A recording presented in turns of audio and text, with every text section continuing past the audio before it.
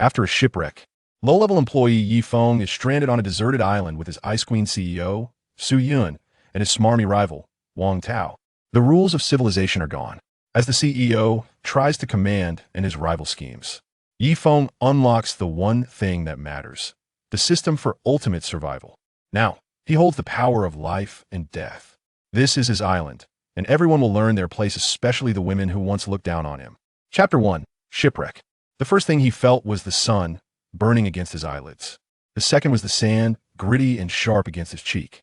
Ye Feng pushed himself up, his body aching, lungs burning with salt water. Memories flickered: the company cruise, laughter, the deafening crunch of metal, and the cold, suffocating embrace of the ocean. He was alive. He staggered to his feet, scanning the endless curve of a pristine, terrifyingly empty beach. Turquoise water lapped at the shore, and a dense wall of palm trees stood sentinel, offering no welcome. He was alone. No, not entirely. A figure lay half out of the water further down the shore. A splash of color against the white sand. Instinct propelled him forward, his heart hammering a painful rhythm against his ribs. It was her, Su Yun, the CEO, the woman whose gaze could freeze a department in its tracks. Now, she was just a castaway. Her expensive suit was soaked through, clinging to a body that was all dangerous curves. Her face, usually a mask of cool perfection, was pale, her brow furrowed in pain. A strand of black hair was plastered to her cheek. She looked heartbreakingly fragile. Su Yun. He fell to his knees beside her, his professional training kicking in. No pulse, no breath. Damn it. There was no time for hesitation. He tilted her head back, pinched her nose, and sealed his mouth over hers. Her lips were cold, soft, carrying a faint trace of her perfumia scent had only ever smelled from across a boardroom. The absurdity of it all was a punch to the gut. He worked, breathing for her, compressing her chest. Live. Come on. A gasp. A violent shudder. Her eyes flew open wide, disoriented, then blazing with recognition and horror. Get away from me, you bastard. Her hand cracked across his face with a sting that echoed in the quiet cove. He reeled back, clutching his cheek. I was saving your life. He snarled, the last of his patience snapping. You weren't breathing. You think I believe that? She spat, scrambling backward like a crab, grabbing a sharp piece of shell. Wang Tao warned me about you. A lecher with no morals. Wang Tao. The name was a lit match to the fuel of his anger. Fine. The word was ice. He turned his back on her, on the CEO, on the entire fucked-up hierarchy of their old life, and walked to the shade of a palm grove. He sat, closed his eyes, and let the reality of their situation sink in. They were alone. The rules were gone. The sun climbed, a merciless orb in a flawless sky. Ye Feng remained still, conserving energy, listening to the sounds of the island. He heard her before he saw her. The soft crunch of sandals on sand. He opened one eye. You. Her voice was hoarse, stripped of its usual command. Can you get water? He opened both eyes, stretching lazily. Oh, changed your mind about the lecher? Her jaw tightened. Just give me some water. When we're rescued, I'll see you compensated. A promotion. A promotion. He almost laughed. No, he said simply, and closed his eyes again. He heard a frustrated huff, then the sound of her struggling with a tree. A thud, a sharp cry. He looked over. She was on the ground, rubbing her hip, glaring at a stubbornly tall coconut palm. Ye Feng, she said, the plea barely hidden beneath the order. You can climb. Give me a coconut. I need water. Get it from me, and I'll double your salary. He stood up, dusting the sand from his pants. He walked over, examining the tree, then her. It's not that high. I could reach the lowest bunch if I stood on your shoulders. Her eyes widened in outrage. What? Or you could stand on mine, he countered, his tone flat. Your choice. But I'm not breaking my neck trying to shimmy up this thing. She hesitated, her gaze flicking from the tree to him. The unspoken problem hung in the air between them. Her skirt. Fine, she bit out. But if you look, I swear I'll. I won't look, he cut her off, turning his back to the tree and squatting into a stable stance. Right foot on my thigh, left on my shoulder. Steady yourself, then I'll stand. He felt her delicate weight, first on his thigh, then, after a moment of precarious shifting, on his shoulders. The fine silk of her stockings whispered against his skin. He gritted his teeth, focusing, and pushed himself upright. Almost there. She called down, her voice strained with effort. Just a little higher. He rose onto the balls of his feet, muscles taut. Got it. A heavy thump as the first coconut hit the sand. Then another, and another. He felt her weight shift dangerously. Crack. A coconut whizzed past his ear, smashing into the trunk. Watch it. He yelled, his head jerking up in instinctual alarm, and his world stopped. The view from below was catastrophic. A perfect, intimate secret laid bare against the blue sky. A shriek tore from her lips. "You pig!" Her balance broke. With a cry, she tumbled from his shoulders, landing in a heap on the sand with a painful sounding whump. He stood there, frozen, the image seared into his mind. "Get away from me," she sobbed, curling into a ball, her body racked with pain and humiliation. "You're disgusting." Any apology died in his throat. He silently gathered 2 coconuts and walked away. Using a sharp piece of coral, he expertly hacked a hole in one and drank the sweet, life-giving water. He watched as she tried to smash a coconut against a rock. It was pathetic. Let her learn, he thought, turning his back. Let her all learn.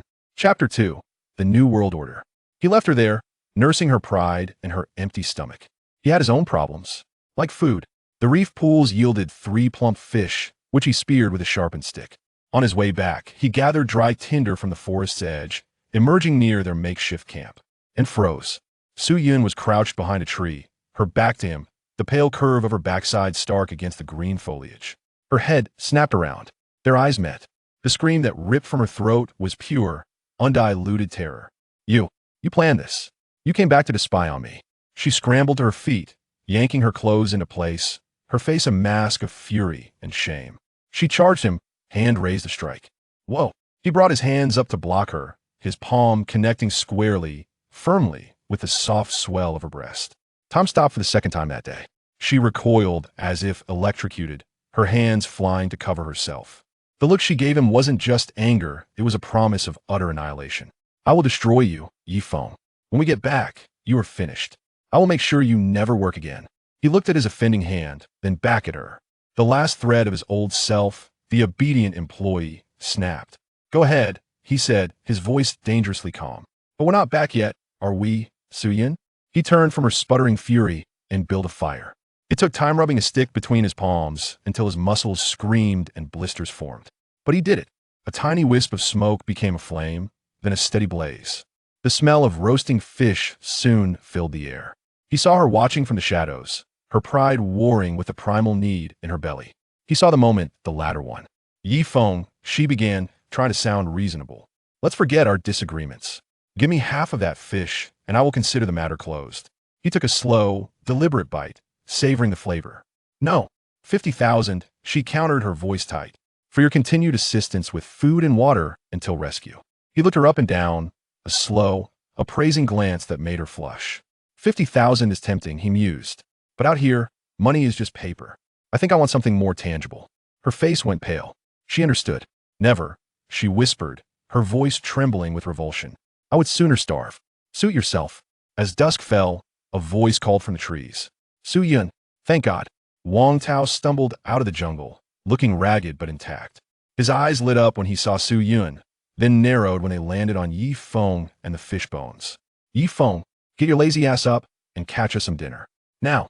Ye Feng met his gaze, a slow, cold smile spreading across his face.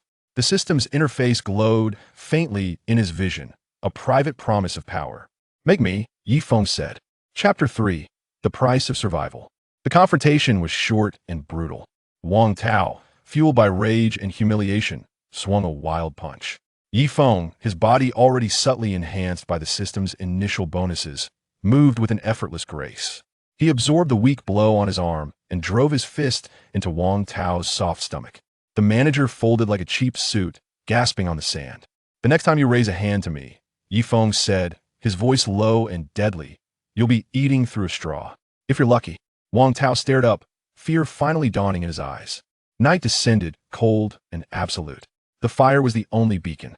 Su Yun sat huddled, shivering uncontrollably. The sounds of a jungle were no longer a backdrop, they were a threat. Every shadow held teeth. She looked at Ye Feng, the firelight playing across his features. He was no longer the invisible employee. He was a predator, calm and capable at the center of their world. He was life. He was safety. Wang Tao was useless. His promises were empty. Her money was meaningless. She stood and walked to the fire, her pride crumbling to dust with every step. "Ye Feng." Her voice was a raw whisper. "Please." He looked at her, his expression unreadable. "I'll give you 100,000, she begged, the words tasting like ash. "Just keep me alive." He was silent for a long moment, his gaze intense. I don't want your money, Su Yun. Then what? The question was a tremor of dread. He leaned forward, the fire casting deep shadows across his face. Submission. The word hung in the air, heavier than the tropical night. Your word, he continued, his voice soft but inflexible, that you acknowledge it. Here, on this island, you answer to me. Not as your CEO, not as your equal. My Vortislav. You do what I say when I say it. No arguments. No backtalk. It was a demand for total surrender, more intimate and violating than a physical advance. Tears of sheer impotent fury welled in her eyes. But then the wind howled, and a predator screamed in the dark, much too close. She met his gaze, the last of her defiance dying. Her shoulders slumped in defeat. Fine, she whispered, the sound swallowed by the night. Your word is law. Ye Feng held her broken gaze for a moment longer, then gave a slow, satisfied nod. The system glowed warmly in his periphery. Quest completed. Established dominance. Rewards unlocked. He tossed her a whole, freshly cooked fish. Eat, he commanded. You'll need your strength. As she fell upon the food with a desperate, graceless hunger, Ye Feng looked past her to where Wang Tao cowered in the dark. This was only the beginning. The island was his kingdom now, and they were all his subjects. Chapter 3. Excessive demands you. Su Yin frowned and angrily turned to leave. Soon, the fish was ready, and Ye Feng picked one up and began to devour it. His face glistening with oil, the aroma intoxicating. Su Yin sat not far away, watching, her hunger intensifying, her eyes slightly glazed. She swallowed hard, stood up, and walked toward Ye Feng. Ye Feng, I was wrong before, I misunderstood you. I apologize. Could you spare me a fish? Su Yin bit her lip, her tone finally softening. Ye Feng chewed on the roasted fish, sizing up Su Yun as he spat out a fish bone. Su Zong, sorry, but I can barely manage these 3 fish myself. If you want to eat, you'll have to catch your own. Ye Feng, I'm begging you. I'm really starving. Just half a fish, please. Su Yun took a deep breath, suppressing her anger, pleading earnestly. Seeing her plight, Ye Feng relented and handed her half of the fish he was eating. You expect me to eat what you've already had? Su Yun said with disdain. Give me a new one. Eat it or not, that's all I have. Ye Feng coldly responded, tossing the half-eaten fish onto the ground. Can't you just give me half of a new one? Su Yun frowned, annoyed. Not happening. You either eat this half, or you don't eat at all. Ye Feng resumed enjoying his fish. Su Yun glared at the half fish on the ground, feeling both angry and helpless. After a moment's struggle, her hunger became unbearable. Just as she was about to endure her disgust and pick it up, a figure approached. Manager Wang, you're still alive. Su Yun exclaimed, her heart racing upon seeing Wang Tao, as if she had encountered a long-lost relative. Ye Feng frowned at Wang Tao, irritated that this scoundrel was still among the living. Yes, Su Zong, you're alive too. That eases my worries. You have no idea how concerned I was about you, Wang Tao said, smiling at Su Yun. Then turning to Ye Feng, who was sitting on the ground eating fish. He cleared his throat and said, Oh, Ye Feng, your luck is quite good. You managed to survive and enjoy roasted fish. I'm also hungry, so hand one over. Catch your own fish if you want to eat. I can barely keep up with my own. Ye Feng continued munching, refusing to give Wang Tao a pleasant response. He had endured enough of Wang Tao's arrogance at the company, and he would not allow it to continue on this deserted island. What did you just say? You think eating my fish is a favor? Don't push your luck. Wang Tao, used to being domineering at the company, felt his anger boiling at Ye Feng's defiance. Manager Wang, ignore this lunatic. You're the wilderness survival champion. If he can catch fish, you definitely can. Let us head over to the rocks and catch some for ourselves. He won't get any. Su Yun hurriedly chimed in. On this island, your survival skills exceed his. Now that he is boasting, he'll be begging us later. Exactly, Su Zong. Don't worry, stick with me, and you'll eat well. Wang Tao replied smugly. They promptly headed to the rocks, while Ye Feng finished the remaining fish. Hours passed, and finally, Su Yun and Wang Tao returned, both empty-handed. Ye Feng was not surprised. Catching fish was no easy feat, and given the effort he had exerted, it was unlikely a mere wilderness survival champion like Wang Tao would succeed. From a distance, he could hear Wang Tao making excuses. Su Zong, I truly am the wilderness survival champion. I was just too hungry to catch any fish. As their voices drew nearer, Su Yun's expression soured. She had missed 2 meals and was utterly fatigued. Wang Tao approached Ye Feng, his voice low.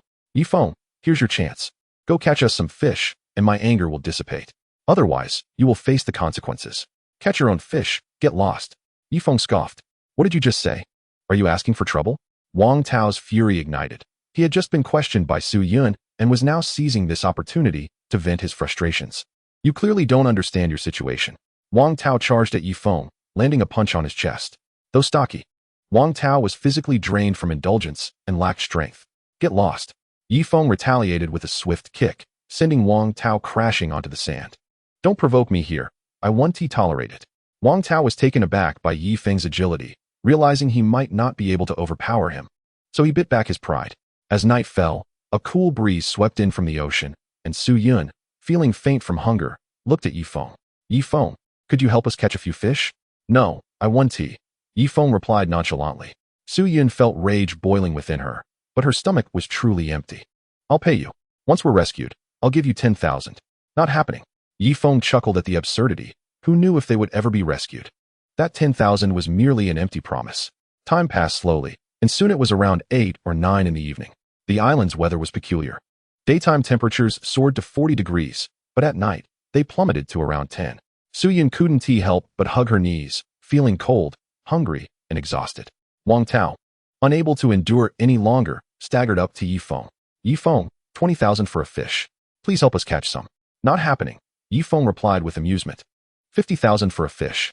50,000. Wang Tao's eyes widened in desperation as he neared the brink of collapse. At that moment, Su Yun joined him. Ye Feng, I assure you, 50,000 for a fish. Just ensure you provide for my food and water until the rescue arrives.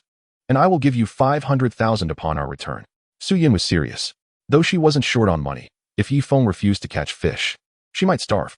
All right, but besides money, I want something else. Ye Feng felt tempted by the 50,000. Though uncertain if rescue would come, the prospect was enticing, especially since Su Yun was nearing her limit. It would be a pity to starve before help arrived. After all, being stranded on this island for a lifetime would be much more tolerable with a woman around. At this point, Su Yun was at her wit's end, and even if she hesitated to comply, she knew she had to give in to his unreasonable demands. What else do you want? Su Yun felt a sinking sensation in her heart as she looked into Ye Feng's eyes, sensing trouble. She furrowed her brow and said sternly, let me be clear. I can only offer you money. Anything beyond that is out of the question. Chapter 4. One must not overindulge dogs. Otherwise, they will not obey. Well then, what do I need money for on a deserted island? Ye Feng sneered dismissively. If Su Yun remained obstinate, he wouldn't mind letting her starve. Only a tamed lamb was amusing. Su Yun swallowed hard, her stomach growling audibly. Then what are your terms? Simple. Call me husband. Do that, and I'll catch you a fish. Ye Feng leaned forward, feigning sincerity. You're dreaming. Su Yun's anger flared. As a lofty female CEO, being asked to call this loser her husband was more unbearable than facing death itself. Don't be like that. It's merely a matter of calling me husband. Just think about how delicious the fish is. Moreover, the ocean here is pristine, and the fish are both fresh and exquisite. Ye Feng tempted. Gulps. It was not Su Yun's stomach that grumbled, but rather Wang Tao's, who approached with an eager expression. Ye Feng, how about this? I'll imitate a woman's voice and call you husband to satisfy your emptiness, and in return, you give me a fish? Slap. Ye Feng slapped him without hesitation. Disgusting. Surprisingly. After being struck, Wang Tao crawled back over. Then how about I persuade Su Zong to call you husband? Can you grant me a fish in return? Wang Tao asked stubbornly.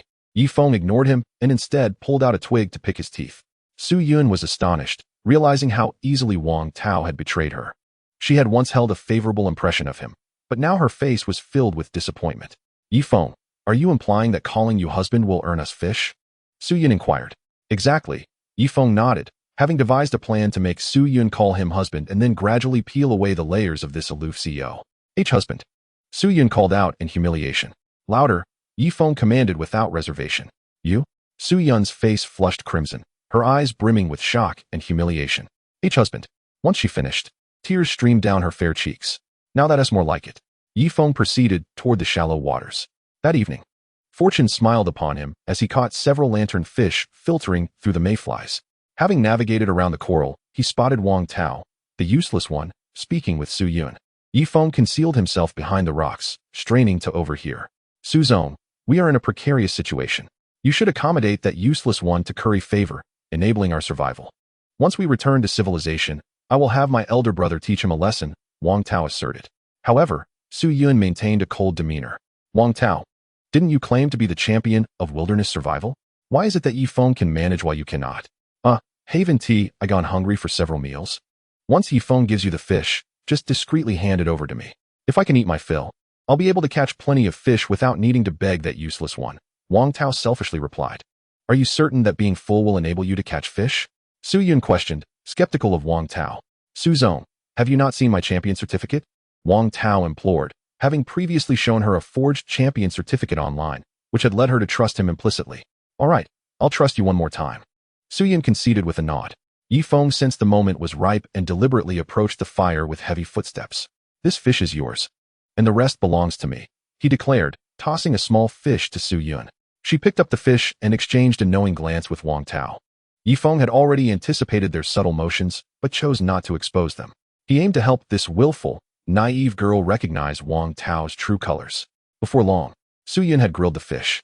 Ye Feng, may I eat over by the rocks? Be my guest, Ye Feng replied indifferently.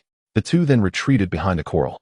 Though Su Yun was dizzy from hunger, she still handed the grilled fish to Wang Tao to avoid incurring Ye Feng's ire. Wang Tao devoured the fish in mere moments. Manager Wang, is it time to catch fish? Su Yun asked. Su Zong, I'm full now and have regained my strength. Why would I need to go fishing? You should know, I'm a black belt in Taekwondo. Follow me, and I'll ensure Ye Feng obediently catches fish. Wang Tao's intentions were clear. He aimed to coerce Ye Feng through force. Wait, if you can catch fish, do it yourself. Why resort to violence? Su Yun expressed her reluctance, sensing she was being manipulated. Let us go, you can simply watch the show from behind, Wang Tao insisted, patting his chest and tearing off a strip of black cloth to tie around his waist. As a Taekwondo expert, he believed in the importance of ceremony. While Ye Feng took a brief nap, he noticed Wang Tao and Su Yun returning, but Wang Tao's demeanor had shifted, exuding an air of intimidation. What are you doing? Ye Feng eyed Wang Tao warily, adhering to the rule that this useless one should be fishing. What's the matter?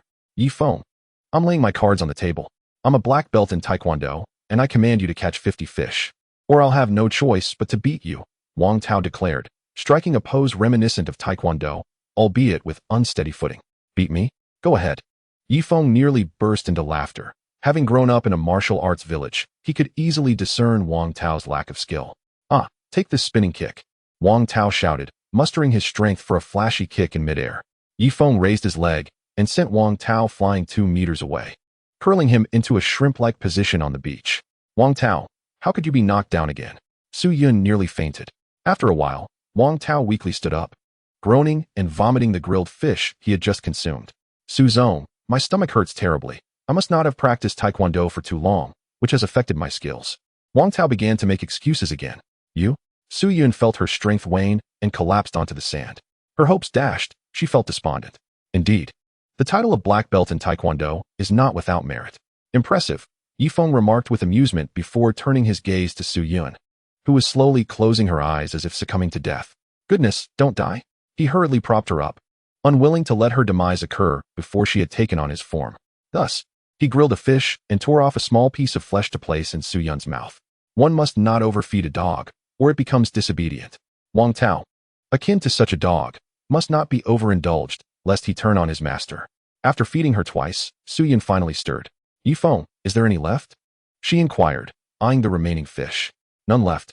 From now on, you are not to call me by my name. You shall refer to me as husband, or Xian Gong, or even dead ghost will suffice, Ye Feng stated sternly. Chapter 5. A blush crept onto her pale face. You? A flush of embarrassment colored Su Yun's pale visage as she glanced at Wang Tao, then withdrew her gaze, her determination solidifying. Dead ghost, is there any fish left to eat? Su Yun asked. Ye Feng replied, you truly know how to seize an opportunity. However, there are no fish left today. Let us discuss it again tomorrow morning. Now, hurry and sleep. Ye Feng reclined beside the fire. The night air was frigid. Wang Tao initially sprawled out like a starfish, but soon contorted into an S shape. Su Yun, hugging her knees, trembled as coldness enveloped her, her stomach empty and chilled. In the middle of the night, Su Yun could no longer endure the cold. She needed someone to huddle with for warmth. First, she glanced at Wang Tao, who lay in a fetal position on his own vomit. Turning to Ye Feng, she found him much cleaner. In desperate need of warmth, she quietly nestled against Ye Feng's back. Ye Feng was soundly asleep when he suddenly felt 2 resilient objects pressing against his back. Rubbing his eyes, he turned around to discover it was Su Yun. Could it be that I have underestimated my own allure? Ye Feng's mind was filled with questions. Regardless, he turned over and embraced Su Yun's soft body. The next morning, Ye Feng slowly opened his eyes, only to find himself staring wide-eyed. There was Wang Tao. That useless fellow, gnawing on a raw fish and making muffled sounds as if guarding his food. Wang Tao, how dare you steal my fish? Ye Feng exclaimed in anger, startling Su Yun awake. Wang Tao, upon hearing the commotion, swallowed the fish in one gulp. What do you mean by stealing? It's just a fish. I can give you 1,000 yuan when we get back, isn't that enough? Wang Tao replied with a shameless expression. Not even close. Ye Feng kicked at him. What else could he do? Should he really gut Wang Tao? Wang Tao then turned to Su Yun. Su Zong, as the dignified president, how can you sleep so close to him? Tell me, did he press against you while you were sleeping? Su Yun's face turned crimson with embarrassment. Shut up, she retorted. He must have pressed against you. Men know men best. Su Zong, come to my side, lest he take advantage of you, Wang Tao shouted. Ye Feng was about to teach Wang Tao a lesson but paused, curious to see Su Yun's choice. If Su Yun stood with Wang Tao, he would have no reason to be lenient. Be quiet. You, the king of bragging, who can't catch fish or fight. Tell me, where did you get those ridiculous certificates? Su Yun finally showcased her intelligence as the president. Previously, she had been biased, believing Wang Tao to be trustworthy. Ye Feng let out a breath of relief and chose to sit back and observe how Wang Tao would justify himself. Me? I am truly a champion of wilderness survival and a black belt in Taekwondo, Wang Tao stubbornly insisted. This fool enjoyed boasting about his abilities to attract the attention of the opposite sex.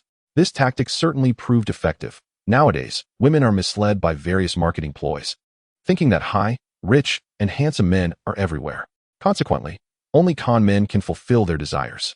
You liar, king of bragging, I won't listen to you anymore. After scolding him, Su Yun turned to Ye Feng.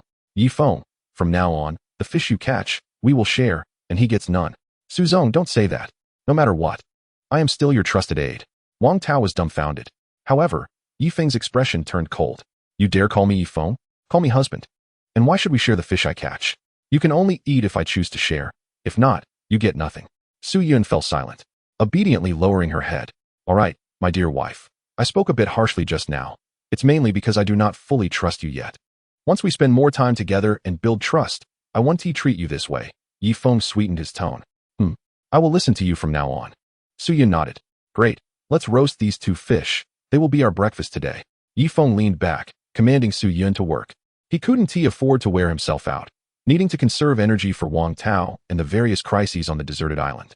Once the fish were roasted, Su Yun hesitated briefly before handing the larger one to Ye Feng. Yi Si Gui, it's time to eat the fish. Su Yun finally changed her tone. Ye Feng accepted the fish with satisfaction, taking a bite and praising her. Wife, your learning ability is quite impressive. You've mastered roasting fish so quickly, achieving at least 70% of my skill. Oh, Su Yun lowered her head, taking small bites of the fish. Meanwhile, Wang Tao squatted in front of them, his eyes fixed on the roasted fish, drooling profusely. Ye Feng, the fish head has little meat. Could I have it? Wang Tao asked. Call me daddy. And I might just reward you, Ye Feng teased. What? You? Wang Tao fumed, but his anger subsided in 3 seconds. Dad. Wang Tao's eyes turned red. Catch. Ye Feng tossed the fish head far away. Wang Tao dashed off like a dog, barking excitedly.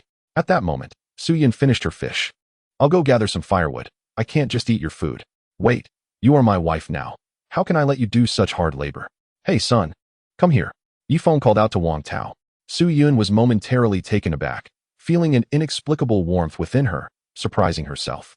Previously, when numerous wealthy heirs gifted her luxury cars worth millions and designer bags, she felt no stirrings. Why, on this deserted island, did she feel warmth over a mere fish? No, Su Yun, you mustn't be so cheap. Wang Tao's eyes lit up as he hurried over, for there was still a fish head left. Go into the woods and gather some firewood, and the remaining fish head is yours. All right, I'll go right now, Wang Tao exclaimed, rushing into the woods. Ye Feng wore a satisfied smile. Wang Tao had often looked down on him in the company. At last, he had his revenge. After a while, Wang Tao returned with a large bundle of firewood, looking eagerly at Ye Feng. I've brought the firewood. Can I have the fish head now? Wang Tao asked. No. Ye Feng replied nonchalantly. Why not? Are you not trustworthy? Wang Tao seethed with anger, but, unable to overpower Ye Feng, could only glare at him with red eyes. Ye Feng inwardly scoffed. He wanted Wang Tao to accept his unpredictability. Otherwise, if one day he failed to keep a promise, this fellow would surely hold a grudge.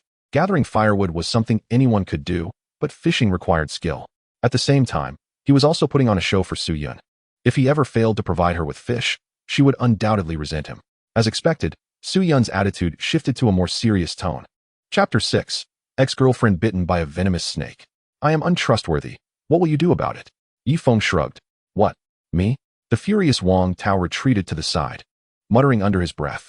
After some time, the sun slowly rose. Su Yun suddenly picked up a stick and walked towards the open beach. What are you doing? Ye Feng frowned. I want to write SOS on the beach so that a rescue plane passing by can see it. Su Yun replied. I've already said it. You are my wife now. Let Wang Tao handle such laborious tasks. With that, Ye Feng beckoned Wang Tao. Wang Tao, come here and write a large SOS on the beach, covering at least 200 square meters. If you do well, you can have the leftover fish head for lunch. Wang Tao quickly stood up, but then hesitated again. What if you don't keep your word? After being tricked once, he was reluctant to be deceived again. Then do you want to write it or not? Ye Feng countered decisively. Wang Tao hesitated once more. Not writing could lead to starvation, but writing, although prone to deception, at least offered a glimmer of hope. Thus, the dizzy Wang Tao picked up the stick. Su Yun felt a tumult of emotions. She resented Ye Feng's domineering nature. Yet, deep down, she found herself experiencing a sense of superiority. At the very least, she was not as unfortunate as Wang Tao, and she enjoyed the privileges of a mistress. With this thought in mind, Su Yun took a seat beside Ye Feng, gradually becoming more obedient. Darling, last night I kept my arm under your head to keep you warm, and now my arm is sore, Ye Feng said, feigning a punch to his shoulder. I could massage it for you, Su Yun instinctively replied, immediately regretting her words. How could I possibly do that? Come on, Ye Feng turned his back to her. Thus, Su Yun began to knead his shoulders. Wang Tao, under the scorching sun, was desperately writing SOS. Upon witnessing the intimate interaction of the two under the shade of a tree, he shuddered and quickly turned away. He couldn't let Ye Feng see the resentment on his face. Otherwise, he would have nothing to eat for lunch. Once I return, I will definitely find someone to break his legs. Then, I'll watch him commute in a wheelchair and deliberately tease him. How delightful that would be. Contemplating this, Wang Tao smiled. From now on, let Wang Tao handle all the laborious tasks. We can conserve our energy. Ye Feng pointed at Wang Tao, who was grinning foolishly in the distance. Isn't that a bit cruel? Su Yun said, feeling a pang of guilt. Cruel? Ye Feng scoffed. He had been in a relationship with a girl named Chun-Li at the company for over a year, but after Wang Tao's arrival, he sweet-talked her away in just 3 days. It was bad enough that he stole his girlfriend. But Wang Tao flaunted his romance with Chun-Li right in front of him, driving him to insomnia for a month. No matter how cruel I may seem. My legs are sore now. You should help me massage them, Ye Feng said casually, indicating that Su Yun was not completely tamed yet, lacking just a touch of fire. Su Yun felt a twinge of sympathy. Ever since they were stranded on the deserted island, Ye Feng had been tirelessly busy. This lofty female CEO finally developed empathy for ordinary people. Just then, a piercing scream echoed through the woods. The three turned their gaze toward the sound. Moments later, a stunning girl emerged from the trees, clutching her thigh. Help! I've been bitten by a poisonous snake. Upon seeing her, Su Yun rushed over with excitement. Xiaoli, you're alive. That is wonderful. She grabbed Chun-Li. Su Zong, seeing you alive puts my mind at ease, but I fear I won't last much longer. I was bitten by a snake while I was indisposed, Chun-Li sobbed. Su Yun was at a loss for what to do, but soon had an idea. Wang Tao, come here. Your girlfriend has been bitten by a snake. You just need to suck out the venom, Su Yun shouted. At that moment, Chun-Li finally noticed Wang Tao, who looked like a sun-baked native. Tao Ge, you're so great. Please help me suck out the poison. Maybe I won't have to die, Chun-Li said, as if grasping a lifeline, taking a few steps toward Wang Tao. Initially surprised, Wang Tao was horrified by her request and took a step back. If I suck the poison into my mouth, won't I be done for too? No way. He vehemently shook his head. What should I do then? Chun-Li began to cry again. At that moment, the useless Wang Tao thought of something. Wife, didn't you practice yoga? You could bend down and suck it out yourself. But I haven't practiced enough to reach it. Tao Ge, remember when you were pursuing me? You promised me undying love. Now you won't even help me suck out the poison? Chun-Li cried. Wang Tao looked awkward, but he had plenty of excuses. Li, I'm sad too, but sometimes one person's death is better than two. Besides, I need to protect Su Zong. You and she are good friends and wouldn't want to see her bullied, right? After saying this, Wang Tao flashed a suggestive smile at Su Yun. This guy knew Chun-Li was dying and was already looking for a replacement. Su Yun's expression turned cold, nearly retching. She suddenly looked at Ye Feng. Ye Feng, oh no, darling, Xiaoli has been bitten by a snake. You are so capable. Surely you have a way to save her. Ye Feng hesitated for a moment, remembering his past with Chun-Li, then replied, gather more dry wood. Otherwise, the fire won't burn well during the cremation. Ye Feng, you stingy, useless man. Chun-Li stopped crying, pointing angrily at him. Ye Feng ignored her, instead sitting down to roast fish. Oh my fate is so cruel. Seeing Ye Feng's indifference, Chun-Li cried out loud. Darling, you're such a good person. Please help Shaoli. We all work for the same company. Su-Yun approached him and leaned against Ye Feng, her soft touch brushing against his strong arm. How can I help? She was bitten in a sensitive area. And I'm not her boyfriend. Ye Feng continued flipping the fish leisurely. What? Su-Yun, feeling helpless, turned to Wang Tao. Wang Tao, won't you help her? Su-Zong, I don't want to die either. To be honest, when I first came to the company, I didn't like her. As for who I truly like, I believe you can sense it, right? Wang Tao gazed at Su-Yun affectionately, sending chills down her spine. Ye Feng, please suck out the poison. Even if you don't consider me your ex-girlfriend, remember that I let you play for a year. Chun-Li implored. I played with you? You didn't play with me? We merely needed each other. You sought me out because you couldn't land a wealthy suitor, and after honing your skills, you kicked me to the curb, didn't you? Ye Feng replied calmly. Chun-Li fell silent, acknowledging the truth of his words. Darling, for my sake, please save Shaoli. We are such good friends. Su-Yun pleaded. Su-Yun, you are becoming increasingly impertinent. Ye Feng's expression turned icy. Fine, if you save Shaoli. I can grant you one request. Su-Yun blushed at her own words. Hearing this, Ye Feng felt a surge of heat in his heart. Any request? He glanced at Su-Yun's figure. After breaking up with Chun-Li, he had fantasized about Su-Yun every night. You? Su-Yun couldn't help but close her legs in response to Ye Feng's hungry gaze. Su-Zong, please agree to his request, otherwise, I will die. Chun-Li urged. If you save Shaoli, I will grant you any request. Su-Yun nodded heavily. Yet, Ye Feng leaned back, observing Su-Yun's unwillingness as if she found the whole situation nauseating. Don't push yourself too hard. If you're not willing, let us forget it. He said indifferently. Ye Feng, I'm not forcing myself. Please save Shaoli, or she'll be lost to poison. Su-Yun gritted her teeth. I think it's better to forget it. You're not genuinely willing. Ye Feng settled into a more comfortable position. Chun-Li was so furious she nearly spat blood. She longed to rush over and beat Ye Feng to death. Darling, I truly want to. You are handsome and capable, and I genuinely wish to help. Su-Yun forced a smile, though her heart was filled with hatred for Ye Feng. How could she, a dignified female CEO, lower herself to plead with him? It is not merely because Shaoli is my dearest confidant. You may be willing, but I am not. You must understand that I, Ye Feng, am a person of integrity, Ye Feng declared solemnly. You scoundrel, hurry and rescue Shaoli. I truly want to thrash you. Su-Yun exclaimed in fury, brandishing her tiny fists. Oh, stop hitting. I will go, all right. Is it not permissible for a couple to share a jest? Ye Feng laughed heartily, finally making his way towards Chun-Li. Where was the snake bite? Ye Feng asked coldly. It is on the inner part of my thigh, Chun-Li replied, her fair face flushing. It certainly knows how to choose its spot. Remove your pants. I will help you draw out the poison, Ye Feng said. Chun-Li glanced at Wang Tao in the distance, and after a moment's hesitation, she gritted her teeth and slowly lowered her pants halfway. Just then, Wang Tao charged over angrily. How dare you touch my girlfriend? I'll kill you. His face flushed, and he wielded a wooden stick. Wang Tao, just a moment ago, you refused to help, and now that Ye Feng is assisting, you are jealous? What do you truly want? Su-Yun quickly interjected, blocking Wang Tao. Me? Wang Tao was momentarily at a loss for words. Either you help or Ye Feng helps. Choose for yourself, Su-Yun said, her chest rising and falling with agitation. Very well, let Ye Feng assist then. Su, I believe Ye Feng and Chun-Li are a match, while Wang Tao trailed off. Silence. Su-Yun turned her head away. At that moment, Ye Feng had already leaned in closely to inspect Chun-Li's wound. There was a black mole on her thigh, and the wound was located right on it. Spread your legs a bit. I cannot reach the wound otherwise, Ye Feng said sternly. Chun-Li's face turned crimson. Yet she reluctantly spread her legs slightly. The shame of the action was palpable. Ye Feng quickly examined the wound. There was only a small amount of blood, and it had not changed color. Thus, he pressed the area gently, finding no bubbles in the wound. He was 100% certain that the snake that bit Chun-Li was not venomous. However, Ye Feng had to create some semblance of drama. Otherwise, how could he compel Su-Yun to fulfill her promise? Hence, he plucked a few leaves, chewed them, and spat the pulp onto the wound. There. The poison has been neutralized with herbal remedy. Do you feel much better now? Ye Feng inquired.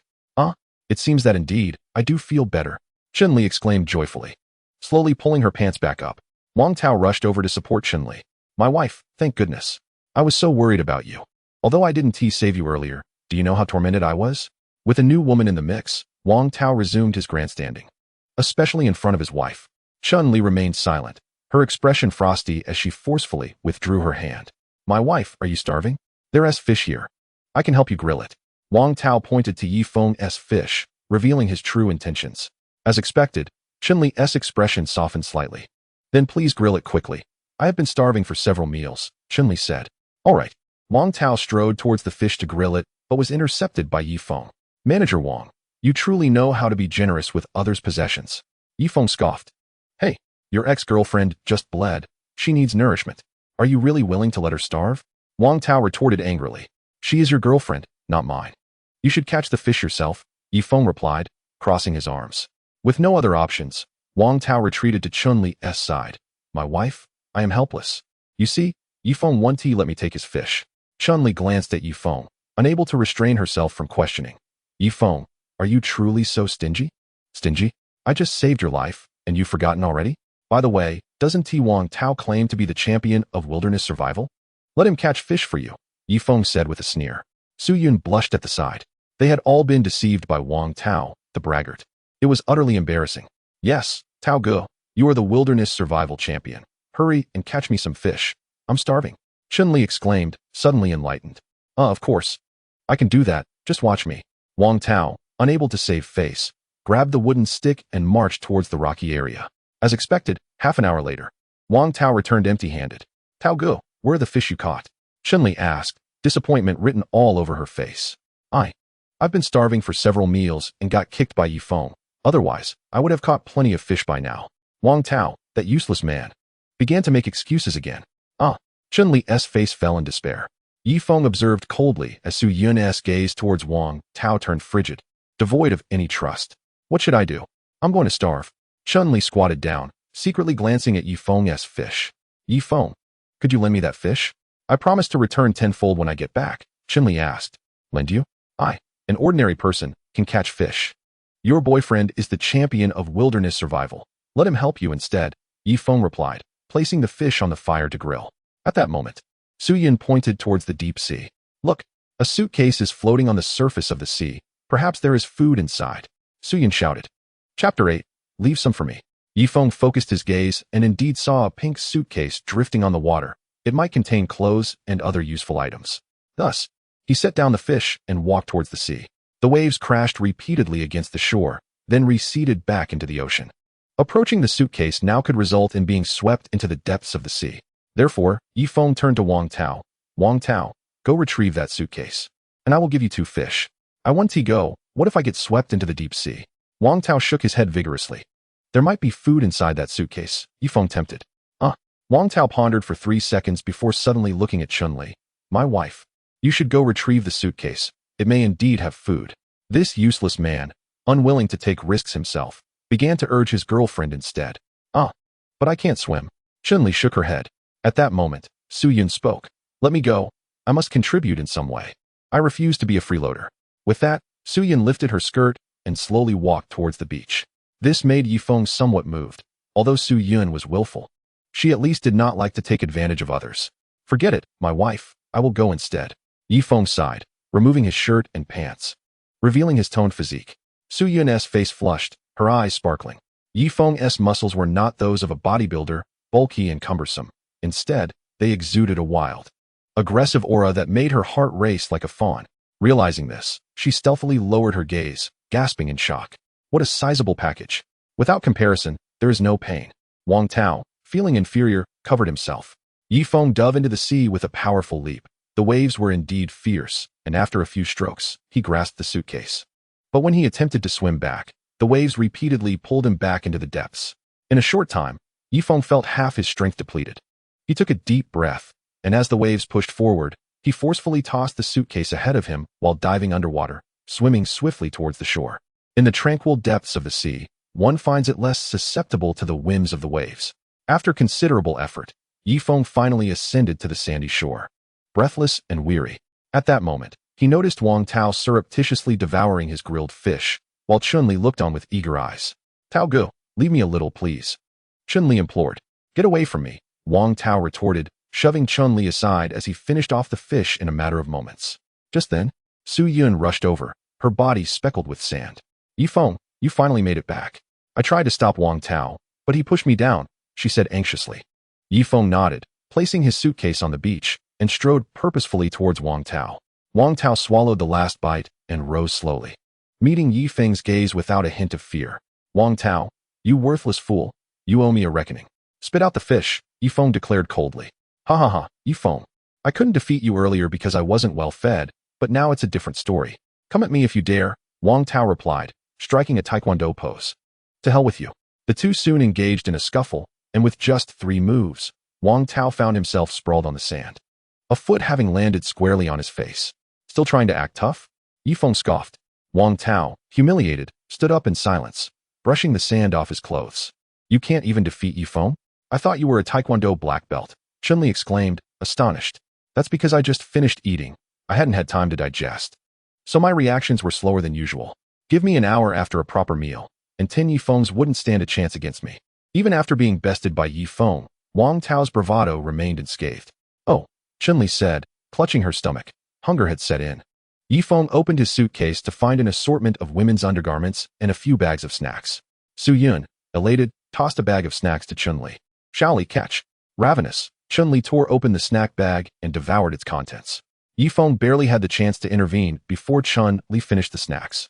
Su Yun, if you act independently like this again without my permission, don't blame me for abandoning you, Ye Feng warned coldly. Darling, I'm sorry, Su Yun admitted sheepishly, realizing the suitcase had been hard-won by Ye Feng. As Ye Feng rummaged through the suitcase, he unexpectedly discovered a box of Durex. The two paused, exchanging a fleeting glance before quickly averting their eyes. Su Yun's cheeks flushed crimson as she fidgeted with the hem of her dress. This can be used to hold water, she stammered. Compelled by an inexplicable impulse, Ye Feng slipped the Durex into his pocket. Su Yun remained silent. Her gaze lowered as she picked out a pair of shorts. She valued cleanliness and felt uncomfortable in the same pair of shorts for over a day. After a while, they finished sorting through the suitcase. There was also a makeup bag containing a small knife for eyebrow grooming, useful for gutting fish in the future, eliminating the need for tearing them with hands. Everything else seemed to lack practicality. Let us go, Ye Feng said, dragging the suitcase back to the fire pit.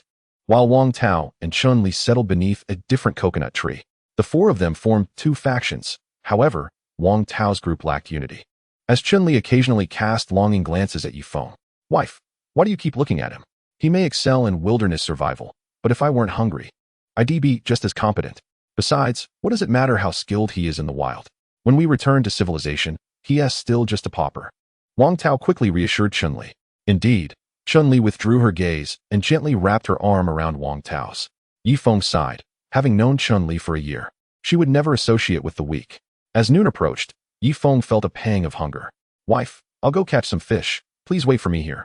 With that, he made his way towards the shallow waters.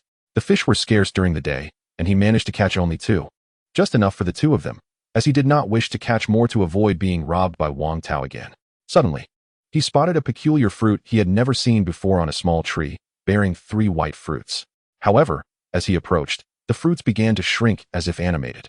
Intrigued, Ye Feng quickly plucked the last remaining fruit and, despite the other 2 vanishing, swallowed it whole.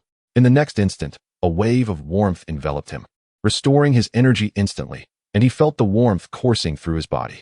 How extraordinary! Could it be a ginseng fruit?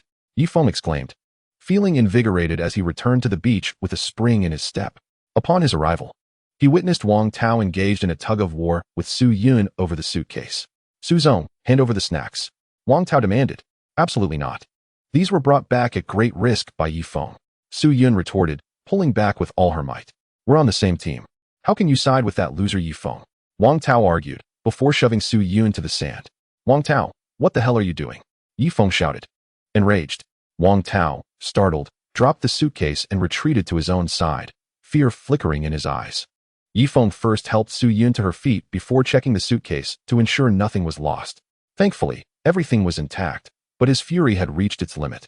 Wife, you start grilling the fish, he instructed as he stood up, prepared to confront Wang Tao, only to be halted by Su Yun's firm grip. Husband, don't go. Save your strength, she implored, concern etched on her face. It's fine, dear.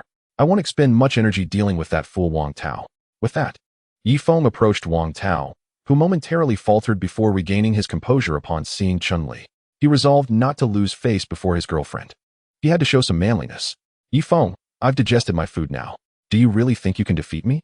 Wang Tao said, his expression serious as he assumed a fighting stance. To hell with you. This time, Ye Feng effortlessly lifted Wang Tao and slammed him onto the sand, leaving an imprint in the shape of a large character. Ye Feng was momentarily taken aback. He felt as though his strength had more than doubled. Wang Tao, despite his size, had been easily overpowered. Could it be the influence of that white fruit? Ouch! Ye Feng, I feel like my bones are shattered. If I die, you'll be held responsible. Wang Tao groaned on the sand, relieved it was soft. Otherwise, he would have truly been broken. Ye Feng stepped on his face. If you cause trouble again, I'll break your legs. Do you understand? Stop fighting, stop fighting. Chun-Li hurriedly intervened. She was deeply conflicted within. If she failed to please Ye Feng, she risked starvation, yet if she did not cater to Wang Tao, her prospects of becoming the girlfriend of a wealthy man would be jeopardized. She had already witnessed Wang Tao's affluent lifestyle. Residing in a villa far superior to Ye Feng's, Ye Feng released Wang Tao and strode back to the campfire. Darling, it's time for fish, Su Yun said, as she took a fish from the fire and delicately fed Ye Feng piece by piece. Just moments ago, Ye Feng had displayed remarkable strength and charisma, stirring a ripple of admiration within her. Women are naturally drawn to strength, and Ye Feng undeniably embodied that quality. Wife, you should eat some too, Ye Feng insisted, tearing off a piece of fish to feed Su Yun. In the distance, Chun-Li watched the couple feed each other, feeling an inexplicable pang of jealousy. Ye Feng was once my ex-boyfriend, she thought. Mr. Wang, how could you steal my man? Wang Tao was seething with anger, nearly grinding his teeth. Don't worry, my dear. With the advent of the Starlink technology, it won't be long before a rescue team finds us. Once we return to civilization, I will marry you. Wang Tao began to weave grandiose promises. Chun-Li trembled slightly at his words. Marrying a wealthy man was her ultimate aspiration. Her stomach growled audibly. Tao Gu, do you really intend to marry me? But could you perhaps provide me with something to eat first? I've only had a small bag of snacks. And now I am even hungrier, Chun-Li said, clutching her belly. Eat. All you think about is food. Do you not realize how hard it is for me too? A woman must learn to endure. If you lack even this small measure of patience, how can you ever be my Wang Tao's woman? Wang Tao retorted, his frustration boiling over. Chun-Li lowered her head, her eyes reddening, then furtively glanced at Ye Feng. Do not look at him. You are my woman. And I demand your complete loyalty, Wang Tao thundered. You are being unreasonable, Wang Tao. Chun-Li finally exploded. Unreasonable? Is this not the essence of a boyfriend-girlfriend contract? I promise not to pursue other women, so you must not gaze at other men, Wang Tao asserted with a sense of righteousness. Ye Feng could no longer tolerate the exchange, but felt it was not his place to intervene. After all, it was Chun-Li who had ended their relationship, leaving him as a mere spectator. After finishing the fish, Ye Feng leaned back against Su Yun's thigh, preparing to take a nap. Su Yun's thigh twitched. Yet she ultimately did not reject him. Have you two finished arguing? Ye Feng is trying to sleep. Su Yun could not help but interject, not entirely sure why she felt inclined to defend Ye Feng. Happiness is often a matter of comparison, while the couple in the distance faced uncertainty over their next meal. She was content with Ye Feng's company. Ye Feng closed his eyes, a slight smile of approval gracing his lips. He was unsure how long he had slept when he was abruptly awakened by a voice filled with excitement. Ah, they have arrived. It was Chun-Li's voice. Filled with joy, Ye Feng quickly opened his eyes, wondering if the rescue team had come. However, upon closer inspection, he saw Wang Tao swaggering back with a large sea turtle in tow, exuding the air of a victorious general. Chun-Li rushed over, eager to take the turtle, but recoiled, covering her nose. Is this turtle dead? She exclaimed in disbelief. Of course, if it were alive, I wouldn't have been able to catch it. It's not fully decomposed yet. Let us hurry and roast it, Wang Tao said, striding confidently towards the fire. Ye Feng, don't think you're the only one capable. See this turtle? It's enough to feed me for 3 or 4 meals, so I can easily hold out until rescue, Wang Tao added, casting a glance at Su Yun. Congratulations, Ye Feng replied coolly. Congratulations mean nothing. I want to share it with you. Wang Tao, without hesitation, settled beside the fire, preparing to roast the entire turtle. Hey, move away. This fire is mine. Go start your own, Ye Feng said, looking down at Wang Tao. What? You can't spare a little flame? You stand to lose nothing. Why are you so stingy? Wang Tao protested, his face flushed with indignation. At this moment, Chun-Li interjected. Tao Gu, you are the champion of survival in the wild. Let us try to start a fire ourselves instead of relying on others. Fine. I just wanted a bit of convenience, Wang Tao conceded, making his way back to their camp. He carefully recalled how Ye Feng had started the fire and began to rub 2 sticks together. Ye Feng observed with a detached demeanor. This fool doesn't even know to place some kindling underneath. At this rate, he could rub for 1,000 years without producing a flame. As expected, an hour later, Wang Tao's palms were blistered, and he was drenched in sweat. "Ah, my hands are killing me," he exclaimed, tossing the stick aside.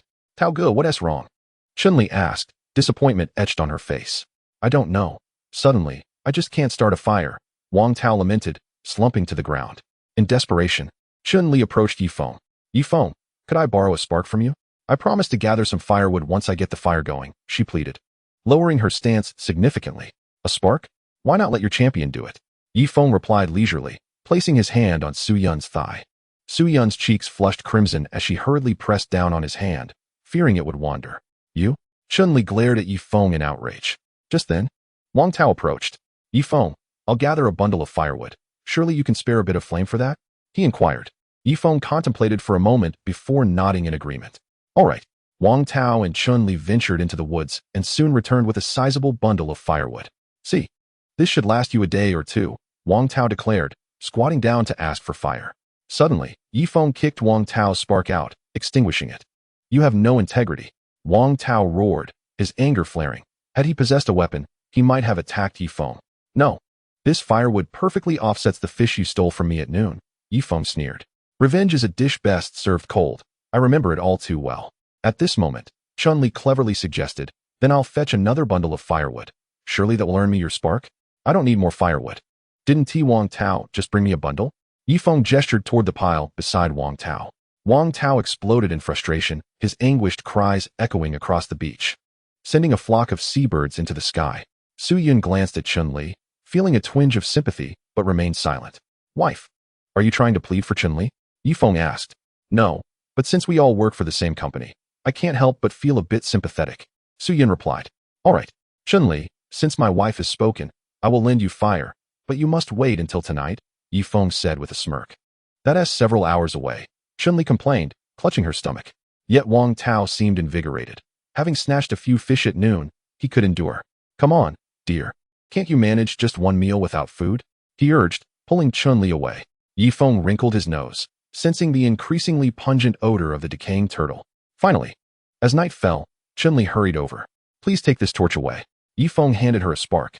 As Chun-Li cheerfully ignited the bonfire, she discovered that numerous maggots were emerging from the sea turtle's mouth and nostrils. Now that there was fire, it was of no use. The sea turtle was infested with maggots. Chun-Li gagged. Wang Tao furrowed his brow in distress.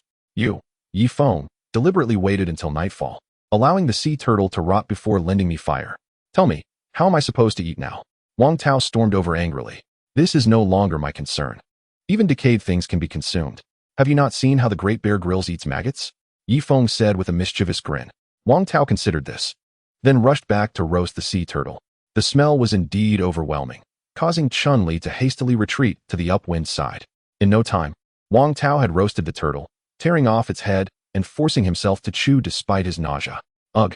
After just a few bites, he clutched his stomach and began to vomit. Ha ha! Ye Feng could no longer contain his laughter.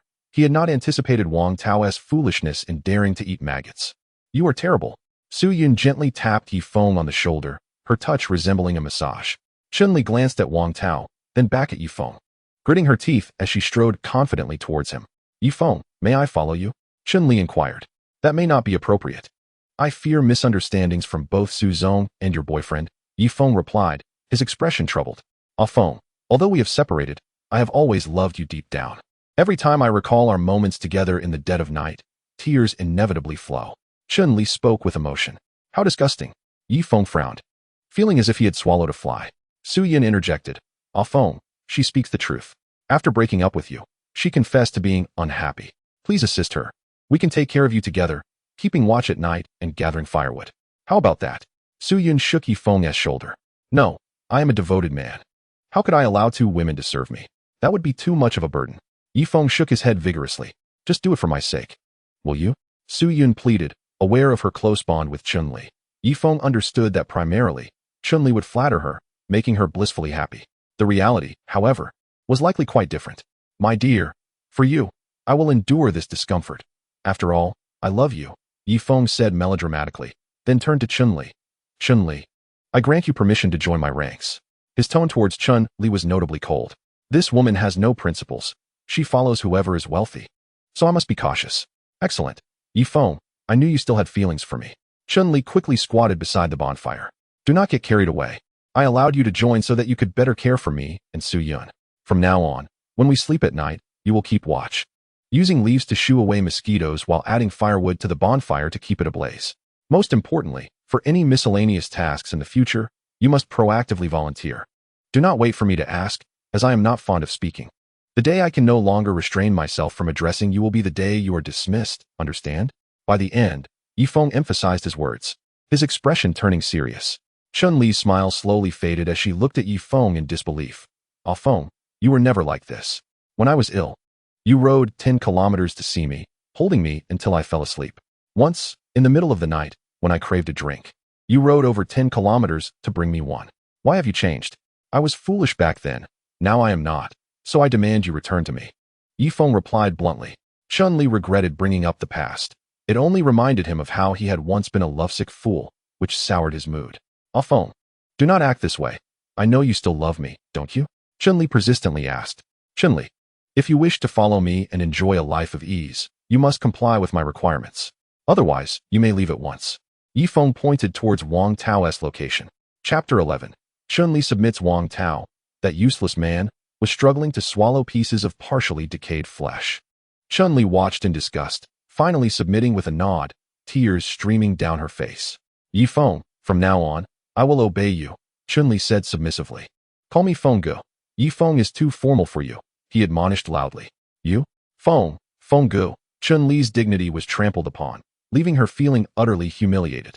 Seeing Chun-Li submit, Ye Feng softened his tone. As long as you behave well and earn my trust, you need not be a servant. You can enjoy equal treatment without a strict hierarchy. Ye Feng offered a glimmer of hope. Chun-Li wiped her tears, her gaze hardening, filled with resolve. Like a capitalist savoring a large meal, brimming with ambition. If I serve Ye Feng and Su-Zone well on this deserted island, I will first ensure my own sustenance, then return to civilization with Su-Zone's increased trust in me. Through camaraderie, I can secure a promotion and salary increase, reaching the pinnacle of my career. No matter how you calculate this deal, it is not a loss. Lost in her thoughts, Chun-Li's frown transformed into a smile. Ye Feng cast a puzzled glance at Chun-Li before leaning closer to Su-Yun. His hands became increasingly restless, teasing Su-Yun to the point of near loss of control. No, if this continues, Ye Feng will become too immersed. Suddenly, Su-Yun playfully said, Husband, you are so skilled at catching fish. Could you teach me and shall we? Teach you? Ye Feng narrowed his eyes, smirking inwardly. Sure. Let us head to the shallow waters. I will demonstrate how to fish. By the way, bring any valuables with you to avoid having them snatched by wild dogs. After speaking, Ye Feng glanced at Wang Tao, who was eavesdropping from a distance. Soon, the trio arrived at the shallows. Ye Feng picked up a wooden spear, aiming at a fish. Do you see that? Calculate the fish's swimming trajectory, then thrust the spear towards its head. A startled fish will swim forward. Aim for the head. But the actual target should be the back. Ye Feng demonstrated, and with a swift motion, the spear shot forth. Thud. A 2-pound fish was skewered by Ye Feng. Fantastic. Ye Feng, you. Husband. You are amazing. Su-Yun clapped her hands. Chun-Li was equally astonished, diligently recalling Ye Feng's posture and movements. Wang Tao lurked among the crevices of the rocks, attempting to learn by observation. Yet, all of this was already within Ye Feng's foresight. If one could learn simply by watching, it would be far too easy, as each fish has distinct behaviors. He had only showcased 1% of his skills. After demonstrating a few more times, Su-Yun was eager to try her hand. Just then, Wang Tao emerged, brandishing a wooden spear with confidence. Su-Zone, dear wife, I just devoured half a sea turtle. My strength has finally returned, and I can fish now. Wang Tao boasted. Really? Su-Yun looked skeptical. Chun-Li's eyes lit up with anticipation as she gazed at Wang Tao. After all, Wang Tao was a rich second-generation heir. She had long-term plans and could not limit herself to mere survival. Watch me. Wang Tao stood atop a stone, imitating Ye Feng's stance, aiming at the head of a fish.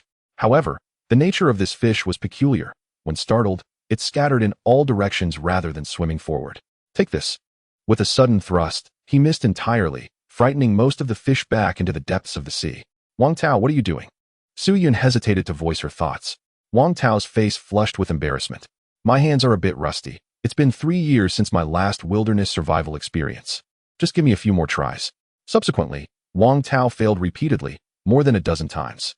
In contrast, Ye Feng had already speared 5 fish. Sufficient for the 3 of them. Chun-Li quickly approached, gently leaning against Ye Feng. Ah Feng, you are so impressive. Is this impressive? Well, I suppose it's just a tad better than being the champion, Ye Feng replied. Wang Tao, consumed by frustration, struck the reef with a heavy blow. Let us go home and grill the fish. We shouldn't disturb the champion while he is fishing, Ye Feng said with a chuckle. Su Yun couldn't help but giggle softly. The trio made their way toward the beach, soon vanishing from the rocky area. Wang Tao, gritting his teeth, sat on a stone. A glance around revealed a fruit not far off. He swallowed hard and rushed over, only to find it was merely a seed. The fruit long consumed. However, a bit of pulp remained on the seed, and he picked it up to gnaw on. It was better than going hungry. He disregarded everything else and diligently chewed. A surge of warmth coursed through Wang Tao's body. His previously lethargic state transformed into one of vitality. Could it be that fortune was finally smiling upon him? Had he stumbled upon some celestial fruit? With this thought, he punched the air with newfound vigor, feeling as if he had mastered unparalleled martial arts. Ye Feng, you think you're so tough? Well, I shall make you my servant, he declared, striding toward the beach. Upon arrival, he spotted Chun-Li feeding Ye Feng, who appeared reluctant. You wretched creature, I'll set things straight. Taking a deep breath, he approached Chun-Li like a young man who had just learned extraordinary skills from the edge of a cliff. You are my girlfriend, yet you stoop to please him? You traitorous harlot. With that, he slapped Chun-Li hard across the face, nearly distorting her features. Chun-Li collapsed onto the sand. Wang Tao reminisced about the impact of his strike. It was indeed much stronger than before. Ye Feng pulled Su Yun to her feet. Wang Tao, you must respect the master when dealing with a dog. Chun-Li is working for me now. What do you mean by this? This is my personal affair. Stay out of it. After speaking, Wang Tao yanked Chun-Li by her hair and kicked her into a contorted position. Ye Feng crossed his arms, observing Wang Tao's arrogant display. Ha ha ha, I have truly mastered unparalleled skills. Su Yun, I know you have been compromising for some time. Now, I am ready. I want you to leave that useless Ye Feng. Wang Tao spoke with confidence. Su Yun shook her head. I now find you even more repulsive than Ye Feng. Oh no, it's not like that. Darling, let me explain. Su Yun's flustered demeanor was quite endearing. Ye Feng gently tousled her hair. It's all right, I understand. Previously, Wang Tao often disparaged Ye Feng in front of Su Yun, painting him in a rather unsavory light.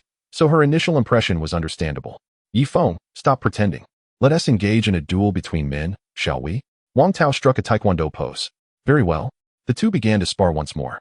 This time, Ye Feng perceived that Wang Tao had indeed improved somewhat, yet he was still far from being a match. Chapter 12. A disgrace after exchanging 3 moves. Wang Tao lay flat on the beach, having lost a tooth in the process. Ye Feng clapped his hands together. A waste is always a waste, merely wasting my time. With that, he returned to embrace Su Yun. Wang Tao struggled to rise, only to be met by Chun-Li's swift kick to his groin. My jewels. Wang Tao rolled on the ground in agony. I'm not someone to be trifled with. With that, Chun-Li returned to Ye Feng's side. Moments later, Wang Tao weakly approached another fire pit. Watching Ye Feng flirt with the 2 ladies, he could only swallow his bitterness in solitude. When I get back, I will have someone break your legs, Wang Tao muttered, wiping the blood from the corner of his mouth. After a while, Su Yun and Chun-Li strolled hand in hand into the woods to relieve themselves. Upon their return, Su Yun wore a mysterious expression as she gazed at Ye Feng. Darling, guess what I just found? Su Yun beamed. Did you discover the remains of Chun-Li's parents? Ye Feng asked solemnly. Chun-Li's expression darkened. The reason she had once kicked Ye Feng was partly due to her parents' influence, as they deemed Wang Tao to have a brighter future. No, I found chili peppers. Fish can be quite bland, but with chili, it becomes so much tastier. With that, Su Yun opened her palm. Ye Feng was momentarily taken aback. These are not ordinary chili peppers. They are clearly the notorious devil peppers from India. Aren't devil peppers just chili peppers? Su Yun questioned, confused. My dear, you may not understand. Our constitution cannot be compared to that of the Indians. They have long been immune due to their consumption of the Ganges water. So devil peppers are nothing to them. However, for us, even a small amount could be perilous, Ye Feng explained. That is such a pity. Su Yun prepared to discard the devil peppers. Wait, let us keep them. They might come in handy. Ye Feng said with a mischievous grin as he glanced at Wang Tao in the distance. Isn't that fool fond of stealing fish? Tomorrow morning, I'll pretend to have grilled a fish and douse it with the devil peppers. Then, I'll take the two ladies away. He will surely sneak a bite. It's about time he learned a lesson. You can't be on guard against a thief every day. It's too exhausting. Just then, a voice echoed from the woods. Lili, is that you? As the words fell, a middle-aged couple emerged. Ah, Dad, Mom, how wonderful. You're alive, Chun-Li exclaimed, rushing to embrace her parents. Ye Feng's expression darkened. This was none other than his former father-in-law, Chen Jihua, and his former mother-in-law, Bai Guifan. Thank goodness, my precious daughter. As long as you're alive, your father and I can rest easy. Bai Guifan gently patted Chun-Li's back. At that moment, her gaze swept across, landing on Su Yun. Ah, Su Yun is alive too. Thank heavens, good people are still with us. The elderly couple approached Su Yun, showering her with concern. Not only am I alive, but look, Ye Feng is also here. Su Yun pointed at Ye Feng beside her. Instantly, two pairs of eyes turned toward him. Bai Guifan's countenance darkened. That waist is still alive. It seems heaven has opened only one eye. Mom, perhaps you should refrain from speaking so harshly. In truth, Ye Feng is quite remarkable, Chun-Li whispered. Remarkable? A penniless loser, clueless about social etiquette or dining culture. What future does such a person have? My foolish daughter. Your choice of Wang Tao is indeed the right one. It is a pity, however, that I do not know how that child is faring now. The speaker is Chen Jihua. Ah, Uncle Chen, I'm still alive. Wang Tao hurriedly ran over. Child, oh dear. You have no idea how worried I have been about both of you these past few days. It is good that you are alive, very good indeed. Chen Guohua embraced Wang Tao, but suddenly, a rumble emanated from his stomach. His face turned crimson. Wang Tao, uncle and aunt are hungry. You are the champion of wilderness survival. Could you assist us in procuring some food? Bai Guifan, standing nearby, looked on with eager anticipation. Wang Tao pondered for a moment. Chun-Li appeared quite embarrassed. Of course, it is no problem at all. Just watch me, Wang Tao said. Reluctantly, he took up a spear and led the two elders towards the shallow waters. Yet, Chun-Li remained beside Ye Feng. Chen Jihua turned back. Shaoli, why are you still standing there? Hurry along. Do not linger with that good-for-nothing Ye Feng, lest Wang Tao misunderstand. Hurry here, my dear, Bai Guifan called out as well. Ultimately, Chun-Li had no choice but to turn back, glancing over her shoulder repeatedly as she approached her parents. At this moment, Chen Jihua looked towards Su Yun. Su Zong, what are you doing? Come over here. We are all on the same side. Do not associate with that fellow. Su Yun sighed, shaking her head firmly in refusal. Although you are the boss, Su Zong, you are still young and should distance yourself from scoundrels. Do you not know how Ye Feng deceived my daughter in the past? Come over. Do not be fooled by some worthless individual. Some may boast loudly, yet possess no real ability, Bai Guifan advised earnestly. Aunt, in truth, Ye Feng is quite capable. He can catch fish, Su Yun could only hint. Directly calling Wang Tao a good-for-nothing might provoke a confrontation with the elderly couple. Ye Feng, incensed, retorted, Mother-in-law, I find your words quite disagreeable. My relationship with Chun-Li was mutual, and on our first outing, it was she who invited me and asked me to pay the bill. How is it that in your words, I have become the deceiver? What do you mean? Our Lili asked you to pay? Unbelievable. A person like you, who nitpicks over such trivial matters, will never achieve anything great. Su Zong, if you truly refuse to join us, then do as you wish. With that, the quartet vanished among the rocky outcrops. Do not be angry, dear husband. I will roast some fish for you. As night is approaching, Su Yun consoled Ye Feng. Very well, Ye Feng replied, settling down. After they finished eating the fish, the four returned, but Chun-Li's parents wore rather grim expressions. From a distance, they heard Wang Tao making excuses. The situation is as follows. I have gone several meals without food, and Ye Feng knocked out one of my front teeth. Otherwise, I would have caught a whole bunch of fish by now. Child, no need to explain. Both your uncle and I completely believe you. It is entirely Ye Feng's fault for inflicting such harm upon you. I will definitely report him to the authorities once we return, Bai Guifan weakly reassured him. For the past few days, she and Chen Jihua had sustained themselves solely on wild vegetables, lacking any fat to replenish their bodies. The four sat by another campfire, speaking little. After a moment's hesitation, Chun-Li approached Ye Feng. Daughter, what are you doing? Chen Jihua called out urgently. Dad, you have been hungry for so long. I am going to borrow 3 fish from Ye Feng, Chun-Li stated. Do not ask him for anything. I, Chen Jihua, am someone who values my reputation in the company. How can I ask a good-for-nothing for help? Chen Jihua declared with righteous indignation. However, Bai Guifan nudged him, saying, Old man, let us fill our stomachs first, then we can discuss matters. Right now, everything I see is double. At worst, I will apply to the board for a little extra bonus for him after we return. By Ye Feng, being from the finance department, and Chen Jihua, the warehouse manager, held significant positions within the company. Very well, but I still feel that this is quite humiliating, the old man continued to grumble. Finally, Chen Li hesitantly approached. Ye Feng, could I borrow 2 fish? Borrow? Do not waste time. Hurry back, Ye Feng replied, one arm around Su Yun while the other roasted fish. The 3 onlookers were intently eavesdropping. At this moment, Ye Feng could no longer contain herself and strode over. You won't even lend her 2 fish? What will it take for you to agree? A woman in her 40s is indeed in her prime, and since Chen Jihua could not satisfy her, her temper flared. Dear Shaoli, come back. We must maintain our dignity and not ask him for anything, Chen Jihua insisted, still holding on to his pride. The mother and daughter exchanged glances and could only return to their seats. Ye Feng soon finished roasting 2 fish, sharing bites with Su Yun in an affectionate manner. Chen Jihua sighed. Su Zong is still too young. She will certainly regret this in the future. Old man, is this really the time to concern yourself with that? We should resolve our food situation, Ye Feng retorted angrily. How can we resolve it? We must wait for Wang Tao to recover before he can help us catch fish. Right, Wang Tao? Chen Jihua inquired. Yes. Once I am healed, I will be able to catch fish, Wang Tao quickly nodded.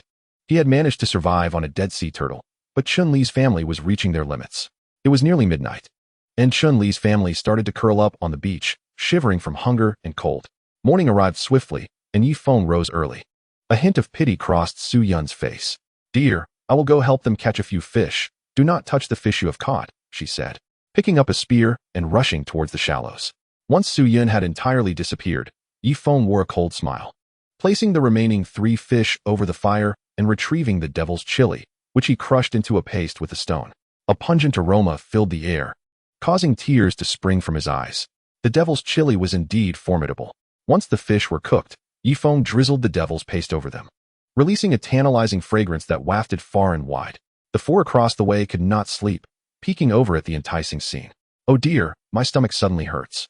I must go relieve myself in the woods, Ye Feng exclaimed, clutching his belly, then looking over at the distance. Wang Tao, while I am away, do not dare steal my roasted fish. Who the hell would steal your fish? Am I the sort of person to do that? Wang Tao retorted, his face flushed. Ye Feng chuckled to himself, feigning an urgent rush into the woods. Once inside, he peeked through the gaps in the leaves to see the beach. The 4 were fixated on the 3 roasted fish. Within 2 minutes, Wang Tao stood up. What are you doing? Are you really going to steal something? Chen Jihua barked, unable to stop swallowing. Uncle, do not mind me. I can always repay him 100-fold after we return, Wang Tao replied before striding towards the fish. Once he obtained the fish, he did not hesitate to swallow it whole, not even bothering to chew. Hey, good son-in-law, save me a bite. Ye Feng called from afar, her image as a refined woman utterly shattered by hunger. Yet, Wang Tao paid her no mind, stuffing his mouth to the brim. In no time at all, Wang Tao had devoured all 3 fish without a trace. Ah Tao, how could you not leave me anything? Ye Feng fumed. I apologize. I was too hungry just now and inadvertently consumed everything, Wang Tao said with an apologetic expression. You? Ye Feng nearly fainted. Auntie, it's all right. Among the 4 of us, I am the only one who can catch fish. As long as I am full, I can catch plenty of fish for you. Upon hearing Wang Tao's words, Ye Feng fell silent, her complexion darkening. Ye Feng sensed that the moment was ripe and burst forth from the woods. Wang Tao, you truly cannot change your ways. Tell me, did you steal my fish? Ye Feng questioned loudly. Wang Tao, with a quick glance, retorted, nonsense. There are not only me on this beach, but also seabirds, right? Yes, it was the seabirds that stole them. After saying this, Wang Tao felt a slight swelling in his mouth. If it was the seabirds, so be it. After all, I coated the fish with devilishly spicy chili, and they will surely suffer from it for 3 days. Ye Feng sported a wicked smile. Wang Tao finally realized, feeling a fiery sensation in both his mouth and stomach, which intensified. Before Wang Tao could finish his sentence, he doubled over, clutching his stomach, and fell to the ground, writhing in agony. Chen Jihua and Chun Li hurried over to inquire about his condition. Ye Feng swallowed hard, gazing longingly at Ye Feng in the distance, truly unable to bear her hunger any longer.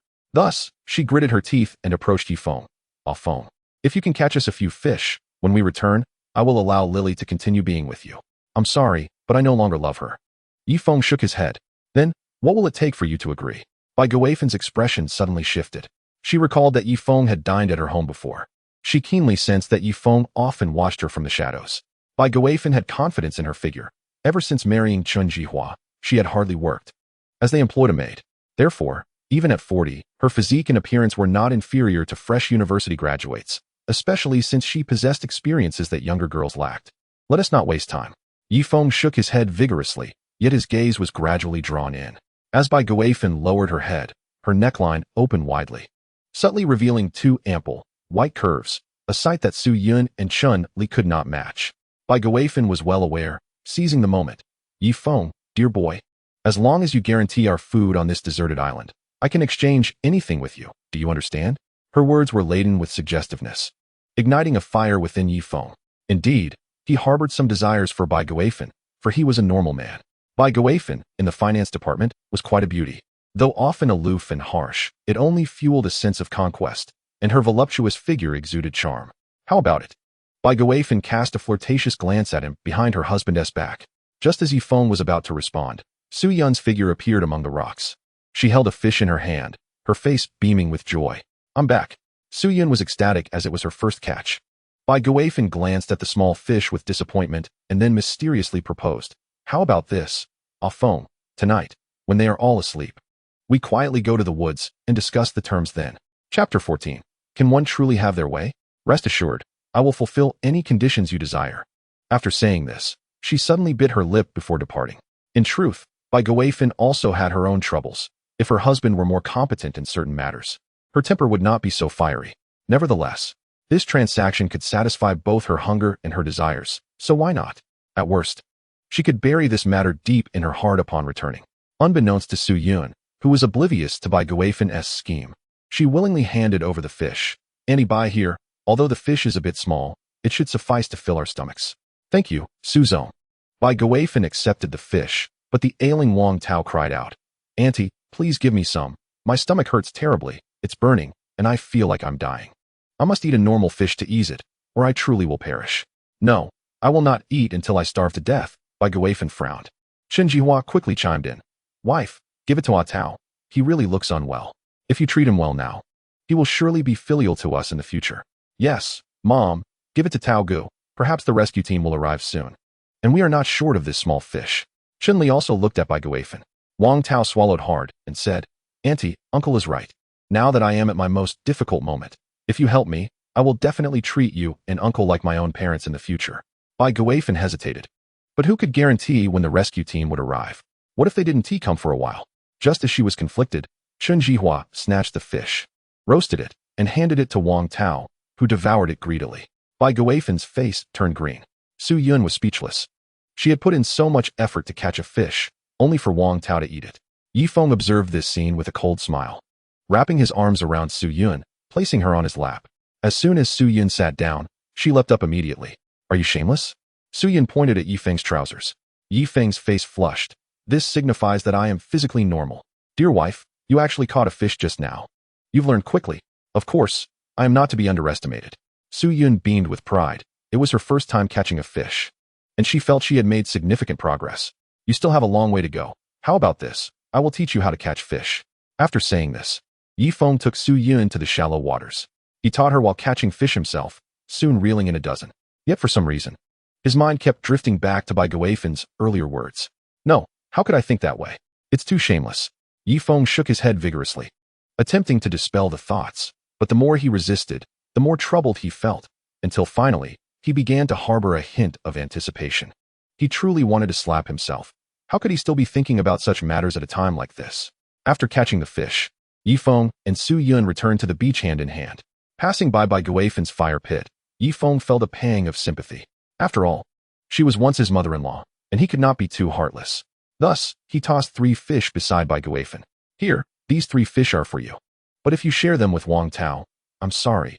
Even if you starve to death afterward, I will not relent. After stating this, Ye Feng departed with large strides. Bai Guifan picked up the 3 fish, casting a meaningful glance at Ye Feng's retreating figure, a sly smile appearing on her face. Just moments ago, as Ye Feng caught the fish, his clothes became drenched, revealing a robust physique that ignited a fire within her. In contrast, Wang Tao, though tall, was merely plump, a sight that was quite unappetizing. As for her own husband, Alas, what a disappointment. What could that old man possibly do? Hurry and roast the fish. We are all on the verge of starvation, Chun Jihua's voice echoed. Bai Guifen's heart raced as she hurried back to the fire. After all, it was her first time doing such a thing, and her heart pounded incessantly, wondering if Ye Feng would join her in the woods later. These 3 fish were small, barely enough to fill their stomachs, leaving them even hungrier. Time passed swiftly, and night soon descended. Leaning against a coconut tree to rest, Ye Feng's half-closed eyes frequently scanned Bai Guifen's camp. Wang Tao curled up, appearing half-dead, while Chun Jihua and Chun Li were captivated by the grandiose visions painted by Wang Tao, diligently attending to him.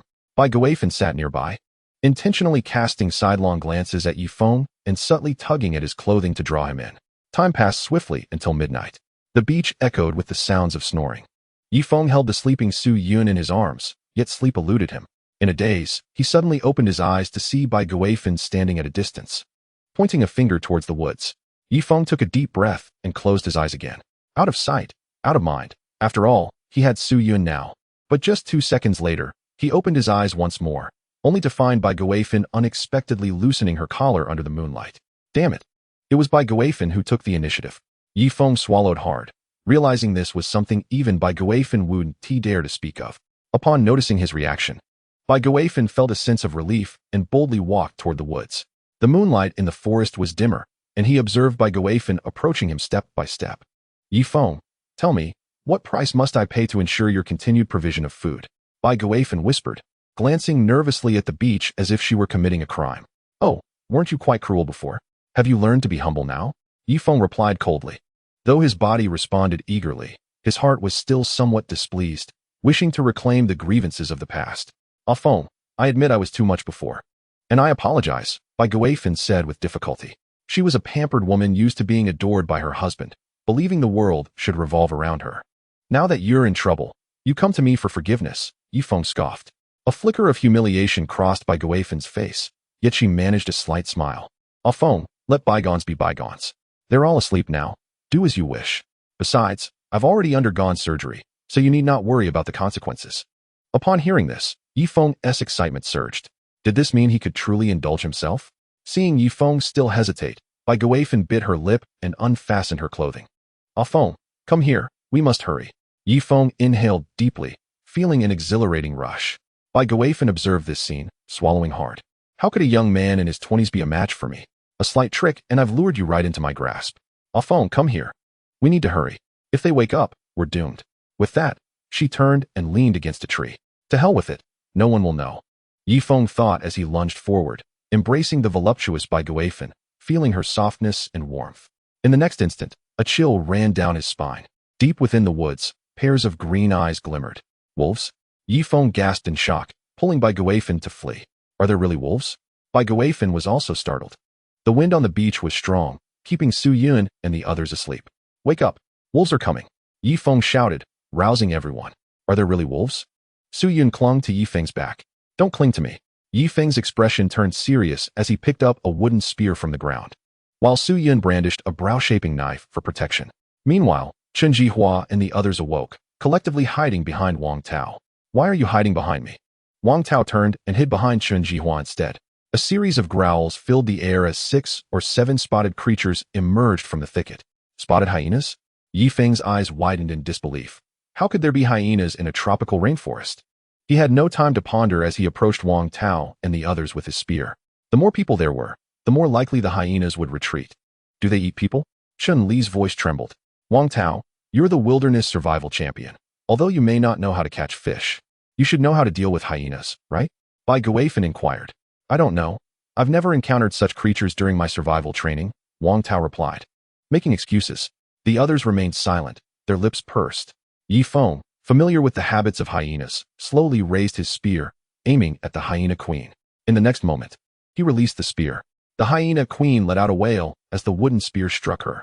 Seeing their queen injured, the other hyenas fled into the forest. Ye Feng, unarmed and unwilling to pursue, could only watch them disappear. Wonderful. Ah Feng, you drove the hyenas away. Su Yun exclaimed as she embraced Ye Feng, allowing her softness to brush against him. Indeed, Ah Feng, you possess some skill, Chun Jihua admitted, begrudgingly giving him a thumbs up. Bai Guifen glanced at Ye Feng and then at Wang Tao, Ah Tao, how come you can't compare to Ye Feng?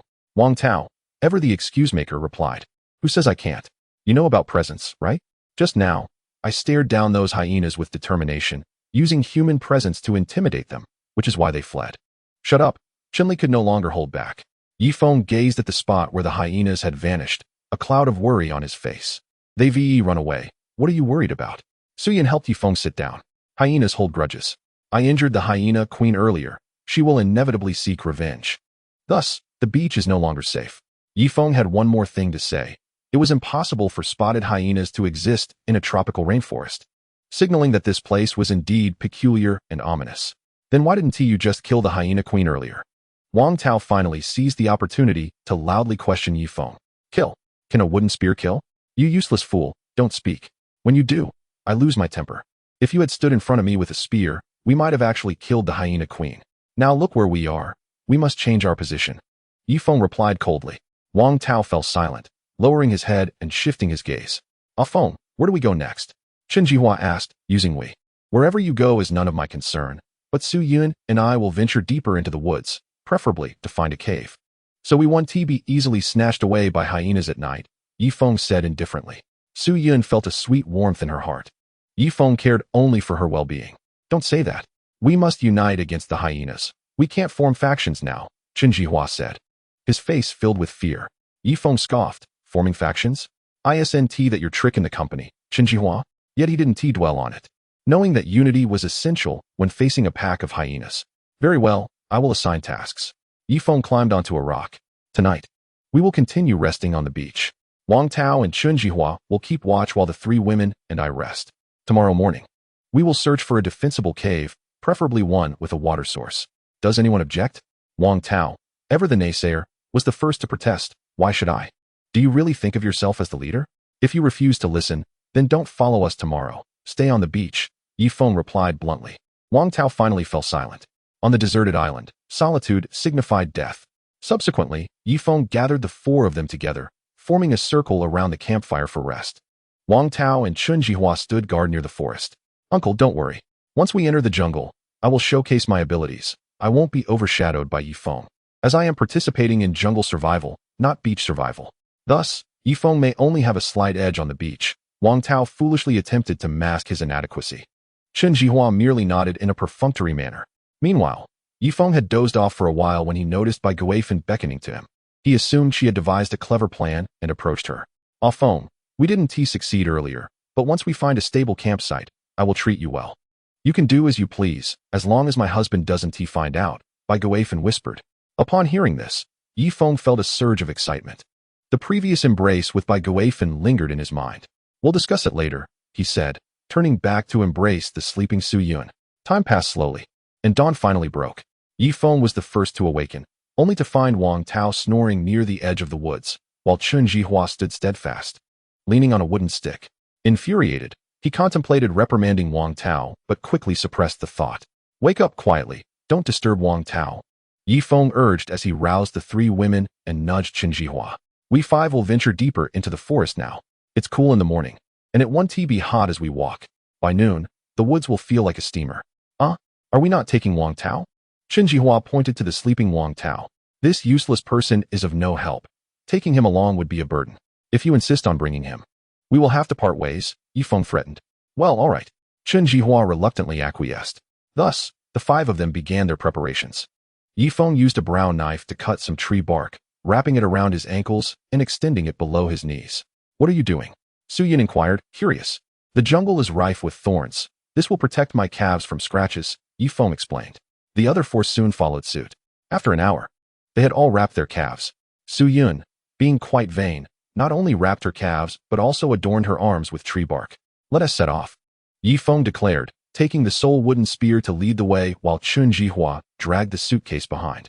The island was characterized by a subtropical ambience, with thorns and overgrown weeds carpeting the ground, primarily composed of stiff wood and evergreen trees.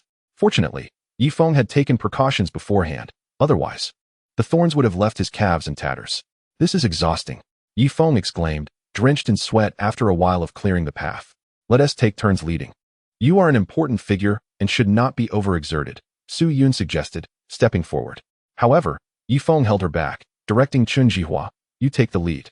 As Chun Jihua was about to agree, a rustling sound emerged from behind them. "Oh no, is it a spotted hyena?" The five quickly huddled together.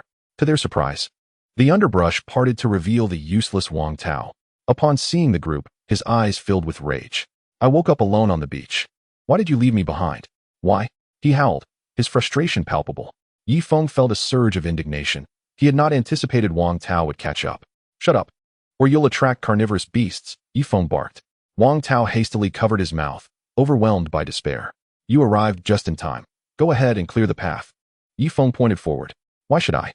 It was undoubtedly your mischievous idea to leave me behind, and now you expect me to lead?" Wang Tao retorted angrily. "Refuse to lead, and I will abandon you again. You are utterly worthless," Ye Feng replied coldly. Wang Tao gritted his teeth and reluctantly moved to the front.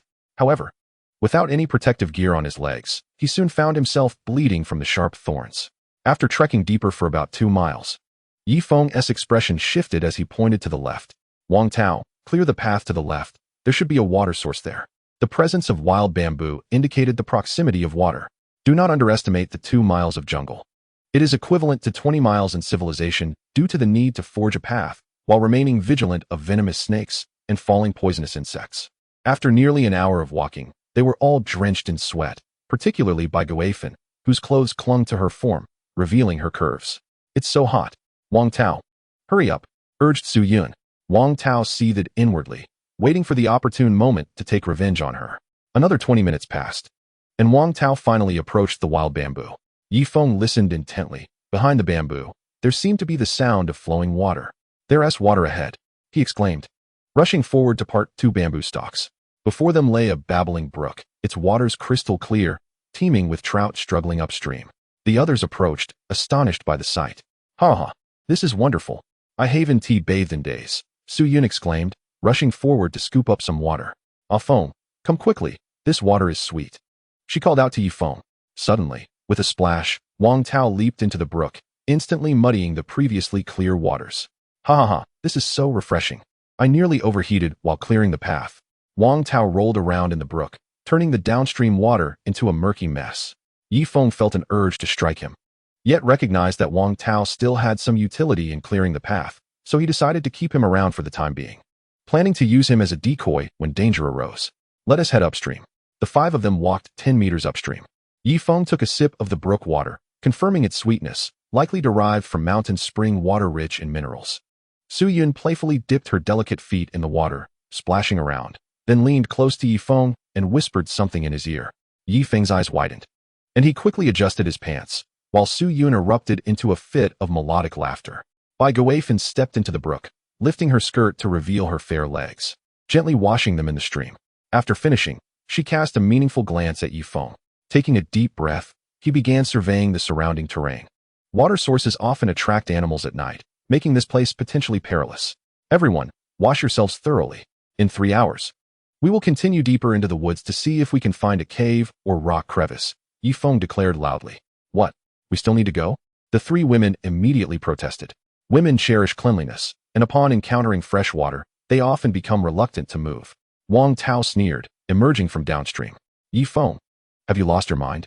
After much effort, a water source was found, yet trouble loomed as he harbored resentment towards Ye Feng's schemes, finally seizing an opportunity for revenge. The vicinity of the water source was perilous. Only by discovering a cave could they ward off the spotted hyenas, Ye Feng remarked. "At times, professional explanations can seem rather feeble. Well, you may seek your cave, but we shall remain here," Wang Tao decreed, designating Su Yun and her companions under his authority. Attempting to isolate Ye Feng. At that moment, Su Yun, with a look of reluctance, implored, "Ah Feng, after such difficulty in finding a water source, can we not settle here? You must understand, some carnivorous creatures like to approach water sources at night, making these areas even more dangerous," Ye Feng explained clearly. Upon hearing this, the 3 women trembled, casting fearful glances around. Wang Tao, at a loss for words, quickly moved closer to the crowd. "We shall wash behind that rock," Su Yun declared, leading Chun Li and her daughter behind the stone. Ye Feng, too, sat in the stream, scrubbing off the grime accumulated over several days. Chun Jihua volunteered to assist Ye Feng in scrubbing his back, realizing that Wang Tao was nothing more than a braggart, while Ye Feng was the more dependable one. "Uncle, Please help me scrub as well, Wang Tao called out from the side. Isn't there a tree? Use the bark, Chen Jihua replied indifferently. Wang Tao had no choice but to comply. Enjoying the back-scrubbing service, Ye Feng's gaze drifted towards the rock's rear, his mind conjuring images of the three women bathing. Filled with anticipation. Chapter 17. Ye Feng could no longer restrain himself. Laughter, like silver bells, echoed from behind the rock as three freshly washed garments were tossed atop it to dry. Chen Jihua, let us wash our tops and bottoms. We can manage with just our underwear, Ye Feng suggested, placing his clothes in the water and using a stick to beat them. The three women remained behind the rock, waiting for their clothes to dry, for they could not simply emerge unclothed. Ye Feng's mind wandered, wishing for a hyena to appear, as that would certainly draw the three women closer to him. Suddenly, a piercing scream emanated from behind the rock. Ye Feng was taken aback, and without a moment's hesitation, rushed over in his underwear. Darling, are you all right? He shouted. Don't come over, no. Unfortunately, it was too late. Ye Feng had already rounded the stone. His gaze fixated on the three women, who were crouched in the water, only their heads visible, while the rest of their bodies were submerged. Are you still looking? Su Yun chided lightly. Yet, Bai Guifan shifted slightly, revealing more of herself. The stream's clarity allowed Ye Feng to discern their forms quite clearly. Close your eyes, Su Yun urged, a hint of anger in her tone. Ye Feng hastily complied. I thought you encountered a hyena when I heard your scream, he explained, shielding his lower abdomen with his hands. Not at all. A yellow eel suddenly swam by, and we mistook it for a snake, Su Yun clarified. Indeed, a yellow eel had nearly approached them moments ago. Then I can rest easy. I shall take my leave, Ye Feng said, preparing to turn away. Wait, could you fetch that suitcase? There are clothes inside, Su Yun suddenly called out. Ye Feng's heart sank. Indeed, the suitcase contained garments, but they were all rather risque. Did the three women intend to wear them? Fine. Ye Feng strode downstream, dragging the pink suitcase behind him.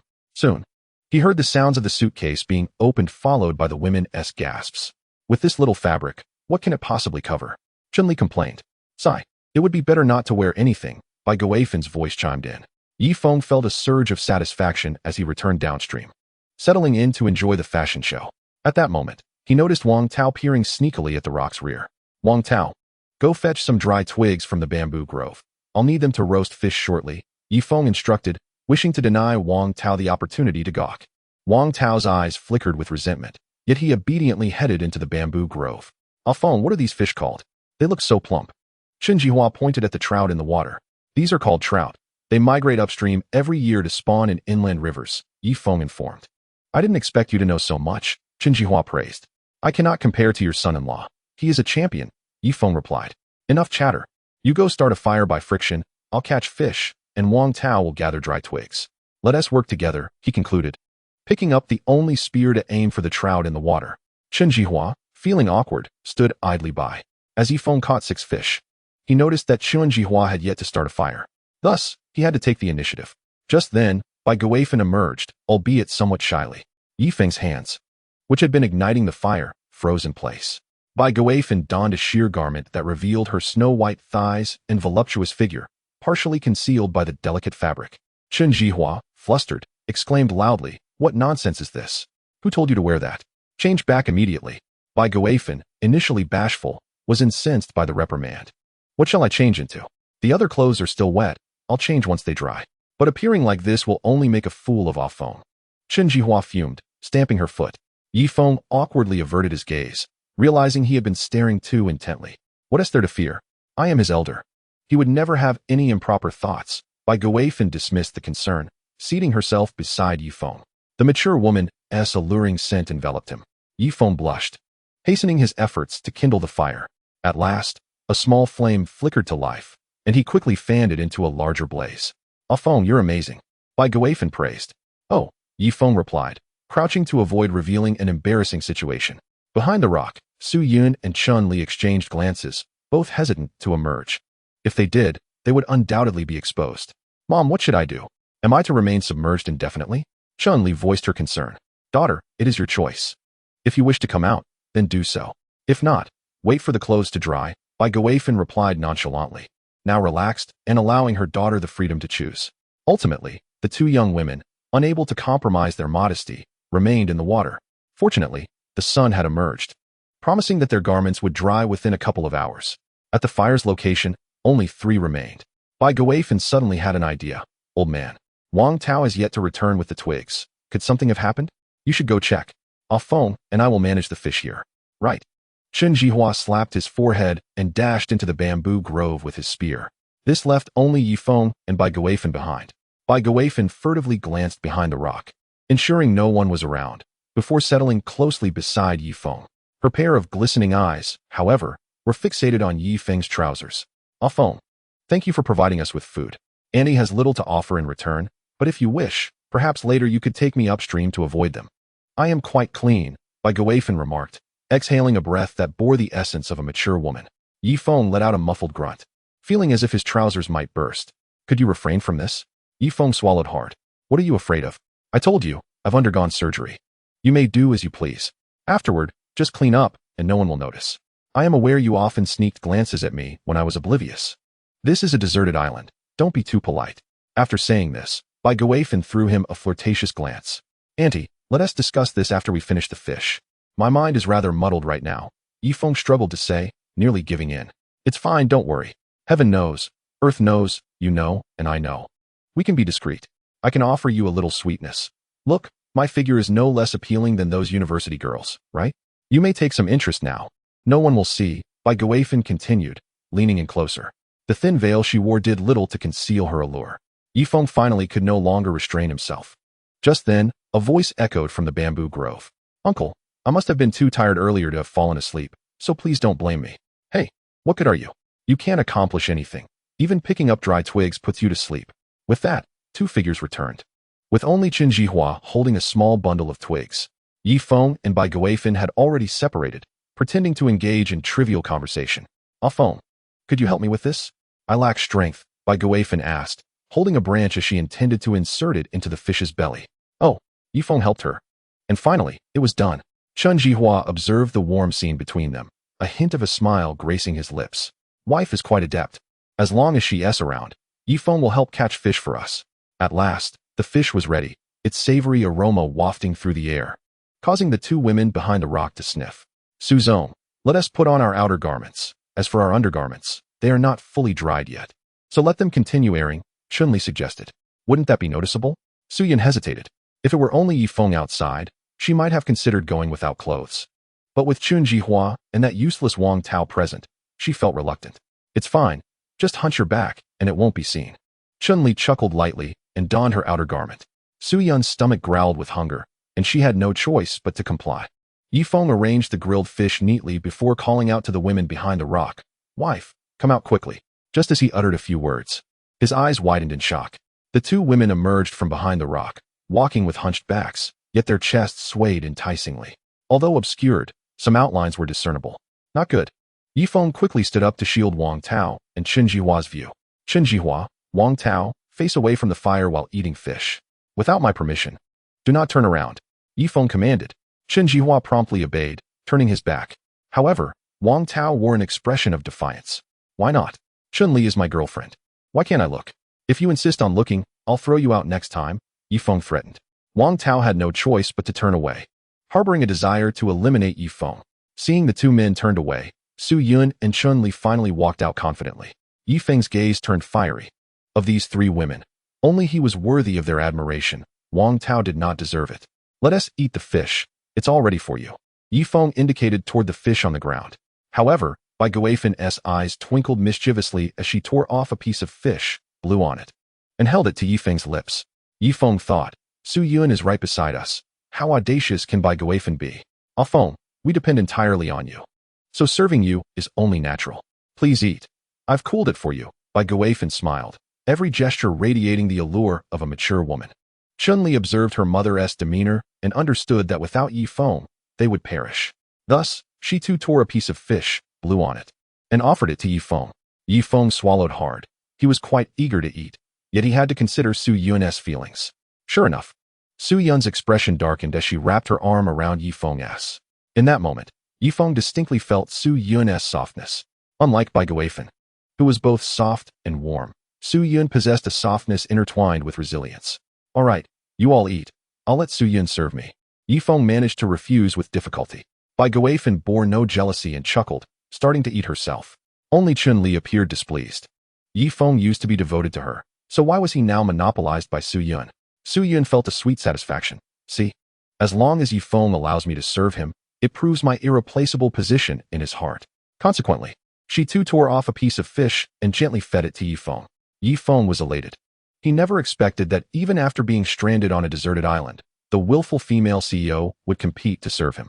Wang Tao, with his back turned, ate the fish while eavesdropping on their conversation, filled with hatred and anger. Why? How does this pathetic loser garner the affection of three beauties simultaneously, while I, a prominent scion of wealth, cannot even steal a glance? Chen Jihua, however, was more open-minded, believing Bai Guifan was merely flattering Ye Feng for food and did not think there was anything more between them. Soon, the fish was consumed, and the clothing was nearly dried. The three women changed back into their clothes and donned their undergarments. Now that they were satisfied, it was time to search for a cave. Wang Tao, you lead the way, Ye Feng instructed. Yes, Feng Gu. Wang Tao suddenly became compliant. Bai Guifan glanced at Ye Feng and then spoke up. Wait, I think we should split up into pairs, moving upstream and downstream, with two remaining here to support the overall situation. What do you think, Ah Feng? After speaking, Bai Guifan discreetly winked at him. Ye Feng felt a rush of warmth. He had to admit that his mother-in-law's suggestion was sensible. Splitting up would increase their chances of finding the cave. Naturally, he only focused on finding the cave and had no other thoughts. Indeed, Bai Yi's suggestion holds merit. Let me assign the tasks. Chen Jihua and Wang Tao will search downstream for the cave, while Su Yun and Chun Li will guard the home. I, along with Bai Yi, will head upstream. Does everyone agree? Ye Feng inquired. Chen Jihua furrowed his brow. Ah Feng, let me team up with my wife. You and Wang Tao can pair up. Ye Feng's face flushed with embarrassment, just as he was about to agree when Bai Guifan interjected. Can Ah Feng and Wang Tao truly work well together? I fear they might end up fighting before finding the cave. But you and Wang Tao are different. You have a good relationship and can collaborate, and I, as the former mother-in-law, now have a decent rapport with Ah Feng as well. Wife, you truly excel at orchestrating. Chen Jihua nodded in agreement, leading Wang Tao downstream. Bai Guifan turned to the blushing Ye Feng and said, Let us go, Ah Feng. I will take you to find a cave, preferably one near a water source. All right. Ye Feng replied as he lifted himself up and followed Bai Guifan upstream. It was indeed essential for the cave to be near water, as it would save them the trouble of fetching water from afar and make bathing and drinking more convenient. The two of them walked along the stream, noticing numerous animal tracks and droppings alongside it. This indicated that the vicinity of a water source could be perilous. Bai Guifan walked ahead, her ample figure swaying gently, while Ye Feng trailed behind. 30% of his attention diverted to the bamboo grove on the bank. After a while, Bai Guifan suddenly glanced back downstream, realizing that Su Zong and his daughter had completely vanished. With nothing to hide, she directly scrutinized Ye Feng's trousers. In the next moment, she covered her lips with her hand, a mix of terror and a hint of delight in her eyes. Ye Feng felt a sense of pride. He had basked in the village's admiration as a child when bathing in the river. As an adult, he felt he could venture beyond the borders and explore the world. During his time with Chun Li, she would plead with him daily. Ah Feng, do you prefer it in the water or on the shore? I believe it's better in the water. Bai Guifan gazed at Ye Feng with eager eyes. However, Ye Feng suddenly turned his attention to the bamboo grove. Sensing movement within, Auntie, let us continue upstream. This place feels somewhat unsafe, Ye Feng suggested meaningfully. Yet, Bai Guifan misunderstood him, thinking he was concerned that his voice might be too loud and alert Su Yun downstream. All right, Auntie will listen to you. With that, she swayed her waist and moved upstream. Ye Feng increasingly felt something was amiss. Ever since consuming that white fruit, he sensed his intuition had heightened significantly. It seemed as if something was watching them from the bamboo grove. Stop! Ye Feng called out to Bai Guifan. She had been feeling uncomfortable and, upon hearing this, immediately turned back and grabbed Ye Feng's trousers. Ah, that is not what I meant. Ye Feng felt a surge of pleasure, but rationality urged him to free himself from her grasp. He leaned closer to her ear and whispered, I believe something in the woods is observing us, so I pretended to go into the bamboo grove to see if I could discover anything. Upon hearing Ye Feng's words, Bai Guifan felt somewhat flustered. Could it be my husband? It shouldn't be. You stay here, he instructed before picking up a wooden spear and advancing toward the bamboo grove. Indeed, he found a patch of grass flattened and a trail of small human footprints.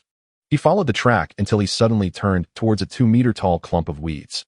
Who is there? Come out, or I will spear you, he exclaimed, raising his spear. Ah, no, don't shoot. A terrified voice cried out as a ragged girl emerged. Ye Feng focused on her. She appeared to be around 14 or 15 years old. Her short skirt tattered, her calf-length socks in shambles, and blood oozing from her knees to her thighs. Were you watching me? Ye Feng lowered his spear. Yes. The girl, with her cherubic face and plump cheeks, looked adorable, though fear dominated her expression. Why didn't you come out and join me? Ye Feng inquired. I was afraid you were a bad person. Surprisingly, despite her young age, the girl was quite wary. It was understandable.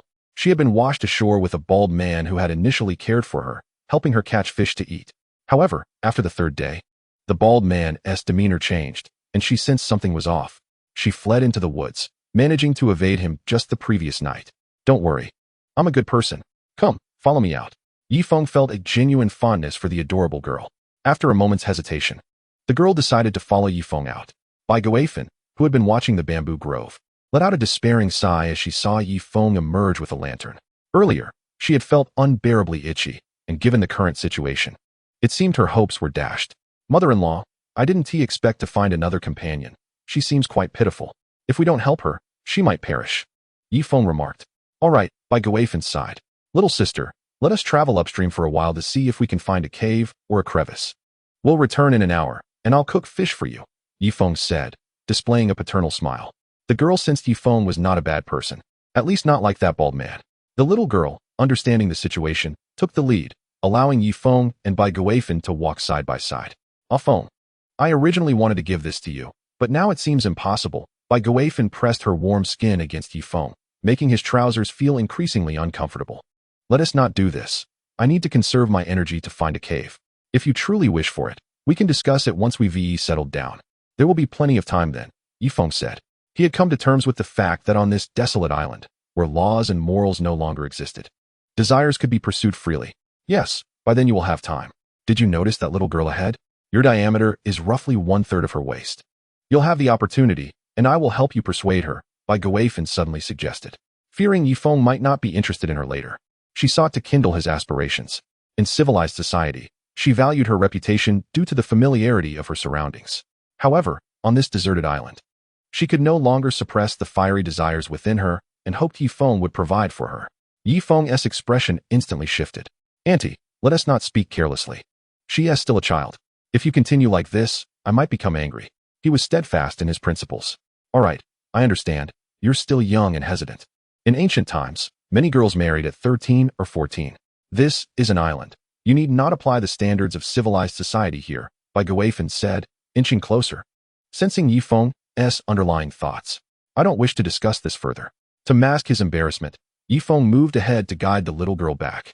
After traveling upstream for 5 kilometers, Ye Feng finally paused. He had discovered the source of the stream, a waterfall cascading down the mountainside, accompanied by a large crevice beside it. Let us go. This crevice should serve as a resting point. Ye Feng was elated as he led the 2 women into the crevice. The further they ventured, the narrower it became. After 10 meters, it became too cramped to proceed. But this space could accommodate them all, albeit they would have to squeeze together to sleep due to the confined nature. What is this? The little girl suddenly picked up a helmet. Ye Feng quickly took it from her and examined it. The helmet had turned a dark greenish-black, obscuring its original appearance. This resembles a helmet worn by German soldiers during World War II. Ye Feng quietly murmured to himself. Could it be that the German forces once set foot on this small island? How splendid, Ye Feng thought. This helmet can serve as a cooking pot for boiling water and making fish soup. Ye Feng's eyes sparkled with excitement. Well then, let us keep it, and we shall return to summon the others. This shall be our base from now on. Ye Feng hastened downstream with the 2 ladies. After walking a short distance, his expression suddenly changed, and he pressed the 2 women down into his embrace, crouching in the bushes. In Chapter 20, Ye Feng felt a sense of satisfaction. Before him, a massive black bear was lapping water by the creek, its yellowish eyes warily scanning the surroundings. Be silent, he cautioned, covering the mouths of the 2 women, as they were about to scream. After a moment, the bear crossed the creek and vanished into the bamboo forest on the opposite bank. Ye Feng waited an additional 10 minutes before rising from the underbrush. At that moment, he truly recognized the dangers present on the deserted island. The expressions of the 3 were far from pleasant. Let us go, Ye Feng urged, continuing downstream, though with less bravado than before. Upon returning, they found Wang Tao and Chun Jihua had already arrived. Wang Tao, that useless fellow, was there, gnashing his teeth and muttering something, clearly unable to shake off his bad habits. Feng, You have finally returned, Su Yun exclaimed as she leaped into Ye Feng's embrace. My dear, it's wonderful to see you. I was so worried just moments ago. Shen Jihua attempted to hug by Ye Feng, but was promptly rebuffed. I'm so tired. I need to rest for a while, she declared, settling beside the fire. At that moment, Wang Tao suddenly brightened, approaching the little girl. Little sister, you look familiar. Are you also from the cruise ship? His eyes gleamed with a strange light, causing the girl to hide behind by Ye Feng in fright.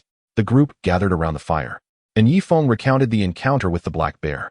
Now, I trust you all comprehend our predicament. From this point onward, let us refrain from any scheming, especially you. Wang Tao, regardless of past grievances, we must unite for survival on this island. Ye Feng spoke earnestly. He could no longer afford to harbor grudges. Wang Tao, with a calculated glint in his eye, feigned sincerity. Brother Feng, we shall heed your lead. You are now our chief. Ye Feng nodded and turned to the little girl. My name is Ye Feng. What is yours? I am Ding Tuanshuan. Ye Feng nearly chuckled. What an adorable name, perfectly matching her cherubic face, adorned with chubby cheeks. Do not laugh at her. Ding Tuanshuan pouted adorably. All right, I want to laugh. Everyone, please introduce yourselves. One by one, they shared their names with Ding Tuanshuan. A Feng, shall we venture to that cave now? Su Yin inquired. Not yet. Before we set off, let us craft some weapons. Ye Feng replied, springing into action. Having grown up in Wuxi Yuan, he was adept at creating cold weapons. To his surprise, Wang Tao voluntarily began to help gather bamboo. Appearing genuinely reformed. In no time, Ye Feng fashioned 7 bamboo spears, sharpening their tips with flint. He also crafted a bow and a total of 10 arrows. Remarkable. Su Yun praised Ye Feng's craftsmanship, her admiration evident. Ye Feng felt a swell of pride as he drew the bow, aiming at a distant tree. The arrow struck, embedding itself a few centimeters deep. It would suffice for small to medium-sized animals, as long as they avoided encounters with formidable predators like tigers or black bears. Let us proceed, Wang Tao. Who among you will lead the way? Ye Feng hesitated, but ultimately allowed Wang Tao to choose. Of course, I shall lead. As I always do, Wang Tao declared, brandishing a bamboo spear as he took the lead, with the others hastily following. Ye Feng lowered his bow, remaining vigilant for any signs of carnivorous creatures lurking in the bamboo thicket, ready to strike with precision should danger arise.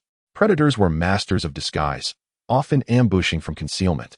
And once they attacked, there would be little recourse for escape. Ding Tuanshuan clung to Ye Feng's clothing like a shadow, perhaps sensing the strength in him despite her tender age.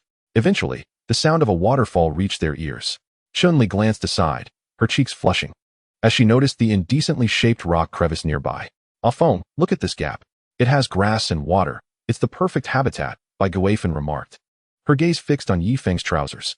However, this time her teasing fell flat, as Ye Feng remained unperturbed. Having a cave is insufficient. We must fell a few trees to construct a door for the entrance. This will serve as a barrier and a warning system, Ye Feng stated with gravity. Since encountering the black bear, he had become increasingly aware of the need for safety before seeking comfort. But we lack axes. How can we chop down trees? Wang Tao blurted out, his face reddening. Just earlier, he had boasted of his survival skills in the wilderness. Yet Ye Feng did not belittle him.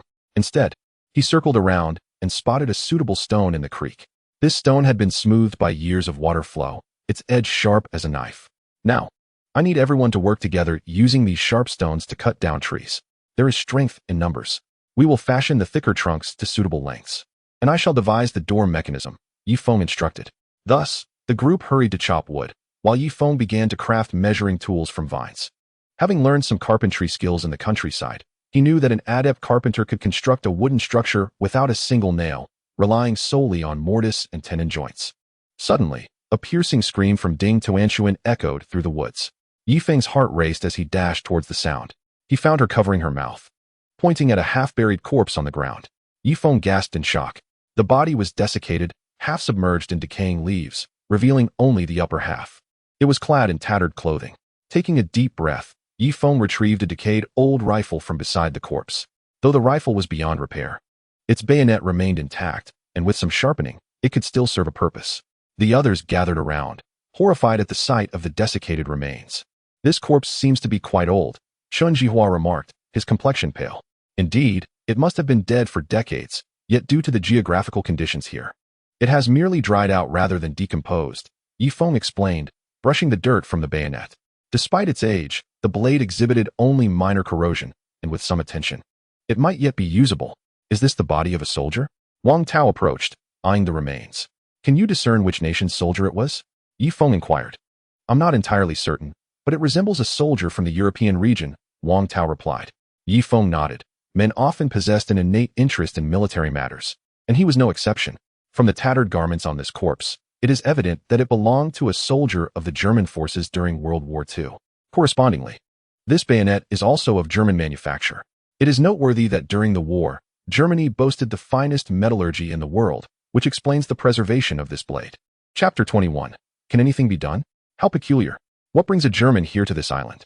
After Ye Feng spoke, he suppressed his nausea and turned the corpse over, revealing a waste pouch at its side. I shall take this pouch. It can be useful for storing items. Everyone, please continue with your tasks. Let us not waste time. Ye Feng urged. Consequently, the group returned to their work, while Ye Feng, in his capacity as leader, sat beside the corpse and pried open the clasp of the pouch with the bayonet. The iron clasp had long been fused together with rust, requiring careful manipulation to open it. Upon inspection, he discovered a box of useless rotten bullets, a small black notebook, and a metal box. Ye Feng first opened the notebook, hoping to ascertain the island's coordinates. However, it was entirely inscribed in German, a language he did not comprehend. Suzong, come here for a moment, Ye Feng called out. I can't. You come to the cave. The sight of that corpse unsettles me, Su Yun replied. Reluctantly, Ye Feng approached and handed the notebook to Su Yun. Didn't you study in the Euro region? Can you read German? Ye Feng inquired. However, after only a glance, Su Yun returned the notebook, stating, I cannot read it. Let us continue our work, Ye Feng directed. They toiled until evening, managing to fell a tree that was sufficiently sturdy for constructing a door. As night fell, the 7 of them gathered around a fire to grill fish. During their rest, one person remained on watch while the others took refuge in the cave, though it was somewhat cramped, as certain carnivorous creatures were adept at ambushing. After Ye Feng spoke, he spat out a fishbone, causing the others to turn pale and nod solemnly in response. After finishing their meal, no one felt particularly sleepy, and they began to linger near the cave entrance. Suddenly, Su Yun beckoned to Ye Feng. A Feng, come with me. Ye Feng's eyes widened in surprise, and he hurriedly followed her. After walking a mile downstream, Su Yun suddenly embraced Ye Feng and kissed him directly. She now felt a sense of urgency, sensing a rivalry between Bai Guifan and Chun Li for Ye Feng's affections. Thus, Su Yun was determined not to relinquish her unique position in Ye Feng's heart. Ye Feng perceived that this was likely Su Yun's first experience, and though somewhat clumsy, it was undeniably sweet. Before long, Su Yun felt her body grow weak, as Ye Feng's hands began to wander inappropriately beneath her clothing. Just as Ye Feng was about to venture further, Su Yun panicked and quickly restrained his hands. A Feng, we cannot do this here. Let us wait until we return to civilization before crossing that final threshold, shall we? Su Yun implored. The prospect of becoming pregnant on this deserted island was terrifying, for there were no nurses, no hospitals, and no conducive environment for raising a child. Are you suggesting that as long as we do not cross that final threshold, anything else is permissible? Ye Feng exclaimed, suddenly exhilarated. While Su Yun may not have been as experienced as Bai Guifan, her youthful allure was undeniable. Yes. Su Yun shyly lowered her gaze. Ye Feng, filled with excitement, embraced Su Yun tightly, his rough, dark hands roving freely over her delicate skin. But we cannot, A Feng. If you continue like this, I fear I will lose control, Su Yun gasped, her eyes brimming with emotion. Losing control would be quite fitting, Ye Feng chuckled. Influenced by Bai Guifan's previous encouragement, he felt liberated. This was a deserted island, devoid of civilization. Only raw instincts mattered here. We truly cannot, A Feng. Wait. I just remembered a word from that notebook that I recognized. Su Yun hastily shifted the topic. Ye Feng paused, finally lifting his head. Oh, what word did you recognize? Ye Feng inquired. It seemed to be Institute of Hybrid Research for Flora and Fauna, Su Yun replied, quickly covering her chest. During World War II, Germany established numerous research facilities. Could it be that this deserted island was one of their experimental sites? That explains why animals from various regions are congregating here. They might have been airlifted. Ye Feng mused, as comprehension dawned upon him. Let us return, Su Yun suggested, already dressed, her eyes shimmering with anticipation. Very well, let us go, Ye Feng replied, striding ahead. Meanwhile, Su Yun wore a conflicted expression behind him. Upon returning to the cave, the 3 women had already settled down to sleep. Only Wang Tao and Chun Jihua remained at the entrance. Brother Feng is back. I've decided to take the watch tonight, as we are the only 3 men here. Uncle Chun is too old to stay up, And as our leader, you cannot be the one to keep watch, Wang Tao said, ingratiatingly. His sudden change of heart was striking. All right, Wang Tao. I realize I owe you an apology for using devil peppers against you. Please do not take it to heart. Ye Feng said, though uncertain of Wang Tao's intentions. I had almost forgotten. Hurry and get some rest. I will keep watch tonight. Wang Tao smiled. I'll join you. Wang Tao. Though I am older, I am steady, Chen Jihua added. No need, really. You should let Chen Jihua keep watch with you, Ye Feng commanded, leaving Wang Tao with no choice but to comply. As for himself, he certainly needed rest inside the cave. It must be noted that women are particularly fond of cleanliness. The cave had been tidied up, and dry grass was laid on the floor. However, the available space for the grass was limited. Would he have to squeeze in among the four women? It mattered not. Ye Feng lay back on the grass, closing his eyes, with Bai Guifan nestled closely beside him. Bai Guifan's body radiated warmth, akin to a ticking time bomb. After a moment of hesitation, Su Yun slipped into Ye Feng's embrace, turning her back to him. Uncertain of how long they slept, Ye Feng felt a softness against his back. Turning his head, he discovered that Bai Guifan had wrapped her arms around him from behind, her eyes tightly shut in an unconscious gesture. Ye Feng glanced toward the cave entrance, where Chen Jihua and Wang Tao were engaged in casual conversation 10 meters away. Entirely oblivious to the scene, an unusual thought crossed Ye Feng's mind, and he quietly extended his hand, unfastening one of Bai Guifan's buttons. Upon witnessing the sight, Ye Feng inhaled sharply, feeling as though his body might explode. Suddenly, Su Yun turned over. Ye Feng hastily pulled Bai Guifan's clothing back into place. Between Bai Guifan and himself lay Ding Tuanshuan, who was soundly asleep, her short skirt inadvertently pushed up to her waist. Ye Feng stole a glance, inhaled deeply, and gently adjusted her skirt back down. Chapter 22. Move inside quickly. Ding Tuanshuan was still a child. He must not entertain inappropriate thoughts. Just as he was about to retract his hand, Bai Guifan slowly opened her eyes. Ye Feng's heart raced. It seemed Bai Guifan had intentionally embraced him from behind. Shoo! Bai Guifan suddenly made a gesture for silence, her eyes alluring as she leaned close to Ye Feng's ear, whispering softly, they are all asleep now. I will turn my back, and we can sneak away without anyone noticing. Ye Feng felt an exhilarating rush, his breath quickening. Was Bai Guifan truly this reckless? Just then, Chen Jihua's voice echoed from outside the cave. Ye Feng was startled and quickly rose. He saw a black bear circling the campfire while Chen Jihua was attempting to drive it away with a bamboo spear. Wang Tao screamed and tossed aside his spear, fleeing into the woods. Quick, everyone wake up. Ye Feng disregarded his disheveled pants and grabbed a rusty dagger, rushing out. At that moment, Chen Jihua was already engaged in a struggle with the bear. Rather than a fight, it seemed more like a desperate resistance. The enormous bear swiped its paw, shattering the bamboo spear into 2 pieces. Dad, honey, Bai Guifan and Chun-Li shrieked as they awoke. Chun-Li, in particular, wanted to rush toward the danger to help, but was restrained by Bai Guifan. What should we do, Ye Feng? Su Yun's face turned pale as she clutched Ye Feng's arm tightly. Ye Feng remained silent, shaking off Su Yun's grasp and striding toward the cave entrance. Don't go! Su Yun cried, wrapping her arms around his back. It was evident to anyone that the bear weighed nearly a ton. Any human would be no match for it. Yes, big brother, don't go. Ding Tuanshuan rushed over, grabbing Ye Feng's sleeve. At that moment, the bear was forcing Chen Jihua toward the cave entrance. Dad, run to the side. Don't confront it. Chun-Li screamed. However, Chen Jihua glanced back at his wife and daughter, suddenly consumed by rage. Beast, I will fight you. He picked up a torch and struck the bear fiercely. The bear retaliated with a paw strike that sent Chen Jihua crashing to the ground, emitting a weak whimper. Ye Feng swallowed hard, feeling anxious, yet he could not retreat now. Don't go. Su Yun pleaded again, gripping Ye Feng. You 4, squeeze into the crevice.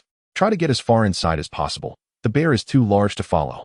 Ye Feng pushed Su Yun's hand away and moved toward the exit. You fool. Come back. Don't go to your death.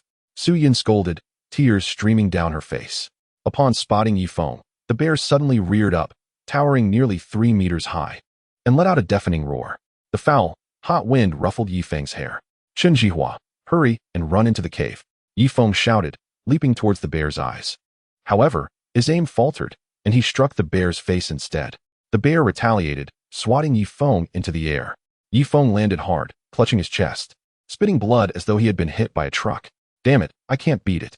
Although Ye Feng had not vanquished the bear, he had bought Chen Jihua a chance to escape, who was already sprinting downstream, unwilling to abandon his wife and daughter. Run into the cave. Ye Feng yelled. clutching his chest as he dashed inside. The bear, having sustained a slight injury, felt humiliated and thundered after him into the cave. The entrance was spacious enough for the bear to enter, but it narrowed deeper inside. "What are you all standing around for? Get inside, quickly," Ye Feng commanded. The four women hurriedly scrambled toward the innermost recesses. Ding Tuanshuan, being the smallest, went first, followed by the slender Su Yun. Chunli, slightly more voluptuous, was third. And finally Bai Guifan, with her curvaceous figure, took the last position. At last, the four women wedged themselves into the deepest part of the crevice, with Ye Feng determinately pushing in behind Bai Guifan. The bear, however, was thwarted when its massive form became stuck in the narrow gap, unable to proceed. Ye Feng pressed tightly against Bai Guifan's back, exhaling a sigh of relief. Yet, the next moment, he felt Bai Guifan shift slightly against him. In an instant, Ye Feng's pants became a source of embarrassment. The bear, unwilling to relent, pushed forward, its hot breath grazing Ye Feng's neck. "Can it still fit in here?" Ye Feng thought, terrified, as he pushed desperately against Bai Guifan, striving to inch the four women further inside. "I can't take it anymore. I'm going to be crushed. There's no space left." Ding Tuanshuan's voice echoed from deep within. "Ye Feng, don't do that to my mom," Chunli exclaimed, witnessing Ye Feng's frantic attempts to shove forward. Overwhelmed with embarrassment, Ye Feng halted. Suddenly, the bear extended its long arm, aiming to grab Ye Feng's clothing. "Damn it," Ye Feng thought helplessly, continuing to thrust against Bai Guifan. Bai Guifan's face flushed as she bit her lip tightly. Ye Feng felt there was no choice. If he didn't push inward, he would be caught by the bear, which meant certain death. Even so, it was too late. The bear's claws slashed through, severing Ye Feng's belt, and he felt warmth trickling down his back, as though he were bleeding. "Oh no, I need to push further in, or I'll be torn apart." Ye Feng's face reddened as he exerted every ounce of strength to squeeze deeper. Bai Guifan felt weak all over. With the loss of his belt, Ye Feng's pants fell down.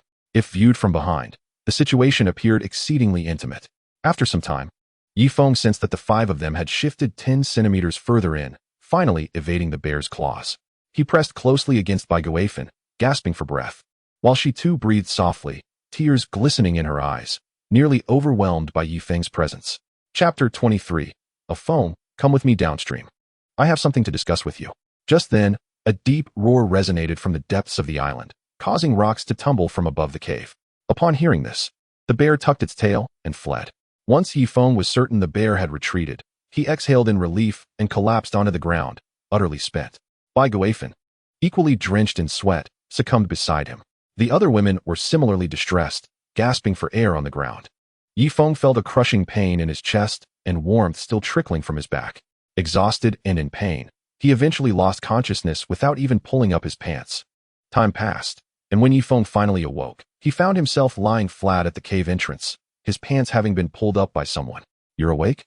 Bai Guifan approached him, her eyes filled with concern. Upon seeing Ye Feng awake, Su Yun suddenly pushed Bai Guifan aside, resting Ye Feng's head on her own lap. A flicker of anger in her gaze. Chunli remained silent, hugging her knees in a sulk. Consequently, Ye Feng turned his gaze towards Ding Tuan. This adorable little one seemed to be paying attention to him as well. When his eyes fell upon her, she quickly covered her eyes with both hands like a child. Ye Feng chuckled softly and was about to rise when a sharp pain pierced his left chest, more intense than when he had been struck earlier. Could it be that I have sustained internal injuries? A flicker of panic crossed Ye Feng's face. "What about Yun Er, Chunji Hua, and Wang Tao?" Ye Feng inquired. Just as Su Yun was about to respond, Wang Tao's boisterous voice echoed from downstream. "Ha ha ha, now your arm is fractured and Ye Feng has internal injuries. So I am your leader now, and you all must obey me. Ah Tao, I'm not saying this to be harsh. But if you had stood by my side when the black bear appeared, perhaps we could have frightened it away. Why did you run off?" As they spoke, the two revealed themselves. Wang Tao was holding a very small dead fish, clearly indicating poor results from his fishing endeavor. "Run away? How dare you accuse me of fleeing? I intended to divert the black bear's attention, but it didn't chase after me. What could I do?" After finishing his explanation, Wang Tao's gaze fell upon the awakening Ye Feng. A hint of derision flashed in his eyes as he placed the dead fish over the fire to roast. In an instant, the four women began to swallow hard. "Wang Tao, how could you only catch one fish? What are we supposed to eat?" Su Yun questioned. "All you think about is food. Do you not realize that fishing is exhausting too? Currently, I am the only complete man here, so I will consume this fish alone." "You can go hungry for a few meals without perishing," Wang Tao declared, taking a bite of the roasted fish. Su Yun bit her lip and suddenly turned to Ding Tuan. Tuan Tuan, please take care of Ye Feng and ensure that no other women approach him. I will go catch more fish. Ah, me, take care of him? Ding Tuan Tuan's face flushed bright red. Yes. Only if Ye Feng recovers can we have a chance at survival, Su Yun replied. Well, okay then. Ding Tuan Tuan moved closer and sat beside Ye Feng, while Su Yun laid Ye Feng's head upon her delicate thigh as a pillow. Instantly, Ye Feng caught a whiff of a maiden's fragrance, which was refreshing and invigorating. Oh, be good, and I will catch you some fish to eat shortly, Ding Tuan Tuan, unsure how to care for someone, recalled how her mother used to comfort her as a child, mimicking that behavior to soothe Ye Feng. Ye Feng found it amusing yet comforting. At that moment, Wang Tao finished his fish and glanced at Ye Feng, jealousy flickering in his eyes. Little sister, don't be deceived by that lecher. That guy is a pervert, having thoughts about his ex-mother-in-law. Do you think I am oblivious? Wang Tao remarked coldly. Shut your mouth, Chen Jihua scolded sharply. I won't be silent. I must say this. Ye Feng, be honest with your conscience. Do you not wish to be with Bai Guifeng? After all, though she is nearly 40, her figure and poise are such that any man would desire her, Wang Tao continued. Wang Tao, do not speak nonsense. I am much older than Ah Feng. He regards me with respect and harbors no such thoughts, Bai Guifeng chimed in, feeling the need to defend herself. Oh dear, Aunt Bai, you are aware of their appearances, but not their hearts. This kid has been quite improper at the company, often stealing glances at Su Zong's back. Do you think I am unaware? You all should be cautious around him, lest he seizes an opportunity. Wang Tao feigned a concerned demeanor. Stop speaking. Ah Feng is not that kind of person, Chen Jihua retorted, her face flushed with anger. Were it not for his fractured left arm, he would have charged at Wang Tao. Ye Feng squinted, slowly sitting up. His left chest ached, and he could not use his left arm. But even with just one right hand, dealing with Wang Tao, this fool, was no challenge. Wang Tao, if you continue to spew nonsense, do not blame me for striking you, Ye Feng warned as he rose to his feet. Ha ha! You, an injured man, still so arrogant? Today, I will show you who the true leader is, Wang Tao asserted, clenching his fists and rushing forward. Unsurprisingly, Wang Tao proved to be utterly useless, unable to even withstand one of Ye Feng's hands. After 5 exchanges, he found himself on the ground, having lost yet another tooth. How does it feel? Do you submit? Ye Feng stood over Wang Tao's chest. Wang Tao, astonished and enraged, realized that even in his injured state, Ye Feng was still superior. I submit to your mother. He spat defiantly, refusing to yield. Then I shall knock out all your remaining teeth, Ye Feng declared as he picked up a stick, aiming it at Wang Tao's mouth. Ah no, I submit. I give in, Wang Tao exclaimed, though his tone was rife with resentment. Ye Feng, uninterested in further squabbling, acknowledged that this man still held some utility today. If you submit, then get up and, as per my instructions, cut these trees into appropriately sized lumber. Ye Feng commanded coldly. Wang Tao, left with no choice, resigned himself to physical labor. The lengths must be precise, with no errors exceeding 1 centimeter.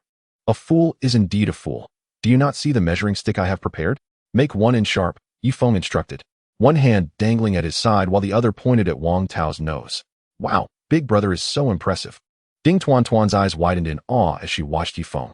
She had thought that he would be unable to defeat Wang Tao, yet he triumphed with 1 hand. The little girl admired strength and wished fervently that Ye Feng were her father. Ye Feng felt a swell of pride, puffing out his chest. Ouch! He sensed a lingering pain in his left chest, yet a strange energy within him was mending his internal injuries. Ah Feng, come with me downstream. I have something to discuss with you. Chen Jihua spoke at that moment, rising and walking towards the lower stream. Ye Feng's face flushed crimson, akin to a schoolboy caught in wrongdoing, as he followed her. Although he had not yet crossed that line with Bai Guifeng, they were perilously close, and given the right opportunity, it would surely happen. After walking a dozen meters downstream, Chen Jihua sat down and gestured for Ye Feng to take a seat on a rock across from him. Ye Feng's mind raced, contemplating various excuses. Ah Feng, you may not know this, but for the past 10 years, your aunt and I have been sleeping apart. Therefore, I have a favor to ask of you. Chen Jihua began, dropping a bombshell. What is it? Ye Feng asked warily, eyeing Chen Jihua. The downside of a husband and wife with a significant age gap is that when I am able, she is not. When I am not, she is like a wolf. Perhaps this is fate. Seeing her struggle through every night, I feel guilty. Do you understand what I mean? Chen Jihua sighed deeply, hesitating to continue. I do not understand, Ye Feng replied, shaking his head. To be frank, last year I even considered finding a younger man, but I could never voice it. You know your aunt's character. She values her reputation greatly. However, now that we are on this deserted island, I cannot allow her to live like a widow any longer. Can you assist me with this? But there is a condition. You cannot tell anyone about this. Only you, I, and your Aunt Bai must know, especially not Chun-Li. The meaning behind Chun Jihua's words slowly surfaced. Ye Feng remained silent, gazing at Chun Jihua with confusion. What exactly is this old fellow saying? Uncle Chun, what on earth are you talking about? Ye Feng retorted. Don't you understand? I need you to find an opportunity to take care of Aunt Bai for me. Look, just mentioning that has caused your trousers to become like this. Chun Jihua pointed at Ye Feng's pants. Uncle, you mustn't jest. Let us consider this as a joke on your part. Ye Feng hurriedly covered his trousers, feeling utterly embarrassed. Do not be shy. I know what you are thinking. The only issue is that your Aunt Bai will undoubtedly refuse, as she is a virtuous woman. I understand her well, Chun Jihua sighed. Ye Feng nearly burst into laughter. Are you certain you know your own wife? Thus, I have devised a plan. When your Aunt Bai falls asleep tonight, I will draw away the others and leave you two in your own world. Chun Jihua stated solemnly, fully aware that his wife had been living a life of solitude. Yet he himself was unable to act. Uncle, please stop. If you continue, I might just get angry. Ye Feng's face turned crimson. It felt odd hearing such words from Chun Jihua. Ah Feng, do not feel embarrassed. I have deeply contemplated this matter. Initially, I intended to ask Wang Tao for assistance. But that useless fellow fled upon encountering a black bear. Only you bravely rushed out to save me, and this is what you deserve. Moreover, your Aunt Bai is in need of it, so why are you being so polite? Chun Jihua shook his head. Uncle Chun, I still find it hard to accept. Ye Feng felt a strong resistance within. If he were to secretly engage with Bai Guifan, perhaps he could reconcile with it. But knowing that Chun Jihua was aware made it all the more awkward. Look, Chun Jihua pointed upstream at Bai Guifan, speaking in a tempting tone. Though your Aunt Bai is nearing 40, her figure and skin are indistinguishable from those of a college student, and her body will certainly not disappoint you. Ye Feng fell silent, lowering his head as if tacitly agreeing. That is more like it. However, there is a complication. Your Aunt Bai will definitely resist. Therefore, tonight, while she is asleep, I will lure the others away, and once it has happened, even if she discovers it was not me, she will be unable to resist. Chun Jihua unexpectedly revealed a secret. Phew. Ye Feng exhaled deeply. This Chun Jihua truly knows how to manipulate the situation, leaving him quite flustered. Uncle Chun, the door has yet to be constructed. Discussing these irrelevant matters now is futile. We should focus on getting the door done first, for only with safety can we contemplate returning home, Ye Feng asserted. Yes, I understand. Let us wait until the door is completed, Chun Jihua replied with a meaningful smile. Men understand men best, and he believed Ye Feng had such thoughts. By the way, Uncle, is your arm fractured or dislocated? Ye Feng suddenly inquired, sensing that Chun Jihua's arm seemed more dislocated than broken. I am unsure. Can you take a look? Chun Jihua asked. Let me give it a try. After some exertion, Ye Feng, suppressing the pain in his left chest, repositioned Chun Jihua's dislocated bone and secured his left arm with 3 branches, which could be removed in 3 days once the bone had properly set. Upon returning, Wang Tao, who had been slacking off, hastened his pace. At that moment, Bai Guifan, with a captivating gaze, secretly observed him from behind her husband. Ye Feng recalled Chun Jihua's words and quickly turned his head, fearing he might lose control. By the way, what was that roaring sound last night? It seemed to echo from over 10 miles away, like a dinosaur. At this juncture, Chun-Li spoke up. The others immediately straightened their demeanor. That roar from last night was terrifying. Was it an elephant? Ding Tianchuan speculated. Only an animal of that size could produce such a formidable roar. No, that is not right. Elephants do not sound like that. It resembled a tiger, but a tiger's roar could not scare away a black bear. It must be another creature. Ye Feng pondered.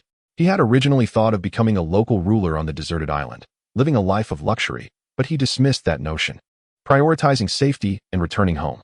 Just then, Su Yun returned, holding 2 trout, yet her entire being trembled. Clearly, catching these 2 fish had taken considerable effort. This hardly seemed worthwhile, as the caloric content of these 2 fish might not even compensate for the energy she expended in catching them. Ah Feng, you are injured. Let me roast the fish for you, Su Yun said, her face pale. No need. You are too exhausted. I will roast them myself, Ye Feng replied tenderly, taking the fish from her. I am not tired. It's just that you don't know what I saw downstream, Su Yun continued, her complexion growing even paler. Was it a spotted hyena? Ye Feng's heart sank, as he had almost forgotten that, aside from the black bear, the spotted hyena was also a formidable adversary. No, I cannot explain. Never mind, just eat the fish for now. Su Yun sat down, terror flickering in her eyes. Earlier, while she was catching fish in the water, A bizarre snake suddenly emerged. The snake was nearly as thick as her thigh, but strangely, it had a red comb atop its head. Before long, the fish was ready. Considering his internal injuries, Ye Feng consumed all of it alone. The others, though hungry, refrained from approaching, understanding that once Ye Feng healed, he would be able to provide ample food. Chapter 25. Wife, you weren't frightened, were you? Soon, it was midday, and Wang Tao was drenched in sweat. Brother Feng, I am so exhausted. May I rest for a bit? Wang Tao inquired. No, we must gather the wood before nightfall. Otherwise, the black bears will surely return. Their memory is quite strong, Ye Feng stated without yielding an inch. The others' expressions changed. Then we shall assist as well. Otherwise, we won't dare to sleep tonight. Su Yun said, hastily moving to help. Ye Feng did not stop her. Thus, the four women joined in the labor. Time passed again, and Ye Feng felt that the pain in his left chest had diminished. Oddly enough, after such a severe injury, he should require at least 3 days to recuperate. Yet just 1 day in, he was nearly healed. Subsequently, he slung his bow and arrow over his shoulder and walked downstream for several meters. Thwack, thwack, thwack. 3 arrows flew true, with one even striking 2 fish at once. He returned with 4 plump trout. Due to the large size of the fish he caught, there was more than enough for several people. After roasting the fish, Chen Jihua and the 4 women gathered around, greedily devouring the fish, their faces alight with joy. It was far preferable to following Wang Tao, that worthless fellow who, despite his incompetence, was also selfish. Wang Tao could only swallow his saliva from the sidelines. Considering that this useless individual still needed to do heavy labor, Ye Feng tossed half a fish onto the ground. Here, this is for you. Thank you, Brother Feng. Brother Feng, you are the best. Wang Tao, unable to care about the dirt, picked up the fish and began to feast. He had been somewhat plump before, but after several days on the deserted island, he had lost considerable weight. After finishing the fish, Ye Feng began constructing the wooden door. He utilized the mortise and tenon joint principle to interlock several pieces of wood seamlessly. However, this alone was not secure enough. Wang Tao, there are some tree of heaven in the forest. Go scrape some tree oil for me to use as glue. And also bring back a few thorny branches if you encounter any. Ye Feng commanded. Understood.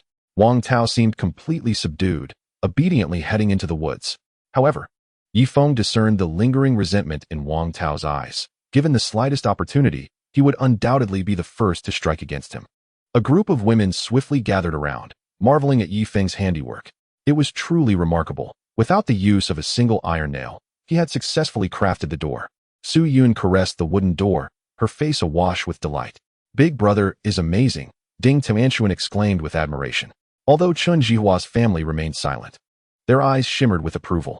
Come, let us lift the door and secure it at the cave entrance. As they spoke, the group worked together to raise the hefty wooden door, weighing several hundred pounds, and drove the wooden stakes into the earth. Ye Feng, still not entirely at ease, utilized additional timber to wedge it into the crevices of the rocks. This arrangement ensured that no matter how the black bear pushed or pulled, it would be unable to breach the door in the short term. From now on, we shall enter and exit through this narrow opening, squeezing ourselves in, and then using a stick to block the gap. This method will protect us not only from the black bear, but also from the spotted hyenas. Ye Feng began instructing the others on how to maneuver through the door. Wonderful. Tonight, we can finally enjoy a good night's sleep, Ye Feng remarked, casting a subtle glance at Ye Feng. As dusk gradually descended, Wang Tao returned, dragging thorns and Chinese tune oil. The stickiness of the tune oil rendered it useful as a makeshift glue, and the pungent aroma of the Chinese tune also served to repel mosquitoes. Place the thorns downstream. If any animals wander over, they will step on them and emit cries of distress, alerting us, Ye Feng commanded. Yes, yes, Feng Ji, Wang Tao replied, hauling the thorns away, while Ye Feng began applying the tune oil to the locking mechanism of the door, ensuring a tighter fit and safeguarding the wood from insect damage. Oh no, it's bad. The dogs are back. Wang Tao cried out from downstream, rushing back in a panic, blood trickling down his calves. Soon after, the sounds of howling dogs followed him. The spotted hyenas from the beach had returned, and this time, there were over a dozen of them. The hyena queen had summoned all her subordinates. Quickly, into the cave. With that, the group hurriedly squeezed through the wooden door, and Ye Feng secured the 30-centimeter gap with a wooden stick. Hey, I'm not in yet. Wang Tao shouted from outside. Wang Tao, run to the side and see if you can lure them away, Ye Feng replied coldly. Now that the door was complete, Wang Tao's unpredictable nature rendered him expendable. Please, I don't want to die. I can't outrun these dogs. Wang Tao pleaded, leaping anxiously. You can climb a tree. Hurry, or they'll catch up. Ye Feng pointed behind him. Wang Tao turned to see the spotted hyenas closing in. Ye Feng, you bastard. If I die, I will haunt you even as a ghost. After cursing, he chose to flee into the woods. However, only 3 of the hyenas pursued him, while the remainder surrounded the wooden door, emitting ominous growls. At that moment, a soft touch brushed against Ye Feng. Su Yun clutched his arm. What should we do, Ah Feng? If they remain here, we will be trapped. Hearing this, fear crept into the faces of the others. The saying goes, a prolonged defense will eventually falter. They would inevitably need to venture out for food. Peering through the gap, Ye Feng counted the spotted hyenas, 12 in total, with 3 chasing Wang Tao, leaving him to confront 9, one of which was the largest, the hyena queen. Do not worry. I will handle everything. With that, Ye Feng drew his bow and aimed at the nearest hyena. Thwack! The bamboo arrow struck its rear. The startled hyena leaped in surprise, while the others recoiled a few steps, but one tried to twist around to remove the arrow, to no avail. Ye Feng, eyes filled with determination, drew another arrow. Thwack! A second hyena was hit in the side, but unfortunately, the arrow's lethality was limited, embedding only a few centimeters into its flesh. At that moment, the hyenas realized the threat Ye Feng posed and retreated downstream, yet they did not venture far. Excellent shot, Ah Feng. Your archery is impeccable, Su Yun exclaimed joyfully. Ye Feng's expression remained solemn as he readied a third arrow, pulling the bowstring back to its fullest extent. Thwack!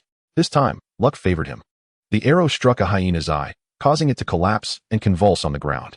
Finally, the hyena queen and her companions fled, disappearing downstream. At the same time, the bowstring snapped with a loud crack. Let's go.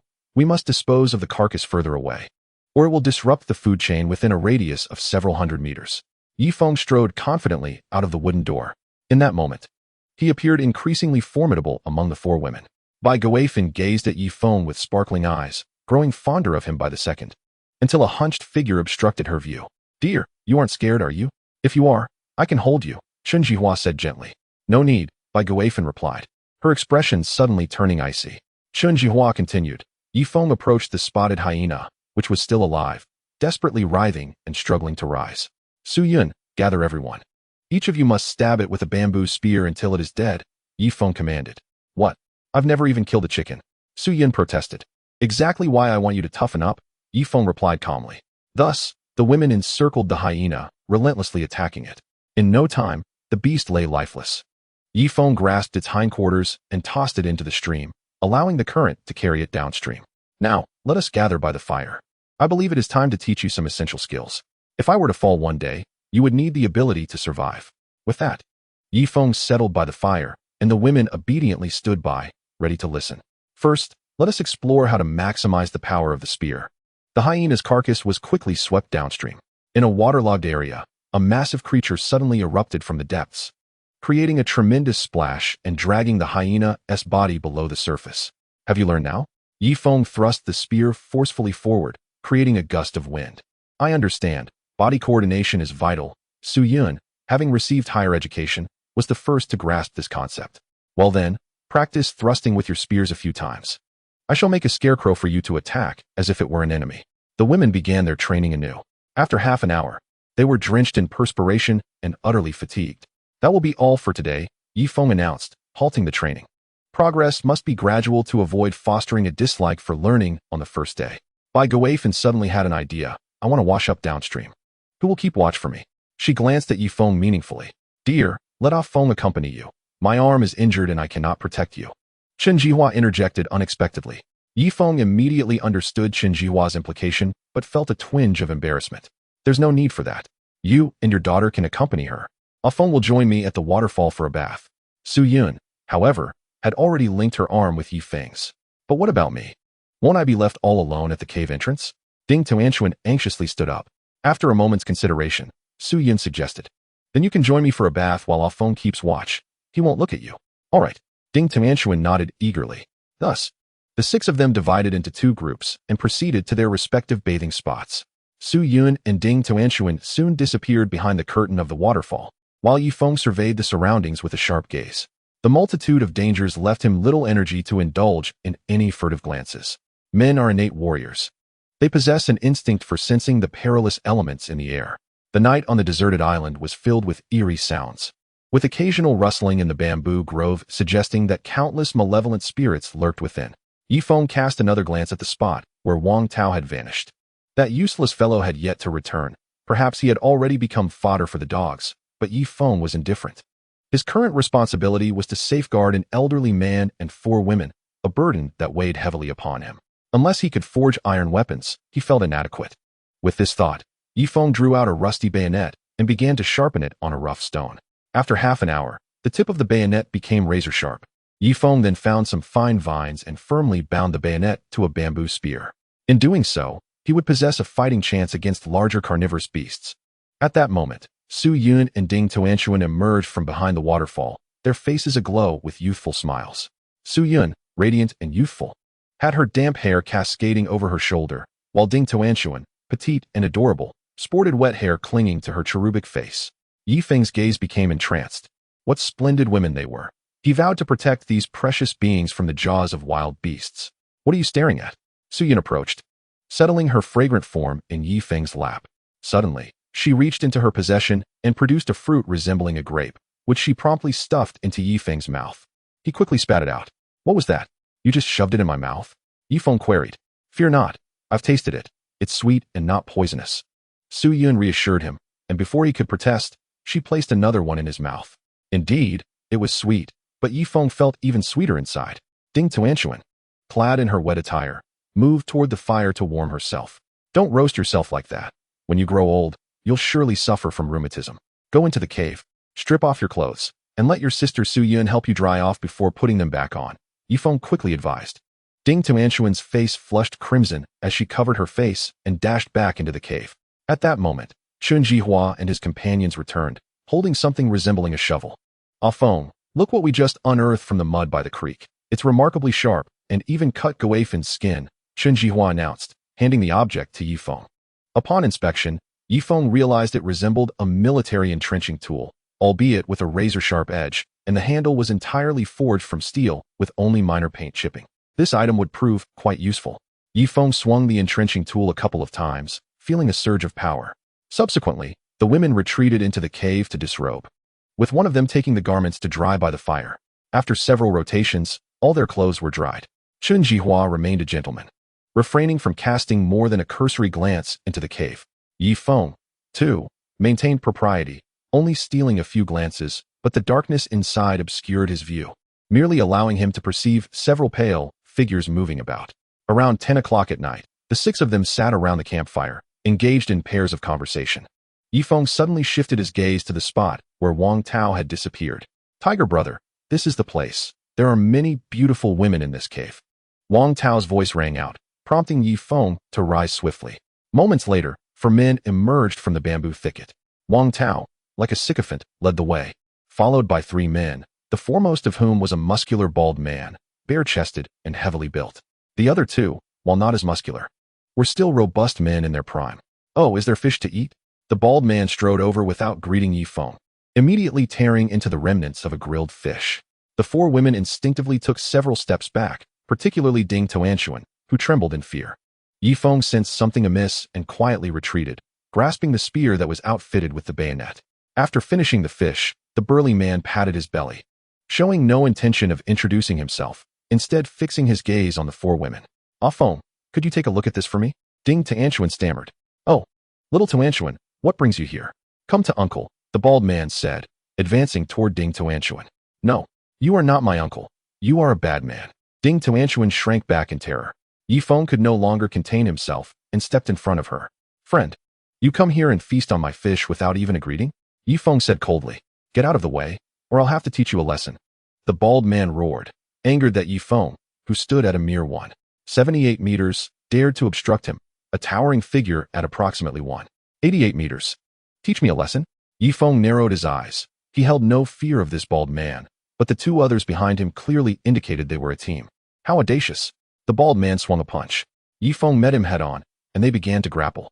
Despite feeling a twinge of pain in his left chest and taking a blow to the face, Ye Feng managed to subdue the bald man, landing 5 or 6 punches to his cheek until he could no longer retaliate.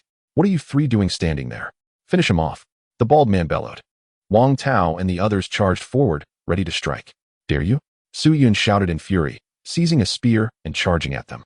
Ye Feng also rose, drawing his bow and taking aim, panting heavily. The bald man scrambled to his feet and retreated to his side. In that moment, they formed two opposing factions. The women, too, armed themselves with spears, joining in the standoff. Anyone who approaches will be pierced. I am not one to be trifled with, Su Yun declared, her previous gentleness replaced by fierceness. Bai Guifan pointed her bamboo spear at Ye Feng's bow. Do you see the bow in my son-in-law's hands? If you dare make a move, he will shoot. Indeed, the bald man's group retreated a few steps. They were not frightened by spears. But an arrow could prove fatal if it struck an eye. Let's head downstream, the bald man decided resolutely. Ah, tiger brother. Aren't we going to deal with that, Ye Feng? Wang Tao asked nervously. What's the rush? We'll address it downstream, the bald man replied, leading the other two men away. Leaving Wang Tao behind, he shivered and hurried to follow. Ye Feng's expression darkened. Not only did he have to contend with wild animals, but now he faced four more adversaries. In truth, had those four men rushed him earlier, it would have resulted in a significant disadvantage for Ye Feng, as he was the only one with combat capability on his side. Rumblings filled the air. At that moment, a dull rumble echoed through the sky. As dark clouds obscured the moon, a fierce wind gusted from downstream, causing the skirts of several women to billow straight. Quick, seek refuge in the cave from the rain, Ye Feng shouted, his voice nearly drowned by the howling wind. No sooner had he spoken than a massive lightning bolt sliced through the clouds, stretching deep into the desolate island, nearly spanning the entirety of the tropical rainforest. Torrential rain cascaded from the heavens. Ye Feng, accompanied by the women, rushed into the cave, peering through the cracks at the sky. The downpour was unprecedented. Ye Feng had never witnessed such a deluge even in the countryside. It felt as though water was being hurled from a basin. Meanwhile, some insects began to burrow into the crevices of the rocks, likely seeking shelter from the rain. Utilizing the dim light, Ye Feng speared a small snake with his spear and violently flung it out of the cave, for even the snake sought refuge from the downpour. The women huddled together, emitting shrill screams as the walls of the cave became infested with bugs, scorpions, and small snakes. A multitude of mosquitoes also invaded the cave. The torrential rain, swift in its onset and cessation, subsided after an hour, leaving the air significantly clearer. Ye Feng and the others hastily emerged from the cave, which had transformed into a haven for insects. Look, I've been bitten all over. Su Yun approached Ye Feng, extending her fair arm. Sigh, when dawn breaks, I shall gather some herbs for you, Ye Feng said, taking her hand gently, feeling a pang of sympathy. The water flow above the waterfall had increased more than twofold, with the creek's water level rising perilously close to the bamboo groves on either side. The corpses of several animals had been swept down from the mountaintop, rendering the creek's waters murky. Fortunately, the fissures in the rocks were over 10 meters from the waterfall, otherwise, they too would have been inundated. Ye Feng rekindled the campfire and moved it into the cave, covering it with some green leaves. Instantly, thick smoke billowed forth, forcing the mosquitoes to flee and restoring cleanliness to the cave. Ye Feng, enduring the smoke, moved the fire back outside, allowing the women to rest.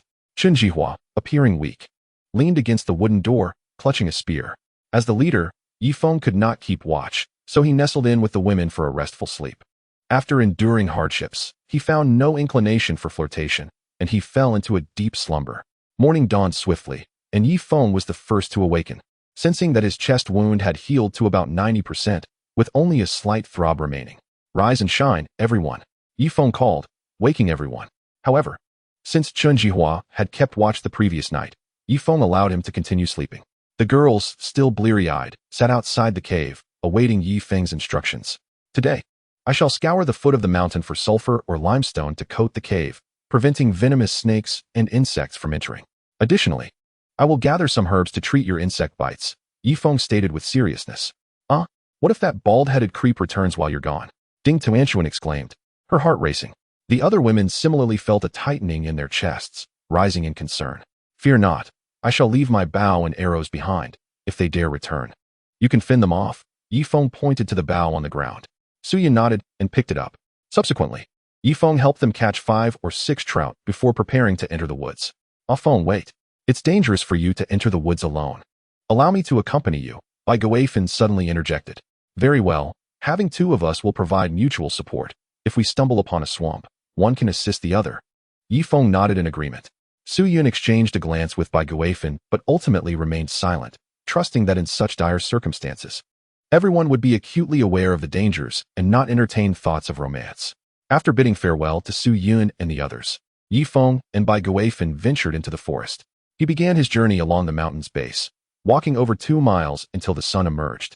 Bai Guifan trailed behind, her eyes constantly assessing Ye Feng's silhouette. Such strength, such a sense of safety. The ember of desire within her heart reignited fiercely. "Ah Feng, I feel an itch here. I must have been bitten by mosquitoes last night, and the swelling hasn't subsided. Could you take a look?" Bai Guifan suddenly remarked. Ye Feng turned around calmly, only to find Bai Guifan lifting her skirt. "Aunt Bai, do you think this is an appropriate time? Wang Tao and his companions are still lurking downstream. We should hasten our pace," Ye Feng replied, though his demeanor betrayed a change. Since consuming that white fruit, he felt a constant release of energy. "What are you afraid of? It won't take much time," Bai Guifan countered, her expression sultry. Ye Feng felt a shiver run down his spine. "Perhaps we should refrain. We can discuss it later when our camp is fully established. After that, I shall agree to anything you desire." Ye Feng candidly confessed his true feelings. Bai Guifan then smiled brightly, walking alongside Ye Feng. Yet, the fire within her heart remained unextinguished, as she playfully teased Ye Feng with her words. "Ah Feng, you are still too young," Bai Guifan remarked seductively. Ye Feng's gaze suddenly sharpened. Deep within the forest, a small tree appeared, bearing 3 white fruits. "Silence." Ye Feng motioned for quiet, stealthily approaching the tree. As the white fruit began to retract, he swung his entrenching tool with force. 2 fruits fell to the ground, while the remaining fruit quickly retreated. "Haha." Ye Feng picked up a white fruit and placed it in his mouth. A surge of intense heat coursed through his body. In an instant, he felt a fiery warmth envelop him, his trousers becoming uncomfortably tight. "My heavens!" Bai Guifan gasped, unable to contain herself. She moved closer. This time, Ye Feng did not resist. The timing felt right. "Help! Help!" Suddenly, a young woman stumbled towards them, witnessing the scene. Ye Feng was taken aback, and Bai Guifan awkwardly stepped back. "Hey, little beauty, why not let us have some fun?" For figures emerged behind her, clearly the Wang Tao quartet. The 4 men wore particularly unkempt trousers, their expressions lewd. The young woman glanced between the 4 men and Ye Feng, ultimately deciding to hide behind him. Her clothing was ragged, and as she moved, her figure was partially revealed. "You again, you scoundrel?" Wang Tao recognized Ye Feng immediately. The bald, muscular man squinted, pulling a dagger from his waist. "This time, there are only 2 of us. Let us take care of him. And that woman beside him? I want her too." With that, the bald man advanced toward Ye Feng. "What should we do?"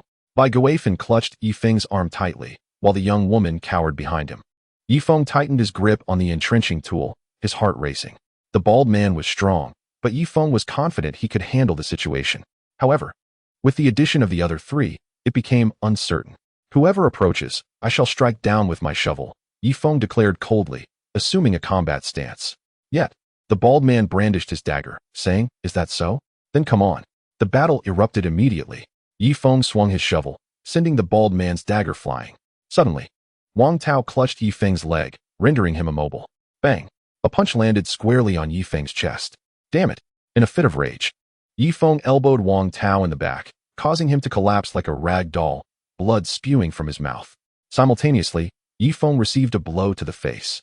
The skirmish was fiercely intense, with Wang Tao and his companions quickly becoming breathless. Yet, Ye Feng grew increasingly vigorous.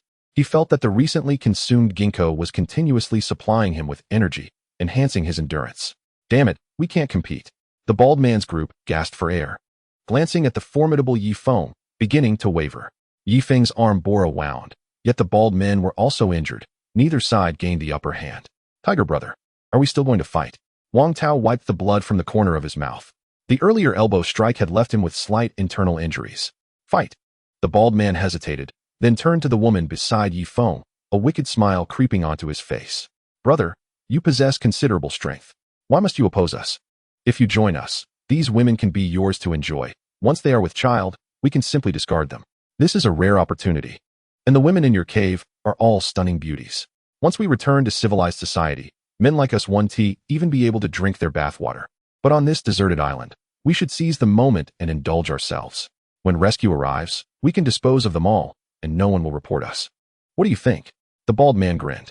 "You? Shut your mouth." Bai Guifan felt a jolt of fear. If Ye Feng agreed to the bald man, it would mean death for her family. After all, the choice lay in Ye Feng's hands. The beautiful young woman also wore a look of terror, quietly distancing herself from Ye Feng. "What utter nonsense. Your actions are more depraved than beasts. Get lost, or I assure you, I will deal with you first. Ye Feng brandished his shovel. The bald man's expression shifted. You're bold. I hope one day you do not fall into my hands. With that, the bald man and his companions retreated, realizing that further conflict would only lead to mutual destruction. Chapter 29. The nursing young woman. The beautiful young woman sighed in relief and drew closer to Ye Feng, though the terror in her eyes remained. Thank you, little brother. Big brother. Thank you, she expressed gratefully. You're welcome. My name is Ye Feng, and this is by Ye Feng. What is your name? Ye Feng met her gaze, striving to avoid glancing at her chest and thighs, lest he frighten her away. Having another person would mean more strength. My name is Tian Shuetao, but my child is missing. Woo, he is still so small. As she spoke, Tian Shuetao could no longer contain her emotions and began to weep. Ye Feng then noticed her ample figure, indicating that she was still nursing. Following the shipwreck, it was likely her infant had not survived. Ye Feng stepped forward to comfort her, having experienced motherhood herself and possessing empathy. After a while, Tian Shuetao managed to compose herself, looking at Ye Feng with pitiful eyes. Now, let us search for limestone or sulfur, which can help prevent mosquito bites. Ye Feng wielded his shovel and moved ahead. Wait, you mentioned limestone? I recall seeing a pile of white stones with a pungent odor while I was escaping, Tian Shuetao suddenly said. Let us go, Ye Feng exclaimed with delight, urging her to lead the way. However, he noticed that every so often, Tian Shuetao would press her hand against her chest, appearing particularly uncomfortable. At last, they arrived at the location. Ye Feng gazed at the heap of white stones, overwhelmed with joy. This is limestone. He removed his shirt and wrapped 3 stones to carry on his shoulder. Surrounding the limestone was a barren area, devoid of any vegetation, as the pungent scent repelled both plants and animals. Homeward bound. This time, our outing was not in vain. It's a triple win. Ye Feng laughed as he forged the path back to the cave entrance. From a distance, Su Yun and the others rushed towards him, encircling him. You finally returned. Su Yun exclaimed, her face etched with concern. Look, this is limestone. Place it in the helmets and fill them with water. Hang the helmets over the fire to boil the limestone into hot lime water, then douse the entire cave with it. This way, the insects will no longer dare enter. Ye Feng explained with a smile. Su Yun nodded and hurried off with Chun Li to get to work. They were so worried about Ye Feng that they failed to notice the presence of the ripe and beautiful Tian Shuetao. Who is this sister? Ding Tuanchuan inquired, glancing at Tian Shuetao. Little sister, my name is Tian Shuetao. Nice to meet you, she said as she embraced Ding Tuanchuan.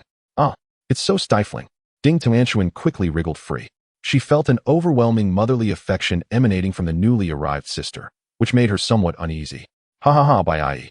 Why don't you introduce them to each other? I'll head downstream to catch more fish. With newcomers joining, we must welcome her properly. Ye Feng was quite pleased. Now with 5 women, the team had grown stronger, allowing him to take turns during the night watch, making his leadership less burdensome. Upon reaching the downstream area, Ye Feng showcased his skills, effortlessly catching over a dozen plump trout.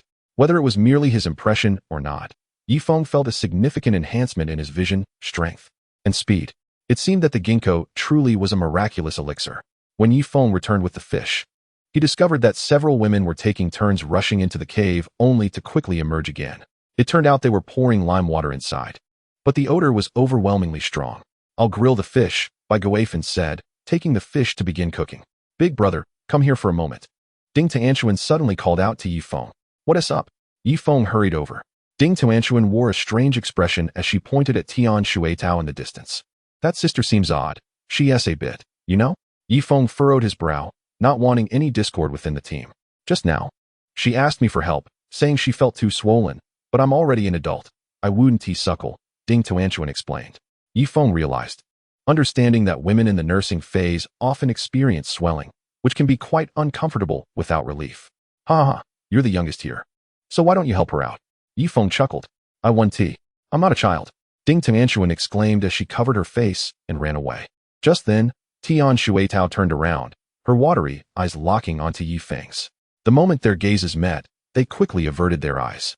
It was as if they shared a moment of understanding. Ye Feng swallowed hard, while Tian Shuetao gazed at him subtly from a distance. Come eat the fish. Ye Feng called, having finished grilling.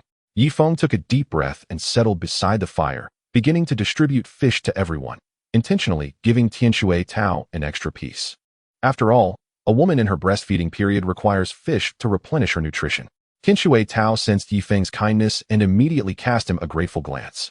After finishing the fish, Ye Feng commenced assigning tasks. Henceforth, we transition from a civilized society into a primitive era, and women must learn skills, such as how to make dried fish and store food. Otherwise, if we are cornered by a black bear in a cave again, we might starve to death. Furthermore, everyone must learn to use a bow and arrow and wield a spear. I will train you gradually, Ye Feng stated earnestly. I agree. I want to be the queen of the jungle. Ding Tianquan raised her hands in approval. Just make sure you don't get eaten first, Ye Feng sighed, gently patting her chubby little head. The women exchanged glances and burst into laughter. Qin Tao, overwhelmed with maternal affection, pulled Ding Kuer into her embrace, squeezing her face. Su Yun stood up, drew her bow, and aimed at a distant sapling. With a whoosh, the bamboo arrow went awry. Simultaneously, Su Yun let out a cry. Clutching her chest, the bowstring snapped against me, Su Yun said, tears welling in her eyes. Darling, let me take a look. Ye Feng hurried over to embrace Su Yun. However, in the next moment, Ding Tianquan bent her bow and released an arrow with a thud. The bamboo arrow embedded itself in the tree, leaving her unharmed. Haha, I'm not hurt. I'm stronger than Sister Su Yun, Ding Tianquan declared proudly. Yet, the other women cast peculiar glances at her youthful figure. Realizing what they were implying, Ding Tianquan's expression shifted to one of self-doubt as she lowered her head. Taking advantage of the others practicing archery, Qin Tao quietly slipped behind the waterfall. She was in considerable discomfort from being overly full from breastfeeding, feeling as though she might burst. After some time, she felt that using her hands was insufficient, so she attempted to lean down and suckle herself, but she couldn't reach, leaving her in tears. Feeling on the verge of bursting, through the water curtain, she glanced at Ye Feng's silhouette. No, he already has a girlfriend. He surely wouldn't agree to help. What should I do? The discomfort is unbearable. Qin Tao stomped her foot in frustration, causing ripples in the water. Bai Guifan, being experienced, noticed Qin Tao's disappearance, glanced at Ye Feng, and understood the situation. When she was pregnant with Chen Li, she too had suffered similar discomfort and had to rely on Chen Zhua's assistance until he grew weary of it. From noon until evening, the women practiced their spears and archery. Ding Kuer's archery skills improved rapidly, nearly matching Ye Feng's. Bai Guifan also performed well with the spear, throwing it 10 meters with considerable force. The other women showed average progress, yet they each made some advancement. Chief Instructor Ye Feng casually guided them with a bamboo stick, accelerating their improvements. I believe that in a few days, even in my absence, these women will be able to send Wang Tao and his companions fleeing in defeat. Downstream, the bald-headed quartet sat together. Wang Tao was the most unfortunate, reduced to being a servant to the others. Wang Tao, you're utterly useless. You can't catch fish or start a fire, and now I have a cold because of you. Go catch fish, and don't return without any. The bald leader scolded furiously. Over the past few days, they had managed to catch 6 or 7 fish by sheer luck. But Wang Tao was left with nothing but fish heads. Meanwhile, the meat was all offered to the bald trio. Wang Tao regretted his choices, following Ye Feng, though tiring, at least ensured he was well fed. Now, following the bald trio, he was not only exhausted but also starving. Thankfully, he had stored some fat from his time in civilized society. Otherwise, he would have collapsed by now. Yes, Tiger Brother, I'll go upstream to help you catch fish, Wang Tao said, clutching a stick as he quietly made his way upstream. Shortly after, he heard the light laughter of women from below the waterfall. There was Ye Feng sitting on a rock, training several women.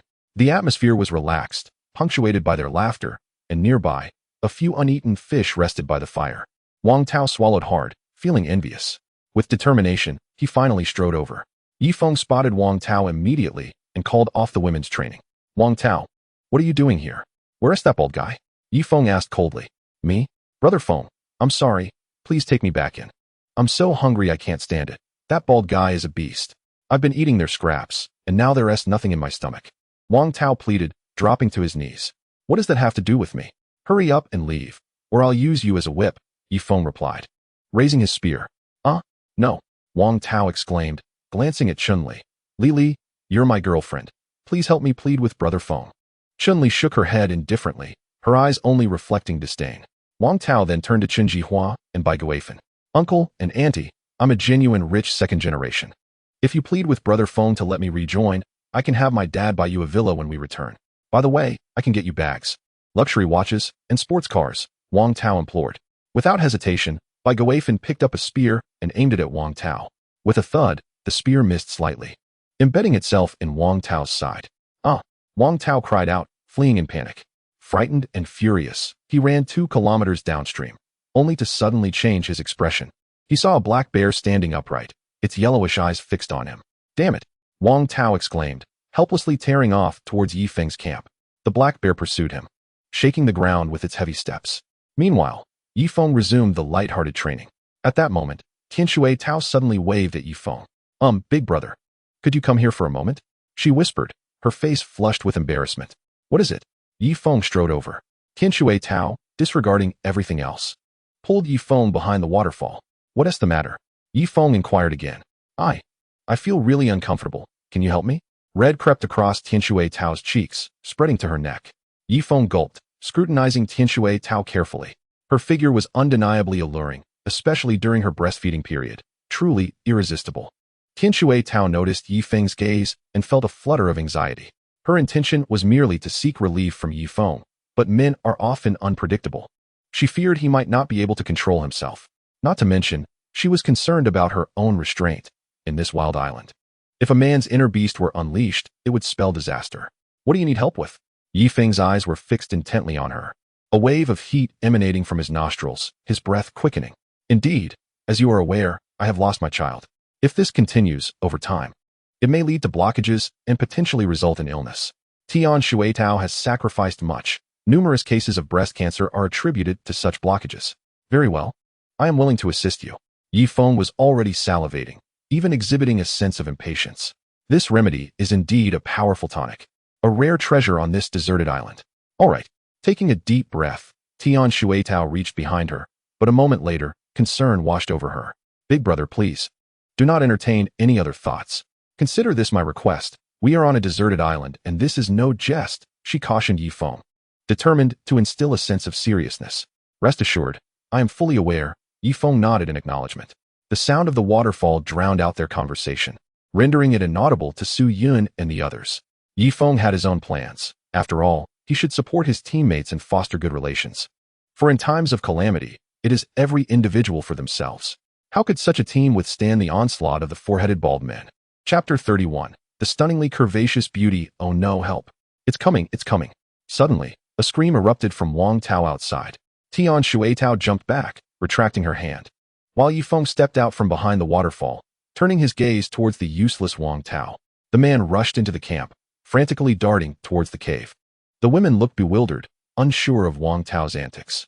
However, the next moment, the underbrush parted, revealing a robust black bear. Its ample flesh jiggled as it thundered into the camp. Faced with such a formidable predator, the women scattered in all directions. Some fled into the woods. Others rushed towards Ye Feng, yet none ventured into the cave, for it reeked of scalding lime water. The black bear, however, showed no discrimination and charged straight for the cave. Wang Tao had barely made it a few meters inside when the unbearable stench hit him, nearly suffocating him. He quickly turned around, only to see the enormous black bear clawing at the wooden door. Heavens, are you trying to kill me? Wang Tao covered his nose, resigned to remain in the cave. Ye Feng observed the scene with a cold gaze from beneath the waterfall. The strength of the black bear was immense. A slight push could cause the sturdy door to creak ominously, threatening to splinter. Simultaneously, as it pulled back, several wooden stakes previously wedged in the crevice were dislodged. Oh dear bear brother, please don't eat me. I'm filthy. Go somewhere else. Wang Tao begged, kneeling in the cave, repeatedly bowing his head. Tianshui Tao clutched Ye Feng's arm tightly, carving out a semblance of shape. This door seems inadequate to withstand the bear, she remarked anxiously, using Ye Feng's arm to extricate herself, leaving a sticky residue on his skin. Ye Feng felt a headache coming on. This black bear seemed to regard them as easy prey, and if left unchecked, it would surely launch surprise attacks, which was unsustainable in the long run. After shaking the door a few more times, the bear appeared to be overwhelmed by the stench from within, finally let out a roar, and ambled downstream. With a sigh of relief, Ye Feng led Tianshui Tao out from behind the waterfall. In the bamboo grove, Su Yun and the others emerged, still shaken. Cough, cough. Wang Tao, the useless one, stumbled out of the cave, clutching his chest and coughing violently. Wonderful. It seems that bear does not eat humans, Ding Tianshuan remarked. However, Ye Feng shook his head. That bear's belly is full. It likely refrained from pursuing because it is satiated. Yet, should it become hungry again, even if we hide in the cave, it would break in. Therefore, We must devise a way to eliminate that bear. Once it is gone, no creatures in this vicinity will pose a threat to us. As he spoke, Ye Feng settled by the fire. The women joined him one by one. Wang Tao, ever the coward, cautiously took a seat at the back, fearful of Ye Feng's gaze. Wang Tao, do you wish to follow me? Ye Feng called out. Brother Feng, I will do anything you ask, just allow me to follow. Wang Tao quickly pledged his loyalty. Good, now I will teach you how to dig traps. Take the entrenching shovel and dig a large pit right here. Start immediately, Ye Feng commanded. Understood, Wang Tao exclaimed joyfully, grabbing the shovel and getting to work. Ye Feng was not idle either. He ventured into the bamboo grove to procure a dozen bamboo stalks, sharpening their tips to place at the bottom of the trap. Wang Tao worked diligently, laboring for 2 hours without complaint. Ye Feng contemplated a moment and tossed him a roasted fish. After consuming the fish, Wang Tao resumed his toil. Time flowed steadily, and the pit deepened, while Ye Feng fashioned several sharp bamboo stakes.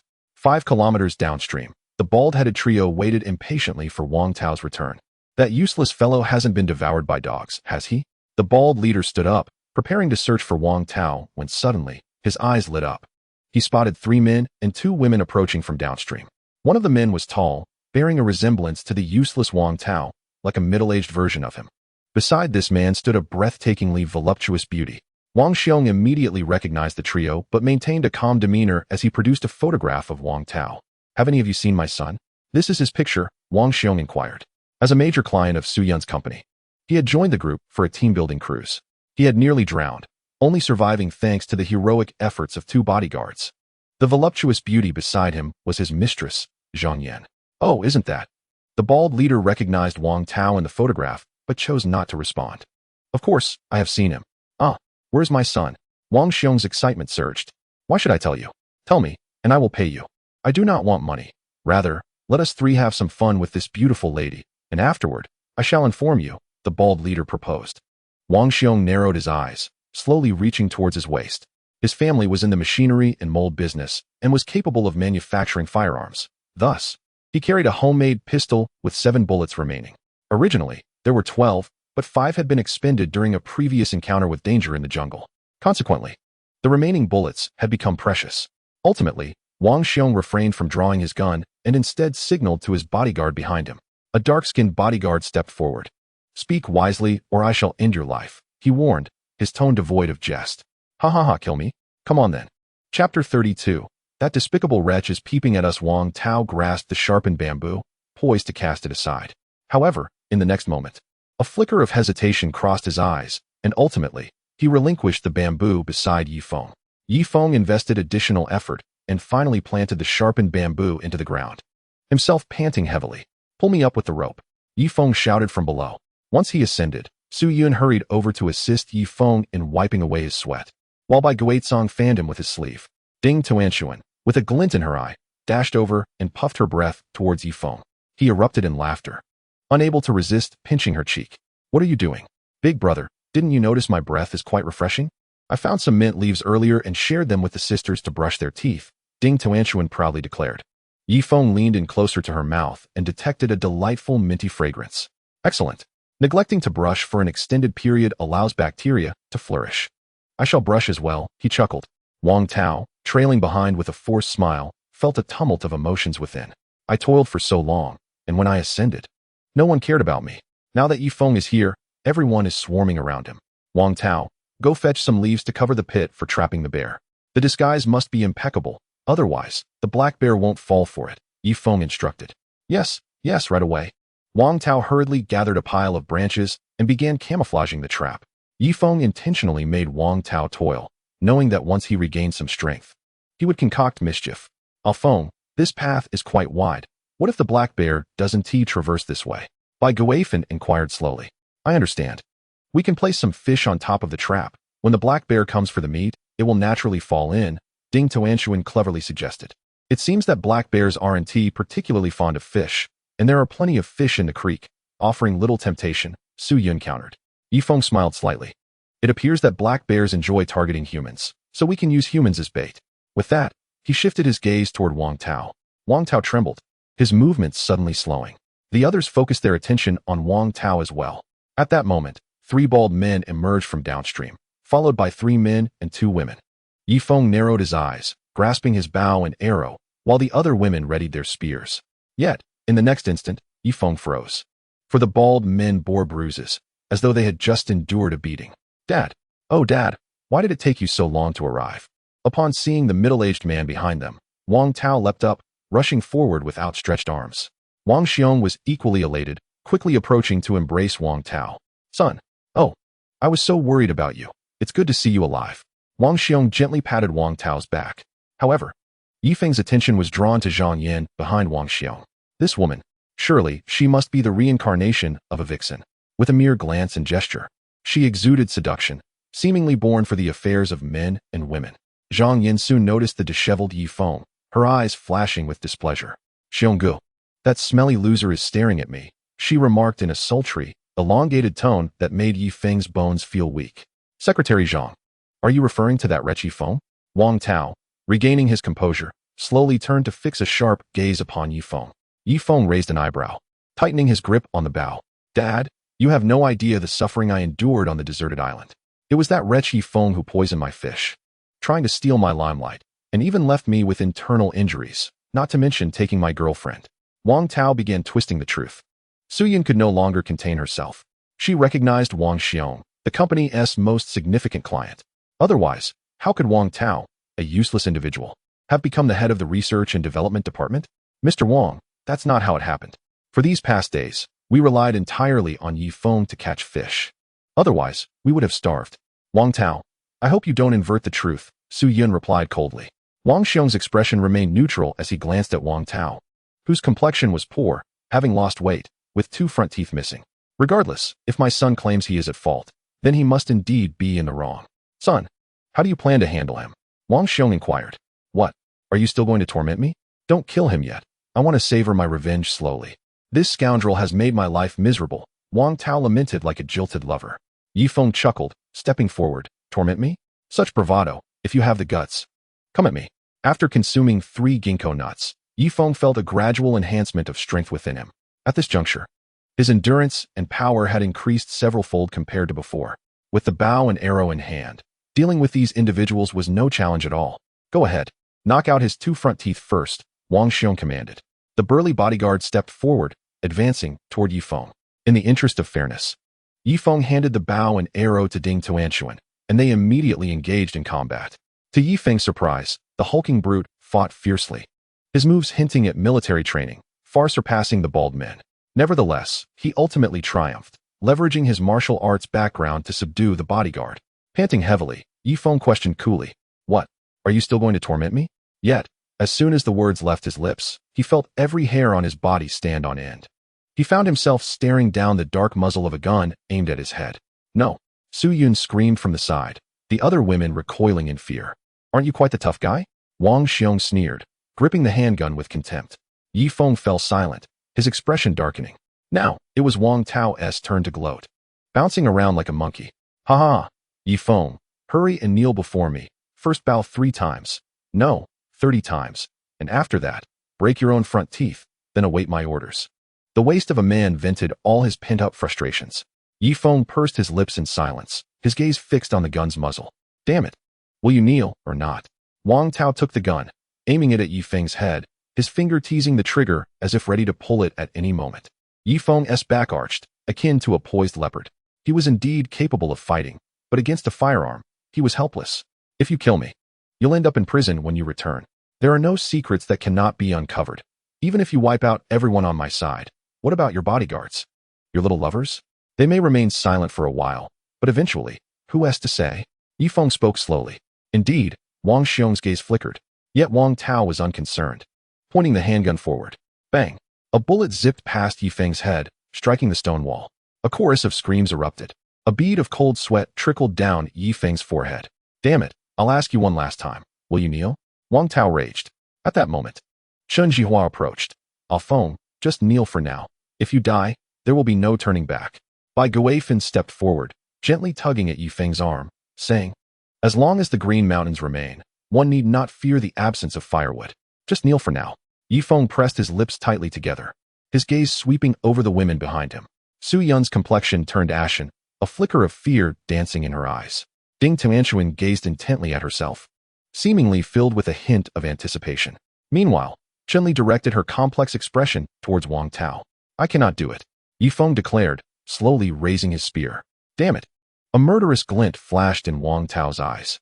Ye Feng instinctively pulled back. Even if he were to perish, he would throw the spear representing his dignity. He could not be slaughtered like a pig. A thunderous roar erupted as a massive shadow surged from the woods, seizing the last woman in its jaws. Ah! Help! Help! Xionggu, save me! The woman was lifted into the air by the enormous black bear, blood splattering everywhere, and it was clear she would not survive. My God! The three bald men were so terrified that they scrambled downstream. The gruesome scene was too horrifying. They were all talk, but had never actually killed anyone. At that moment, the black bodyguard suddenly snatched Wang Tao's handgun, directly aiming it at the bear. Bang! Bang! Bang! The magazine was emptied. However, only one bullet struck the bear's eye, while the rest missed entirely. Roar!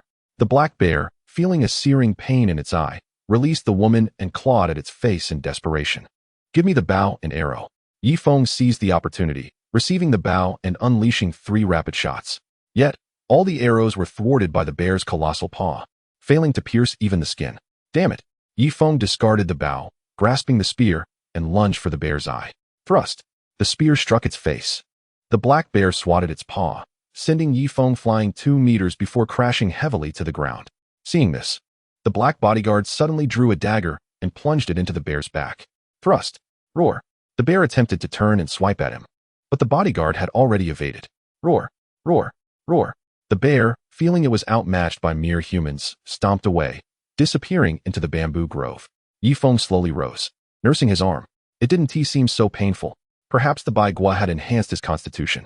Qingjie, Wang Xiong's lover, Zhang Yin, stood beside the woman, her slender fingers tightly covering her mouth. Xionggu, Qingjie is dead, Zhang Yin exclaimed, leaning her head on Wang Xiong's shoulder. So what if a subordinate has died? Why are you crying? Wang Tao's icy voice broke the tension. At his words, anger flickered across the faces of the 2 bodyguards, though it quickly vanished. Wang Xiong frowned, casting a glare at Wang Tao.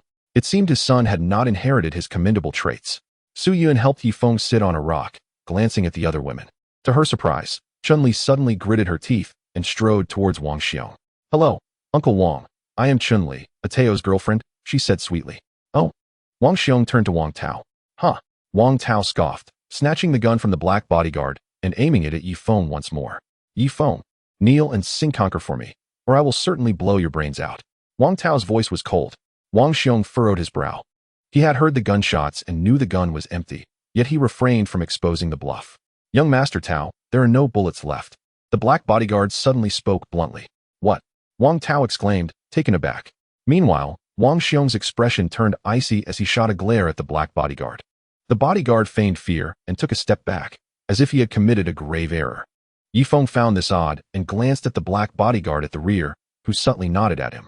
This bodyguard, Long Wu, was a retired Special Forces soldier.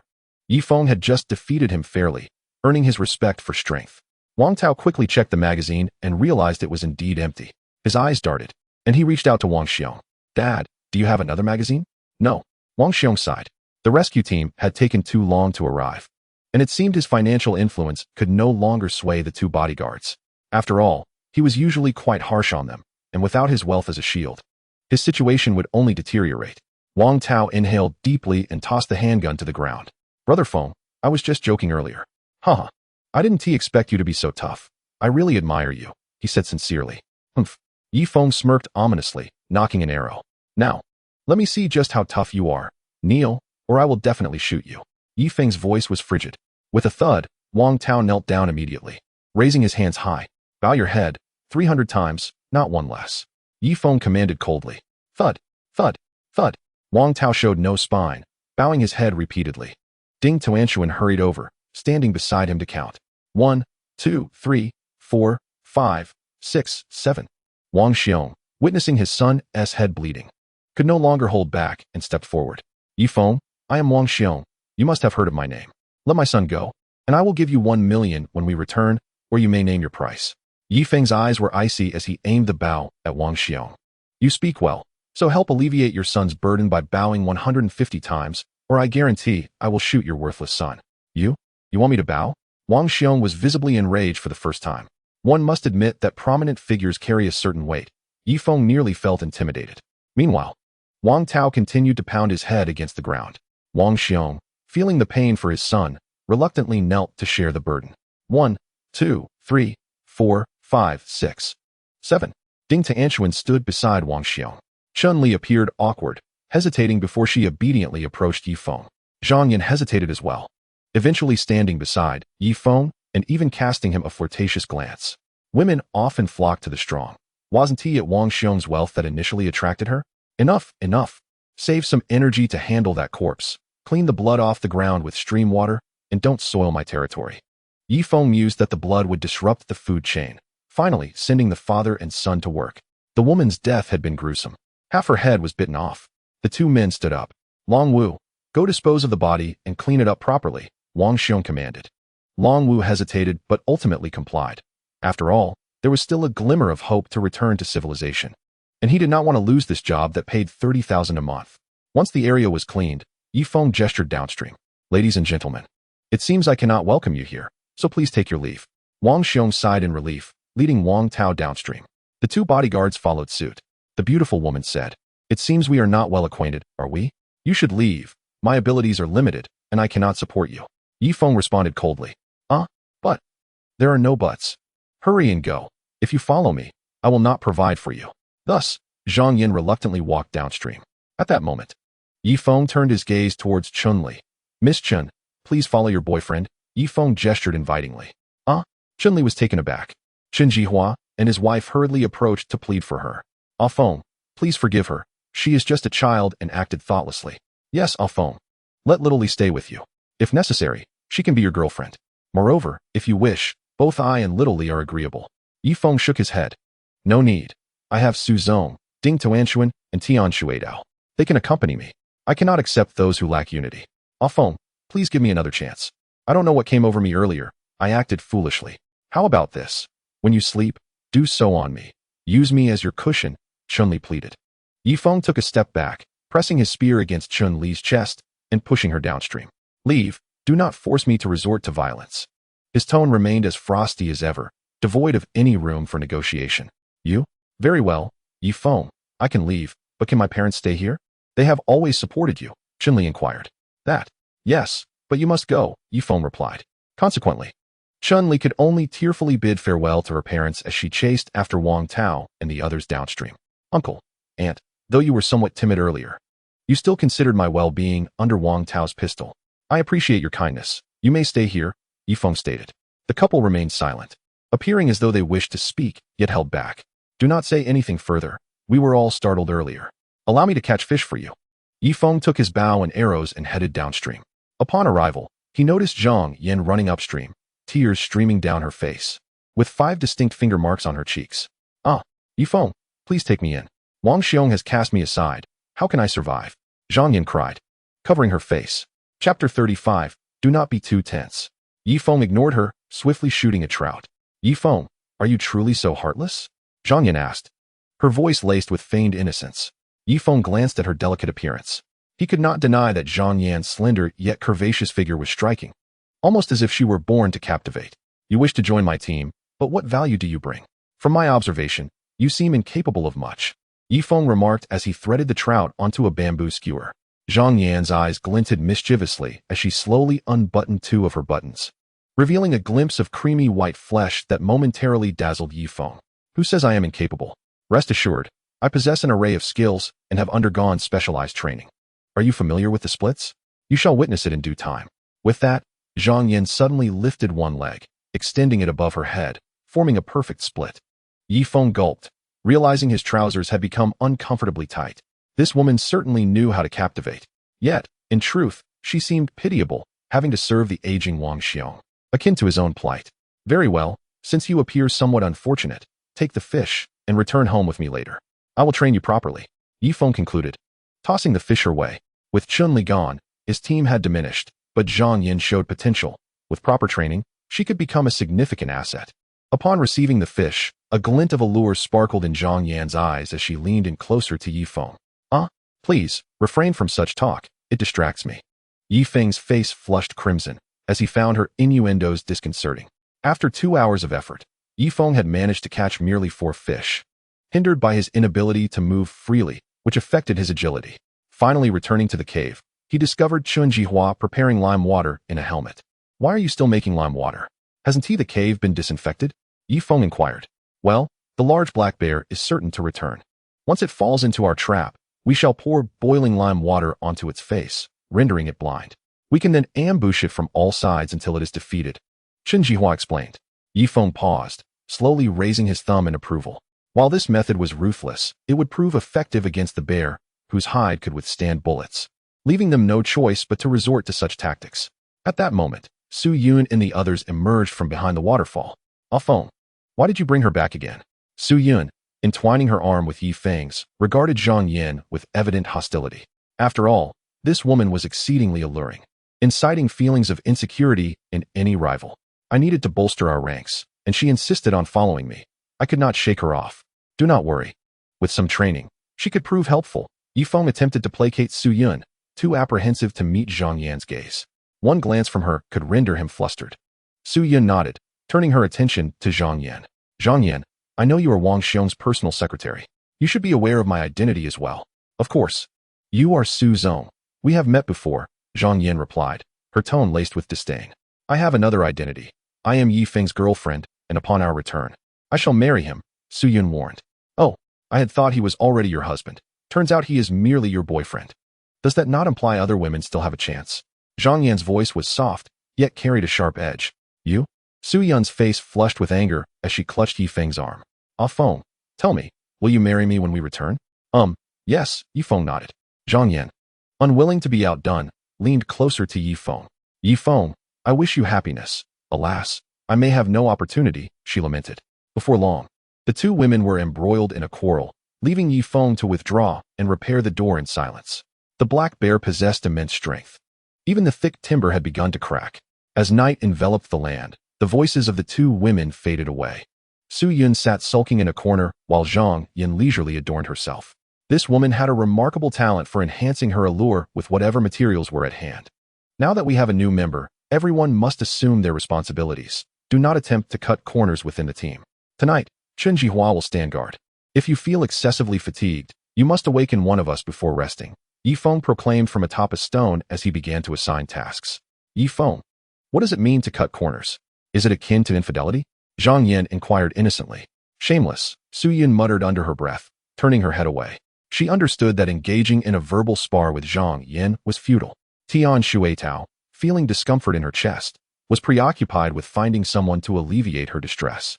Several women would undoubtedly decline, leaving only the men. Among these men were Ye Feng and Chun Jihua. "Now, I shall teach you archery," Ye Feng declared, taking up the bow and arrows. Among his female disciples, only Ding Tuan learned the fastest, yet she was still far from true combat readiness. Zhang Yan suddenly approached, turning her back to Ye Feng. "Ye Feng, could you teach me hands-on?" she asked playfully. "I have always been the one being shot at, never the one to shoot." Ye Feng felt a headache coming on, realizing how adept this woman was at seduction. He feared that in the presence of Su Yun, his resolve might falter. Nonetheless, he did not entirely abhor such behavior. After all, on a deserted island, his thoughts were not so conservative. As long as the black bear was dealt with and the cave was fully repaired, he would not let his brothers suffer. "All right. First grasp the bow and pull the string," he instructed, gently pressing his body against Zhang Yan's back. A wave of softness enveloped him. Su Yun nearly ground her teeth in frustration, forcing herself to look away. With a whoosh, the arrow finally flew from the bow. "Oh dear, Ye Feng, you missed. Could you please let me try again?" Zhang Yan pouted, nudging against Ye Feng's trousers and wiggling her hips playfully. Ye Feng felt like he might explode, but, with so many eyes upon him, he forced himself to remain focused on teaching. "Relax your left arm. Don't tense up too much, or the bow will tremble, affecting your accuracy. When you draw the string back, release it smoothly. Once you reach my level, you won't even need to aim. You'll hit your target purely by instinct." He imparted his wisdom, honed over 20 years, to Zhang Yan. Had he not found himself marooned on this island, he would never have bothered to teach. After a while, Ye Feng sensed it was time to wrap up the lesson, not wanting to instill a sense of aversion to learning among them. "Everyone, prepare for sleep. Chun Jihua will keep watch." With that, Ye Feng strode into the cave. The women smiled and followed him inside. As per tradition, Ye Feng nestled with Su Yun, while Bai Guifan embraced him from behind. Surrounded by warmth, he drifted into a deep slumber. Time passed, and eventually, he was roused by Chun Ji-hua's gentle nudge. "Are you tired?" Ye Feng inquired. "Yes. With age, I can hardly endure," Chun Ji-hua replied, looking quite fatigued. Ye Feng, feeling helpless, took the spear and stepped outside to keep watch. Sitting by the cave entrance, he added a piece of wood to the fire, casting its glow further into the darkness. Alone, he began to ponder various matters. It was evident that this deserted island lay beyond the reach of satellite surveillance. Perhaps it was influenced by some magnetic field. Otherwise, with current technology, rescue teams would have arrived within days. He believed others shared this realization, yet a glimmer of hope lingered in their hearts, preventing them from confronting the harsh truth. For him, it seemed there was little to lose. After all, he was a mere nobody, destined to return to a life of mediocrity in civilization. Yet, on this island, the situation was different. Su Yun, Tian Shui Tao, Ding Tuan Tuan, Zhang Yan. By Ye Feng. These women, each a stunning beauty from various age groups, were within his reach should he choose to indulge. Returning to civilization, he was certain Su Yun would never consider marrying him. Her sweet words were but fleeting impulses. At that moment, soft footsteps approached, accompanied by a delightful fragrance. "Why aren't you sleeping? What are you doing here?" Ye Feng turned to inquire. "I couldn't sleep," Tian Shui Tao replied, settling beside the fire. Ye Feng's eyes widened with interest as he noticed her hair elegantly styled high, exuding an air of sophistication reminiscent of the wives of prominent figures he had seen on cruise ships. "Little boat king Ma Si Kong, what is your connection to him?" Ye Feng suddenly asked. He recalled a distant memory of Ma Si Kong, a billionaire whose presence commanded respect, even from Su Zong and Wang Xiong. Although he couldn't recall Ma Si Kong's appearance, he distinctly remembered his young wife, her hair piled atop her head, cradling a baby, clad in a resplendent red kimono, resembling a queen. "Ma Si Kong is my husband," Tian Shui Tao replied slowly, pride evident in her eyes. Despite the significant age gap, marrying such an influential figure was a dream for countless women. "I see. And how is the little boat king faring now?" Ye Feng inquired further. "He should still be alive. He is an excellent swimmer and is surrounded by numerous bodyguards and shipbuilders," Tian Shui Tao responded with unwavering confidence, indicating her complete faith in her husband. "I hope you two are reunited soon," Ye Feng sighed. Such a woman was forever beyond his reach, returning to civilization. The little boat king would wield power and influence, capable of making his life a living hell. Though Ye Feng did not believe he would return to civilization, one could never be certain. "Ye Feng, is there unfinished business between us?" Tian Shui Tao suddenly lifted her gaze, looking boldly at him. "Unfinished business?" Ye Feng replied, puzzled. "Don't you remember? We never got to begin before that great black bear interrupted us," she said, her cheeks flushing a deep crimson. It was worth noting that apart from her husband, Ma Si Kong, she had never allowed anyone else to touch her. Ye Feng leaned back, warily observing Tian Shui Tao. "You aren't really Tian Shui Tao, are you?" he stated coolly. "Huh." Tian Shui Tao's head shot up, astonished by his insight. "How did you know?" 2 years ago, the little boat king married a woman, causing quite a stir in the news. I still recall that he wed a woman from the island nation named Li Mei. "You must be Japanese," Ye Feng replied, scrutinizing her eyes intently. "All right, you guessed correctly. At the time, I wanted you to help me without revealing my true name. But since you figured it out, I hope you will continue to call me Tian Shui Tao. My real name is Nei Ri Li Mei Zi," she confessed. "Nei Ri Li Mei?" Ye Feng tried to suppress his thoughts, but he felt a stirring discomfort. "For convenience, just call me Mei Zi. But I have a request. Please do not disclose my true name to anyone. If we return to civilization, my reputation would be ruined. And the little boat king would be furious," Nei Ri Li Mei Zi stated. "All right, I want to say a word," Ye Feng assured her. Rising, he declared, "It is time to honor our nation. Let us move to the waterfall. This place is too exposed." He gestured toward the waterfall. "Then, I entrust this to you." Maisie nodded obediently, a hint of a blush gracing her cheeks. "Excuse me." Ye Feng burped, a white substance trickling from the corner of his mouth. "Is the taste not quite right?" Li Meizi asked, concern etched on her face. If Ye Feng did not enjoy the flavor, she would feel embarrassed to disturb him again. "No, it's just that there was too much at once. I am struggling to digest it." Ye Feng wiped his mouth. In truth, he found it quite delightful, rich in nutrients, and invigorating. "Thank you for not touching me inappropriately earlier." Li Meizi bowed at a 90-degree angle to Ye Feng, finally embodying the demeanor of a Japanese woman. "Rest assured, my credibility is impeccable. Unless you expressly invite me to act otherwise, I shall refrain from doing so," Ye Feng declared, emerging from behind the waterfall with Tian Shuitao by his side. Li Meizi felt a surge of gratitude. Moments ago, when Ye Feng provided assistance, she nearly let out a soul-stirring cry. After 7 days, she had finally experienced a moment of release, a sensation unparalleled, surpassing even the joy of soaring through the skies. Contemplating this, Li Meizi gazed at Ye Feng with her autumn water-like eyes. In truth, when Ye Feng had aided her earlier, her body had turned pliable. Had he chosen to overstep, she was uncertain whether she could withstand the temptation. Go back and rest. I shall continue to keep watch. Ye Feng indicated towards the cave. Li Meizi replied, taking small, delicate steps back into the cave. However, upon entering, she found Zhang Yin staring at her intently. I went out for a moment. Li Meizi stammered nervously. Zhang Yin remained silent, giving Li Meizi a thorough appraisal. It couldn't be. This could not be the same person. The wife of the Shaochuan Wang was regal and elegant. How could she possibly be named Tian Shuitao, such a rustic name? Meanwhile, Ye Feng sat by the fire, vigilantly keeping watch. He busied himself, sharpening a dozen bamboo arrows with a bayonet and crafting an additional bow. The second bow was a labor of love, ingeniously composed of 2 bows fused together, amplifying its lethality. Once drawn, both bows would generate tension, maximizing the arrow's penetrating power. The only lament was the absence of iron arrowheads. With them, he could have hunted even the black bear. Thus, Ye Feng wandered beside the brook, soon unearthing a clump of red clay and inhaling its metallic scent. This soil was rich in iron bacteria, given a month of labor. He could extract iron ingots through sedimentation and firing methods. However, the endeavor was labor-intensive, requiring hundreds of pounds of red clay to yield a mere few ounces of iron, rendering the cost-benefit ratio unworthy of consideration. Perhaps I could find some hard stones. Ye Feng thought joyfully, hastening to search the stream. Sharp stones could serve as arrowheads. Though inferior to iron, they would at least surpass bamboo in penetration. After selecting suitable stones, Ye Feng began to grind them beside the fire, adhering to the adage that diligence can turn iron rods into needles. Time slipped away, and dawn soon broke. Several women awoke lazily. Su Yun, still half asleep, nestled her head against Ye Feng's shoulder. The others proceeded to wash their faces and brush their teeth, laughter echoing near the waterfall. I want to give it to you. You wicked woman, Ding Tuanshuan suddenly declared, hiding her hand behind her back. Little sister, be obedient. Grant me a little mint leaf, came the coaxing voice. No. I want tea. Ye Feng felt a headache forming. Tuanshuan, give a mint leaf to Yanjia. We are a team, so do not be stingy. He urged by the fire. Reluctantly, Ding Tuanshuan surrendered a single leaf.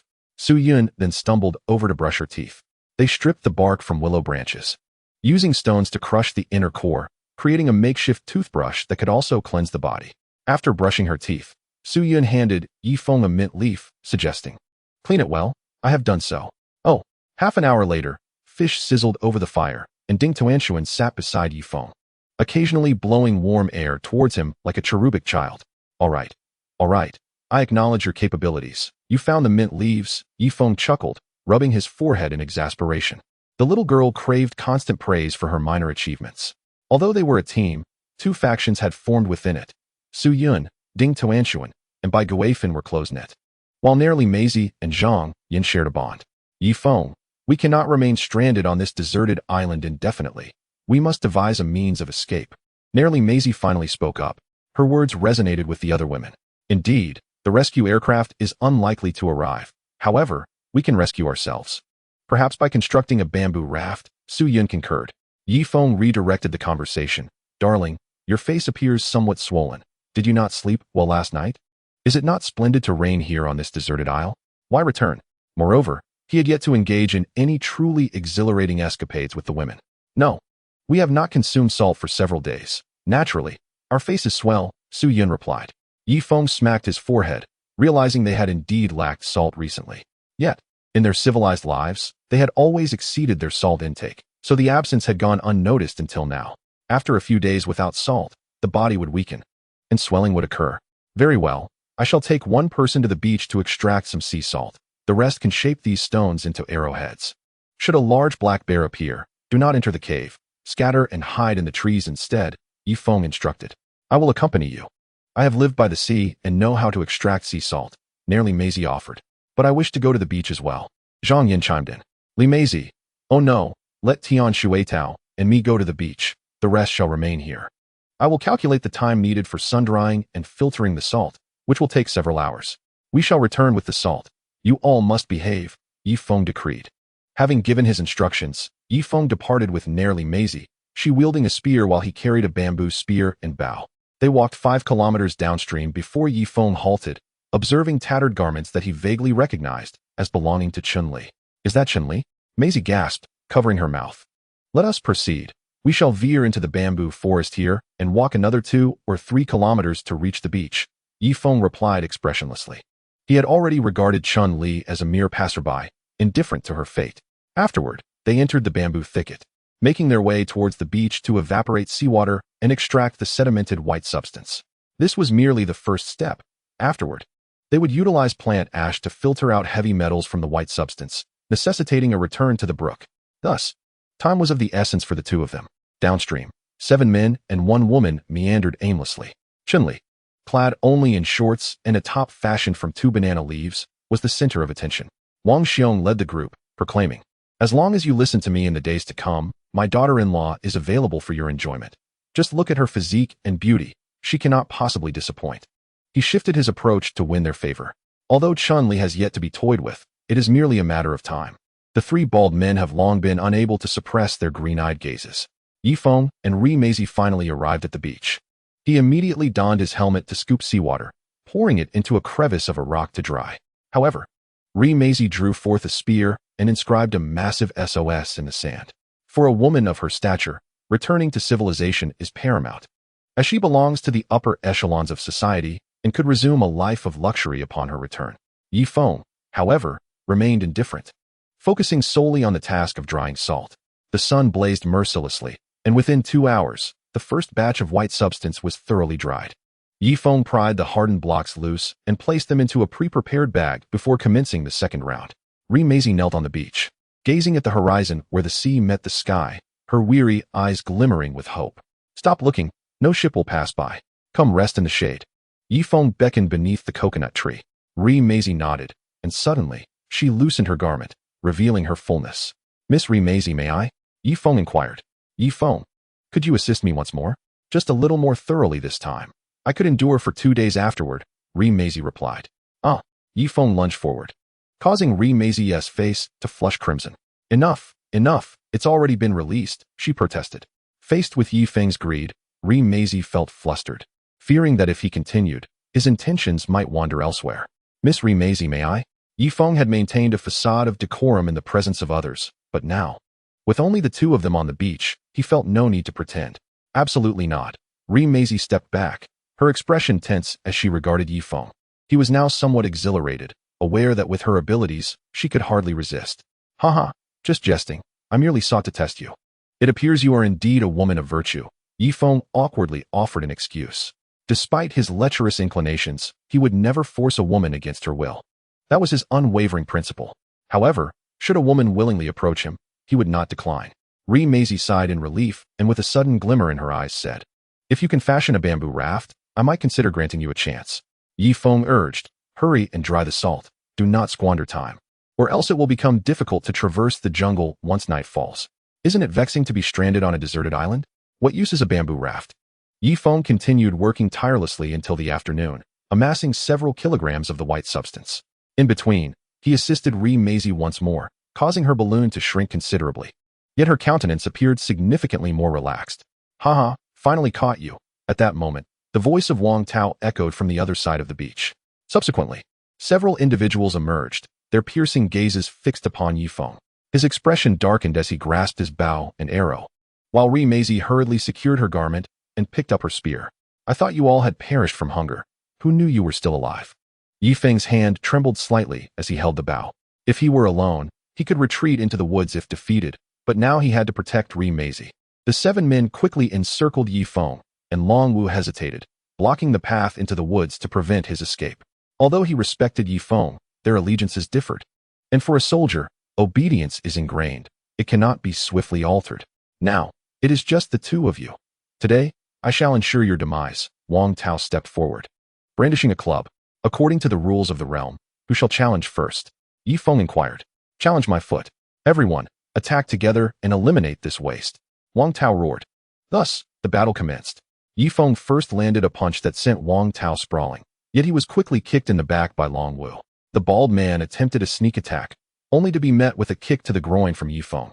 This man exhibited remarkable resilience, clinging to Ye Feng's legs. "I've got his legs. Quickly, finish him off," the bald man bellowed. As soon as the words left his mouth, Ye Feng executed a dual wind strike, landing a resounding blow to both of his ears.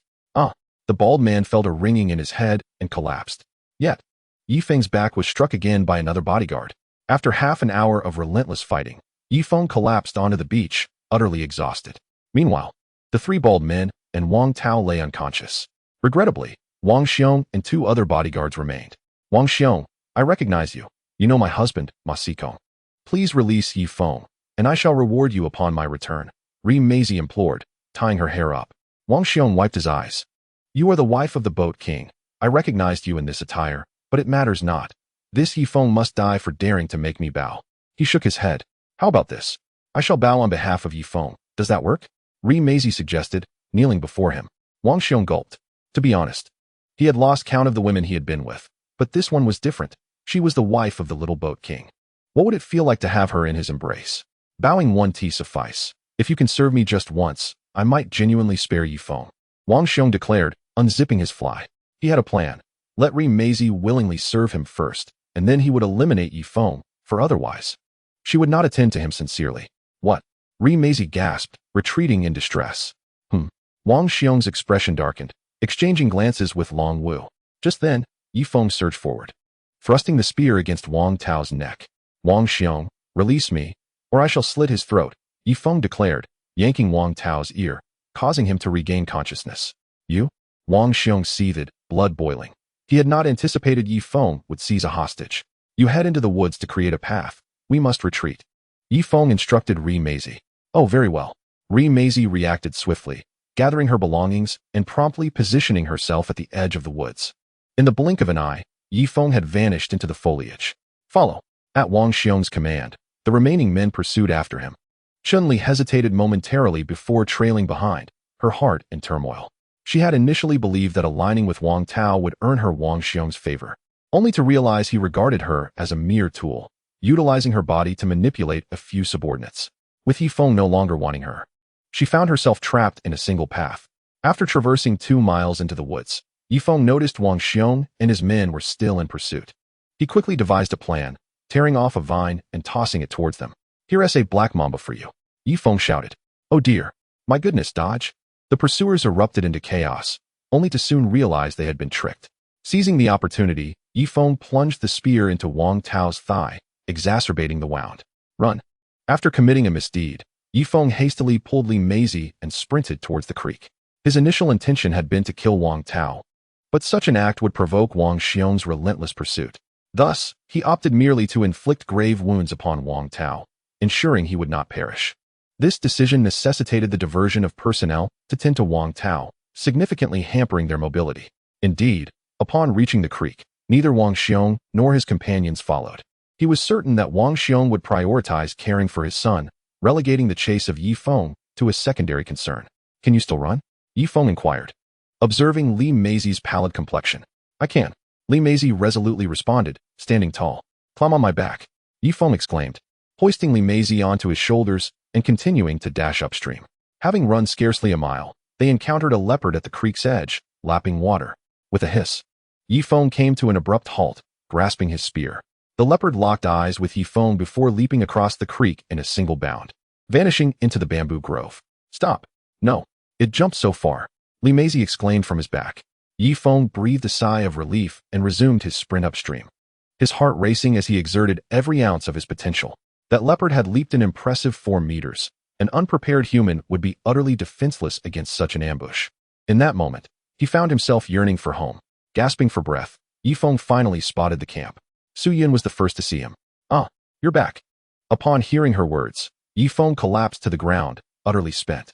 The recent skirmish on the beach, the frantic escape through the jungle, the burdensome flight, and the fright from the leopard had all drained his mental and physical stamina. Upon seeing those he trusted, he could no longer hold on.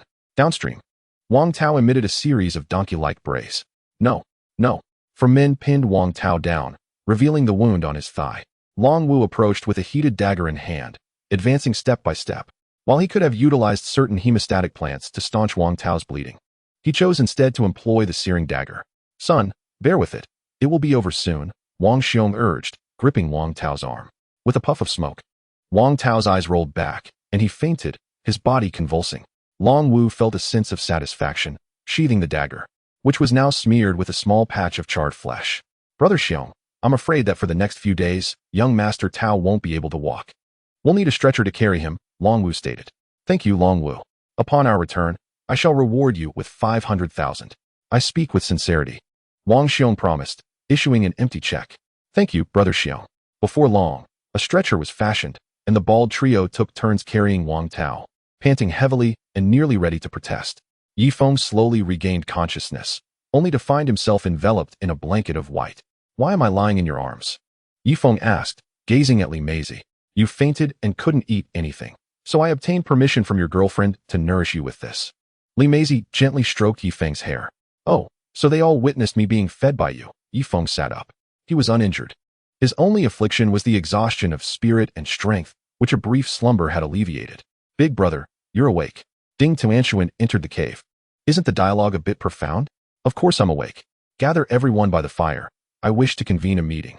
Ye Feng resumed his authoritative demeanor. Shortly thereafter, Ye Feng circled around the fire with several women, now cradling Su Yun. Su Yun was diligently tearing fish meat and feeding it to Ye Feng. Everyone, this deserted island is fraught with peril, so do not entertain the notion of living in grandeur here. We must construct a vessel to return home. However, lacking tools, we can only build 2 bamboo rafts and let them drift down the creek to the sea. I firmly believe this creek flows directly to the ocean. Upon reaching the sea, we can tie the 2 rafts together, enhancing stability. Does anyone have objections? Ye Feng asked. No objections. Completely agree. Not a single dissenting voice. At this moment, Ding Tuanshuan looked at Ye Feng with curiosity. Big brother, we never intended to live in grandeur. Did you accidentally voice your own thoughts? Ye Feng's face flushed with embarrassment, realizing he had imposed his desires upon the women. At that moment, Li Meizi raised her hand. We must prepare enough fresh water, otherwise, if we drift at sea for months, we will perish from thirst. Ye Feng felt a headache coming on. How much fresh water could they possibly store on 2 small rafts? At most, they could only ensure drinking water for 3 to 5 days. A Feng, you can craft a wooden door without a single nail. Surely you could also utilize mortise and tenon joints to build a large ship, Chen Jihua suggested. Indeed, we could construct a grand vessel, Ding Kuer exclaimed, jumping with joy. The other women, excluding Li Meizi, shared in their excitement. Ye Feng's expression darkened. Construct a large ship? First, we cannot even address the keel. Typically, a keel requires steel, otherwise, a single monstrous wave could dismantle the vessel. Of course, one could also create a wooden keel. But that would be an immense undertaking. Even with years of effort, they might not succeed. It seems this plan must be shelved. Ye Feng shook his head. Never mind. Let us embrace the role of sovereigns on this deserted island. Though the leopard poses a challenge, it is far more manageable than a black bear. As he contemplated this, a thunderous pounding echoed from downstream. Ye Feng's expression shifted drastically as he sprang to his feet. The massive black bear reappeared, its intentions unmistakable. It was charging towards them. The bear harbored a grudge. Ever since its eye had been injured, its dominance had been challenged by a leopard that had ventured into its territory for a drink. This incited its fury, compelling it to tear Ye Feng and his companions to shreds. Everyone, remain calm and lead it towards the trap, Ye Feng instructed with composure. However, upon glancing back, he noticed the women had already fled into the woods. Wait for me, Ye Feng called out, joining their retreat. The black bear's overwhelming presence instilled such terror that even with a premeditated plan, they could not suppress their fear in the face of the beast. The imposing black bear finally stepped into its territory, rising up on its hind legs and unleashing a deafening roar. With just a few calls, its enormous frame plummeted into the trap, crushing the sharp bamboo stakes beneath it. Not a single piece managed to pierce its hide. Yet one did, piercing its vulnerable rear. With a furious roar, the black bear extended its claws, attempting to ascend. If it succeeded, a massacre would ensue. Quickly, Uncle Chun, throw the scalding lime water into its eyes. Ye Feng was the first to charge forward. The other women also steeled their courage to follow suit. I forgot to prepare it today, Chen Jihua admitted sheepishly. Blast it. Hurry and heat the lime water. Others, follow me and jab it with bamboo spears.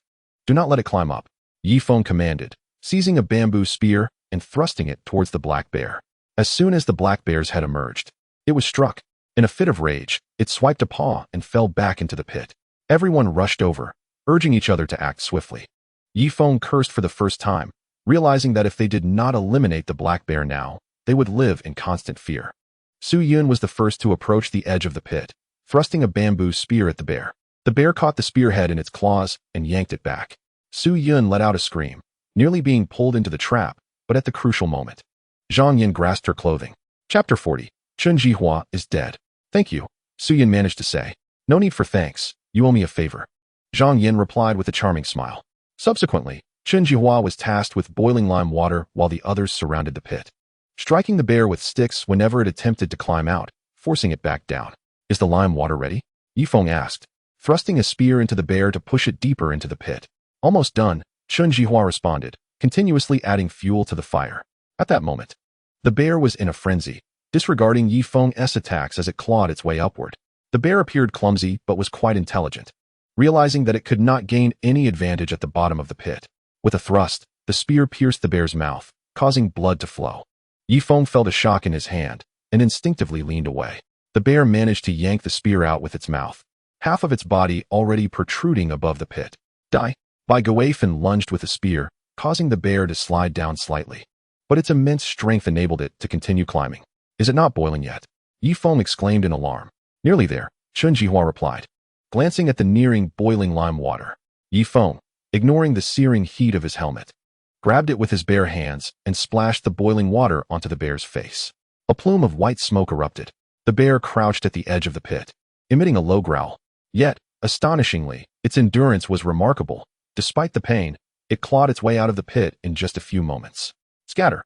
Ye Feng shouted, but was immediately struck on the back by a paw, staggering several steps before regaining his footing. My goodness! The women quickly dispersed, glancing at the enormous black bear in terror. The bear swiped at its face, and in just a few strikes, peeled away the skin, leaving its eyeballs exposed. This horrifying sight chilled Ye Feng's heart. The bear felt a burning itch on its face as its flesh continued to erode. It roared again, its eyes blinded. Unable to see its surroundings, it stumbled towards a tree, pushing with its massive paw, snapping the tree like a twig. Ye Feng swallowed hard, seizing a spiked spear from Bai Guifan and thrusting it into the bear's back, quickly retreating to avoid a counterattack. The bear sniffed the air, pacing back and forth at the cave entrance. Run! The women screamed, engaging in a frantic game of hide and seek with the bear. Ding Tuanchuan occasionally fired arrows at its face, inciting the bear's furious wrath. Blood streamed from the bear's face, and Ye Feng suddenly had an idea. He retrieved a burning piece of wood and brought it crashing down onto the bear's face. Finally, the bear let out a reluctant roar and collapsed, causing the ground to tremble slightly. Aim for its eyes, find its weak spots, and finish it off, Ye Feng commanded, leading the charge. The women regained their courage and relentlessly attacked the bear. It convulsed for a full 10 minutes before finally succumbing. Panting heavily, the group collapsed to the ground, as if they had just endured a fierce battle. At that moment, Chun Jihua suddenly clutched his abdomen, blood pooling around him. Husband? Bai Guifan lifted his shirt. In shock, she gasped. A massive claw mark marred his abdomen, with part of his intestines protruding. Ye Feng rushed over to apply pressure to his wound. During the chaotic struggle with the bear, Chun Jihua had sustained a fatal injury. Honey, it will be all right. The rescue team is on the way, Bai Guifan comforted. Forcing a smile, Chun Jihua lay weakly, his lips turning a shade of blue. On this deserted island, such severe wounds would prove fatal. Wife, Lily he stammered. Don't worry, I will take care of Lily, Bai Guifan wept. After over 20 years of marriage, despite the absence of romantic passion, they had formed a deep bond. Chun Jihua shook his head, turning to Ye Feng. Ah Feng, I beg you, my daughter, please help her. Ye Feng's gaze flickered. Uncle. Rest assured, the rescue team will arrive soon. You must hold on. This injury is nothing. You will recover, he reassured. No, it's too late. Ah Feng, promise me. Okay, take them home. I am counting on you. They will listen to you and serve you. Chun Jihua coughed up blood as he spoke. Me? All right, I promise. Ye Feng nodded. A smile crossed Chun Jihua's face before his legs slowly straightened. He had endured much suffering on the island, keeping watch at night while nursing injuries. And now he could bear no more, passing away. Bai Guifan collapsed in grief. The women rushed over to comfort her. Ye Feng felt a pang of sorrow. One of their team had died so soon, while he had harbored dreams of a life filled with abundance on the island. Was he being too selfish? Why are you crying? Don't we have food and drink? Wang Tao lay on a stretcher, observing the weeping Chun-Li. They had returned to the beach. I feel like my dad is dead. Chun-Li gazed at the sky, tears falling like a kite cut from its string. Good riddance. Your dad was useless anyway. Wang Tao remarked indifferently. You? Chun-Li seethed, her eyes filled with venom. A mound of earth rose beside the cave, and Ye Feng exerted effort to erect a tombstone that read Chen Jihua's grave. Bai Guifan knelt before the grave, looking lost. When her husband was alive, she thought him weak and useless, but in this moment, she felt she had lost the most important thing in her life. Cook the fish for me. Once I finish eating, I will go find Chun-Li. Ye Feng sighed, speaking slowly. Since it was Chen Jihua's last wish, he decided to give Chun-Li another chance. If she remained incorrigible, he would have no qualms about sending her away. At that moment, Bai Guifan wiped her tears and began to roast the two fish. A Feng, I will accompany you. Shaoli is the only child of Jihua and me, and I must ensure her safe return home, Bai Guifan declared. No need, auntie. Your current condition isn't good. I can go alone, Ye Feng protested somewhat. Do not say anything. I must follow you, Bai Guifan insisted resolutely. Chapter 41, Bai Guifan and Yi Xing's wish fulfilled. Very well, Ye Feng conceded, as Chen Jihua's death was partially his fault. It was he who had urged Chen Jihua to keep watch every night, which led to a delayed reaction and ultimately resulted in not evading the indiscriminate attack of the black bear. While consuming grilled fish, Ye Feng's gaze wandered and he noticed Ding Tuan Tuan kneeling before Chen Jihua's grave, softly murmuring something. This brought him some comfort. This little girl possessed a kind heart. Thus, he quietly approached, hoping to hear what Ding Tuan Tuan was saying. Uncle Chen, please do not come to find me at night. I am quite afraid of ghosts. If you must seek someone, find another, perhaps Zhang Yin or Sister Su Yun, or even Brother Yi. Just please do not enter my dreams, I beg you. After saying this, Ding Tuan Tuan bowed her head. Ye Feng was instantly filled with irritation and grasped her chubby face. You little rascal, go skin the bear, dry the hide, and use it as a bedsheet. Ye Feng scolded. Ding Tuan Tuan hurried off with her knife to get to work. After finishing the fish, Ye Feng set off with Bai Guifan. Ye Feng assessed the situation, determining that Wang Tao, severely injured, would need to replenish fluids, and thus would likely be recuperating downstream, far from their camp to avoid conflict. Auntie, let us proceed downstream, Ye Feng suggested. Indeed, Bai Guifan did not engage in frivolous chatter this time, her eyes filled with urgency. After walking a full 6 or 7 kilometers downstream, Ye Feng encountered several packs of carnivorous animals. He spotted hyenas, but they fled at the sight of him. Having developed a psychological aversion, animals tend to be bullies, preying on the weak, and hyenas are no exception. After such a long walk, why have we yet to see my daughter? Bai Guifan asked anxiously. Let us continue searching, Ye Feng replied. However, Bai Guifan suddenly turned, drawing close to Ye Feng and embracing him. Ye Feng. A Feng, I know you haven't been searching earnestly for Li Li. Please, for my sake, will you? I can offer myself to you now. There is no one around, and my husband said before he passed that I could be yours. With this, Bai Guifan slowly began to remove her top. Ye Feng felt a strong resistance within, as Chen Jihua had only just died. To act in such a manner would be despicable, yet, he was a normal man, in the prime of his youth. Please, auntie, do not do this. I will search diligently, Ye Feng said with difficulty. There is no one here. Do not burden yourself with guilt. Only if I give myself to you will you genuinely seek Li Li. I understand the rules, no need for pretense. Bai Guifan resumed her advances. Ye Feng, auntie, do not misunderstand. I have been earnestly searching for Chun-Li. I will honor my commitments, but if Chun-Li behaves like that again, I will not concern myself with credibility and will cast her aside once more.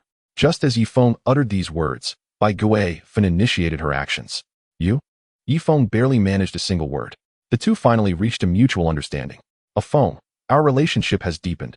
Can you now assist me in finding Shaoli? Bai Guifan gazed at him with sultry eyes. Rest assured, you need not have acted so previously. It is well known that I, Ye Feng, am an upstanding individual. He stated earnestly. Bai Guifan smiled faintly, suddenly covering her lips in shock as she looked at Ye Feng. Ye Feng felt a wave of embarrassment wash over him. Chen Jihua had just passed away, and he felt like less than a beast, but young men do possess a vigorous vitality. After a moment's hesitation, Bai Guifan looked at Ye Feng with a smile. An hour and a half later, Bai Guifan sat wearily on a rock, utterly drained. Ye Feng had no choice but to offer his assistance. A Feng, from now on, we are family, Ye Feng said with a smile. How cruel of you. You are too fierce. Let us find Li Li. Once we do, our family will be complete, Bai Guifan chuckled, covering her mouth. But can you still walk? Ye Feng inquired. It should be fine, Bai Guifan replied, her heart anxious to find her daughter. Yet, as she stood, she stumbled to the ground. Let us rest for a moment, Ye Feng suggested, gently placing her on the stone. Feng, you are so strong. Do you still harbor any feelings for Li Li? Bai Guifan suddenly asked. Ye Feng found the question odd. He had not been so formidable before. Perhaps it was related to the baigua. After consuming the baigua, he felt exceptionally robust, to a degree he could hardly fathom. It must simply be sheer strength. As for Li Li, to claim he felt no affection would be a lie. After all, they had shared more than a year together. Ye Feng chuckled nonchalantly. In truth, he had no feelings left for Chun-Li. However, your strength is rather excessive. I fear that in the future, even Li Li and I will be unable to hold you back. Yet, it matters not. There are plenty of women in the cave. And I believe they would be more than willing, especially that Zhang Yan. Her eyes are always glistening when she looks at you. If you were to nod, she would undoubtedly oblige, Bai Guifan said with a hint of bitterness. She lamented her own inadequacy in being unable to manage Ye Feng, since she could not. She would allow him to run free, as long as he could care for her and Li Li on the deserted island.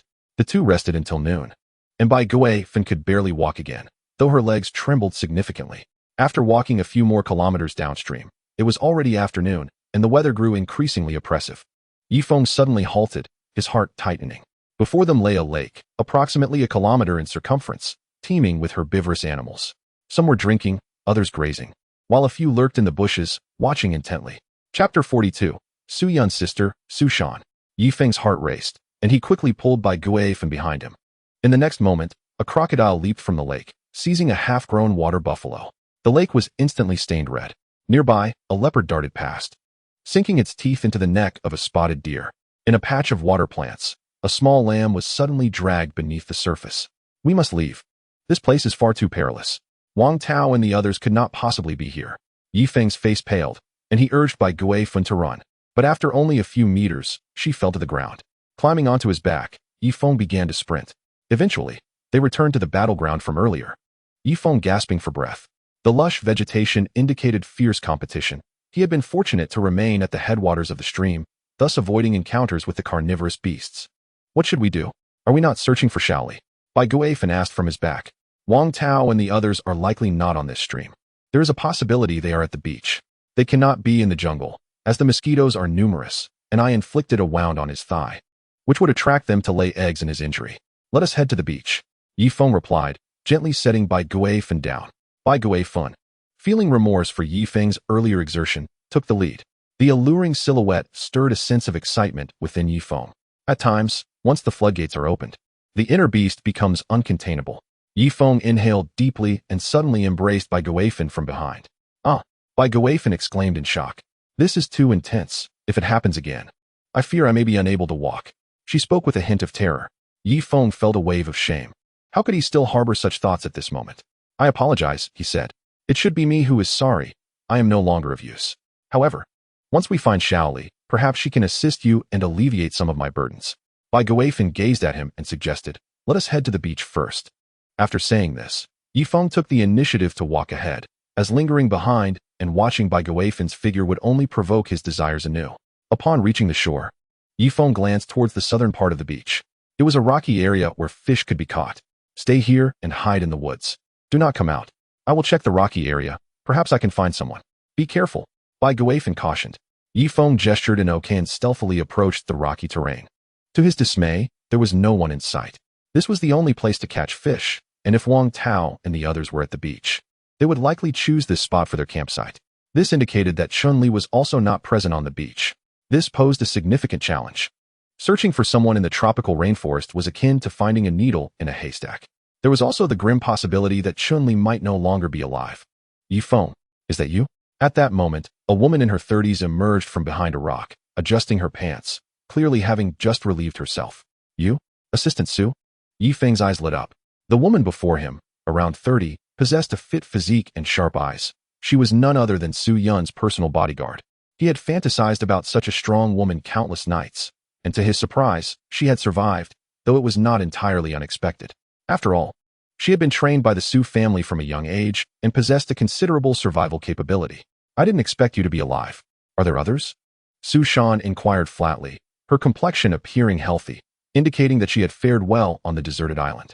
However, her impression of Ye Feng was not particularly favorable. After all, Wang Tao had made his disdain for Ye Feng abundantly clear within the company, characterizing him as lewd and a peeping Tom, qualities she held in contempt.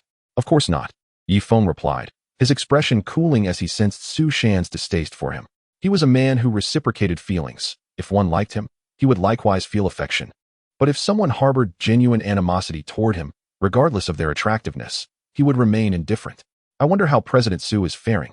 Su Shan furrowed her brow, slowly turning away, inadvertently revealing her alluring curves to Ye Feng's gaze.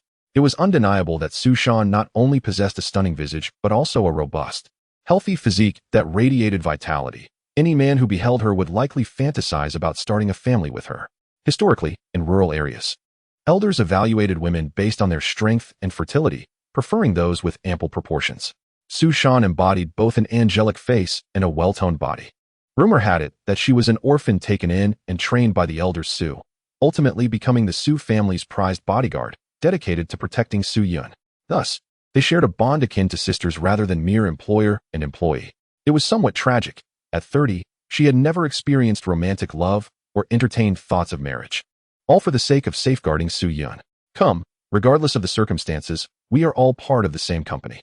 Follow me, and at least I can ensure you won't starve, Su Shan stated, retrieving a wooden spear from behind the rock. Actually, President Su is still alive, Ye Feng interjected. What? Su Shan exclaimed, her face lighting up as she grasped Ye Feng's shoulders. Where is she? The tremor in her voice revealed her deep-seated instinct to protect Su Yun. It takes about 7 or 8 kilometers through the woods to reach her. I have been taking good care of her, Ye Feng replied. You have been taking care of her? Su Shan's demeanor shifted to one of caution. Given Ye Feng's tarnished reputation at the company, courtesy of Wang Tao, she viewed his care with skepticism. Is that you, Assistant Su? At that moment, Bai Guifan approached, her face brimming with surprise as she beheld Su Shan. Sister Bai? Su Shan responded with equal delight. The two women embraced warmly, nearly compressing Bai Guifan in the process. Ye Feng felt a flush of embarrassment. What a formidable woman she was.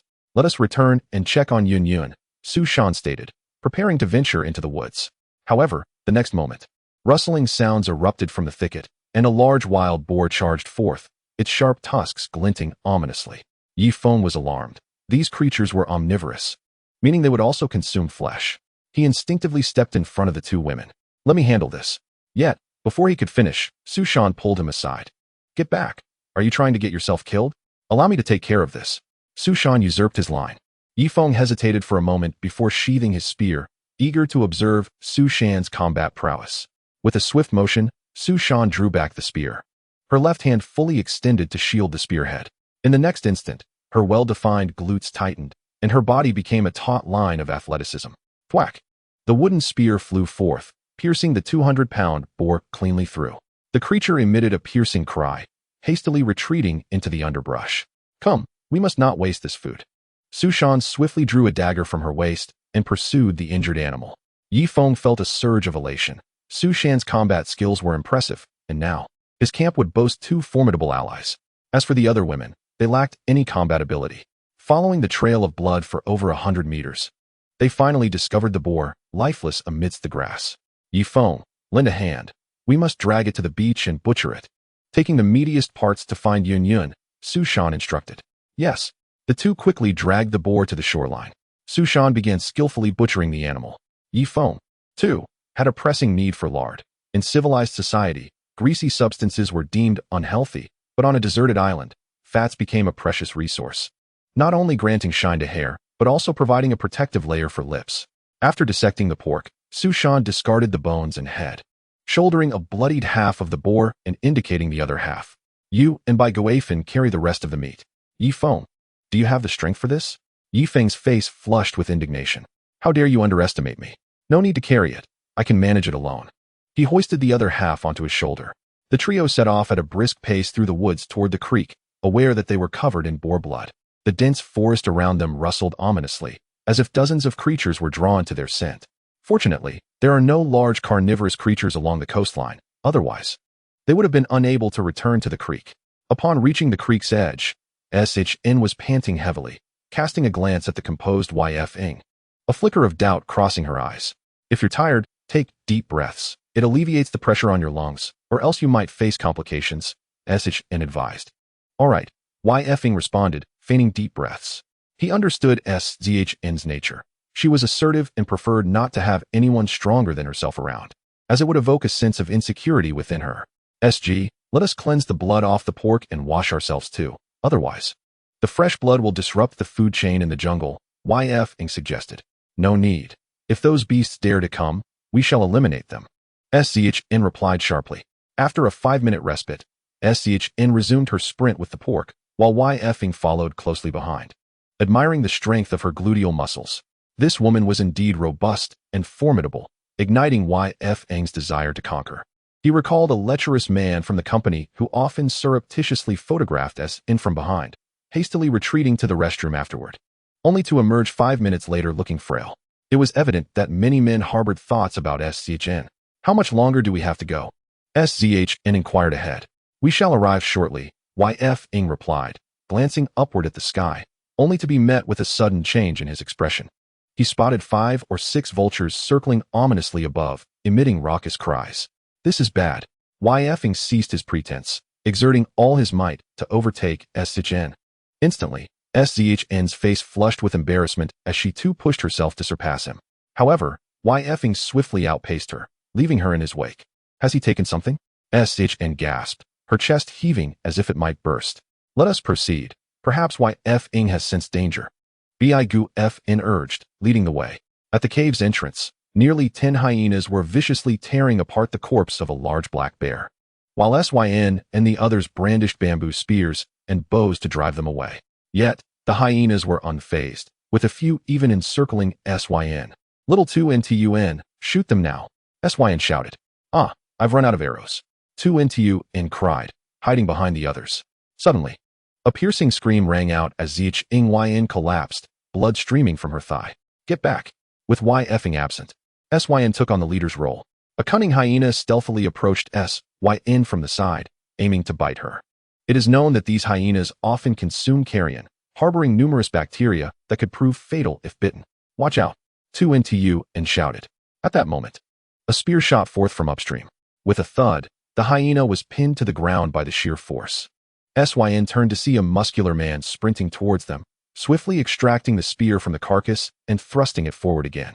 The fiercest hyena was impaled through the mouth, meeting its demise instantly. Ye Feng swung his spear, sending another hyena flying. The remaining hyenas abruptly ceased their feeding and lunged towards Ye Feng. You vile creatures dare to bully the lioness in the absence of the lion? Ye Feng bellowed, thrusting his spear forward to impale an elder hyena, then flinging it aside. The pack howled in distress, retreating under the leadership of their queen into the bamboo forest.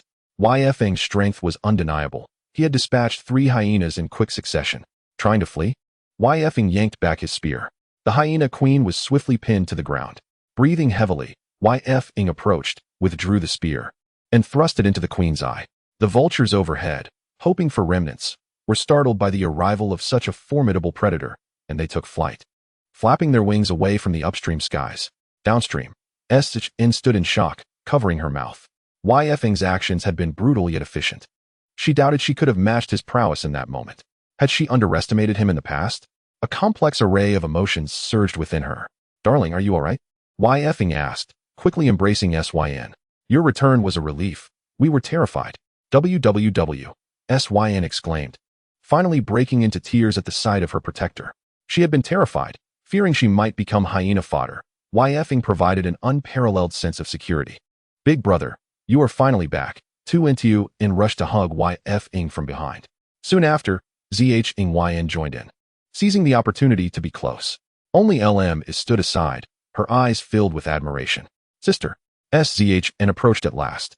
Upon hearing her voice, SYN trembled, slowly lifting her gaze.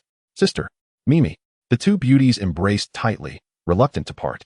Ye Feng watched with satisfaction as he made his way downstream to retrieve the 2 pieces of pork. Chapter 44, Dining at the Most Delectable Spot. Ouch! ZHYN suddenly collapsed to the ground, clutching her thigh in pain.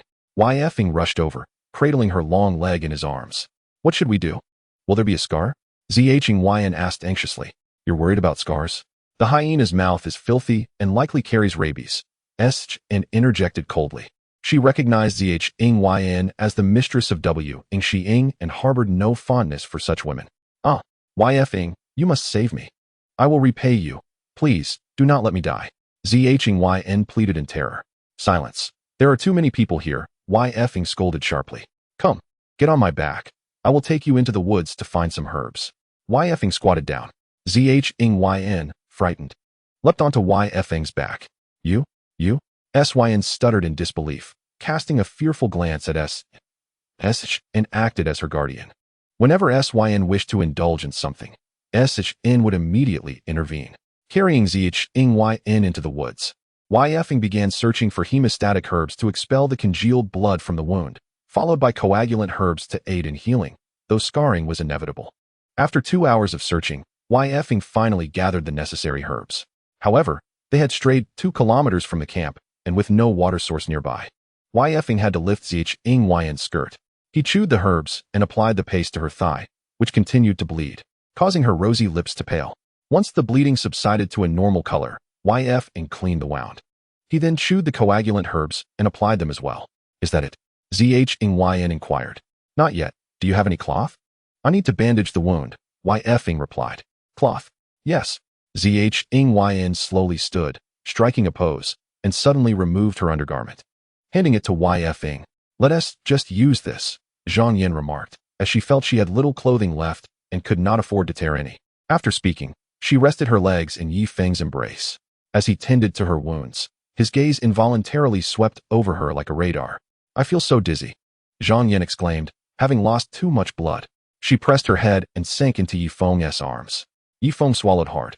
Yet, in the next moment, Zhang Yin had closed her eyes in his embrace, slipping into unconsciousness. He felt an overwhelming urge to touch her, but he restrained himself. Let us go home. He lifted Zhang Yin and made his way back. Upon reaching the cave entrance, Su Yun hurried over. Is she dead? Su Yun asked coldly. No, she just fainted from blood loss. Let us go grill some fish, Ye Feng replied, carefully laying Zhang Yin on the ground. Su Shan eyed Ye Feng with scrutiny. Perhaps he was not as despicable as Wang Tao had claimed. However, in the next instant, as Ye Feng set Zhang Yin down, her unsightly pants became visible. Su Shan's face flushed crimson. Ye Feng, Wang Tao was right. You truly are a lecherous man. Even when she is injured, you still think of such things. How utterly beastly. Su Shan scolded. In truth, her harsh words masked her jealousy towards Zhang Yin. After all, she had lived for 30 years without ever having a boyfriend, not even holding a man's hand. Whenever she saw couples passing by, she could not help but feel hostility. Had Ye Feng been holding her instead, she would have felt elated, though she would never admit it. This is normal, and besides, it was not my initiative. Ye Feng retorted, his temper flaring. They often referred to Su Shan as the company's tigress, and it seemed fitting, especially since rumors circulated that she had not had a boyfriend in 30 years, suggesting she was fiercely territorial. I can't be bothered to discuss this with you. It's embarrassing, Su Shan declared, pulling Su Yun close to her, preventing her from walking alongside Ye Feng. Su Yun, feeling helpless, could only give Ye Feng a resigned gesture. Having been under Su Shan's watchful eye since childhood, she harbored a certain fear of her elder sister. At that moment, an enticing aroma wafted through the air. It turned out that Nei Li Mei Zi had successfully roasted a pig leg, sprinkling it with filtered salt. When Ye Feng and Bai Guifen had gone out, Li Mei Zi had utilized wood ash to purify the white substance, leaving mostly salt, which, despite some remaining impurities, was acceptable on a deserted island. She hesitated for a moment before offering a piece of meat to Ye Feng. You've worked the hardest, so you should have the most succulent part. Li Mei Zi said gently. Thank you, Tian Shui Tao, Ye Feng replied. She is not Tian Shui Tao, and you are utterly oblivious. She is the wife of the little boat king, Su Shan coldly interjected from a distance. Her words stirred a hornet's nest, causing all the women to direct their gazes toward Li Mei Zi.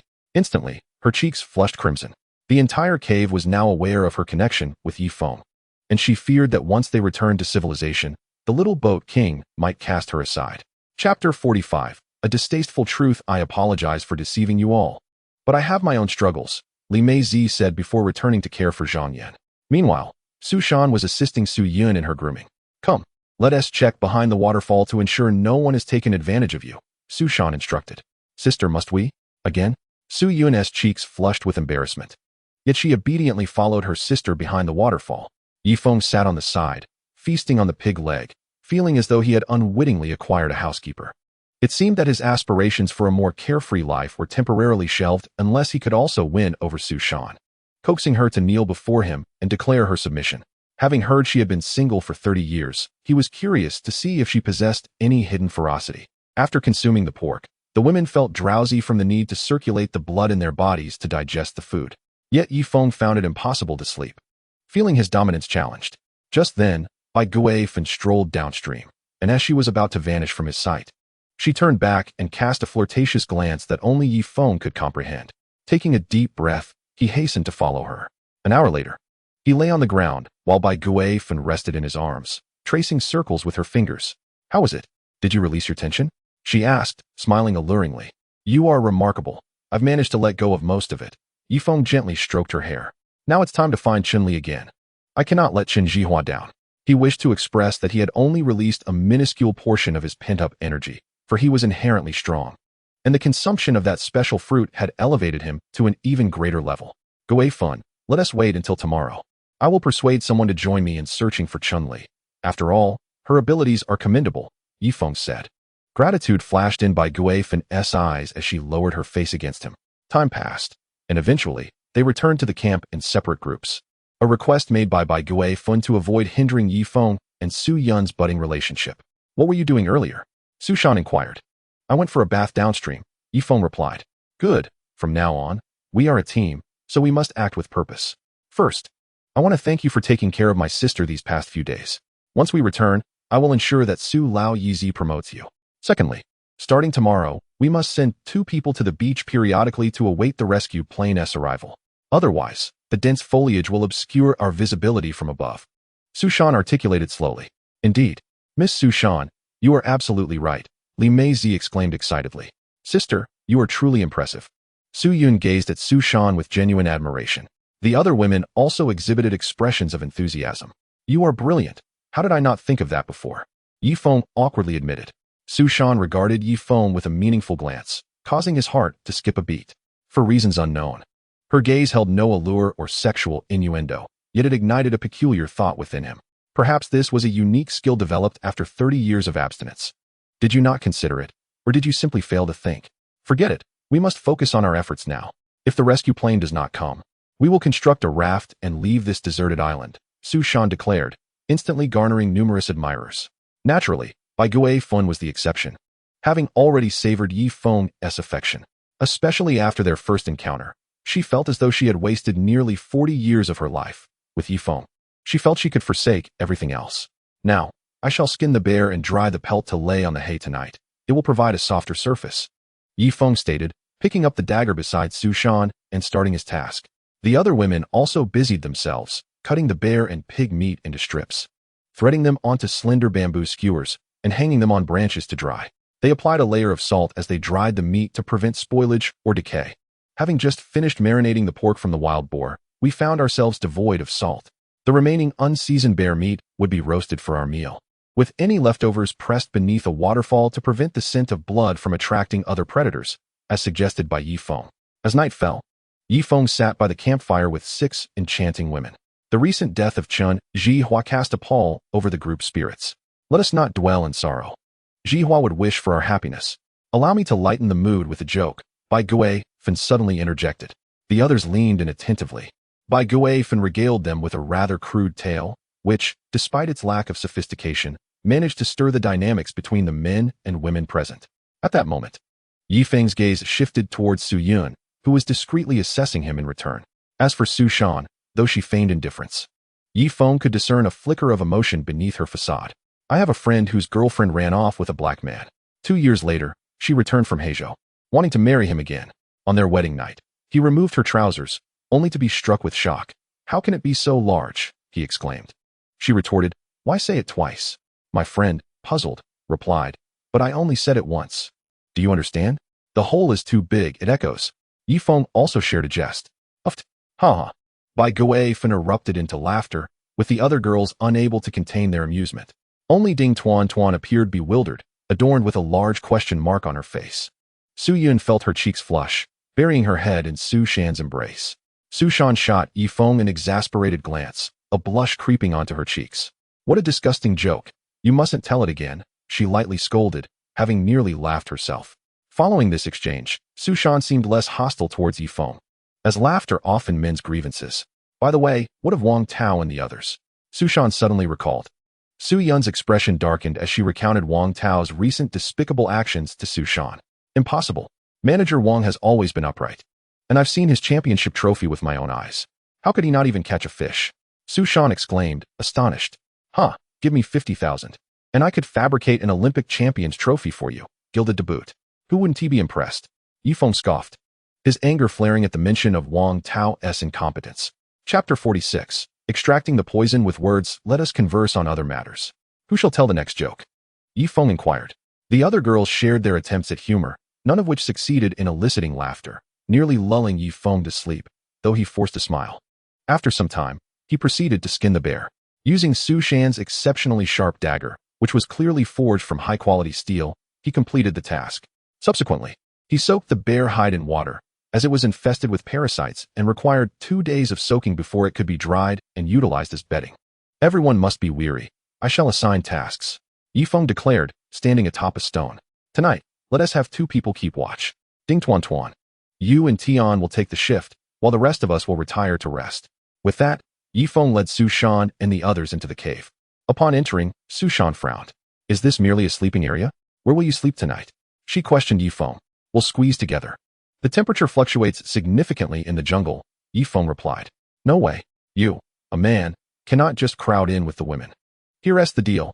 Lay down some hay and sleep on the other side, Su Shan insisted. At this moment, Su Yun interjected, Sister, let it be. Ah Feng is tired.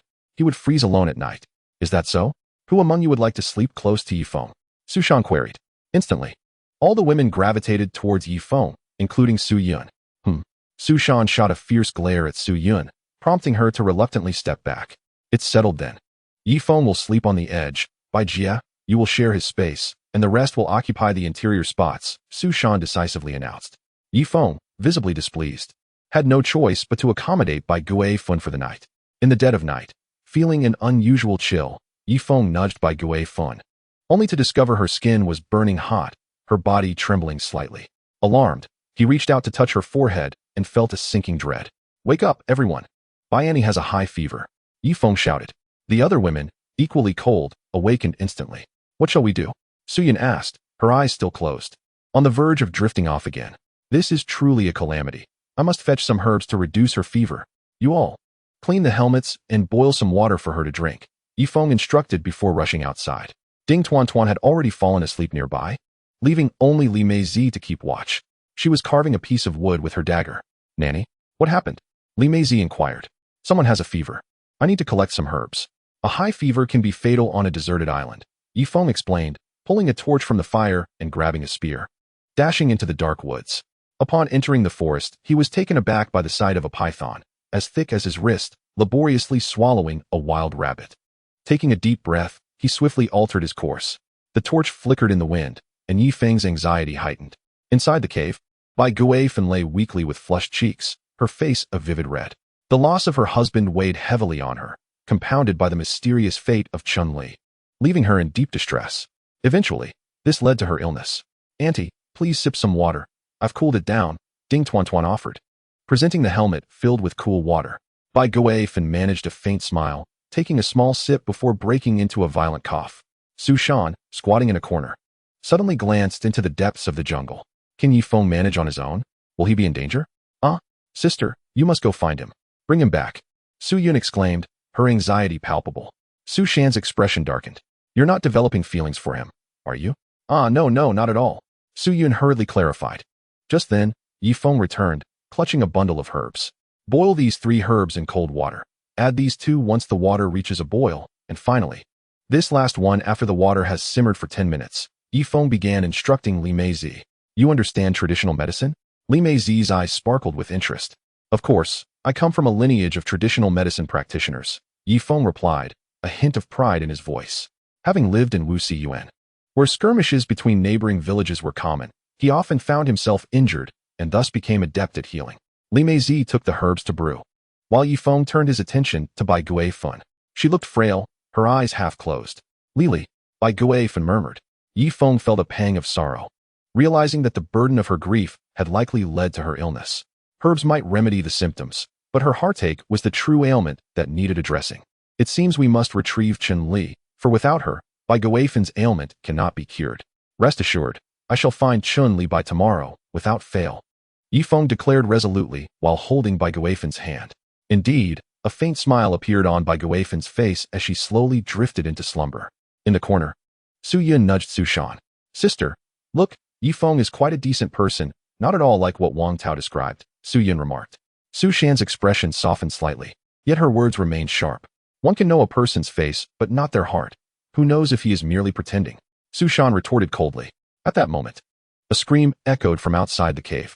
Oh no, there's a venomous snake, Li Meizi exclaimed, jumping around the campfire, nearly knocking over the medicinal herbs in her helmet. Ye Feng dashed out like a leopard, only to see a sleek black snake slithering near the fire, its mouth agape as it lunged towards Li Meizi. Upon closer inspection, Ye Feng's expression changed dramatically, for the snake's mouth was entirely black.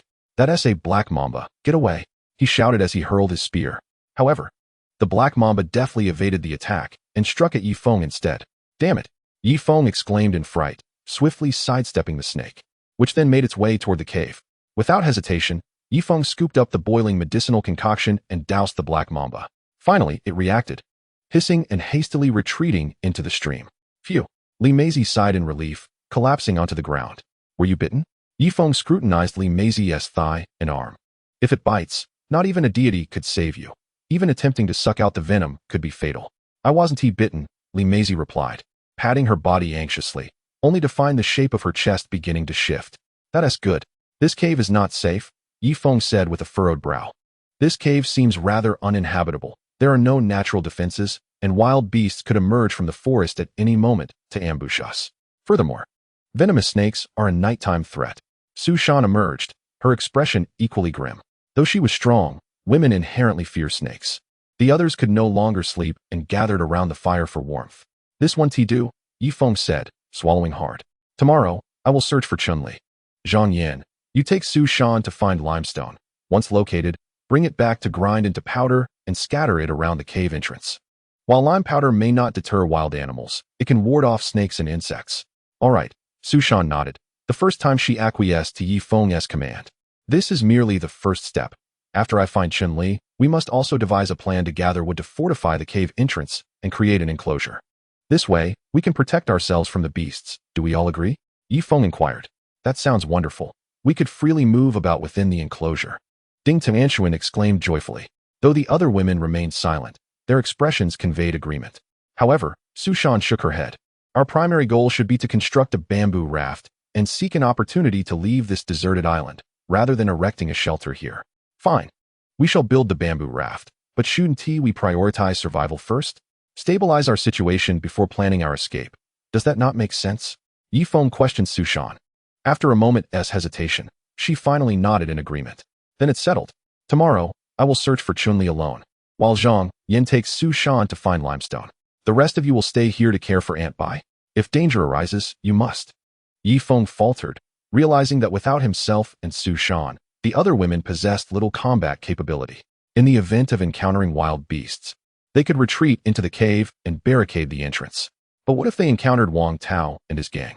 Su Shan, once you find the limestone, return as swiftly as possible. I too will hasten my search for Chun-Li, Ye Feng reiterated. Understood. Ah Feng, may I accompany you tomorrow? Li Meizi suddenly suggested. No, you must stay here to care for Aunt Bai. You have experience, while Ding Tianxuan is too young and unreliable, and as for Su Shan, she tends to be overconfident and lacks caregiving skills, Ye Feng replied sternly. Who are you calling overconfident? Su Yun exclaimed, rushing over to pummel Ye Feng, who yelped in protest. Ding Tianxuan, fuming, turned away, muttering under her breath. As dawn approached, Ye Feng strapped on his bow and arrows, gripping his spear tightly. The women surrounded him, constantly reminding him to be cautious.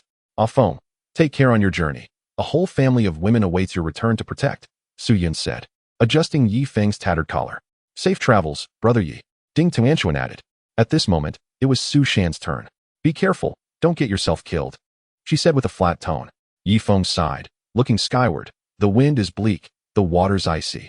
A brave man may depart never to return. Su Yun, if I do not return, find someone to marry. Do not wait for me. With that, Ye Feng dashed downstream. Su Shan and Zhang Yan exchanged glances before slipping into the woods. Only a sick patient and 3 frail women remained behind. Ye Feng sprinted along the stream's course. Since Wang Tao's gang was neither by the stream nor in the rocky beach area, it was likely they had ventured to the north of the beach. After running several kilometers down the stream, he veered into the forest, preparing to search along the northern beach. The sun had yet to rise, and Ye Feng moved with ease, having previously cleared a path. After an hour of running, he finally spotted a grove of coconut trees. His heart raced as he crouched low. There, near the rocky beach, a group of individuals was milling about, none other than Wang Xiong and his crew. Wang Xiong's slicked back hair had lost its luster, 2 strands now drooping over his forehead. The bald man's head had sprouted a stubble of hair. 2 bodyguards sat atop the rocks, engaged in discussion. Among this group, only these 2 bodyguards appeared alert. The rest, including Wang Xiong, seemed utterly drained. Wang Tao was sprawled on a stretcher, sleeping soundly. "Where's Chun-Li?" Ye Feng squinted, focusing his gaze further. Suddenly, from behind the rocks, emerged a striking blonde woman. She stood approximately 1.75 meters tall, clad in a bikini. Her figure could only be described as voluptuous. Following her was Chun-Li. It appeared they had acquired a new member. Ye Feng mused quietly, assessing the situation. He harbored no fear of the others, but felt a twinge of apprehension toward the 2 bodyguards. As he contemplated this, his gaze returned to the blonde. He could not deny the striking fairness of Western women's skin, almost excessively so. In contrast, after weeks in the jungle, he had become dark and robust. The stark contrast between their skin tones was unmistakable. "Alice, didn't you say your boyfriend had built a boat to seek rescue? Why has he not returned yet?" Wang Xiong could not contain his curiosity. The 3 bald men cast their lustful gazes upon Alice, their eyes seemingly ablaze with desire. "I'm assured he will return to find me." A radiant smile adorned Alisai's face. Ye Feng assessed that Alisai was likely around 18 or 19 years old. Yet Europeans often appear more mature. At that age, they can easily resemble individuals in their 20s or 30s. However, her physique was indeed exceptional, in terms of body shape. None of the women in the cave could compare to her. At that moment, the bald man could no longer restrain himself. "Xiao Dao, just let me have a go at her. Just once. I've been pinned up for days," he pleaded. Nevertheless, Long Wu shook his head in disapproval. "No way. If her boyfriend truly finds a rescue team, he will certainly have us all imprisoned. Let us wait a couple more days. If the rescue team hasn't arrived by then, I won't interfere with these 2 women." Long Wu remained principled, having protected Chun-Li and Alisai over the past few days. However, lacking a personal connection, if the rescue team continued to delay, he could not oppose the entire group and would have to let it go. Yet, he could assure himself he would not engage in any misconduct.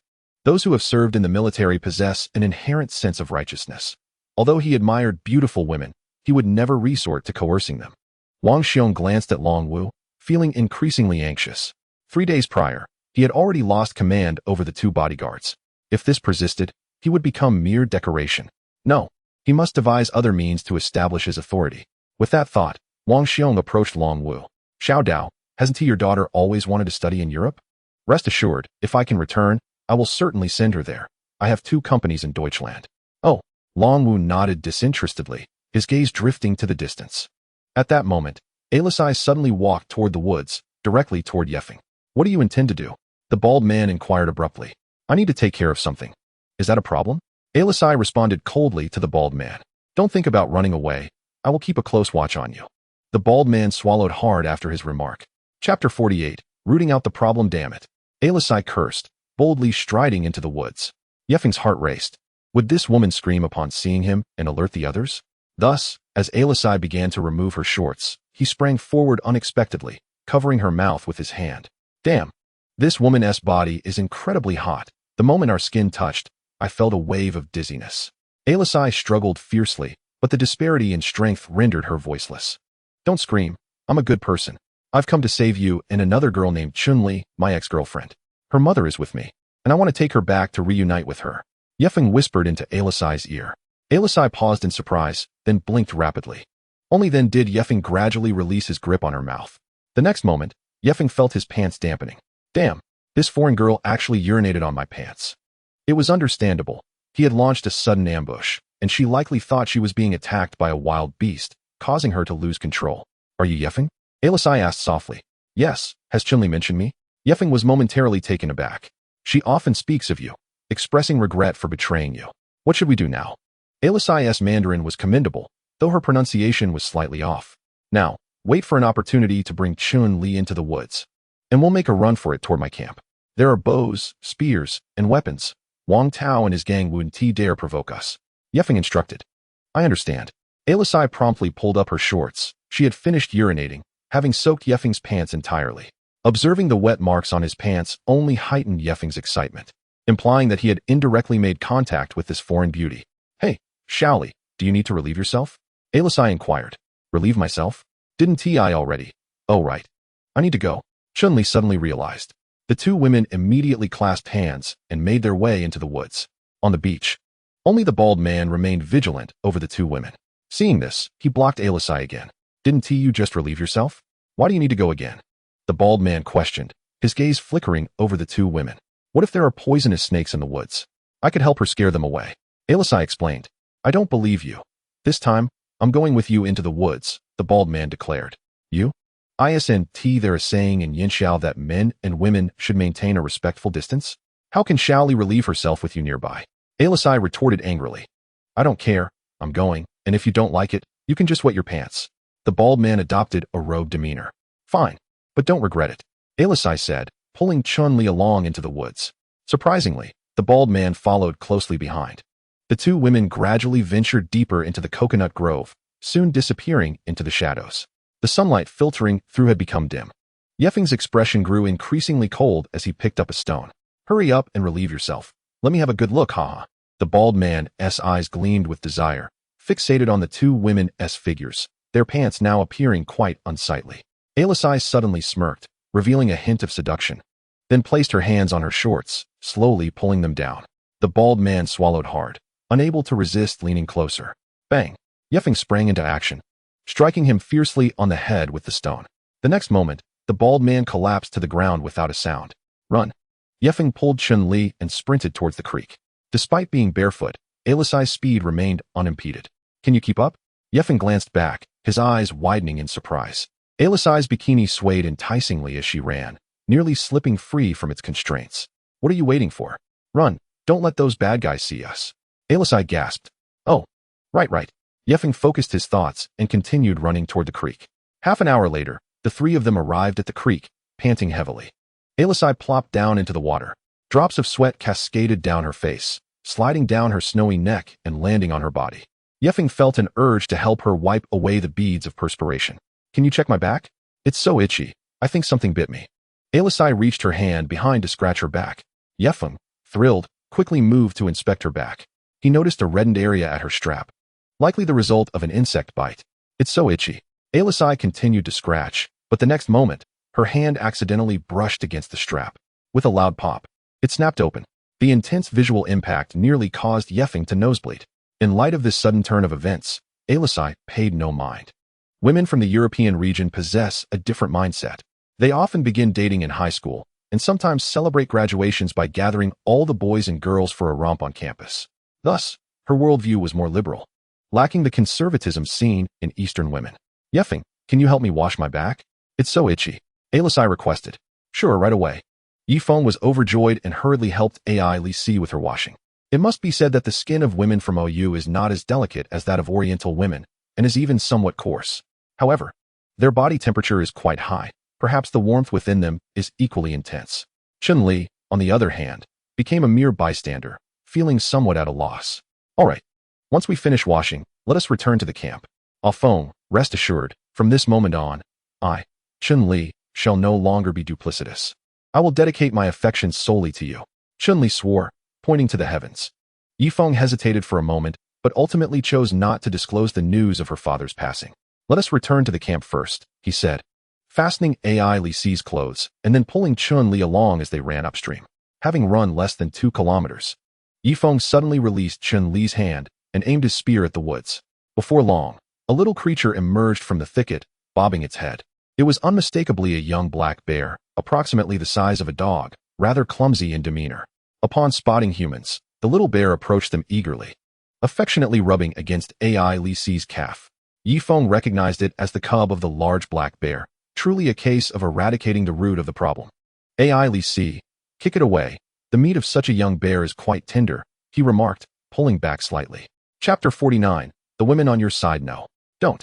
The two women suddenly shielded the little black bear. Please don't kill it. It's so adorable. AI Li Si exclaimed, embracing the little bear, which in turn licked her fair cheek with its tongue. Afong, please don't harm it. Let us tame it. We could tie it at the cave entrance to serve as a lookout. Chun-Li pleaded. Ye Feng's eyes flickered, and he ultimately lowered his spear. Indeed, the alertness of animals surpasses that of humans. The little bear could serve its purpose tied at the cave entrance. We must be cautious with it. It needs discipline, otherwise. Once it matures, no one will be able to control it, Ye Feng advised. He pondered how Chun-Li would react if he revealed that her father, Chen Jihua, had perished at the hands of this little bear's mother. Let us move, Ye Feng urged from behind, prodding the little bear with his spear to hasten its pace. The young bear was irked, but ultimately complied. After some effort, Ye Feng returned to the camp. He found several women gathered, grinding limestone into powder, while Su Shan sprinkled the lime around the cave entrance. Ah, you're back? Su Yun exclaimed with delight, preparing to leap into Ye Feng's embrace, but Su Shan stood upright, casting a warning glance at her. Yes, we have returned, and we bring a foreign friend. Ye Feng smiled, gesturing for AI Li Si to introduce herself. Hello everyone. My name is AI. Ah, it's so cute. Ding Tuan Tuan shrieked, snatching up the little bear and lifting it high before lowering it again.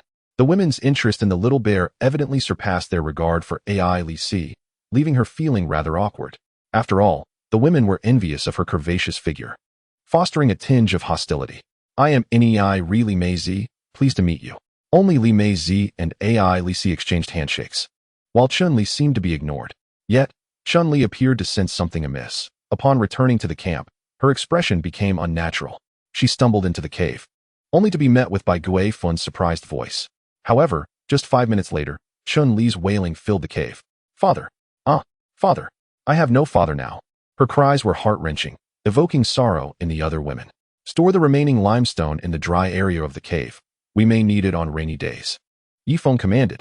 Zhang Yan promptly complied. She still walked with a slight limp, having cleaned her thigh wound several times. Essentially, her thin skirt left her feeling quite exposed. Chun-Li emerged from the cave, finding Chen Jihua's gravestone, covering her mouth as she wept incessantly. Yet, no one offered her comfort, not even Su Yun. Clearly, ever since the last betrayal, the women in the camp had distanced themselves from her, with only AI Li Si occasionally speaking to her. Begin chopping wood and erecting walls around the area. Do not use bayonets or daggers. Stones will suffice, Ye Feng ordered. Understood, replied the women, with Ding Tuan Tuan jokingly adding, Yes, Master Yi. They toiled from noon until nightfall, felling 3 large trees and stripping them of branches.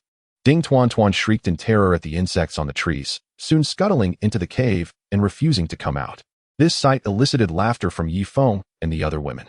As night descended, Ye Feng retrieved the bear meat submerged in water to roast it for dinner. At that moment, the little black bear approached, rubbing against the bear's skin. This creature may seek revenge when it grows, Ye Feng cautioned. No, it's so adorable. Ding Tuan Tuan clutched the little bear tightly. Ye Feng chose not to argue further. He would find an opportunity to eliminate the little bear before it grew too large to manage. After a while, Ye Feng surprisingly emerged from the cave. Although still weak, her complexion had improved since her daughter's return. Mother. Chun-Li assisted Ye Feng to sit by the fire. Ye Feng counted them, 7 women in total. He mused that he had transformed into a modern-day Wei Xiaobao. If he could construct a proper shelter, ruling as a local sovereign on this deserted island might not be so bad. Returning to civilization? Not a chance. Just as this thought crossed his mind, the little black bear stood upright and emitted a plaintive roar.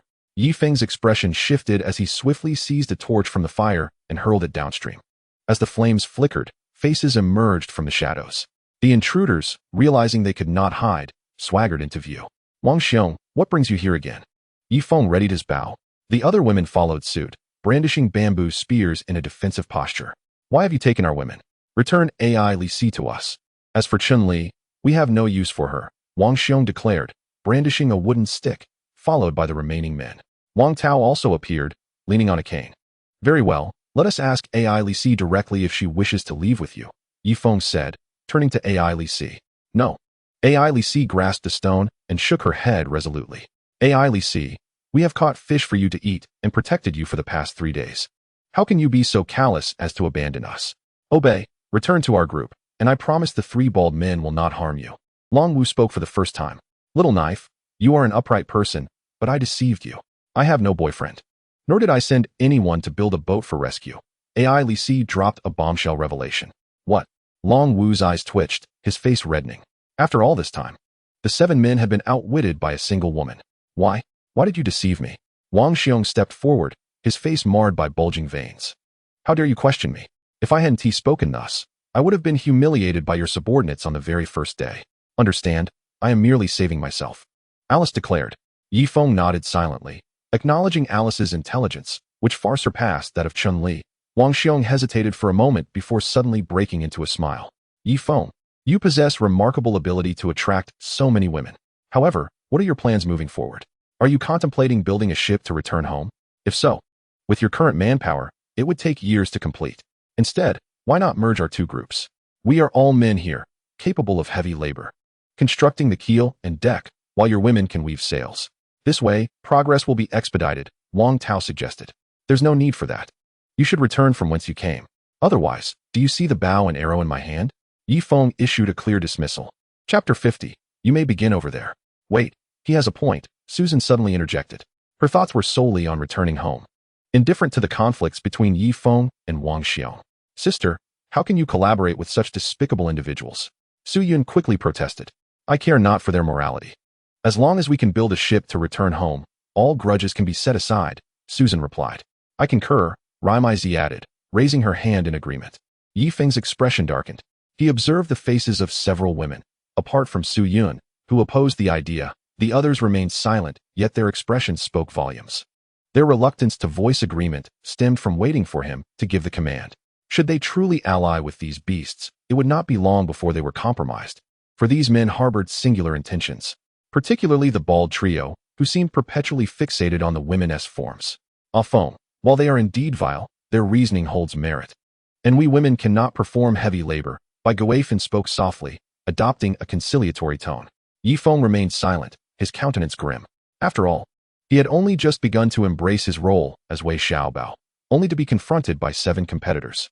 His joy was fleeting, primarily because he harbored no desire to return home. The deserted island felt far more comfortable. Seemingly attuned to Ye Feng's internal struggle, Ye Feng leaned closer to whisper. Rest assured, I shall not be attracted to any of them. Once they taste your charm, they will be entirely loyal to you. Of course, should you still disagree, I will stand by your side. After hearing her words, Ye Feng glanced at the others once more. Brother Yi, should we not collaborate with them? Ding Tuanchuan inquired. Very well, Ye Feng sighed. Turning to Wang Xiong and his group, your camp must be at least 20 meters away from ours.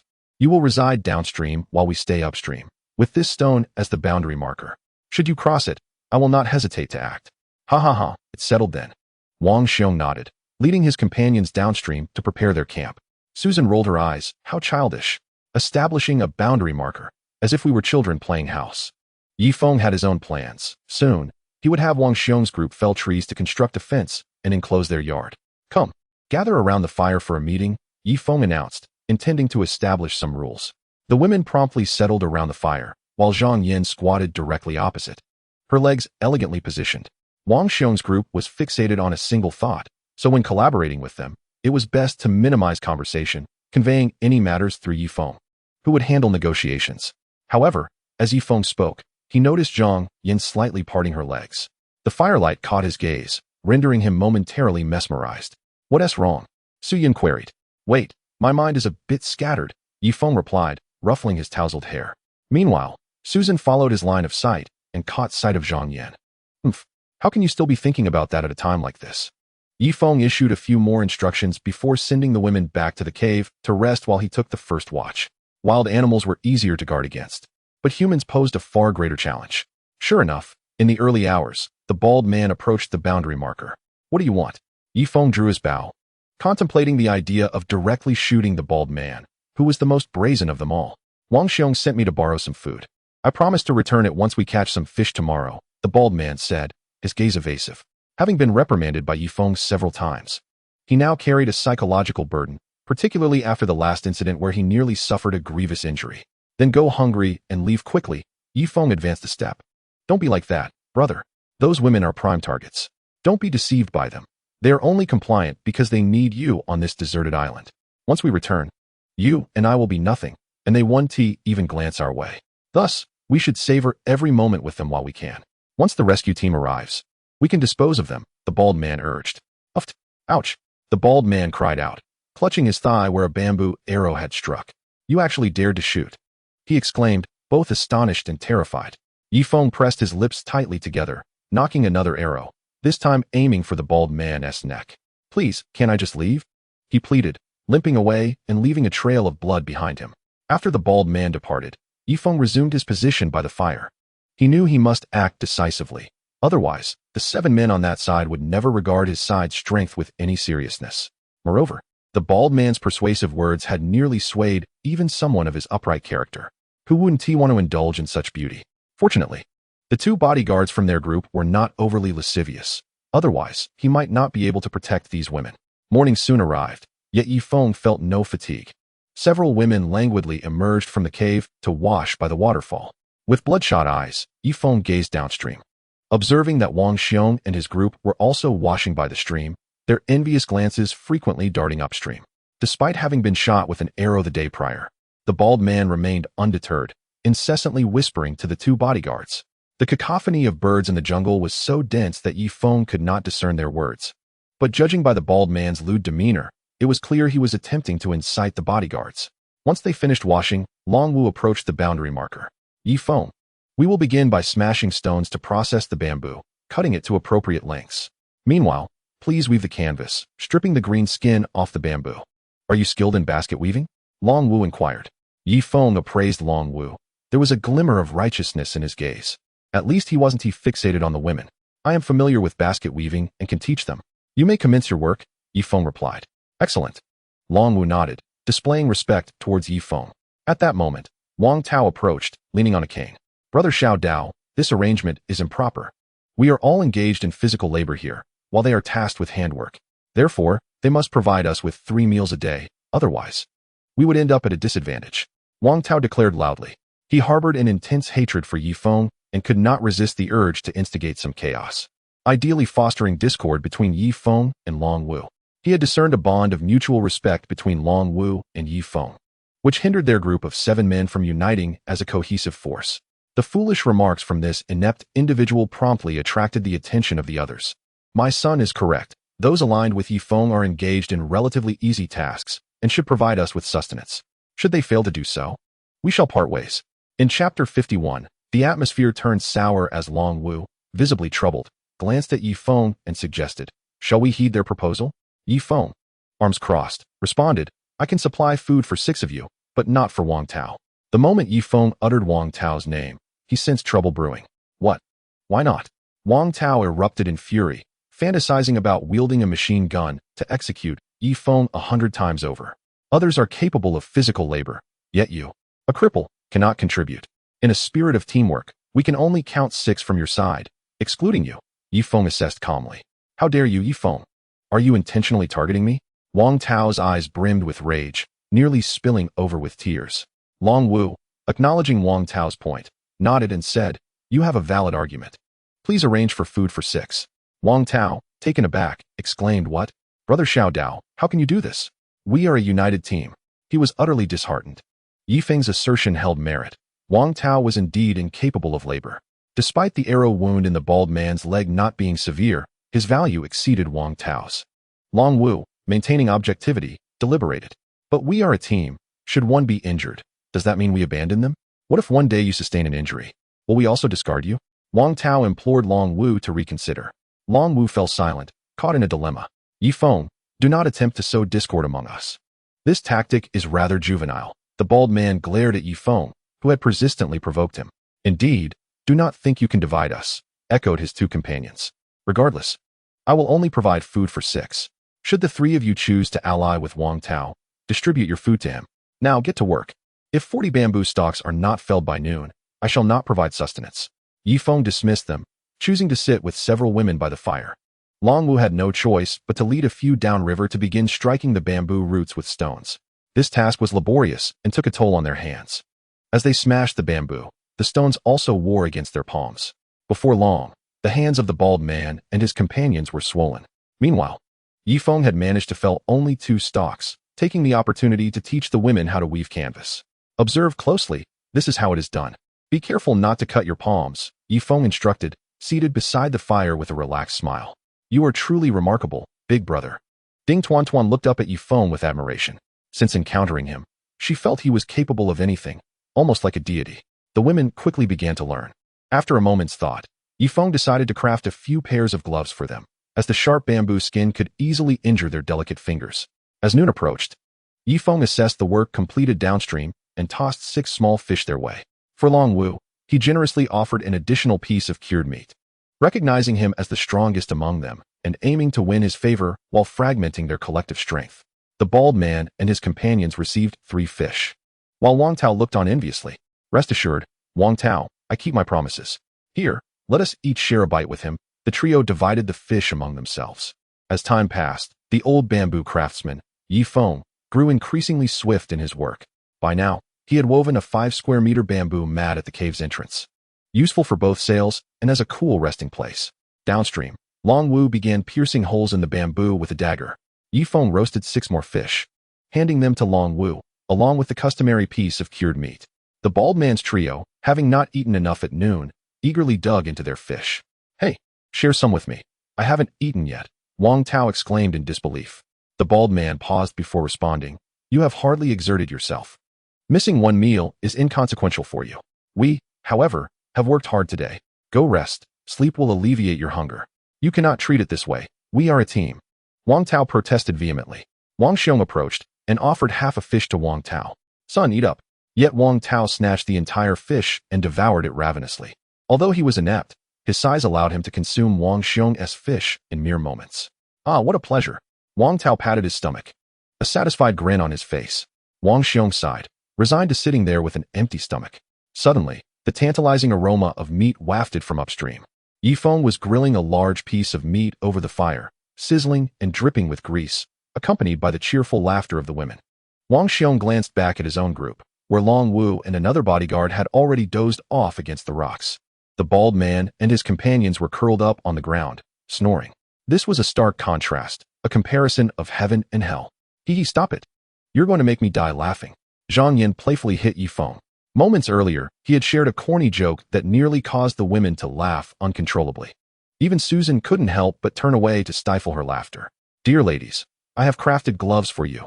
Tomorrow you shall not injure your hands, Ye Feng announced, producing 3 pairs of gloves made from bear hide, as the outer skin was too rigid for finger movement.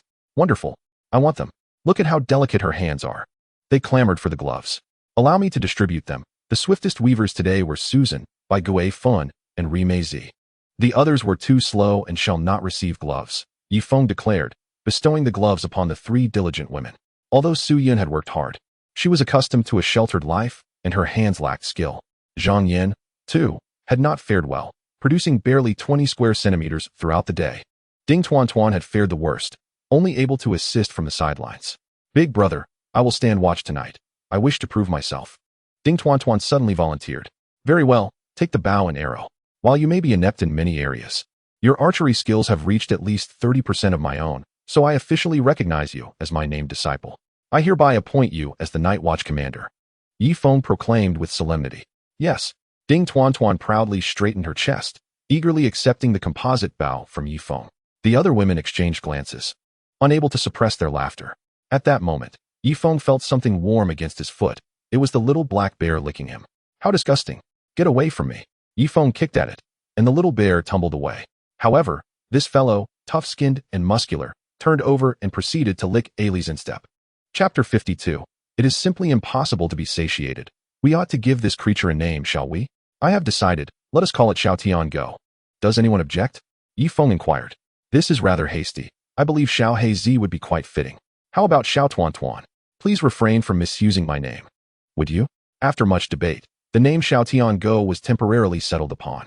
At last, it was time to rest, and Ye Feng, concerned about Ding Tuan Tuan's reliability, volunteered to keep watch alongside her. Inside the cave, 6 women had already fallen asleep, emitting cat-like snores. Tuan Tuan, I will take a brief nap. You guard the first half of the night. Should you feel tired, wake me. Do not simply collapse into slumber, understood? Ye Feng instructed. Rest assured, am I so useless? Ding Tuan Tuan retorted. Ha ha. Ye Feng affectionately patted her chubby little head and laid down beside the fire. It was unclear how long he had slept when he suddenly sat up. From the downstream area, he heard shouting. What the heck? Something up in the tree is throwing excrement at us. I have a bump on my head. Ye Feng turned to see Ding Tuan Tuan sitting with her back to him, tightly clutching a spear, utterly motionless. However, with a gentle push, she toppled over onto the ground, continuing to emit her feline snores. Sigh. Ye Feng breathed out, picking up the nearby composite bough and tossing a torch downstream. He noticed that Long Wu and the others had all awoken, running back and forth at the edge of the bamboo grove, casting furious glances towards the sky. Ye Feng picked up another torch and hurled it fiercely into the air above the bamboo grove. Monkeys began to leap agilely above the grove, intermittently dropping objects, eliciting cries of distress from the bald-headed men below. Long Wu seized a bamboo spear, his body taut as a string. With a thrust, the spear shot up 10 meters only to be thwarted by the dense foliage, falling helplessly back down. Ye Feng took a deep breath, utilizing the moonlight to raise his composite bow. With a swift shot, one of the monkeys plummeted to the ground. Ha ha, we've slain this beast. The bald-headed trio cheered, rushing over to the fallen monkey to deliver a series of kicks. Ye Feng nocked another arrow, aiming for a different monkey. However, the clever creatures had retreated deep into the bamboo thicket, where the dense leaves obscured both Ye Feng's view and his arrows. After a moment, Long Wu approached with a spear in hand. Thank you, Ye Feng. Your archery is commendable. After saying this, he tossed the monkey's carcass to Ye Feng. This is your kill. I return it to you. Just as he finished speaking, Wang Tao limped over. Xiao Daogu, you are a full man unaware of the hunger of the starving. If you do not wish to eat, why return it to Ye Feng? Wang Tao exclaimed angrily. Long Wu, having secured both a fish and a piece of cured meat, felt no hunger, unlike Wang Tao. Ye Feng grasped the dead monkey and suddenly had an idea. Wang Tao, if you wish to receive food, you may go to the beach tomorrow and bring back some salt, at least 5 kilograms. If you can do this, I will ensure your provisions in the future. Ye Feng proposed. Gathering salt is time-consuming, but requires no particular skill. Even someone as inept as Wang Tao could manage it. No way am I going there alone. What if I am eaten by a beast? Let Chun-Li accompany me, Wang Tao countered. You worthless fool. If you are unwilling to go, then starve. Ye Feng replied, preparing to take the monkey's corpse back. Wait, I'll go. Is that acceptable? Wang Tao, filled with resentment, yet compelled by the prospect of food, acquiesced. Very well. I shall await your good news tomorrow. Ye Feng returned to the fire with the monkey, bringing Ding Tuan Tuan back to the cave so she could enjoy a restful sleep. After all, she was merely a 15-year-old girl. Ye Feng did not expect her to assist much, only that she would not betray him. Long Wu cast a deep glance at Ye Feng, nodding slightly. Such a leader is exceedingly harsh towards outsiders, but extraordinarily benevolent towards his own. It is no wonder that those women willingly chose to follow him. The night passed with the light of the stars dancing across the sky, and soon dawn approached. Though Ye Feng had kept watch through the latter part of the night, he felt no fatigue. He stood and gazed downstream. Wang Tao had already shouldered his pack, embracing his father in farewell, preparing to head to the beach for salt. Long Wu resumed drilling holes in the bamboo. Once all the holes were completed, they could transport the unfinished products to the beach for assembly, setting sail towards home. However, Ye Feng was not concerned about their boat-building progress. Turning back, he saw Li Meizi emerge first. Feng, come here, please. Her voice was both anxious and alluring. Ye Feng's heart skipped a beat. Surely, she does not wish for my assistance? The two quietly slipped behind the waterfall. 20 minutes later, Ye Feng emerged, having indulged in a hearty belch. Li Meizi, it seems the recent meals have been delightful, but I crave a change in flavor. Next time, refrain from the salted meat and enjoy more fruits, Ye Feng said earnestly. Uft, you are insufferable. The taste there has nothing to do with my food. Li Meizi could not help but laugh. The bald-headed trio, busy with their tasks, observed this exchange. Good heavens, the upstream is akin to paradise, while we downstream endure a hellish existence. How I long to join them. Breakfast was prepared, and Ye Feng presented 6 small fish and a piece of salted meat to the individuals downstream. The bald-headed men had consumed only 2 small fish the previous day, and the oil within the fish could not compare to that of bear meat, leaving them still quite hungry. Ye Feng, could you possibly provide larger fish next time?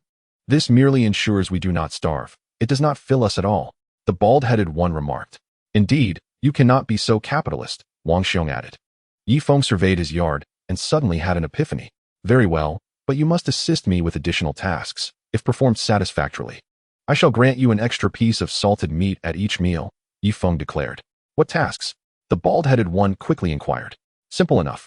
Help me fell some sturdy trees, at least as thick as a thigh, strip them of branches, and sharpened the ends to form stakes for a wall. I intend to construct a barrier, Ye Feng explained. Building a wall is indeed laborious work. While Ye Feng could manage it, it would consume a considerable amount of time. With these free laborers, he would not pass up the opportunity. Moreover, salted meat and fish were easily accessible to Ye Feng, and as for salt, he could send Wang Tao to the beach to retrieve it, needing only to filter it through wood ash. Essentially, he could achieve his goals with minimal effort, akin to a cunning fox outwitting the hounds. The bald-headed men exchanged glances, remaining silent. By the way, the salted meat I prepare is exceptionally delicious. Do not take my word for it, asked Long Wu. Ye Feng smiled. Indeed. Long Wu nodded in agreement. After a brief discussion, the bald-headed men finally nodded slightly in agreement. Very well, we shall begin now. The three of us will construct bamboo rafts in the morning and assist you with logging in the afternoon. We hope you will keep your promise, the bald-headed one said. Count me in as well. Wang Xiong and another bodyguard stepped forward. The five of them were in dire need of sustenance to replenish their energy, having caught only a small fish. All right. Although providing for all five of you is somewhat burdensome, with great power comes great responsibility, Ye Feng said, raising his hands in a gesture of reluctance. It seemed that among them, only Long Wu had the skill to catch fish, and even he struggled with the task. Despite the abundance of fish in the stream, they were quite agile when it came to being caught. Ye Feng, however, possessed an understanding of their habits. Suddenly, Long Wu glanced at the compound bow in Ye Feng's hands. May I have a look? He inquired. Last night, he had witnessed the bow's might as it shot an arrow over 30 meters, bringing down a wild monkey with ease. Although he too could craft bows and arrows, he was limited to making simple ones, which lacked the power of Ye Feng's creation. His expertise lay in firearms, and he was no match for Ye Feng in the realm of melee weaponry. Ye Feng hesitated for a moment, but eventually handed the compound bow over, though he discreetly kept a hand on the dagger at his waist. Very impressive craftsmanship. It's evident that you put a lot of thought into it, Long Wu remarked as he returned the bow. When I have the time, I will teach you, he added. All right, I'll get to work, Long Wu said, heading downstream. Ye Feng turned to see several women busily at work. With gloves on, Susan was weaving faster, closely followed by Li Meizi, while the skills of the others were rather mediocre. Just as Ye Feng was about to find a seat, a scream erupted from downstream. A bald man's subordinate clutched his head, blood streaming down. Simultaneously, the air was filled with the cacophony of wild monkeys screeching above the bamboo grove. Damn it! Those beasts are back. Ye Feng knocked an arrow and aimed skyward. Although the monkeys were small, they were agile in the jungle and adept at throwing objects from heights, which could be fatal if struck. Ye Feng, help us! The bald man shouted, cradling his injured subordinate. Long Wu and another bodyguard hurled their bamboo spears into the air, but they fell helplessly after a short ascent. Ye Feng inhaled deeply and released 3 arrows in quick succession. 2 monkeys fell, but the third arrow was deflected by the dense foliage. These creatures are a real nuisance if left to their antics, Ye Feng thought, a sense of foreboding creeping in. Li Chong, don't die on me, the bald man wailed, holding his injured comrade. After a brief moment of hesitation, Ye Feng crossed the boundary marker. The poor fellow was bleeding profusely, on the verge of death. These beasts were throwing stones, even though they weighed only a couple of kilograms. Dropping them from a height of 20 meters could easily be lethal. Ye Feng surveyed the entrance of the cave, relieved to find no tall trees nearby that could have posed additional threats. Li Chong is not going to make it, the bald man cried. Bring him over here, Ye Feng ordered decisively. His motivation was not compassion, but rather the desire to retain a capable laborer, hoping to salvage the situation.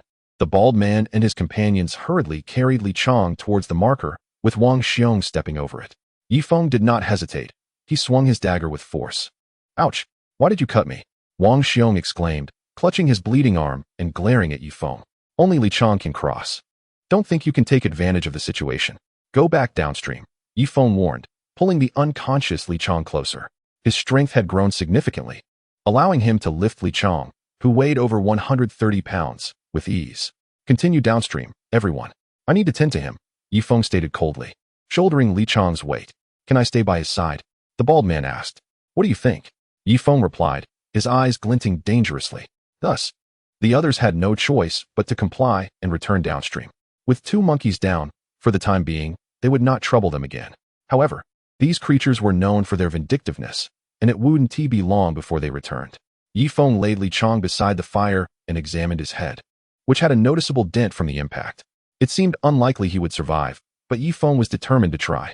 I'll boil some meat broth in the helmet for him. Whether he lives or not is up to fate, Ye Feng declared.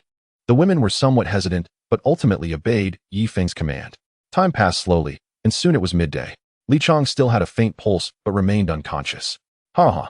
Ye Feng, look. We've chopped down 5 trees. The bald man-s group arrived at the boundary marker, each carrying a log. Good. Drive the logs into the earth and pound them with stones to secure them, Ye Feng instructed.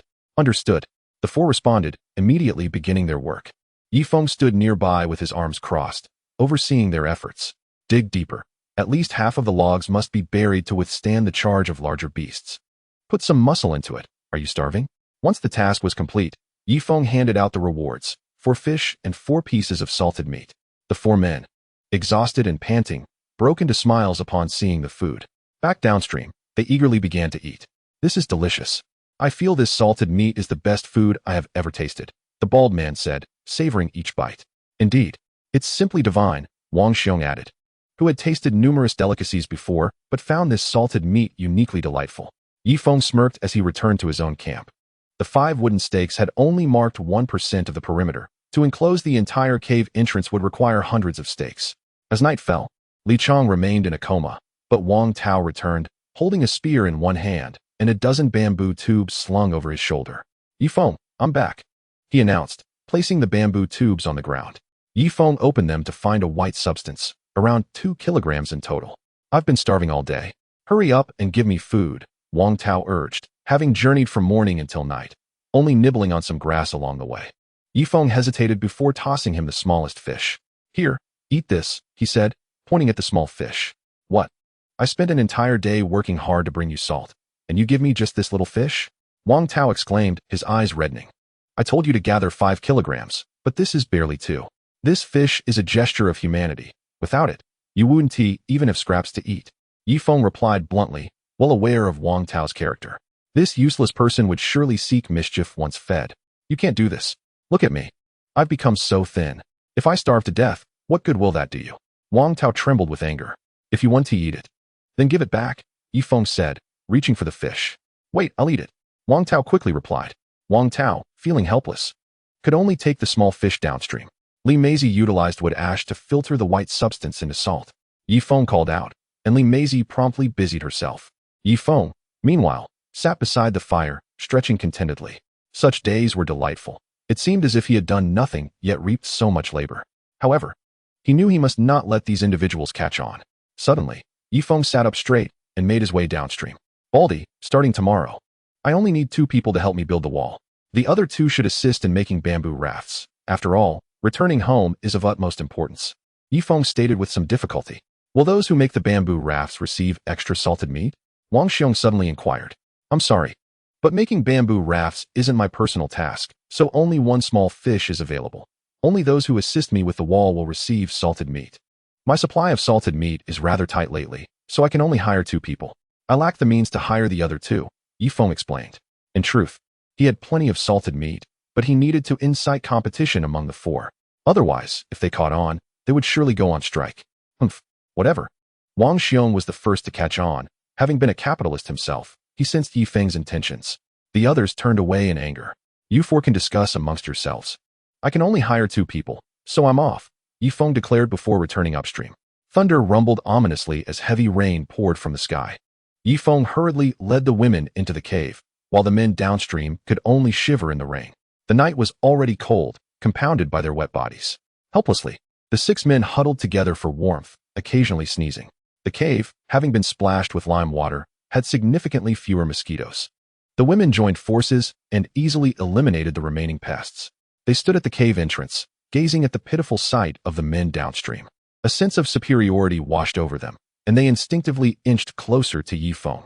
Thankfully, they had chosen wisely, following the survival expert Ye Feng. Had they aligned with Wang Tao's crew, the situation could have been far worse. An hour later, the rain ceased, but the temperature remained low. Long Wu took a considerable amount of time to kindle a flame and found some damp firewood to add. The 6 men stripped down completely, roasting themselves in the warmth downstream. Hey, that person just moved, Li Meizi suddenly remarked. Ye Feng quickly approached. He saw Li Chong awakening and slowly sitting up. The sight of the plump and slender women in the cave made Li Chong's expression turn red with longing. Yet, in the next moment, he instinctively touched his pants. What is happening? I usually feel something when I see you all, but now, Why can't I feel anything? Li Chang exclaimed, panic-stricken as he dashed out of the cave to confirm his fears, spiraling into despair. What on earth is going on with me? His voice trembled with sorrow. What happened to him? Li Meizi asked, puzzled. At that moment, Alice interjected. His head injury must have affected his pituitary gland. That area is crucial. Ye Feng couldn't help but regard Alice with newfound respect. She certainly knew a great deal. Ah, does that mean he has become a eunuch? Chun Li remarked. One could say that. While he has lost that ability, the thoughts will still linger, which is the most torturous aspect, Alice concluded, drawing a cross over her chest. Ah, I refuse to believe this. How could this happen? I won't accept it. Li Chang roared at the sky, but it changed nothing. Will his body weaken? Ye Feng inquired. No, since he can no longer reproduce, his vitality will actually be greater than that of an average person, Alice replied. Oh, Ye Feng felt a flicker of hope. With 7 women in the camp and only 1 man, he felt immense pressure. Should danger arise, these women lacked combat capability. However, with Li Chang by his side, he would have some support. Thus, Ye Feng donned a paternal smile and placed a hand on Li Chang's shoulder. This fellow was short and stocky, a capable worker. Li Chang, don't be too disheartened. From now on, stick with me, and I will find a way to help you heal. I come from a family of traditional Chinese medicine. With some time, I can surely cure your affliction, Ye Feng said earnestly. Really? Is that true? Brother Feng, I will depend on you from now on. Li Chang sighed with relief. Rest assured, whenever I have the chance, I will focus on your treatment. But in the meantime, you must listen to me. If you obey, not only will you stay in the cave and live with the women, but I will also ensure you have enough food. Ye Feng stated. Women? Li Chang glanced at the 7 women, then at his pants, letting out a resigned sigh. All right, Brother Feng, I will listen to you. You must cure me. Li Chang conceded. Someone, grill a piece of salted meat for my brother Li Chang. From now on, he is one of us, Ye Feng ordered. Before long, Li Chang was munching on the salted meat. Yet, Ye Feng remained vigilant, fearing Li Chang's recovery. Henceforth, the herbs collected for him would be administered in reverse. If not, once this fellow regained his strength, the women would be in peril. The night passed without incident, and morning arrived quickly. Baldy was the first to see Li Chang. Ah, Xiao Chang, you've finally recovered. Come over here. Baldy beckoned. However, Li Chang turned his gaze to Ye Feng and took a step back. I am now Brother Feng's subordinate. Don't call me Xiao Chang anymore, understood? Li Chang was clear about the situation and unceremoniously betrayed Baldy. You? Baldy narrowed his eyes. Ye Feng interjected. Baldy, from now on, you shall address him as Chang Go. For the distribution of food will be managed by Xiao Chang. If you do not curry favor with him, he may very well spit in your food. You? Baldy angrily flung his hand and stormed downstream. Chapter 55. As long as we unite, Ye Feng cannot exploit us. Wang Tao hesitated for a long moment before shouldering the bamboo tube again, preparing to go to the beach to dry salt. He resolved to complete the 5-kilogram task this time. Otherwise, he would face hunger again. Upon reaching downstream, he nibbled on some tender grass, feeling less famished. Ye Feng was busy crafting bamboo strips upstream. Meanwhile, only Long Wu was industriously working at the downstream location, while the other 4 sat nearby. Their faces filled with anger as they conspired. Sure enough, 5 minutes later, the 4 men picked up bamboo spears and stormed toward the boundary marker. Ye Feng, don't go too far. Today we 4 have made arrangements. If you intend to down 2 of us, we will go on strike collectively, Wang Xiong declared. Ye Feng sighed in relief, thinking the 4 were about to confront him aggressively. Very well, from now on, I shall only provide food for Long Wu. As for the other 4, I'm afraid I must withhold even that small fish, Ye Feng stated nonchalantly. You? Damn it, we are 4 men. And we will fight him. Wang Xiong, having finished speaking, led the 3 others across the boundary stone to lend a hand.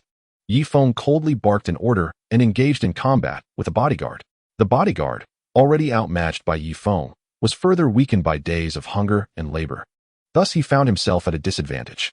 Meanwhile, on the other side, 7 women, along with Li Chang, had thoroughly outmatched Wang Xiong and his companions, leaving them battered and bruised. The skirmish was swiftly concluded, and Ye Feng cast a mocking glance at the bodyguard lying on the ground. You 4. It would be best to return. I have not even unleashed my full strength yet. Reluctantly, Wang Xiong and his companions retreated to their seats. Downstream, a jungle tiger weighing nearly half a ton moved slowly through the terrain, causing chaos in its wake. A wild monkey, perched 10 meters high in a tree, emitted frantic screeches, alerting other creatures of the impending danger. Its cries seemed to provoke the jungle tiger, which, with a powerful leap, ascended the tree, its muscular tail swaying gently to maintain balance. The frightened monkey, in a panic, attempted to flee by jumping to another branch, but the tiger's climbing prowess was formidable. With a swift pounce, it accurately seized the wild monkey mid-air, and with a swift motion of its claws, the monkey was torn in two. Following its brutal kill, the jungle tiger continued its patrol upstream. In truth, the tiger's territory lay at the lower lake, as the upstream area was claimed by a large black bear. When the bear was alive, it marked its territory with urine every 2 days. However, since its demise, the scent had gradually faded, and a heavy rain last night washed away the lingering odor.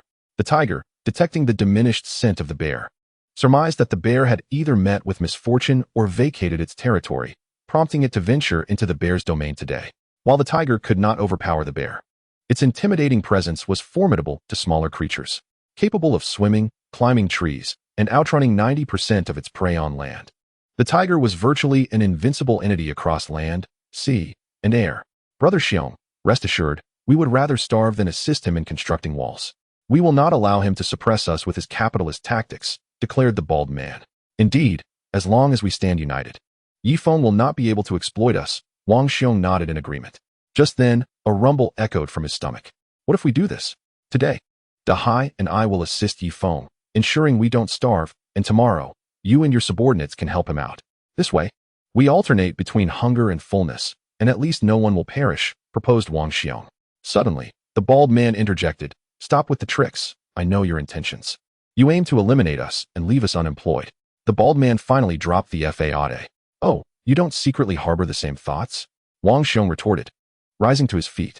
Before long, the 4 men, amidst their quarrel, rushed to Ye Feng's boundary stone. Ye Feng, I, Wang Xiong, am willing to assist you in chopping wood, Wang Xiong proclaimed first. Ye Feng, my subordinates and I also wish to lend our labor, the bald man added. Ye Feng, enjoying a grilled fish, ambled over to the boundary stone while munching. So, all 4 of you wish to work for me? Ye Feng inquired, spitting out a fishbone. Yes, my subordinates and I are young and strong, far superior to that old man Wang Xiong, the bald man boasted, flexing his muscles. Wang Xiong, unwilling to be outdone, asserted, though I may not be as robust as him, I possess rich experience and know the art of efficient labor. Oh, spare me the nonsense about efficiency. Are you merely trying to slack off? The two began to bicker, nearly driving Ye Feng to distraction. Enough. Here's the deal. You 4 will undergo a trial day to see who can chop the most wood and perform the best work. But let me make this clear. There will be no food provided during this trial period, Ye Feng stated decisively. All right, I'm in, the bald man declared, charging into the forest with his subordinate. Let us go, Dahai. We shall join them. Wang Xiong followed suit. Ye Feng shrugged and returned to the warmth of the fire. Soon, noon arrived, and observing the 4 laboring diligently, Ye Feng decided to reward them with a small fish each. Though it was insufficient to fill their bellies, it prevented starvation. As for Long Wu, Ye Feng maintained his previous arrangement, providing him with a fish and a piece of salted meat, for Long Wu had indirectly aided him once. And Ye Feng felt a sense of gratitude. Suddenly, chaos erupted as the group of wild monkeys reappeared. The bald man and his companions fled from the woods, their heads cradled protectively, only to be met by a cacophony from above. Ye Feng's good mood was abruptly soured. He swiftly grabbed his compound bow and aimed at the monkeys in the sky. This time, he spotted the leader, a massive monkey king. If he could eliminate this king, the remaining monkeys would scatter and cease disturbing his tranquil life. Just as Ye Feng steadied his aim, a sudden uproar erupted from the monkey king, which glanced downstream and fled into the depths of the jungle, steering clear of the creek. A sense of unease crept over Ye Feng as he stood atop the boundary stone, peering downstream. The sounds of birds in the jungle fell silent, plunging the area into an eerie stillness. Long Wu, positioned at the lowest point, also climbed onto a stone to gaze downstream. In the next moment, he discarded his tools and sprinted toward Ye Feng in a panic. What's wrong? Ye Feng asked, his voice edged with caution. A tiger! A tiger! Long Wu shouted. Ye Feng took a few steps back, fear flickering across his face. Though he was strong, he had no delusions about confronting a tiger directly. It was well known that a tiger's muscle mass comprised 70% of its body, while the strongest human, Bruce Lee, had a muscle mass of only 15%. Moreover, a tiger's bone density was 7 times that of a human. As the natural king of the jungle, tigers could agilely navigate dense forests with ease. Quickly, into the cave.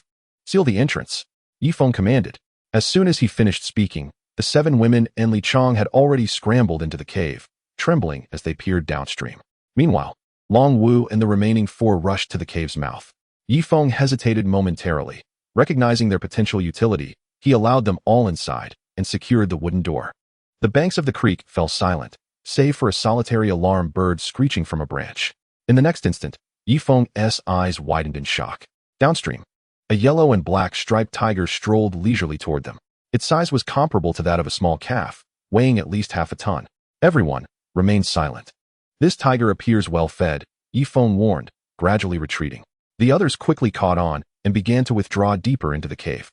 The tiger approached the fire, sniffing at the bare skin hanging from a branch. With a low growl, it suddenly raised its leg and urinated on the ground beneath the bare skin. Before casting its yellow-hued gaze toward the cave entrance, Ye Feng slowly raised his spear, swallowing hard as his hands trembled. The tiger finally reached the cave entrance, rearing up on its hind legs and slamming a paw against the wooden door. The entire door shook, and a joint loosened ominously. Shoo! Ding Tuanshuan pressed a hand over her mouth. Retreat, deeper. Ye Feng whispered softly. The cave was merely 10 meters deep, yet it was cramped with over a dozen individuals, leaving no room for retreat. The tiger seemed to have caught a whiff of human scent and suddenly recoiled, violently lunging at the wooden door. Creak! The door, crafted from tree trunks as thick as a human arm, remained unyielded to the tiger's strength, which, though formidable, was not on par with that of a bear. Ye Feng exhaled in relief, his expression gradually easing. Thankfully, a door had been installed here, otherwise, we would all be doomed. Once the bald-headed man realized the danger had passed, he stepped forward. Hand me the spear. He seized Bai Guifen's spear and thrust it through the gap in the door towards the jungle tiger. The tiger let out a pained roar, its claw scraping against the wooden door, leaving a deep gash of 5 centimeters. Ha ha ha. Beast, can't get in now, can you? I'll stab again, the bald-headed man declared, preparing to thrust once more. Stop poking it. Just scare it away, Ye Feng interjected. He discerned that the tiger, having dined well, had no intention of attacking. It merely sought to mark its territory. Ye Feng, you truly lack courage. The tiger can't enter anyway. Give me your compound bow, and I'll shoot it dead. The bald-headed man stated flatly. Just then, the tiger suddenly glanced upward. The cave was essentially a vertical stone crevice, and though the wooden door stood over 3 meters high, it left a half-meter gap above. With a roar, the tiger leapt gracefully, akin to a cat, landing above the wooden door. What the hell? The bald-headed man was terrified, hastily squeezing back into the crowd. You've caused this trouble. Hurry and block the tiger. Ye Feng shoved the bald-headed man towards the entrance. The large tiger, seemingly possessing the ability to contort its body, squeezed through the half-meter-wide stone crevice and thudded into the cave. Ding Tuanshuan was the first to scream, her piercing voice echoing within the cave. What do we do? Damn it! The crowd pressed closer together. As the tiger landed in the cave, it strode purposefully towards the bald-headed man. Let me in there. The bald-headed man cried desperately, yet a massive tiger claw rested upon his shoulder. In an instant, the claw slashed downward, stripping flesh from his right arm as if it were cooked, exposing the bright red bone beneath. This cannot continue. We must fight it. Ye Feng seized a spear with a barbed tip and lunged fiercely at the tiger. Long Wu was the second to react, thrusting his bamboo spear forward. With a swish, the tiger swiped its paw, sending Ye Feng's spear flying, while he himself was knocked sideways. Long Wu's bamboo spear managed to strike the tiger, but it barely penetrated its fur. At that moment, Susan seized the opportunity, brandishing a dagger and pulling back her body. In the next instant, she released the dagger, which flew and embedded itself in the tiger's face. With a roar, the tiger was thoroughly enraged. It leapt into the crowd, its paw crashing downward. Bai Guifen was immediately knocked to the ground. Mother! Chun-Li attempted to pull Bai Guifen away, but the tiger clamped down on her shoulder. In the next moment, blood gushed forth. Let us fight it. Ye Feng had now maneuvered to the cave's entrance, yet instead of fleeing, he picked up a broken spear and thrust it toward the tiger's rear.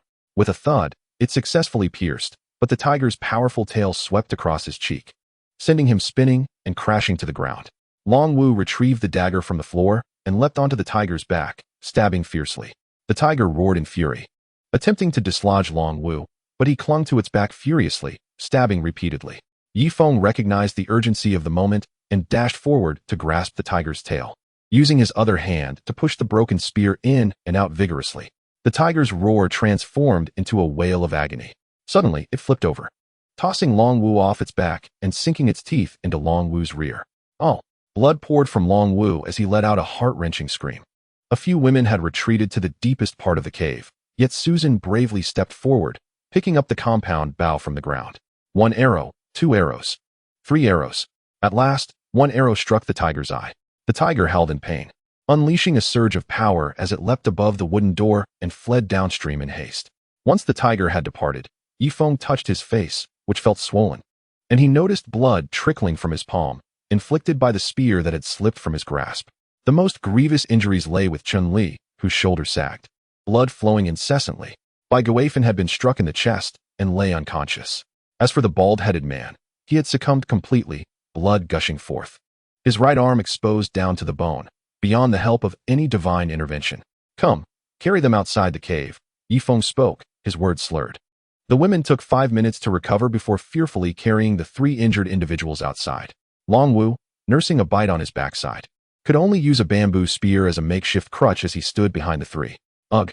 Su Yun covered her mouth, unable to bear the sight of the gruesome wounds.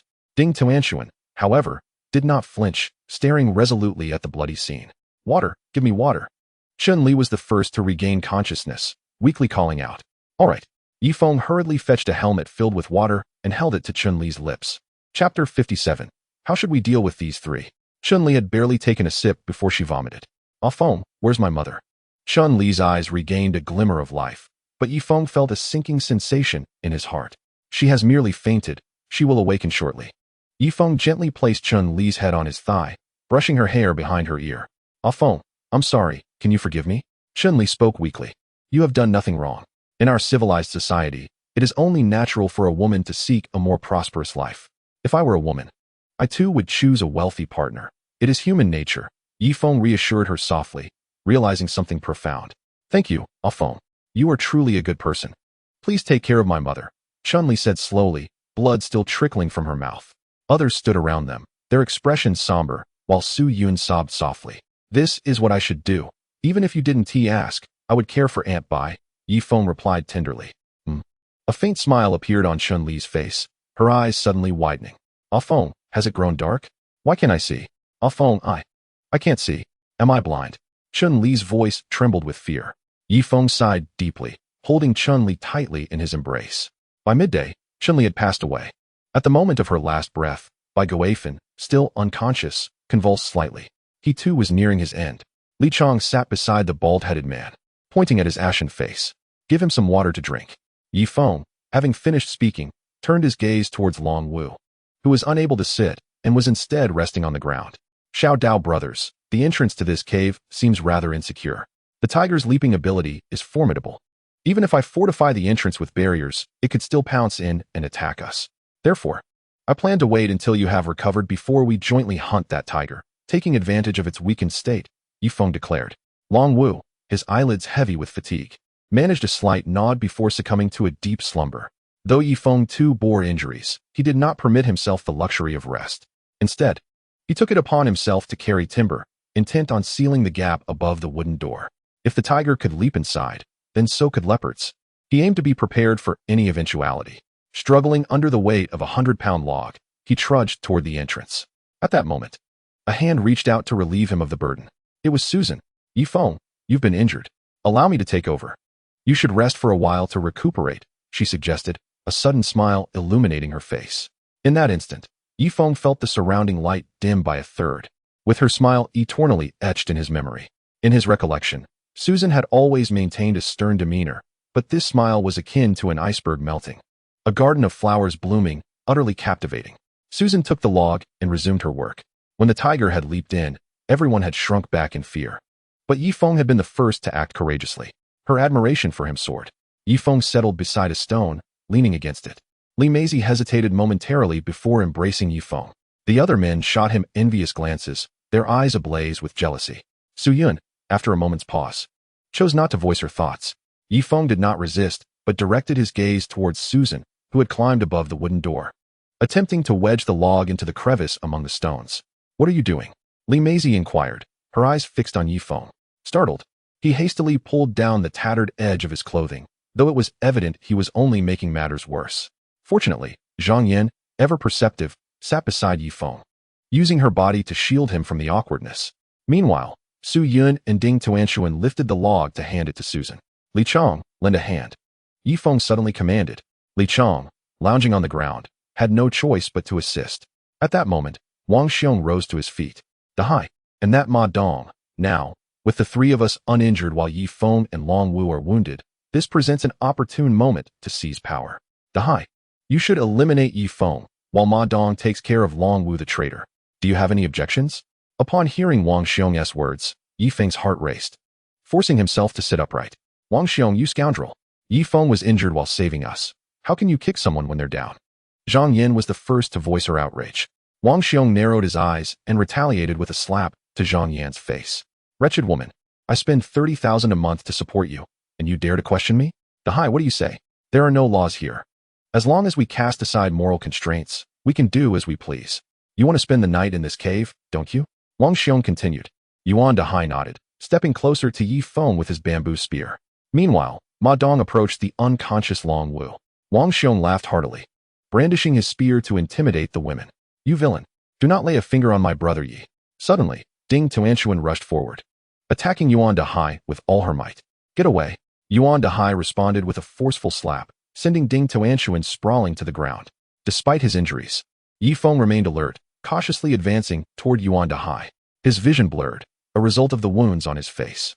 However, even in his state, he felt confident in handling Yuan Dahai. Have you three forgotten about me? At that moment, Susan's icy voice rang out from behind. Just a bunch of women. Let me give it a try. Little girl, I'll be the first to have my fun with you. I do enjoy your chaste appearance, Wang Xiong chuckled, approaching Susan like a hawk ready to snatch a chick. In the next instant, Susan delivered a sharp kick to his groin. Wang Xiong fell to the ground, unable to make a sound, his body convulsing uncontrollably. Yuan Dahai, startled, redirected his spear towards Susan. She swiftly picked up her compound bow, knocking an arrow and aiming for Yuan Dahai's chest. Beautiful lady, lower your weapon, or I'll make sure to take a hit from your arrow just to finish you off, Yuan Dahai threatened. But before he could finish, he felt a sudden weightlessness, collapsing to the ground, his body limp.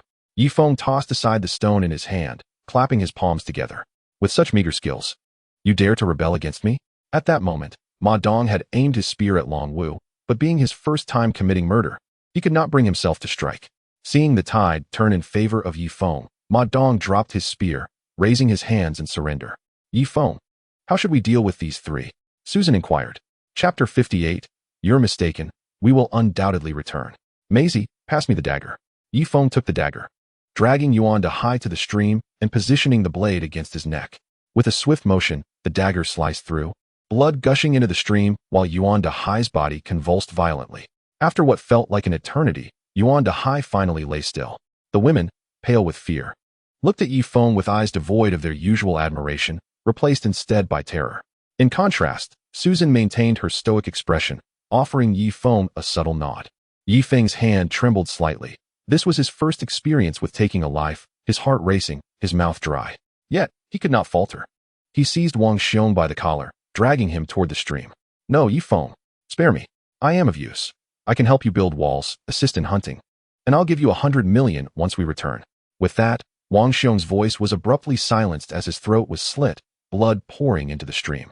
Ye Feng then kicked the body into the water, ensuring it floated downstream to avoid attracting carnivorous creatures. Now, it was Ma Dong's turn. Alarmed, Ma Dong suddenly darted downstream. Susan, unflappable, readied her compound bow. With a shot, her aim fell short, hitting Ma Dong's side. As she prepared another arrow, Ma Dong leapt into the stream, surrendering himself to the rushing waters. Let it be. He alone and 1T survive long in the jungle, Ye Feng remarked nonchalantly. Afterward, he intended to embrace Li Maisie, but she recoiled in fear, her gaze evasive. Ye Feng's heart sank as he turned to Su Yun and the other women. Indeed, none dared to meet his eyes. Ye Feng felt as though he had lost something essential.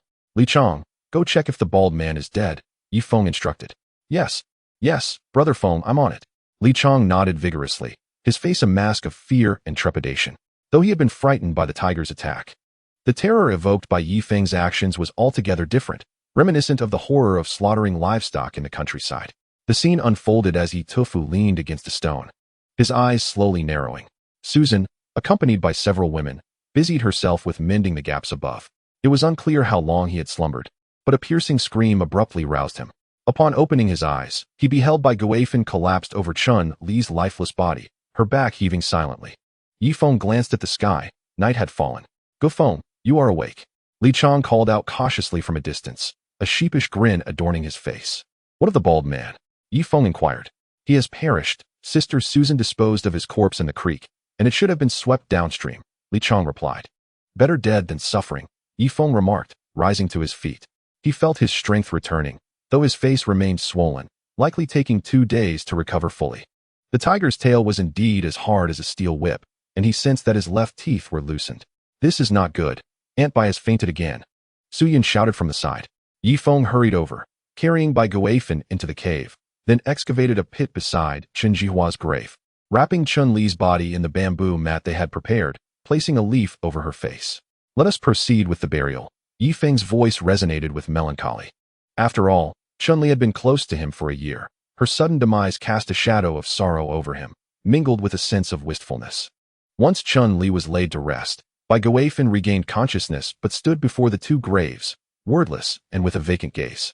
Su Yun, please console Aunt Bai with kind words. We cannot let her succumb to madness, Ye Feng urged. The others gathered around the fire. Only Susan chose to sit beside Ye Feng, while the remaining women kept their distance, still grappling with the reality of Ye Feng as a killer. Do not regard me with such eyes. Allow me to share my thoughts. Perhaps from this day forth, we shall reside on this deserted island, Ye Feng stated solemnly. That is impossible. We will return in a few days, Nareme protested vehemently, her eyes brimming with reluctance. Have you not noticed? Observe the moss. It is clearly a plant of the cold zone. And this, too, is indicative of temperate flora. This is not a deserted island. It may well be a realm untouched by humanity. Furthermore, the spotted hyena, typically found on the African savanna, has inexplicably appeared in the tropical rainforest. Lastly, have you not observed the bizarre temperature fluctuations here? 40 degrees by day and a mere 10, even 7 or 8 degrees by night.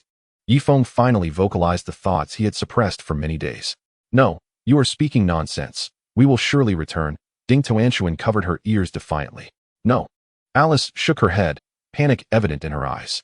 Su Yun, however, trembled, then helped Bai Guifan to the fire. What Ye Feng says may indeed bear truth.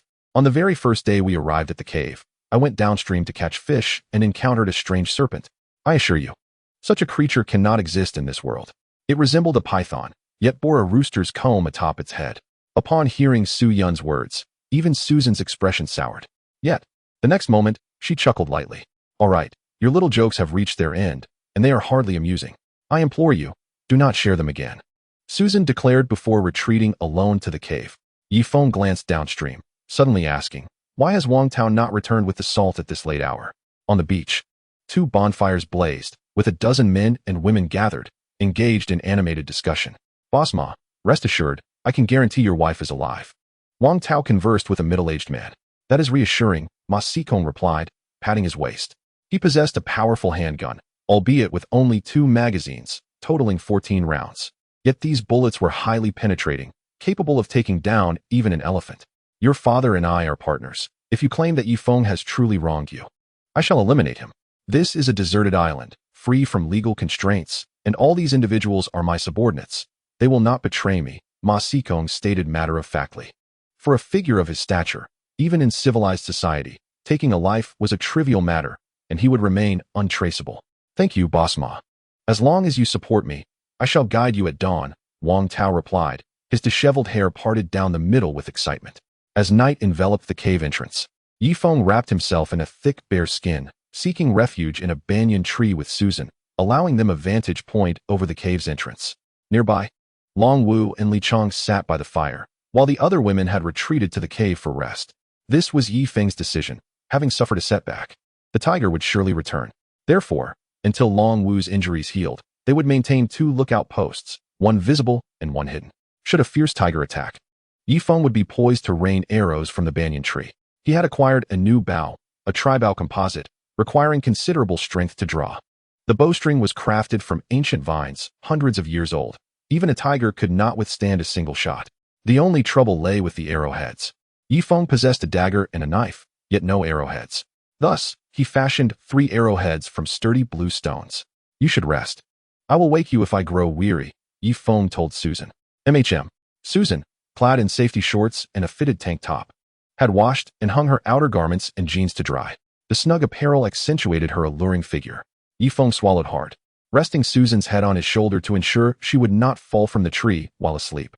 Sensing his warmth, Susan stirred slightly but did not awaken. "Are you unable to sleep?" Ye Feng inquired. Bathed in the dim moonlight, Susan's face flushed for the first time, as Ye Feng's presence felt akin to resting on a cushion of soft flesh.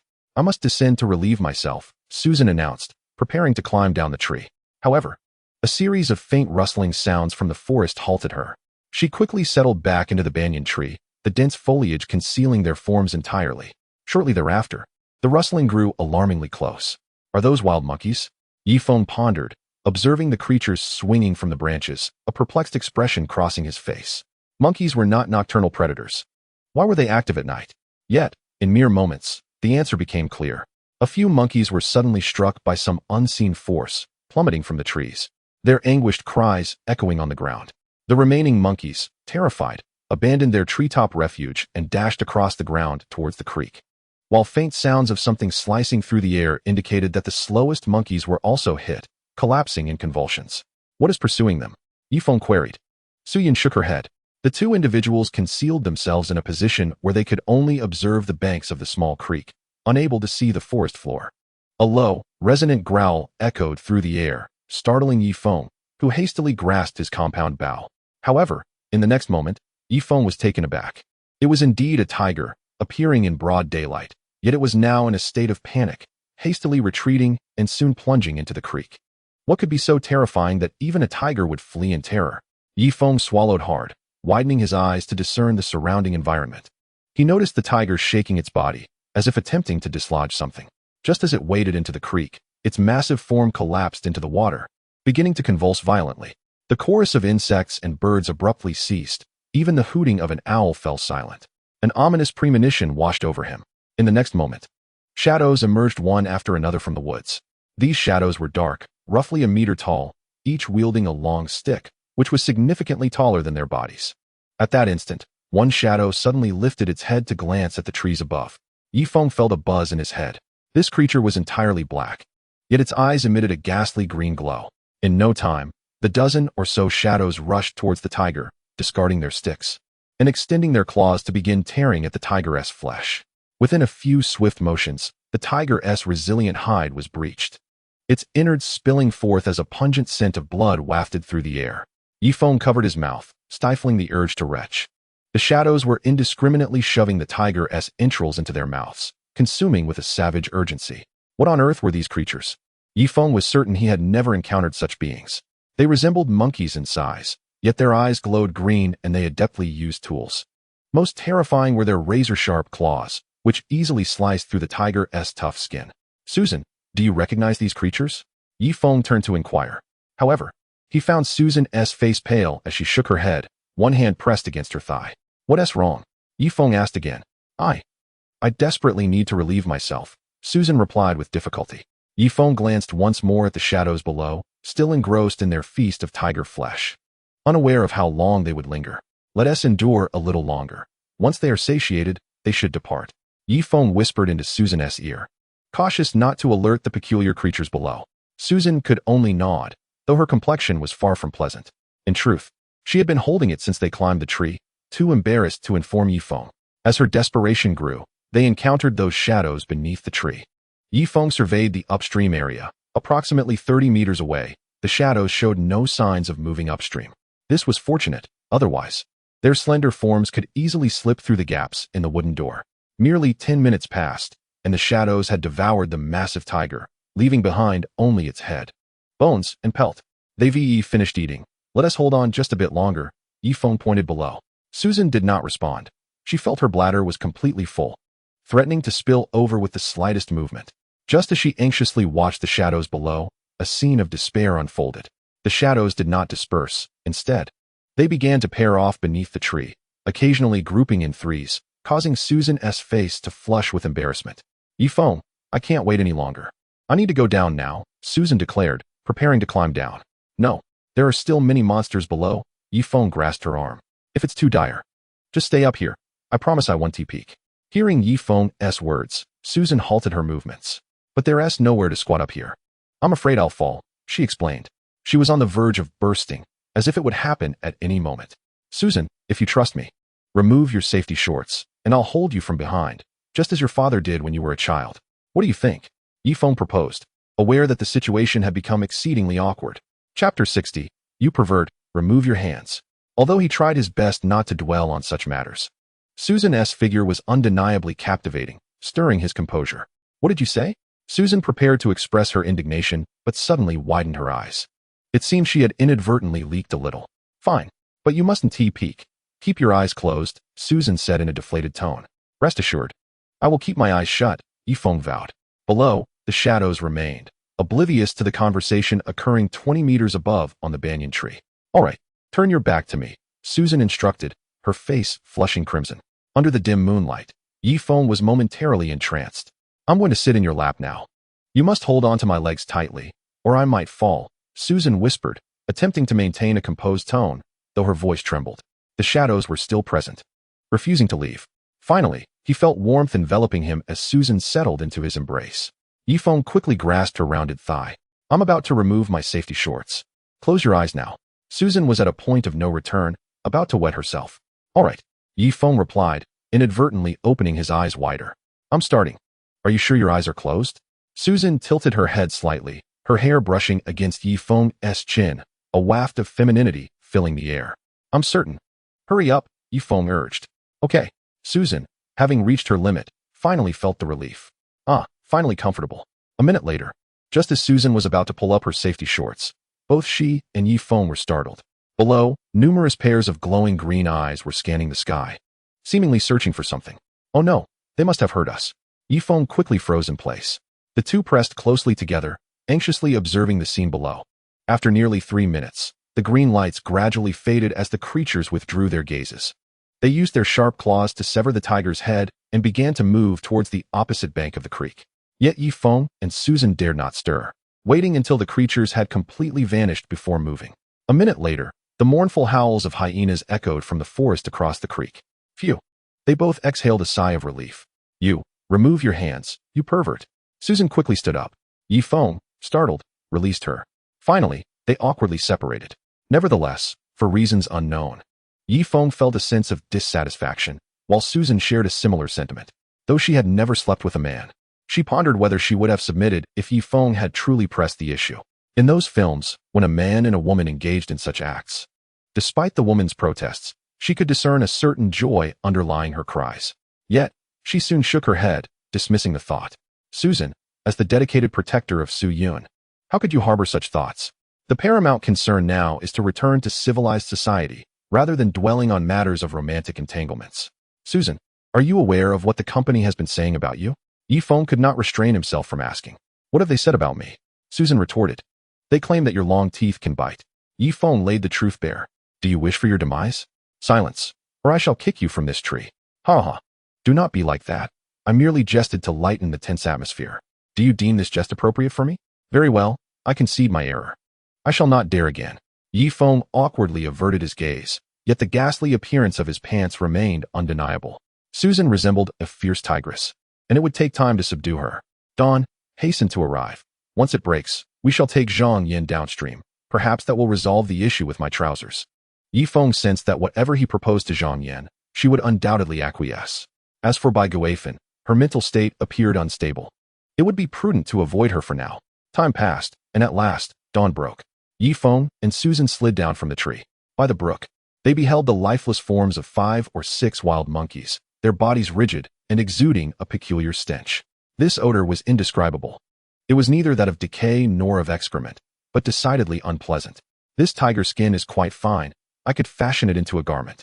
For the thorns of the jungle are rampant and can easily mar the skin, suggested Ye Feng. Chapter 61. Zhang Yin, do you feel anything? Susan nodded, pulling the tiger skin from the water.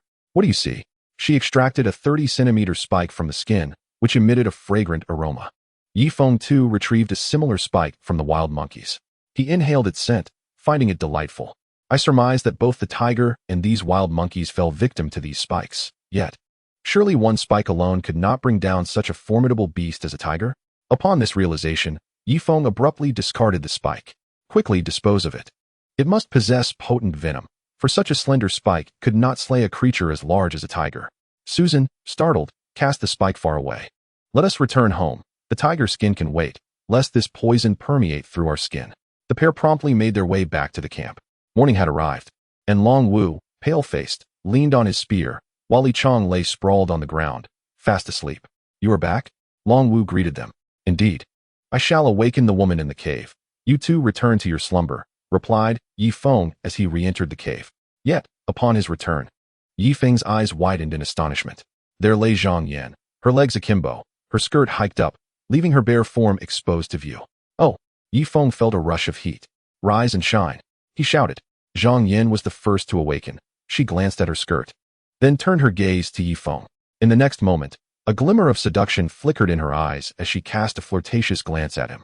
Ye Feng hastily fled the cave. Although Bai Guifan was awake, she paced at the cave entrance, muttering to herself, seemingly on the brink of a breakdown. A group gathered around the fire. Zhang Yan, Wang Tao has likely encountered some misfortune and may not return. Thus we shall venture to the beach to gather salt, ensuring we have ample supplies of salted fish and meat. Only with sufficient provisions can we focus on constructing a shelter. Ye Feng spoke with gravity. Zhang Yan glanced at Ye Feng's trousers, stifling a giggle. Yes, Leader Yi, we shall heed your every word. Su Yin remarked. Ah Feng, if you wish to go, then go. What can we do here in the camp? Ye Feng instructed. Please, repair the door once more, securing all gaps with timber, leaving no crevice. As for constructing a wall, we shall address that once we have amassed enough food. He had already resolved that the diet of fish could not sustain them indefinitely. After all, while fish are nutritious, they pale in comparison to terrestrial creatures. He needed to find an opportunity to hunt wild boar or water buffalo near the lakes. For a single successful hunt could feed the camp for several days. Otherwise, spending 2 hours daily fishing would severely hinder the construction of their shelter. After their meal, Ye Feng set off with Zhang Yan. Ah Feng, be careful on your journey. Do not encounter any mishaps. Feng Ge, we shall await your safe return. Brother Yi, travel safely. Ye Feng mused. Could this little one even speak? The two began their leisurely descent downstream, with Zhang Yan initially behaving modestly. However, once out of sight of the group, her demeanor shifted restlessly. Brother Feng, do you see that my leg wound has healed? Zhang Yan's voice was both sultry and soft, laden with allure. Let us head to the beach. I shall assist you in examining it there. Ye Feng felt a sense of urgency, for the fire in his lower abdomen had yet to extinguish, and Zhang Yan's teasing ignited it further. Zhang Yan glanced at Ye Feng's trousers, stifling a laugh. Brother Feng, before we enter the forest, let us wash ourselves. You understand, do you not? Zhang Yan chuckled. Very well. I understand. Ye Feng nodded. They had already traversed 4 kilometers downstream. 1 more kilometer, and they would enter the woods. At that moment, Ye Feng's expression changed. Zhang Yan, do you sense that the surroundings have grown eerily quiet? Ye Feng remarked. Quiet? Zhang Yan had only uttered 2 words when a throng of animals surged from downstream. There were deer, water buffalo, wild boars, and even crocodiles fleeing in panic. Among them, a leopard sprinted ahead, leaping swiftly before Ye Feng. Alarmed, he thrust his spear upright. Yet, in the next instant, the leopard bypassed them, continuing its flight upstream. The ground trembled as countless animals rushed past, but they did not target the two. Their sole aim was to escape. From further downstream, the anguished cries of a water buffalo echoed. Quickly, to the trees. Ye Feng realized the impending danger, scooping Zhang Yan's lithe form and propelling her into a banyan tree. He swiftly followed, and they concealed themselves amidst the verdant foliage. At long last, the animals surged upstream, and from the brook emerged several shadowy figures. With the sunlight illuminating their forms, Ye Feng discerned that they resembled monkeys. Yet their eyes glimmered with a ferocious and vengeful light. Walking upright like humans, each shadow wielded a stick. At that moment, one of the creatures placed its stick in its mouth and blew gently towards upstream. A spike shot forth from the stick, striking a wild buffalo squarely on its rear. The buffalo leapt as if seared by a branding iron, and after a few moments of frantic running, it collapsed, its hind legs twitching.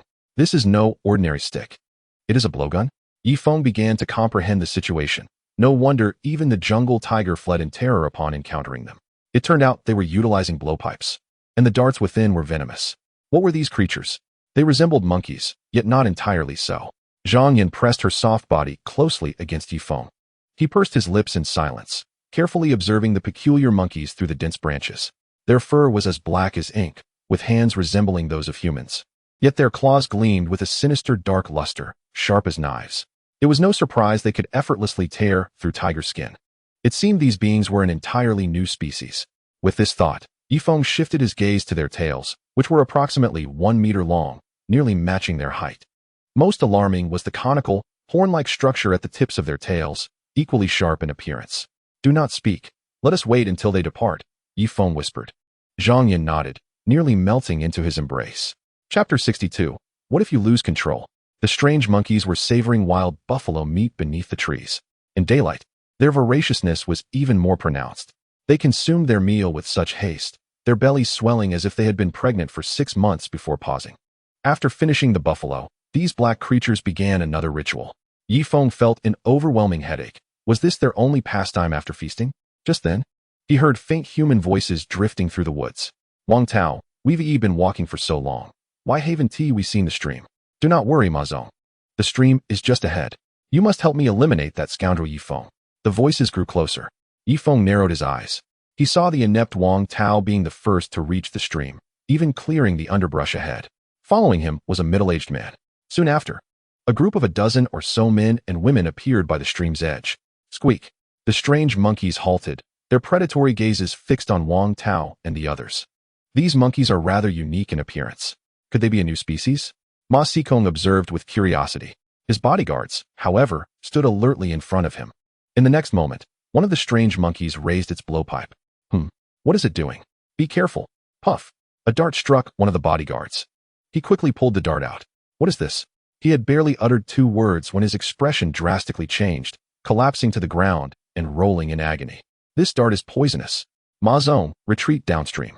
Another bodyguard shouted, only to be struck by darts in both his face and chest. Without a sound, he fell to the ground, convulsing. The remaining 5 bodyguards could no longer contain themselves, drawing their firearms simultaneously. Ye Feng quickly covered Zhang Yan's ears. Bang, bang, bang. The initial few monkeys were instantly shot to pieces, yet no crimson liquid spilled forth, only a small amount of green fluid. Most terrifying was one monkey, which, despite having its arm shattered, continued to charge forward defiantly. From his perch in the tree, Ye Feng caught a whiff of the repugnant green liquid, nearly causing him to retch. Zhang Yin could no longer hold back and vomited on Ye Feng's trousers. These creatures are incredibly agile. We must retreat. Gunfire echoed continuously as a bullet whizzed past Ye Feng's face. He fought to suppress his nausea and looked down at the scene. Although the bodyguards were skilled marksmen, the monkeys were far more agile. At times, they used their blowpipes as poles, leaping 3 to 4 meters into the air. While airborne, they would place the blowpipe in their mouths and fire at the ground below, achieving lethal accuracy that felled 2 more humans.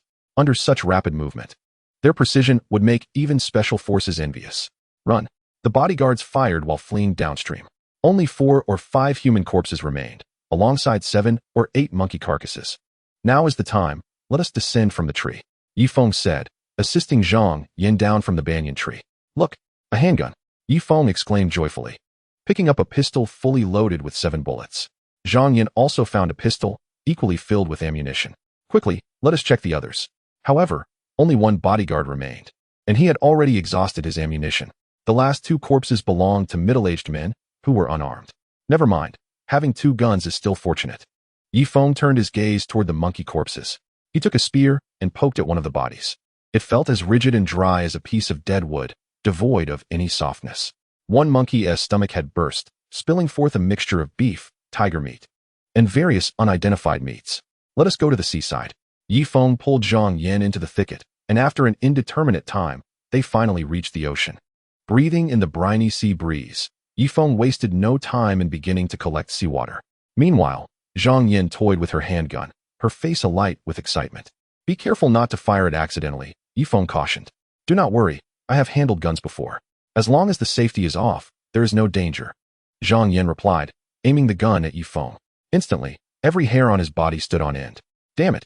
He angrily strode over, snatched the weapon from her, and playfully pinched her cheek, admonishing her. Will you dare aim a gun at me again? Oh, you are so troublesome. Zhang Yin pouted charmingly. Before long, Zhang Yin began to squirm, her hands reaching toward Ye Feng with unrestrained eagerness. Ye Feng, you said we could indulge once we reached the beach, didn't you? She gazed at him with sultry eyes. After a considerable time, both emerged from the rocky area, flushed and breathless. Upon our return, I shall leave your fate in your hands, Zhang Yin said, somewhat embarrassed. Hee hee. Rest assured, my self-control is quite robust, Ye Feng chuckled. Chapter 63. You should join me for a dip too. Once the salt was dried, Ye Feng gazed across the shallow waters. After consuming a few more ginkgo nuts, his vision had sharpened. On the opposite cliff, he spotted numerous oysters clinging to the rocks. Oysters! We have oysters! Ye Feng exclaimed with delight, wading through the water toward the other side. Oysters! I want to go too. Zhang Yin followed closely behind. After traversing 200 meters, they finally reached the cliff, where oysters crowded the surface, their shells grotesque in appearance. Ye Feng pried off a large oyster, larger than his fist. Quick, use the dagger to pry it open. Zhang Yin urged. With a pop, it opened. The oyster was plump and tender, glistening white and mouth-watering. Oysters are hailed as a fuel station for men and a beauty parlor for women, loved by both genders. Particularly for Ye Feng, who often indulged in grilled oysters in the city. They invigorated him, leaving him feeling as robust as iron. The fresh oysters, perfect for consumption in their raw state, were presented by Ye Feng to Zhang Yin after he pried one open. With a swift motion, Zhang Yin slurped it down, the creamy juice cascading down her lips. Delicious, she exclaimed joyfully. Ye Feng, too, indulged in a larger oyster, savoring its succulent and briny essence that tantalized his palate. He asserted that such exquisite oysters could not be found in the city. After consuming 7 or 8 oysters, they reached their limit. Ye Feng removed his shirt, binding the sleeves to create a makeshift pouch, filling it with over 20 large oysters to take back home for the women in the cave. As for Li Chong, he decided against sharing, fearing that the man might regain his virility. However, he had no reservations about Dragon Wu, who had proven to be quite upright. Otherwise, he would have long since taken advantage of Alice and Chun-Li. Let us hasten back. The oysters will spoil, Zhang Yin remarked, her skin seemingly imbued with an extra sheen. As Ye Feng prepared to respond, a sudden realization struck him. Oysters typically thrive at the confluence of salt and fresh water. Yet this place is entirely saline. He pondered. Wait here for a moment. I shall scale this rock face to investigate. With that, Ye Feng, bare-chested and agile as a rock climber, swiftly ascended the cliff. Upon reaching the top, he found himself amidst a dense thicket where seabirds erupted into the air, squawking loudly at his presence. He paid little heed to the mess around him and ventured deeper into the foliage. The ground was littered with bird droppings, and numerous bird eggs were nestled within. After traversing nearly 600 or 700 meters, he was suddenly engulfed by the sound of rushing water, parting the branches. He peered below, eyes wide in astonishment. A broad inland river, several dozen kilometers wide, flowed from the island's heart into the ocean, its waters distinct in color, yet blending harmoniously. Below him, at the edge of the cliff, more plump oysters clung to the rocks. Such a vast river? Ye Feng's eyes widened further. Could this be a tributary of some continent, rather than a mere deserted isle? If I follow this river upstream, might I discover a human settlement? Contemplating this, his expression grew somber as he scrutinized the river's flow. Debris such as branches, driftwood, and the occasional animal carcass floated by. It required a keen gaze to glimpse the opposite bank, yet he noted the absence of plastic bags or other signs of a civilized society. Clearly, the rivers upstream lacked towns or cities. If this were a continent of civilization, such a wide river meeting the sea would have been the site of a grand metropolis. Much like Shai, Nanjie, or Tang-S, which thrive at the confluence of land and water. Thus, it became evident that this was indeed an uncharted deserted island. Perhaps even a vast one, given its immense drainage capacity, which ordinary small islands could not possess. Ye Feng was now nearly certain that he had stumbled upon a locale unknown to humankind. The reason satellites had failed to detect it might be related to magnetic fields or some insurmountable scientific phenomena. Regardless, I shall return home. The women in the cave await my return, he mused with a chuckle, turning back into the thicket. As he descended, he discreetly pocketed a couple of bird eggs, provoking a cacophony of shrieks from the seabirds above. What is all the fuss? Just lay more, he scoffed, stowing the eggs in his pocket before making his way to the shallows. Zhang Yin, let us head home, he called, carrying the oysters and sun-dried sea salt. With Zhang Yin leading the way. After an indeterminate time, Ye Feng suddenly halted, hearing human voices ahead. Ma Zong, are you truly not going to find your wife? Inquired Wang Tao. What is the point? Haven't you noticed that monster lurking by the creek? We shall wait for it to depart before heading upstream, and perhaps take care of Ye Feng in the process. Moments later, a group of over a dozen emerged from the foliage. Ye Feng and Zhang Yin had already concealed themselves amidst the broad leaves. After a rough count, they discerned that Ma Sikong's party consisted of 8 men and 5 women. Among the women, 2 were Caucasian, along with a strikingly beautiful black woman and 2 of Asian descent. All were relatively attractive, befitting companions of the little boat king, who would not keep associates lacking in allure or physique. As the group passed through the underbrush, they quickly disappeared from sight. Let us return home. Ye Feng's expression darkened. He had seriously contemplated using his firearm against the intruders. However, given the precious nature of his ammunition and the superior marksmanship of Ma Xikong's bodyguards, he refrained. Recognizing that survival was paramount, particularly when it came to large carnivorous beasts. Upon reaching the creek, Zhang Yin hesitated briefly before shedding her clothing entirely, submerging her body in the cool waters. Don't linger. We should hurry, Ye Feng urged. What's the rush? I just broke a sweat. Join me for a dip. Zhang Yin teased, suddenly lifting a long, elegant leg from the water to beckon Ye Feng. The allure of her legs seemed to possess an enchanting power, drawing Ye Feng into the creek. The two embraced in the water. Ah, no, Zhang Yin cried out, her tone filled with alarm. Ye Feng's face flushed with embarrassment as he cursed under his breath. Yet, Zhang Yin leaned closer, whispering, Don't worry. Once I recover, I shall attend to you properly. Chapter 64. In truth, being a woman has its merits. Indeed, Ye Feng reluctantly explored Zhang Yan's form with his hands, leaving marks upon her delicate skin. Let us head home. After dressing, the two resumed their journey upstream. Ye Feng couldn't shake the feeling that the birdsong had grown sparse, and they encountered no predatory beasts along the way. Upon reaching their camp, Dragon Wu was already awake, laboriously driving a piece of wood into the earth, intent on constructing a courtyard. Once completed, it would allow the women to move about freely. Fifth brother.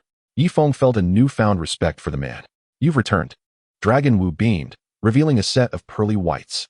Indeed, you shouldn't exert yourself while injured. Let others handle the heavy lifting. Feng, you're back. Thank goodness. We encountered a monster earlier. It was terrifying. A throng of women gathered around him, eager for his attention. Ye Feng removed a leaf from Alice's hair and inquired. Where's Li Chong? He went behind the waterfall. He has been gone for 2 hours, Susan replied. Ye Feng nodded, contemplating Li Chong's unpredictable nature and the potential for mischief. Grasping his spear, he proceeded toward the waterfall, the thunderous roar of water drowning out his footsteps. Upon arriving behind the waterfall, Ye Feng set down his spear. He observed Li Chong sitting on the ground, murmuring to himself, I am not even married yet. How could I become a eunuch? Can't I wait until I marry and have a child? Li Chong's voice was laced with urgency and helplessness, evoking sympathy. Xiao Chong, have you been here for 2 hours, just to dwell on this? Ye Feng inquired. Li Chong turned around, emanating an aura of despair, devoid of any vitality. Brother Feng, I am no longer a man. Woo. A man may shed tears, but only when sorrow strikes deeply. Ye Feng patted his shoulder. In truth, being a woman can be quite good. Ah no, I want to be a man. I want to be a man. Li Chong cried out. Brother Feng, could you lend me a hand? That day I saw Li Meizi with you, and my lower abdomen suddenly felt warm. If you and they were together while I watched, perhaps it could restore me. Li Chong suddenly grasped Ye Feng's arm, his eyes gleaming with a hint of frenzied eagerness. He had always reacted to films, but on this deserted island, devoid of mobile phones, he could only watch Ye Feng's live performance. Pervert. Ye Feng retaliated with a slap and pulled Li Chong away. Brother Feng, please, just help me out. I can observe secretly from the side. I desperately need a strong visual shock to revive me. I refuse to believe you aren't tempted. The women here are all alluring. Just look at Bai Guifan, ripe and ready. And then there's Susan, so fit. And Su Yun, who possesses great grace. Li Meizi is not bad either, especially in this special period. I just want to watch from the sidelines. Li Chong pleaded almost desperately. Slap. Ye Feng delivered another slap, feeling an odd excitement from Li Chong's words. Everyone, come and enjoy the oysters. Ye Feng exclaimed, pulling Li Chong out and presenting the oysters, which brought smiles to the faces of the women as each received one. This is a beauty treatment for women. I want to have another. I want to. After distributing the oysters, Ye Feng turned to Li Chong. Li Chong, you have none. Huh. Li Chong's face registered dissatisfaction. Ye Feng had his own plans. Given Li Chong's peculiar desires, should he recover after eating the oysters, the women in the cave would be in trouble. It was better for him to remain a eunuch. After feasting on the oysters, Ye Feng instructed Long Wu to rest while he commenced chopping wood, aiming to encircle the cave entrance and part of the stream. Henceforth, the women could frolic in the yard, bathing after play without encountering the perilous outside world. Men, after all, should ensure women feel secure. He envisioned himself reigning as a local sovereign. Just then, thunder rumbled, and torrential rain poured from the heavens. Everyone sought refuge in the cave, but Ye Feng persisted. Working in the rain was even more refreshing. The downpour drenched Ye Feng's robust physique as he struggled to carry a nearly 300-pound log upstream, his powerful chest heaving with effort, adorned with writhing worms. He worked barefoot, allowing his 5 toes to grip the ground, providing stability in the mud. At the cave entrance, Susan regarded Ye Feng through the deluge with a deep gaze. Witnessing his relentless toil, a twinge of sympathy welled within her. All his efforts were for their safety. The torrential rain morphed into a steady downpour, which then dwindled to a light drizzle, continuing unabated throughout the day. After repairing about 10 meters of the courtyard wall, Ye Feng, panting heavily, retreated into the cave. Ah Feng, quickly remove your trousers and wear this bare skin, Su Yun urged, holding the bare skin with a pained expression. Ah Feng, you've exhausted yourself today. Let me hold you while you sleep tonight. Li Meizi stepped forward. Human hearts are tender. After all, Ye Feng's labor under the storm was for their safety, eliciting empathy from any individual. Please, take off your trousers, we want to peek. Be cautious not to catch a cold, Susan said, turning her head aside. Ye Feng nodded, taking the bare skin deeper into the cave. Before long, he transformed into a native, clad only in the bare skin around his waist. Long Wu, adhering to his principles, laid down a layer of dry grass at the cave's entrance, opting not to huddle with the women. He pulled Li Chong over, allowing the 2 men to share warmth. As for Ye Feng, he intended to join the men but was detained by the women. In the dead of night, the light rain continued, and the temperature plummeted to 2 or 3 degrees. Ye Feng awakened, chilled to the bone. The women huddled together, enveloped in an array of enticing aromas. After a moment's hesitation, he embraced Su Yun and Ding Tuanshuan, the 2 youngest and most delicate girls. Aware of their vulnerability to illness, should they fall ill, it could prove fatal on the deserted island. Ding Tuanshuan's furrowed brow instantly relaxed, and Su Yun reciprocated by wrapping her arms around Ye Feng's neck. When Ye Feng turned his head, he noticed Li Chong nestled in Long Wu's embrace, their posture somewhat peculiar. Dawn broke swiftly, and Ye Feng peered through the cave at the incessantly drizzling sky, his expression darkening. Chapter 65. Perhaps this is better for stability. He had not anticipated the onset of the rainy season, and they had yet to stockpile sufficient food. Did this imply they would have to hunt in the rain? Moreover, during the rainy season, animals would not approach the stream for water, leading to a dwindling supply of game near the creek. This simply would not do. They could not remain cooped up in the cave. A strategy for food storage was imperative. With this thought, Ye Feng rose and gazed at the salted meat hanging at the cave entrance. There was perhaps less than 50 pounds left. With 10 people, they could consume 15 pounds a day, depleting their supply in 3 days. The trout in the stream had vanished entirely, as their purpose was to spawn and subsequently perish en masse. The 7 women remained in slumber, and Ye Feng chose not to wake them, instead sitting at the cave entrance, contemplating their prolonged stay. If this continued, a change of camp might be necessary. The vast inland river could serve as an excellent alternative. Crafting a vessel of suitable size to accommodate 10 people would suffice. They could store enough food on the boat, transforming it into a mobile home, allowing for escape in times of danger, and when safe, mooring it to the shore for singing, dancing, and communal activities. Before long, everyone gradually awakened. Today is rather cold. Ding Tuanshuan curled up tightly. Ye Feng felt the chill as well. The temperature hovered around 10 degrees, and they were all clad in light clothing. Let us start a fire in the cave and chop some bamboo to vent the smoke outside, Long Wu suggested, shivering uncontrollably, as his injury had yet to heal. Very well, I will chop the bamboo, Ye Feng replied, shedding the bare skin and dashing into the frigid drizzle. After an entire day's labor, they finally constructed a smoke vent. The women could at last wear their light clothing inside the cave, as the smoke was expelled, yet warmth lingered within. Thank you, Ah Feng. At that moment, Sich and suddenly spoke up, expressing her gratitude. Thank you, Yfeng. In the cave, everyone referred to Yfeng as G, including Ling W and L Qiying. However, Yfeng also called Ling WWG. Regardless, everyone had their own way of addressing one another. I am grateful for your camaraderie, but now let us strategize. It is time to hunt water buffalo and crocodiles, and to skin them for leather garments. Autumn has arrived, and when winter comes, mere clothing will not suffice for survival, Yfeng stated solemnly. Indeed, the rain has ceased.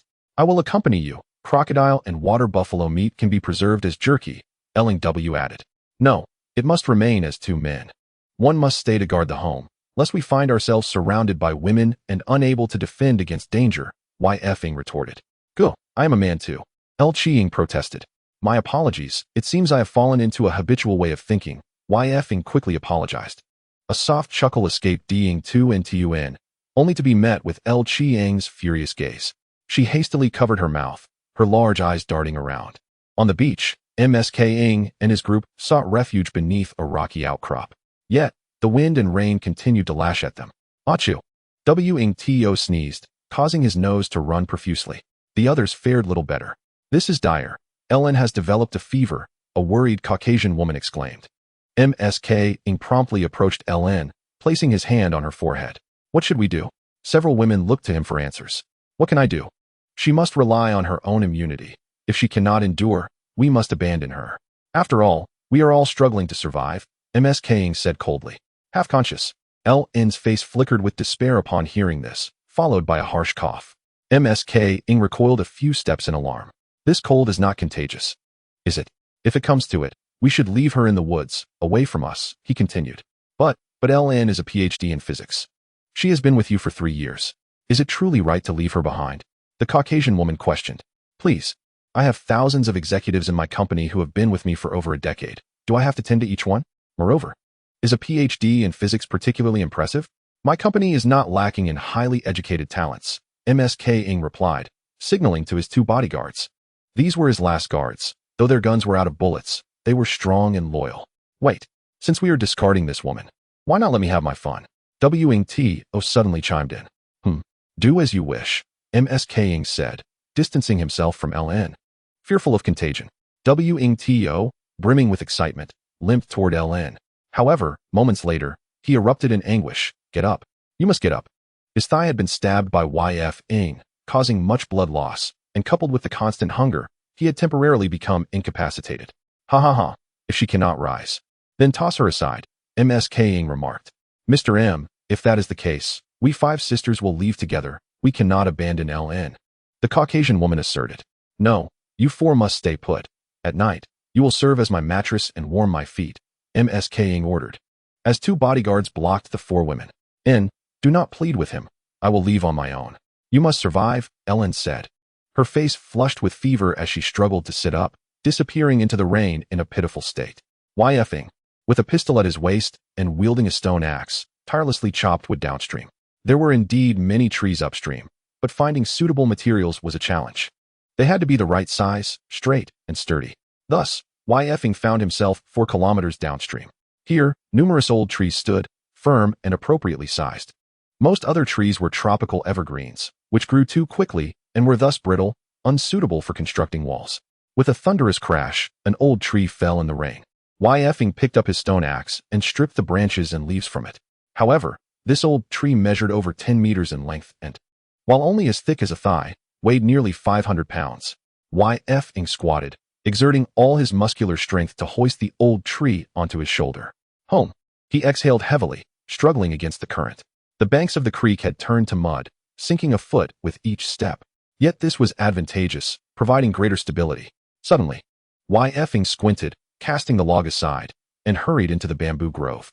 There, he found a pale Caucasian woman lying weakly. Chapter 66. What? Has she been shot? Even in her unconscious state, she exuded a serene aura, her face adorned with large gold-rimmed glasses, reminiscent of a dignified university professor. YF Ing glanced at the wood behind him, then at the woman. Forget the wood for now. I should first bring this woman back to the cave. It would be a pity to let her die. After muttering to himself, he lifted the Caucasian woman in his arms, striving to shield her from the relentless rain. Along the way, YF Ing gathered several herbs to reduce her fever. Whether they would save her was left to fate. Although L.N. lay in a coma, she sensed the presence of a strong man carrying her, sprinting through the rain. At that moment, a tear escaped her eye, only to be washed away by the rain. Finally reaching the cave, YF Ing rushed inside, still cradling L.N. These herbs, when simmered gently, will yield 5 bowls of water reduced to 1. Then cooled and administered to her, YF Ing instructed. All right, I will take care of it, LM is said as she busily engaged in the task. Clearly interested in traditional Chinese medicine. Goodbye. I still have a log downstream to retrieve. With that, YF Ing vanished into the drizzle. SYN leaned against the door, watching YF Ing's disappearing figure, her face etched with concern. She had begun to feel anxious. Fearing YF Ing might not return, L Ing W, though seemingly fine, lacked initiative. Nevertheless, he executed YF Ing's directives with commendable efficiency. The cave was warm. Several women stripped LN of her clothing, covering her with bare skin. LM has finally prepared the herbal remedy, cradling LN in her soft embrace, gradually feeding it to her. After waiting 2 hours, LN awakened. Though still weak, she sensed her body was slowly recovering. I will prepare some meat broth for her, SZHN said, donning a helmet as she set to work. Where am I? LN inquired. You are awake. How wonderful. Foreign sister. This is the camp of our Ye Feng. Just a moment ago, you appeared frightening, almost lifeless. It was Ye Feng who braved the rain to carry you back, and he even gathered herbs to help with your fever. Several women explained the situation to LN, portraying Ye Feng as a noble and capable warrior. His name is Ye Feng? How delightful. I have 4 sisters with Ma Sikong, who is utterly despicable. At night, he expects us women to warm his feet, treating us as mere human cushions. In the civilized society of the past, I once regarded him as a successful entrepreneur, a gentle soul. However, on this deserted island, his true nature has been fully revealed. Could you help bring my 4 sisters here? Lena inquired. Nei Rimai Z trembled at her words, her expression a tumult of emotions. We lack the authority to grant that request. We must wait for our leader to return, Long Wu stated dully from the side. At that moment, Li Chang's eyes glinted mischievously. May I have a glimpse of your body, beautiful lady? It might invigorate me, he said. Get lost, Susan retorted, slapping him to the ground. Ye Feng's legs trembled as he bore the weight of several hundred pounds of timber upstream. He paused frequently to catch his breath, not due to a lack of stamina, but to conserve energy for potential dangers that might arise unexpectedly. Moreover, he had stumbled earlier and injured his knee, which made him acutely aware of the hardships faced by his ancestors millions of years ago, struggling for survival against beasts and striving to propagate the species. Suddenly, a gunshot echoed from downstream. Ye Feng was startled and quickly tossed aside the timber, alertly gazing downstream. Indeed, it was Wang Tao and his gang. The shooter was none other than Ma Sikong.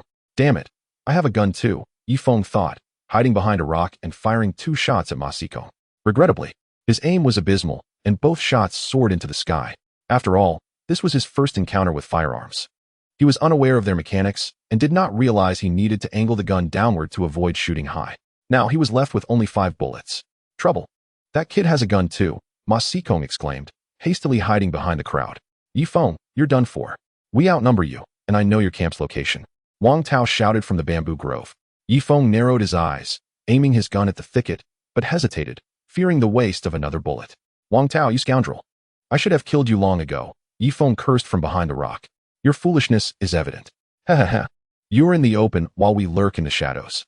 Unless you abandon that cave, we will ensure your demise, Wang Tao sneered. Ye Feng's expression shifted at this revelation. Wang Tao and his gang were like stray dogs, lacking a fixed base, while he had a secure cave. They could attack him at any moment, which posed a significant threat unless he could eliminate them or deplete their ammunition.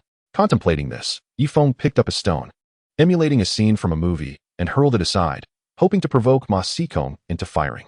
However, Ma Sikong was not foolish and refrained from shooting. Ye Feng hesitated, then removed his shorts and extended a branch towards the rock. Still, there was no gunfire. Damn it, Ye Feng sighed. He could not linger here indefinitely. It was imperative to return to the camp and alert the women. Otherwise, Ma Sikong and his crew could circumvent him and launch a massacre at the camp. Though Long Wu and Susan possessed combat prowess, they would still suffer greatly if caught off guard. Resolving this, Ye Feng suddenly sprinted upstream in a zigzag pattern, shifting left and right. Bang! Just as he was running, something bit into his back. What the hell? Am I shot? Ye Feng felt a sharp pain but did not collapse. Instead, he quickened his pace, continuing his ascent. After running 2 kilometers, he finally felt the wound throbbing and swelling. Life ebbing away.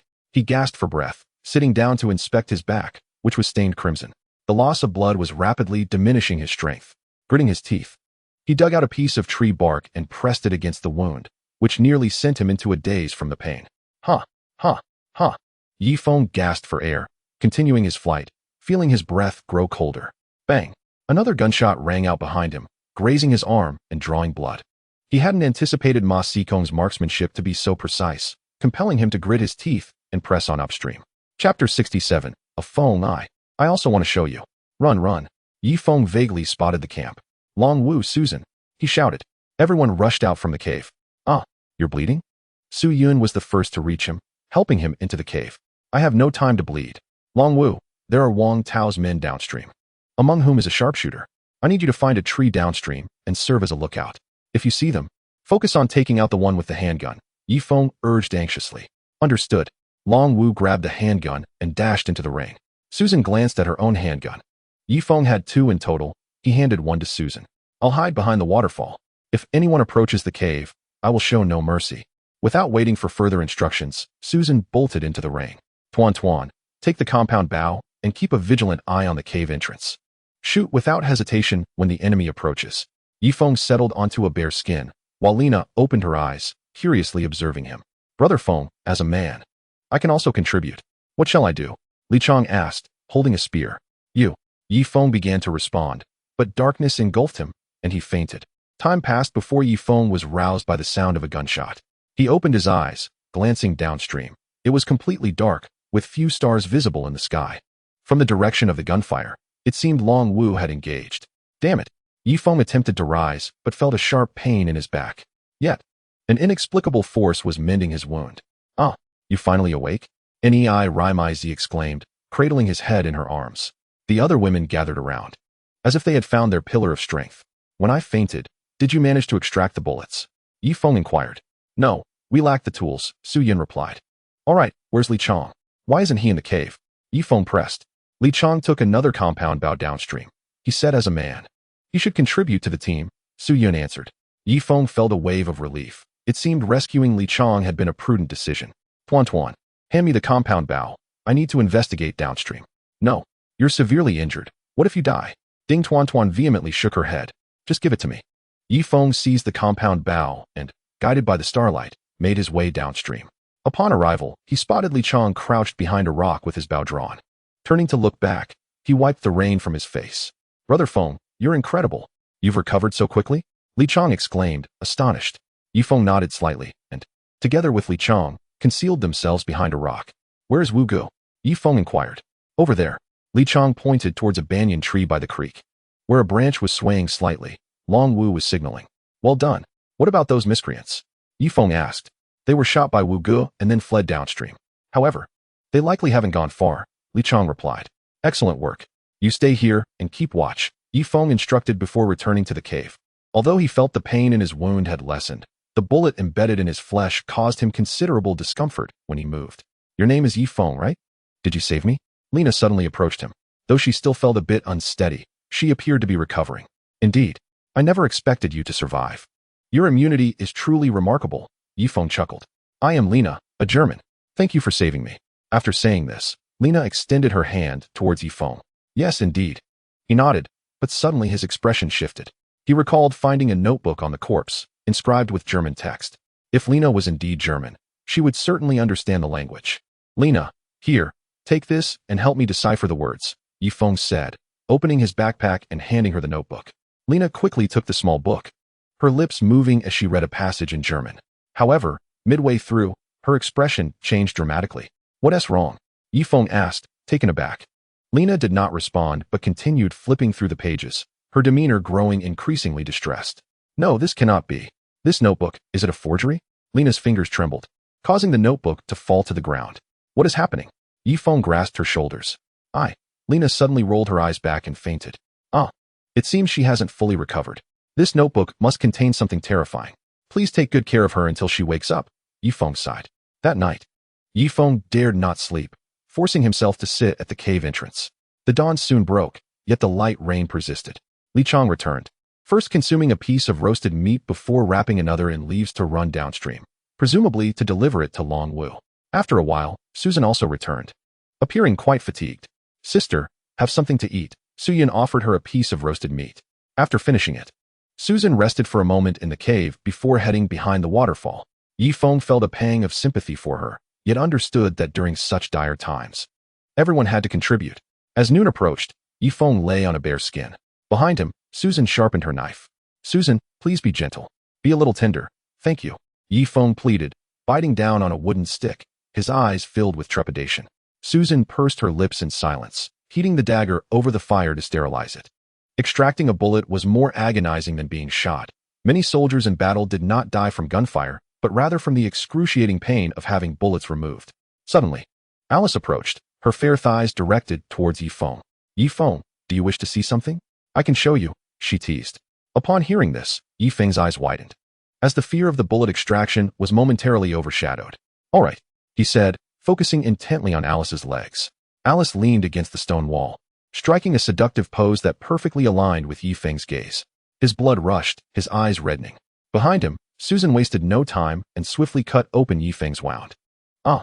He exclaimed in shock, only to let out a pained scream as he felt Susan's fingers probing deep into his injury. Beads of sweat trickled down Ye Feng's forehead. Ah Feng, I want to show you too. Chapter 68. Ah Feng, I wish to ask you for a favor. Su Yun, disregarding her modesty, suddenly unbuttoned her clothing. Ye Feng sensed that the pain had lessened somewhat. Brother Feng, do you wish to see here? Ding Tianchuan approached, playfully presenting her adorable face before Ye Feng. It was indeed quite endearing, bringing a sense of tranquility to him. The women each employed their own methods to alleviate Ye Feng's suffering. At that moment, he felt someone lying beside him. It was Lena. She gazed deeply into Ye Feng's eyes, then leaned in closer, teasing his senses and inducing a surge of dopamine within him. Pop! The sound was akin to that of uncorking a bottle of red wine. Susan extracted a bullet from Ye Feng's wound, the projectile now deformed and smeared with blood. Quick, help him stop the bleeding, she commanded. Rai Zi crushed the herbal medicine Ye Feng had prepared earlier, applying it to the wound, and then removed her shorts to bind his waist. Pop! Meanwhile, Lena had also pulled away from Ye Feng. His lips grew pale, and he lay on the bare skin. Ah Feng, you are too weak. You need to drink something pure. Rai Zi laid Ye Feng's head on her lap. In the next moment, he consumed the tonic and peacefully drifted into sleep. This time, he slept until the afternoon, feeling that the pain in his back had subsided and instead was particularly itchy. The mysterious force was truly remarkable, exhibiting exceptional healing abilities. 2 kilometers downstream, Wang Tao and his companions were sheltering from the rain beneath a large tree, yet they were still drenched. They struggled to ignite a fire. As there was no shelter, any flame they managed to kindle was extinguished by the downpour. I am so hungry, Ma Xikong complained, patting his stomach. The colder he felt, the hungrier he became, sensing his body temperature dropping several degrees. With night approaching, the temperature would only plummet further. Ma, how about this? We reconcile with Ye Feng? You have the world's top shipbuilders and naval engineers here. They surely wish to return home as well. We could leverage our engineers to stay in Ye Feng's cave and find an opportunity to eliminate them all, Wang Tao suggested. Everyone raised their heads, evidently intrigued. After enduring the rain for so long, they might manage a few days, but could they endure a week? After a week, all would likely catch colds and meet a miserable end on this deserted island. However, they possessed firearms. Who would be willing to negotiate with them? As soon as Ma Xikong finished speaking, all eyes turned to Wang Tao. No, I have a vendetta against Ye Feng. I would probably be shot before I even showed my face. If it comes to that, send a woman to negotiate. Ye Feng is quite the lecher and would not harm a woman, Wang Tao suggested, glancing at Anna. At the cave's entrance, Ye Feng rested against Rai Zi, enjoying the gentle rain outside. The other women gathered around the fire, occasionally sharing light laughter. Though unspoken, they shared a tacit understanding to collectively attend to Ye Feng. Life was blissful. Ye Feng was determined to safeguard this hard-won existence. Once he recovered, he would commence building a courtyard. Yet Ye Feng harbored a notion in his heart, constructing a vessel of moderate size, equipped with a deck, cabins, and storage space, thereby creating a mobile sanctuary. Ah Feng, I beseech you for a favor, suddenly whispered Li Meizi. What favor? Ye Feng inquired. I am aware that my husband is downstream and has even harmed you. I deeply regret this. However, do you know? I am without children now, thus I cannot meet him. Without children, he will not value me. Therefore, I implore you to assist me in becoming pregnant. In 2 years, I shall return with our child to inherit the Ma family's legacy. Li Meizi unveiled a plan that left Ye Feng utterly astounded. You? Is that even possible? Ye Feng nearly dropped his jaw in disbelief. The other women within the cave remained oblivious to their exchange. Why not? Do you think I would desire a man of 40? I married him solely for his wealth. The ship king possesses billions. Once successful, I shall be free from worry for the rest of my life. Naturally, this includes you and our child. Will you help me conceive? Li Meizi implored. But the Ma family is so vast, surely they would perform blood tests or DNA verification. You cannot conceal this. Ye Feng responded. No, I have a solution. I forgot to mention that I hold a master's degree in genetics, Li Meizi asserted. A master's in genetics? Impressive. Ye Feng praised, raising his thumb. Truth be told, he was quite tempted. Ah Feng, do not hesitate. As a geneticist, I know how to mobilize your vital energies for an unparalleled experience. What do you think? A glimmer of seduction flickered in her eyes as she spoke. Although this course of action felt somewhat unethical, given that Ma Sikong had shot her, she was determined to seek vengeance. Very well, once my injury has healed, we shall commence, Ye Feng stated seriously. A soft giggle escaped Li Maisie as she covered her mouth. Just then, a voice echoed from downstream. Brother Feng, come quickly. A woman named Anna is seeking to negotiate with us. Upon hearing this, Ye Feng immediately stood. To his surprise, Li Na also rose. Chapter 69. A Feast of Saturation. What are you doing? Ye Feng glanced back. Anna is my dearest friend. I shall accompany you. Thus, the two made their way to Li Chang's position, peering downstream. In the bamboo grove stood a woman. Brother Feng has arrived. Speak your mind, Li Chang called out. Mr. Ye Feng, our President Ma has sent me to negotiate. We have shipbuilding engineers, and you have a camp. We wish to rest in your camp while assisting you in returning to civilization. Please respond swiftly. We cannot afford to kindle a fire. We are famished and cold. Anna's voice sounded frail. I apologize, but I have no intentions of returning home anytime soon. You should return, Ye Feng replied nonchalantly. He had assumed that Ma Sikong was faring well, only to discover that they were all drenched and miserable, perfectly positioned to endure the rain's torment before he gradually reaped the rewards. Anna, it's me, Li Na. Li Na suddenly stood, waving at Anna. You are alive? Anna exclaimed joyfully, wanting to rush over but recalling the gun aimed at her back downstream. Anna, come here. I have food and shelter. Ye Feng is kind and attentive. Li Na shouted. A smile graced Anna's face. As long as her sister was well, that was enough. Regrettably, she herself was in a dire predicament, compelled to stay with Ma Sikong. I apologize, but I have a gun pointed at my back, Anna replied. The trio of Ye Feng quickly withdrew their heads. Damn it. Ma Sikong, you lack sincerity. I believe it is best to call this off, Ye Feng declared, preparing to depart with the two women. At that moment, a man's voice resonated from the bamboo grove. Our President Ma has stated that he is indeed sincere. Surely, you wish to board our ship to return home? Cooperation benefits us all. One of the bodyguards relayed the message. Ma Sikong was terrified of revealing his location. You are correct. Yet I shall not allow you into the cave. You will all freeze to death. By the way, you cannot start a fire, can you? Thus, you will have no roasted meat, and within a week, you shall all starve, Ye Feng coldly remarked from behind the rocks. Ye Feng, please do not go too far. How about this? Provide us with one meal, and once we have eaten, we shall continue our negotiations, Ma Sikong's voice finally echoed. Though he was cunningly hidden behind a massive rock, shielded by others. Provide food? Me? Just as Ye Feng was about to indulge in banter, he suddenly had an epiphany. Ma Sikong, what is the maximum tonnage of ship you can construct? Ye Feng inquired. Given the conditions of this deserted island, we can build a vessel with a maximum displacement of 20 tons, provided everyone cooperates, responded another man, presumably an engineer. How long will it take? Ye Feng pressed further. With axes and saws, and with everyone's utmost effort, approximately 5 months. However, with nothing on this deserted island, it may take 2 to 3 years, the engineer replied. Ye Feng's interest was piqued. He indeed wished to build a ship, but not for returning home. Rather, to navigate the inland river, sailing upstream, and reveling in life aboard with several women. I can provide you with food, but you shall not enter the cave. This is my utmost concession. For I too fear having so many of you in the cave, Ye Feng stated. What? You expect us to remain drenched in the rain? Wang Tao bellowed, feeling cold and starving, having reached his limit. Ma Sikong's eyes twitched with fury. He was enraged beyond measure. Previously, in civilized society, others sought his negotiations. Little did he expect to be so thoroughly suppressed by Ye Feng on this deserted island. Are you Ye Feng? I admire you greatly. Upon my return, I shall appoint you as the general manager of my branch, with an annual salary of 5 million. How does that sound? Ma Sikong called out. Ye Feng scoffed. Thank you for your recognition, President Ma, but I am merely a simple man. I fear I am unworthy of such a high position. Enough of this pretense. Will you accept my terms? I shall provide you with cooked food, but entry into the cave is out of the question. Furthermore, consuming my provisions will come at a price. I will discreetly monitor your progress. Should I find you slacking, I will immediately cease your food supply, allowing you to starve in the cold. Ye Feng stated bluntly. Silence enveloped the downstream area for a moment. Clearly, they were deliberating.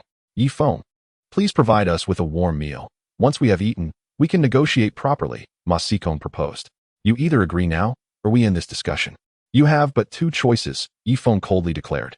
This group was far too cunning. He would never permit them entry into the cave. As for the warm food, it would be limited, ensuring they remained in a state of hunger, but not to the point of death. For when humans are satiated, 70% of their energy flows to their brains, and this group would surely plot something nefarious. After a brief silence, "All right, I accept your terms," Ma Xikong replied in a low voice. Ye Feng could sense the fury in his tone. "Ha ha ha, precisely. Wait a moment. I shall swiftly prepare a meal for you. After you have dined, rest for the night in the rain, and tomorrow we shall commence the shipbuilding. Do not attempt to deceive me, for if I discover any idleness on your part, I shall cease all cooperation." Upon concluding his words, Ye Feng led Lena back to the cave, preparing a modest amount of roasted meat. With a single command, several women busied themselves. Ye Feng wrapped the warm roasted meat in leaves and slowly made his way downstream. "Li Chang, deliver the roasted meat." Brother Feng, what if they shoot at me?" They won tea. A hearty meal is too enticing for them to resist. "All right." Finally, Li Chang delivered the food and hastily returned. "My goodness, that terrified me." He patted his chest, inadvertently adopting a somewhat feminine gesture. Realizing this, he quickly shifted to placing his hands on his hips, attempting to appear more masculine, yet only succeeded in appearing more effeminate. Ye Feng felt a shiver run down his spine. "You stay here. I shall return home." Back in the cave, Ye Feng indulged in Rimiko's provisions and gradually slipped into slumber. His robust physique, coupled with the consumption of ginkgo nuts, helped him endure the pain of the bullet extraction. His sleep was restless, a blend of wakefulness and drowsiness, until dawn finally broke. Li Chang returned, appearing fatigued and sneezing. "Li Chang, rest. It is my turn to keep watch." With that, Ye Feng struggled to rise. "Let me go?" Ding Tuanshuan picked up the compound bow. "Perhaps it would be best if you refrained," Ye Feng sighed, harboring deep skepticism towards Ding Tuanshuan. "I'll go." Alice accepted the compound bow and vanished into the gentle rain. Ye Feng hesitated momentarily before following her into the drizzle. Chapter 70. Is this paradise? Upon reaching the downstream location, Ma Xikong's group remained utterly silent. Ye Feng could no longer contain himself. "Ma Xikong, are you not to build a ship? Get to work, or else there will be no food for breakfast." Upon hearing Ye Feng's words, a bald man and a middle-aged individual finally emerged. Each wielding a wooden stick, they began sketching the shape of a ship in the ground. Ye Feng nodded, only to suddenly add, "Ma Xikong, have your two bodyguards bring back some game. I shall handle the roasting, but I demand half the tax." "What the hell?" A roar from Ma Xikong reverberated upstream. At that moment, Ma Xikong peered through the leaves toward the upstream, rainwater incessantly washing over his eyes. Ye Feng was offering a cooked meal, while also expecting them to hunt. After years of being a boss, he had never felt so disadvantaged. A sense of unease settling in. "When the opportunity arises, I shall turn Ye Feng into minced meat." Ma Xikong gritted his teeth, while four women behind him exchanged glances. Their eyes filled with longing for Ye Feng's camp. They wished to enter his domain, so they too could enjoy the warmth of the cave and savor the hot roasted meat. Where are you four wenches gazing? Do you wish to escape to Ye Feng's camp?" Ma Xikong barked. Though selfish, he was astute, seeing through the subtle thoughts of others. No, Ma Zong. How could you think that?" Anna was taken aback. "Do not play games with me. Anyone who dares to flee will be shot on the spot," he concluded, patting the gun at his waist. "Ma Zong, shall we go hunting?" a bodyguard inquired. In response to his bodyguard, Ma Xikong's demeanor softened considerably. "Xiao Fan, please go hunt. Lao Yang shall remain by my side for protection. When we return, I shall not neglect the two of you," Ma Xikong said courteously. Though brutal, he understood the current state of affairs.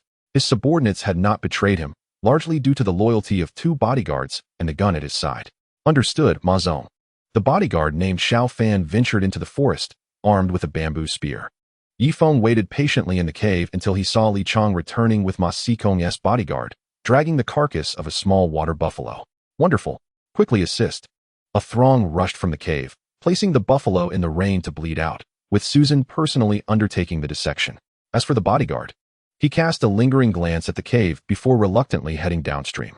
Susan displayed commendable skill with the knife, peeling the hide from the buffalo bit by bit.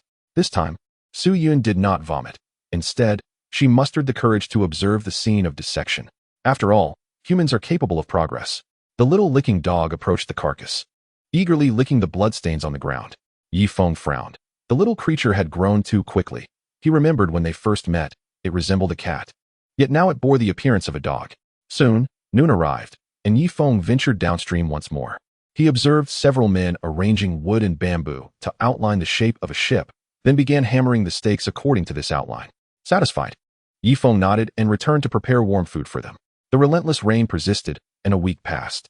At the downstream location, several engineers were monotonously crafting the keel. The keel was fashioned from a giant timber, 15 meters long and over a meter in diameter. Numerous small holes were drilled into it to facilitate the installation of the ribs. Once the ribs were in place, the foundation of the ship would be established. The subsequent tasks involved finer work, gradually building the lower hold, sides, deck, midsection, upper section, as well as the mast and sail. Meanwhile, the women busied themselves weaving cloth from bamboo skins. Just then, a bald man unexpectedly collapsed to the ground. Not good, Ma Zong, Chunggong has fainted. The group of engineers exclaimed. Ye Feng, concealed behind a rock, observed everything but remained unmoved. Shortly thereafter, 2 bodyguards carried the bald man downstream. Ye Feng, our chief engineer has collapsed. May we enter the cave now? Otherwise, if he dies, who will construct the ship? Ma Xikong called from downstream. Ye Feng exchanged glances with Li Chang.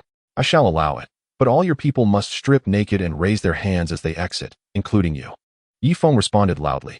You dare go too far. If we are stripped of our weapons, we would become your slaves. If you insist on this, we could rush your way. Do you think you can kill us all? Ma Xikong bellowed. You are welcome to try. Ye Feng raised his handgun.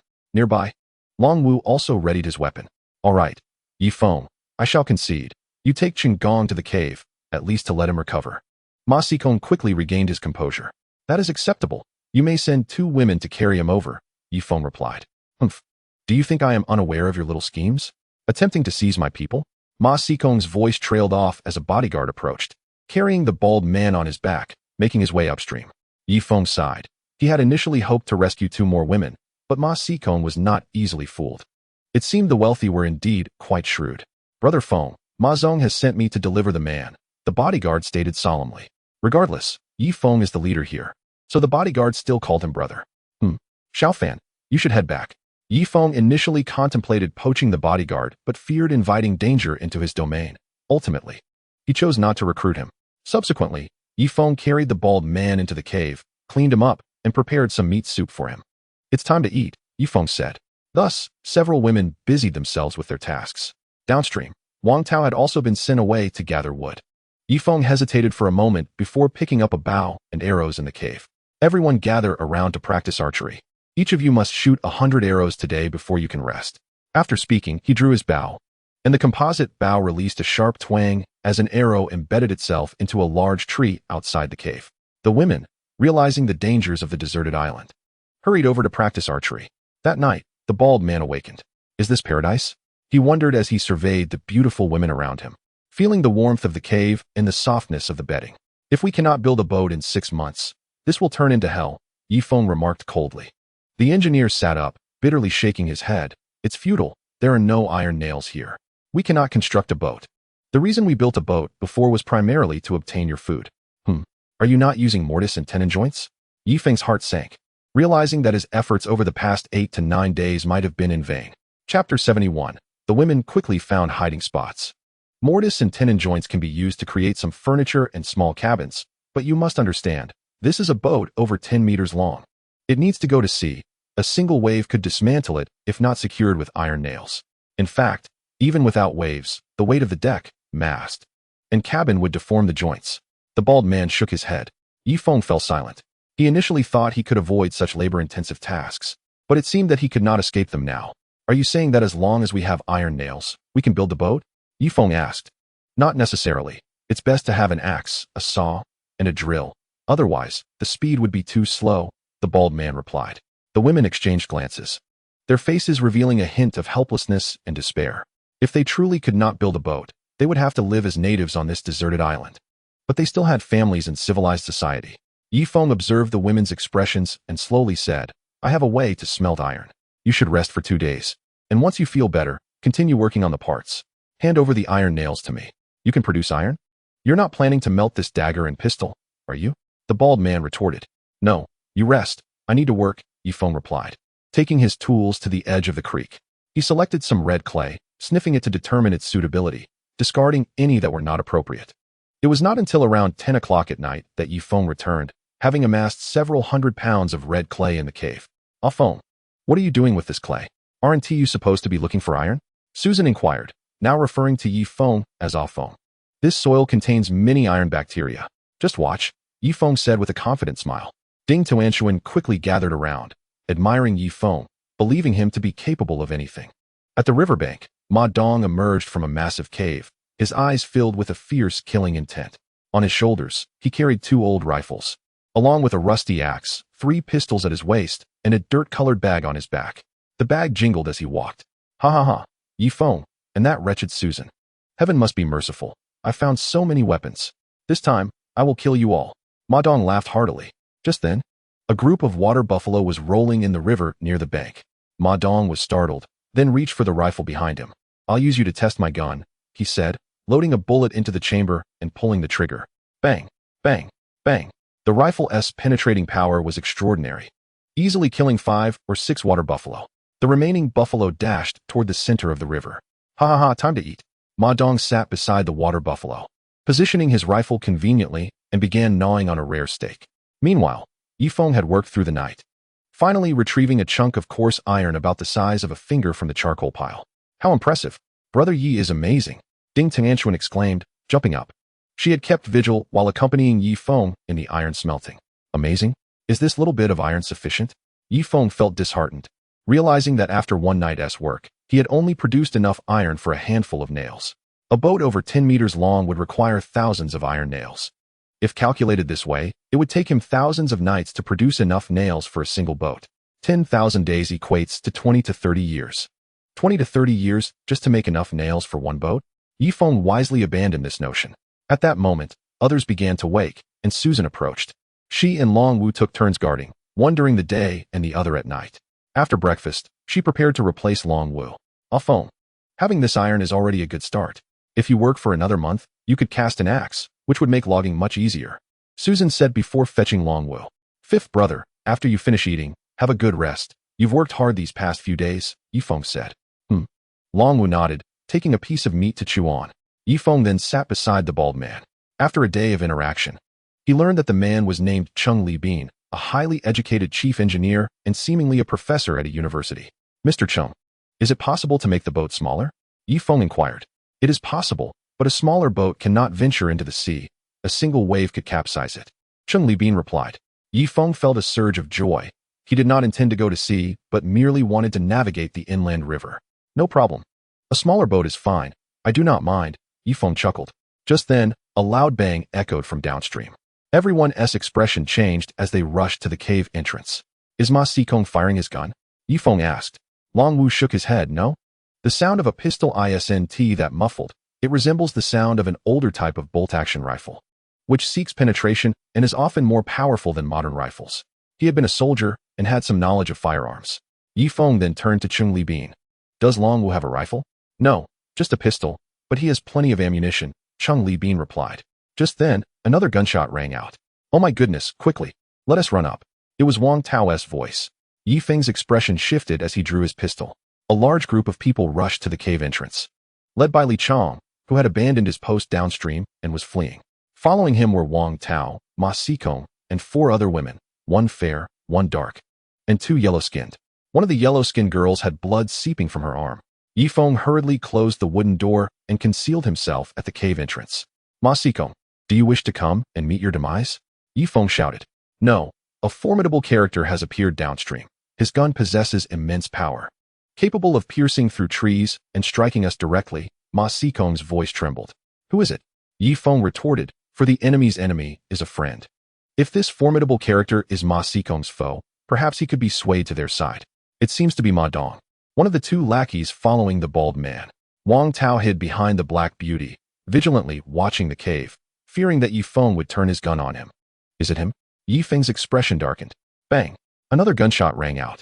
A piece of wood was blasted apart, fragments scattering everywhere. My goodness, run! The group scattered in all directions. Some fled into the woods, others crossed to the other side of the stream, while a few took refuge behind the waterfall. Ye Feng gazed into the distance, but saw nothing. Bang! Another bullet flew in, striking the wooden door and creating a hole in it. If a few more shots were fired, the door would surely give way. Quickly, take cover to the sides, Ye Feng called out. The women hurriedly found shelter, their faces filled with terror. Chapter 72. We must hold on, we cannot die. Bang! Another shot, and the piece of wood was utterly shattered. Ha ha ha, Ye Feng. You little scoundrel, I have come today for revenge, I will annihilate all of you. Women in the cave, except for Susan, come over to my side. I, Ma Dong, shall favor you in the future. Do not follow that useless Ye Feng. Ma Li's voice echoed from downstream. Ye Feng furrowed his brow and looked downstream once more. He finally spotted Ma Dong, who stood atop a rock, aiming his rifle at the cave. However, that rock was far too distant from the cave. At least 300 meters away. A rifle can shoot that far, but a handgun cannot, even if it could reach 300 meters. The bullet would soar into the sky due to the barrel's length limitations. Ha ha ha. Ye Feng, I know you have a gun now. My rifle can shoot 400 or 500 meters, but your handgun? At most 200 meters. I have you at my mercy. The women inside the cave heard him and stripped off all their clothes, raising their hands to approach me. Otherwise, I shall remain here for 3 days and nights. Killing you one by one, Ma Dong bellowed. Bang! A bullet shot from above, accurately hitting Ma Dong's shoulder. Ma Dong's right arm went limp immediately. He was taken aback, gritting his teeth in pain, switching the gun to his left hand, preparing to shoot at the trees. Suddenly, a lithe figure leaped down from above, tackling him to the ground. You wretched fool! Let go of me! Let go of me! Ma Dong's roars echoed across the banks of the stream. Half an hour later, Ma Dong was brought into the cave, bound tightly. Before Ye Feng lay an array of handguns, rifles, vintage grenades, an axe, 3 bayonets, and a military dagger. Ye Feng first tested the dagger. It was undoubtedly crafted from excellent steel, no less superior than the one Susan possessed.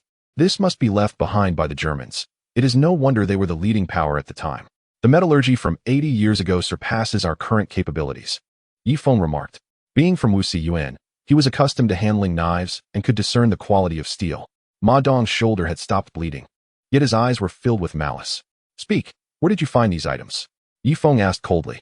Speak, you bastard. Ma Dong cursed, turning his head away. He had initially thought this was his triumphant return, but after firing a few shots, he was ambushed by that wretched Susan, leaving him discontented. Not going to talk? Ye Feng placed a dagger into the fire, slowly heating it until it glowed red. Ma Dong's eyelids twitched as he gritted his teeth. Ye Feng, do not go too far. If you intend to torture me, I would rather die than speak. Ma Dong's defiance was laced with fear. Ye Feng ignored him, continuously heating the dagger, moving it tantalizingly before Ma Dong's eyes. Sometimes, intimidation proves more effective than direct torture. No, please, I will talk. But I do not know how to explain. There is a great river over there, and I can only lead you. There are no billboards or place names. Ma Dong began to weep. Ye Feng considered this. Ma Dong could not die just yet. After acquiring the weapons, he would dispose of him. Let us prepare some meat soup to nourish him and dry his clothes by the fire, Ye Feng suggested. Li Chong nodded and squatted in front of Ma Dong, helping him remove his clothes. Adong, when you followed Hu Go, you starved for 3 days, but now with Feng Go, you have food every day and can stay warm in this cave. You made the right choice. Otherwise, your brothers could not help you. After saying that, Li Chong took Ma Dong's clothes to dry by the fire. After drinking the meat soup, Ma Dong fell into a deep slumber, having lost too much blood from the gunshot wound. Susan pulled Ye Feng aside. Ah Feng, do you intend to use Ma Dong and then kill him? What else? Ye Feng sharpened his nails with the dagger. We need to build a boat. Our numbers are still too few. Although Ma Dong has lost the use of one arm, he can still be of assistance, helping with tasks within his capabilities. This way, we can return home sooner, Susan stated. Ye Feng's expression shifted, and he nodded. Initially, I had planned to kill him, but since you, Sister Susan, have pleaded for him, I shall grant you this favor. Grant me a favor? Susan scrutinized Ye Feng suspiciously, sensing that he was secretly reveling in delight. Downstream, the sound of lumbering resumed. Ma Sikong and his group obediently returned to work. This time, even the cowardly one personally took part, instead of hiding behind the rocks. Earlier, when they fled to the cave entrance, Ye Feng had the opportunity to eliminate him. Yet he refrained, leading Ma Sikong to believe he was of value. As night approached, Ye Feng said, Tomorrow, you and I will take Ma Dong to search for firearms and metal tools. If we can locate the engineering troops warehouse, it would be splendid. It will undoubtedly contain iron nails and various tools for constructing bunkers. Ye Feng smiled with ease. Yes, let Long Wu stay at home to guard. We will be at ease, Susan said solemnly. Sister Susan, hypothetically speaking, if we truly cannot return to civilized society, would you be willing to be my partner? Ye Feng suddenly asked. What did you say? Let us pretend you said nothing. Ye Feng's heart tightened. Susan's gaze was piercing, filled with murderous intent. It appeared to be a challenging situation, but no matter, he would eventually win her over. Certainly. But there is one condition. If you fail to satisfy me 20 times in one night, I shall have you castrated, Susan stated coldly. Ye Feng quickly shielded himself. A night passed without incident, and dawn arrived swiftly. Ye Feng and Susan rose, preparing to awaken Ma Dong, only to discover he was running a high fever. The area around the gunshot wound on his shoulder swollen significantly. Wake up, wake up. Ye Feng patted Ma Dong's face. But Ma Dong remained suspended on the cross, motionless. Trapped in a deep coma. He won't die, will he? Ye Feng's expression darkened. We must extract the bullet. Lead bullets are toxic and will cause him to remain unconscious if left inside. After Susan finished speaking, she helped Ma Dong untie the rope and then took out a dagger to heat it over the fire. Li Chong hesitated for a moment before resting Ma Dong's head on his thigh. Brother, you must hold on. You can't die. Susan began her work. The dagger slowly slicing into flesh. A torrent of pus and blood gushed forth, filling the cave with a foul stench. Ma Dong's body convulsed a few times before his legs suddenly kicked out. Not good. Ye Feng quickly pressed on his acupoint. Yet it was futile. Ma Dong convulsed again, his legs kicking out once more. Brother. Li Chong shook Ma Dong's head. Damn it, he chose the worst time to die. Ye Feng sighed. But at least there was a clue. Ma Dong had mentioned that he found the firearms near the Dahi. Chapter 73. Do you still want to deceive me? Based on the deductions, Ma Dong must not have traveled far before discovering the weapons. Thus, the hiding place for the firearms should be downstream of the Dahi, precisely where Ye Feng had been last time. He decided to search within a 5-kilometer radius of that area, certain that numerous firearms could be found. The priority was to locate the engineer's toolbox, which was essential for constructing a large vessel. Li Chong, carry your brother out and let his body float away with the current. Susan and I will set off as planned. At least we know he found the firearms by the Dahi, Ye Feng declared. You know where the Dahi is? Susan asked, puzzled. Ye Feng had refrained from disclosing the existence of the Dahi to others, as trust could waver on a deserted island, even among the women in the cave. Don't worry, I was a hunter before. I will find the Dahi using my own methods, Ye Feng boasted. Fine, then we'll go search for the tools. After discussing their plans, Ye Feng gave some last-minute instructions before taking up his weapon and heading downstream with Susan. This time was different. They were armed with rifles, each carrying a World War II pistol at their waist. As they reached the downstream area, they spotted Ma Sikong and his companions resting on the ground. Here, take this axe and expedite the shipbuilding process. Focus on crafting the various components. I'll find a way to procure iron nails, Ye Feng instructed. Understood. Ma Sikong accepted the axe, glancing back at the cave. He was already aware that his wife was inside, but his greatest concern remained his newborn child. Less than 3 months old. Let us go, Susan. The two of them trudged downstream through the rain. Thankfully, the German firearms from World War II were treated for water resistance. Had they been using flintlock guns from World War I, they would be useless in the rain. The banks of the stream were eerily quiet, devoid of any large animals. Ye Feng, how do you plan to find the Dahi? Susan asked as she cleared the path ahead, her athletic figure swaying gracefully. Let us head to the beach first. Once we reach the beach, I will use my family's ancestral method to locate the Dahi, Ye Feng replied, his gaze fixated on Susan's silhouette. You're quite fit. It seems you have developed some impressive glute muscles. If I were to be with her, I doubt I could last even 5 seconds. Why aren't you keeping an eye out for danger instead of staring at me? Susan asked without turning her head. Ye Feng was startled. Her intuition was remarkably sharp. Susan, why are you 30 and still single? He quickly changed the subject. What? Are you interested in me? Susan slightly turned, revealing her alluring curves. To be honest, any normal man would find you attractive, especially a strong man like me, Ye Feng mustered the courage to say. The colder she acted, the more he felt compelled to challenge her. Susan, if you really want it, I'm not opposed to giving you a chance. After all, we both need it. But there are 2 conditions. First, you must not let me impregnate you. And second, and most importantly, once the boat is built, we can be together on it. Susan sighed, speaking slowly. She was a normal woman, seemingly aloof but yearning for a man's affection. In the past, a man like Ye Feng would have drawn no interest from her. However, on this deserted island, she began to see Ye Feng for who he truly was. Though he was lustful, he was also responsible and genuine in his affections. Unlike the superficial playboys of civilized society who only talked a big game but fled at the first sign of commitment. Really? Really? Ye Feng glanced down at his pants, which were starting to become uncomfortably tight. The cold rain could not diminish his fervor. He felt confident he could win over all the women in the cave. Except for Susan, he had no such assurance. He hadn't expected her to be so forthright today. Susan, never joke around. Once I promise something, I will see it through. Do you think I'm like those women who only speak falsehoods? Susan continued to forge ahead, opening the path before them. Perhaps it was just his imagination, but Ye Feng sensed that her movements had become more pronounced. He was somewhat of an expert and knew that women often exhibited such changes when they were emotionally stirred. Susan, is it true that if I can't last 20 times in one night, you would castrate me? Ye Feng asked cautiously. It was prudent to clarify.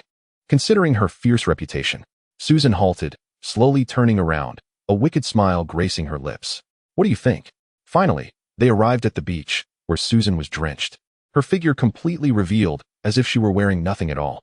Ye Feng was not much better off, awkwardly shifting as he walked on the sandy shore. Based on the position of the Big Dipper, with the southern star representing metal and the northern star representing water, we should head towards the rocky area to the north. We are certain to encounter water, Ye Feng stated with seriousness. Susan glanced at the rain-soaked sky, a flicker of doubt crossing her eyes. It's raining. How can you see the stars? Trust me, follow my lead. And you won't be mistaken, Ye Feng insisted, furrowing his brow as he took a few steps forward. His fingers still calculating. Let us climb this rock face and continue north for 600 or 700 meters. We will surely find the dahi, Ye Feng said calmly. Susan nodded, securing all their weapons on her back, and was the first to begin climbing. Watching her agile form and enticing silhouette, Ye Feng swallowed hard and followed her ascent. The seabirds ceased their flight, nesting peacefully as they guarded their eggs. When we return, let us catch a few seabirds to cook, Ye Feng suggested. These islands are in their hatching period. Can't you show a bit of kindness? Susan remarked, stepping carefully over the droppings that littered the ground. We're almost there. Just as Ye Feng finished speaking, Susan heard the roaring sound of rushing water. She pushed aside some branches, her face filling with astonishment as she gazed at the dahi below, her mouth slightly agape, her chest rising and falling. What do you think? I told you there was a dahi here. My grandfather's grandfather was a renowned feng shui master. Have you heard of Zhang Shiliang? My grandfather once read his fortune, Ye Feng said earnestly. Impressive. Susan felt something was amiss, but still gave Ye Feng a thumbs up. Now, let us go down and start searching for tools, Ye Feng urged. Since you're so capable, why not calculate the exact location as well, to save time? Suddenly, Susan remarked, I have already revealed a secret once. I cannot do so a second time, for it may shorten my life. Ye Feng explained. Humph. You must have seen this great river before. Do you really think you can deceive me? Susan, sharp-minded, quickly exposed Ye Feng's pretense. Suit yourself, in any case.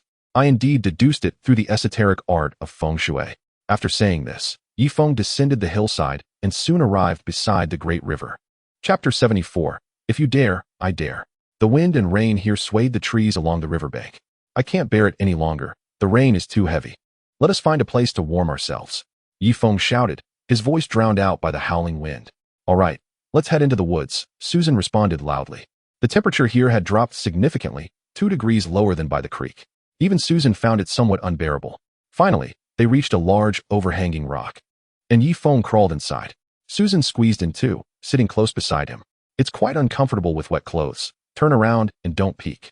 I need to take off the inner layer, Susan suddenly said.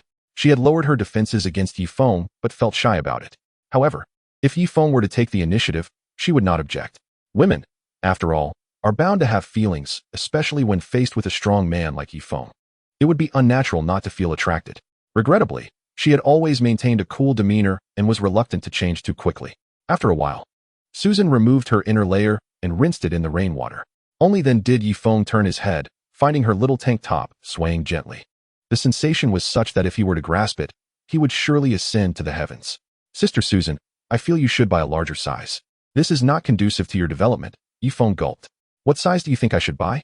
Surprisingly, Susan did not shy away from this topic. At least AG, perhaps even AG. As they spoke, Ye Feng edged closer to Susan. Instinctively, she shifted back slightly, but soon recalled something and met Ye Feng's gaze directly. Ye Feng, I've heard that when a woman is held by a man, it feels very pleasant. Is that true? Susan inquired rationally. Ye Feng felt a surge of heat within. It seemed that Susan was becoming emotionally involved. He had never experienced such a moment in the frigid rain. Why not treat me as your test subject? Ye Feng proposed, extending his hands. Susan's breathing quickened, her chest rising and falling, yet she did not shy away from his hands. With a resolute bite, Ye Feng seized the opportunity. How does it feel? He asked, his fingers tightening suddenly. Humph. Susan let out a muffled sound, a hint of crimson appearing on her delicate face. It feels quite fulfilling, she said, struggling to maintain her expression, attempting not to appear too wanton. After all, She was accustomed to being the aloof goddess and did not wish to transform into something so base. How about this? You sit in my lap, and I will hold you from behind, letting my hands slip under your arms. The sensation should be even more intense, Ye Feng suggested. Susan glanced at Ye Feng's trousers and recalled their previous encounter by the tree. At that time, she had nearly lost control but had refrained from voicing it. For several nights now, she had dreamt of that scene, wondering what it would truly feel like with Ye Feng. These recurring dreams had sparked her curiosity. However, she understood the physiological knowledge between men and women. If Ye Feng were unable to control himself at the critical moment, it could lead to an unwanted pregnancy. She had her principles. It was one thing to play with a handsome and strong man like Ye Feng, but she could not afford to become pregnant. You can only engage above, no thoughts below, unless you have safety measures. Susan inhaled deeply, speaking slowly, her face flushed, yet she maintained an air of aloofness. Ye Feng could no longer restrain himself and pulled Susan's waist close. Ah! Susan gasped. The powerful surge nearly caused her to faint from the sensation. You untrustworthy scoundrel. How could you? Susan turned her head, glaring at Ye Feng, her eyes red and on the verge of tears from the pain. I apologize. I lost control for a moment. How about I make it up to you? Ye Feng replied, straightening his clothes before they resumed their journey. After walking upstream for about 2 kilometers, they encountered a small hill over 20 meters high. Directly in front of the hill was a massive cave, shrouded in darkness. Look, there are human footprints on the ground. It seems Ma Dong has been here, Susan pointed out. Ye Feng examined the footprints closely and confirmed they matched Ma Dong's. Let us proceed inside. With that, Ye Feng took Susan's hand, and they stepped into the dark cave. After walking about 30 meters, the darkness enveloped them completely. Since Li Chang could find firearms inside, he must have had some source of light. Let's search for anything like a torch, Ye Feng suggested, and indeed, he soon found a torch on the ground, though they lacked a lighter. I will create fire by friction. Keep an eye on the cave for any wild beasts, he instructed. All right. Susan retrieved her rifle, aiming it into the pitch-black void. Before long, the fire was ignited. But the darkness was so profound that the torch illuminated only a radius of 5 to 6 meters, beyond which everything faded into obscurity. After another 30 meters, Ye Feng sensed a slope leading deeper underground. This was not a natural cave, but rather a cellar constructed by humans utilizing the cavern. He pointed to the smoothly hewn stones on either side, clearly indicating human craftsmanship. Indeed, Susan nodded, glancing at the inscriptions carved into the walls. They were unmistakably in German. At that moment, Ye Feng felt something beneath his foot. With a crack, he discovered a human skeleton, having stepped on its ribs. Hiss! In such a dark environment, the sight of a human corpse startled Ye Feng, who took a sharp breath. Susan, too, was visibly shaken, her eyes reflecting a glimmer of fear. No need to worry. If we are not afraid of the living, why fear the dead? Ye Feng tried to bolster Susan's spirits. As they descended further, however, Ye Feng's expression grew grim. Water had accumulated beneath them, and about 5 meters ahead stood a gigantic stone pillar supporting the ceiling. At the same time, numerous items floated in the water, bones, tattered clothing, and some wooden boxes. It seems many corpses must have soaked in this water. Would you dare to go in? Ye Feng asked Susan. If you dare, I will too, she replied through gritted teeth. In truth, she was not afraid of the corpses, merely apprehensive about the filth. All right. Ye Feng held the torch in one hand and a stick in the other, prodding the ground with each step to avoid extinguishing the flame if he fell into the water. Susan kept her rifle steady, watching for any threats on either side. The cellar echoed with the sound of dripping water, occasionally interrupted by something splashing into the water with a soft thud. Ye Feng remained alert, determined to find the engineer's tools. Otherwise, their efforts over the past few days would have been in vain. To be candid, the location of the cave is far from safe. At the slightest hint of a torrential downpour, the banks of the creek can be swiftly engulfed by floodwaters. Moreover, leopards and tigers can easily emerge to ambush unsuspecting humans. Chapter 75. How beautiful. Not to mention those peculiar monkeys, whose venomous spines are no trifling matter. A single strike can spell doom even for a creature as large as a water buffalo. The presence of such creatures along the coastline indicates that the population of these strange monkeys is significant, and perhaps more lurk deeper within the desolate island. Only by constructing vessels capable of navigating inland rivers can we isolate the dangers of the jungle. In that case, we could sing merrily aboard our ship, indulge in hot pot, and behold the relentless struggle for survival along the shores. Now that would be living. Ye Feng, look at this. Susan suddenly grasped his arm. Ye Feng turned to see a door nearby, rusted iron, yet partially decayed, with signs of having been forcibly opened. It must have been a place where Ma Dong had ventured. Let us explore, for there may be new discoveries awaiting us. With that, Ye Feng thrust the torch inside. A foul, damp odor permeated the air, and water dripped from all around. Nevertheless, upon a row of shelves, numerous wooden crates were stacked, covered with a peculiar waterproof cloth. Ye Feng hastily pulled it back. Inside lay an array of rifles, though most were rusted. As he removed the top layer and peered inside, he finally found 2 rifles wrapped in oiled paper, free from rust. He tore open the paper and pulled the bolt, producing a satisfying metallic sound. This firearm was remarkably well preserved, practically new. This type of gun appears to be single-shot. Let us search for a light machine gun, Susan suggested. Excellent. The two began rummaging through the armory, which was filled with handguns and rifles, but lacked any submachine guns or light machine guns. However, they were fortunate enough to uncover some ammunition. Let us proceed to another warehouse. If we could find a machine gun, it would be splendid. Once the ship is completed, we could navigate freely across the island. Ye Feng chuckled, his tone alleviating the tension and calming Susan's fears. The two waded out of the armory. At that moment, a sudden splash echoed from the distance. This was no mere object falling into the water. Something was swimming with remarkable speed. Ye Feng's heart raced, instinctively shielding Susan behind him and extending the torch forward. 5 meters away, a massive splash surged through the water. A python? A chill coursed through Ye Feng's veins. Susan, too, pressed against his back, her soft form melding against his muscular frame. The splash quickly receded, vanishing from view. Is it a python lurking in the water? Susan trembled, her voice quaking. It likely is, judging by the size of that splash. It must be at least 10 meters long, perhaps as thick as a human waist. Should we encounter such a creature in the water, we would stand no chance of resistance. Ye Feng's expression darkened. Do we continue searching for tools? Susan inquired. Well, since we are already here, we cannot leave empty-handed. Stay close behind me, keep your rifle ready. If that creature returns, shoot without hesitation. Even the mightiest beasts succumb to modern weaponry. Ye Feng encouraged himself, masking his own fear. Susan grasped her rifle, keeping her aim trained on the water. After another 5 minutes, they entered another warehouse. Ha ha ha, fortune favors the diligent. Here lie numerous tools, saws, axes, and this peculiar item is iron nails. But wait, no, they are rivets. Quickly, search for a rivet gun. Ye Feng exclaimed joyously. Rivets are far superior to mere nails. Once inserted, they expand to create a tighter bond for the ship's planks. I found a rivet gun, Susan exclaimed, waving the hefty tool triumphantly. Let us take a portion of the rivets and 3 saws back with us, along with 2 axes. As for the rest, we shall return tomorrow with the main contingent to carry them. With these supplies, if we work together, we might complete the ship in just 2 months. Ye Feng declared with elation. Indeed, Susan found a military backpack, filling it with all the items they could carry. As Ye Feng wielded the torch, he could not bear much weight, leaving most of the burden to Susan.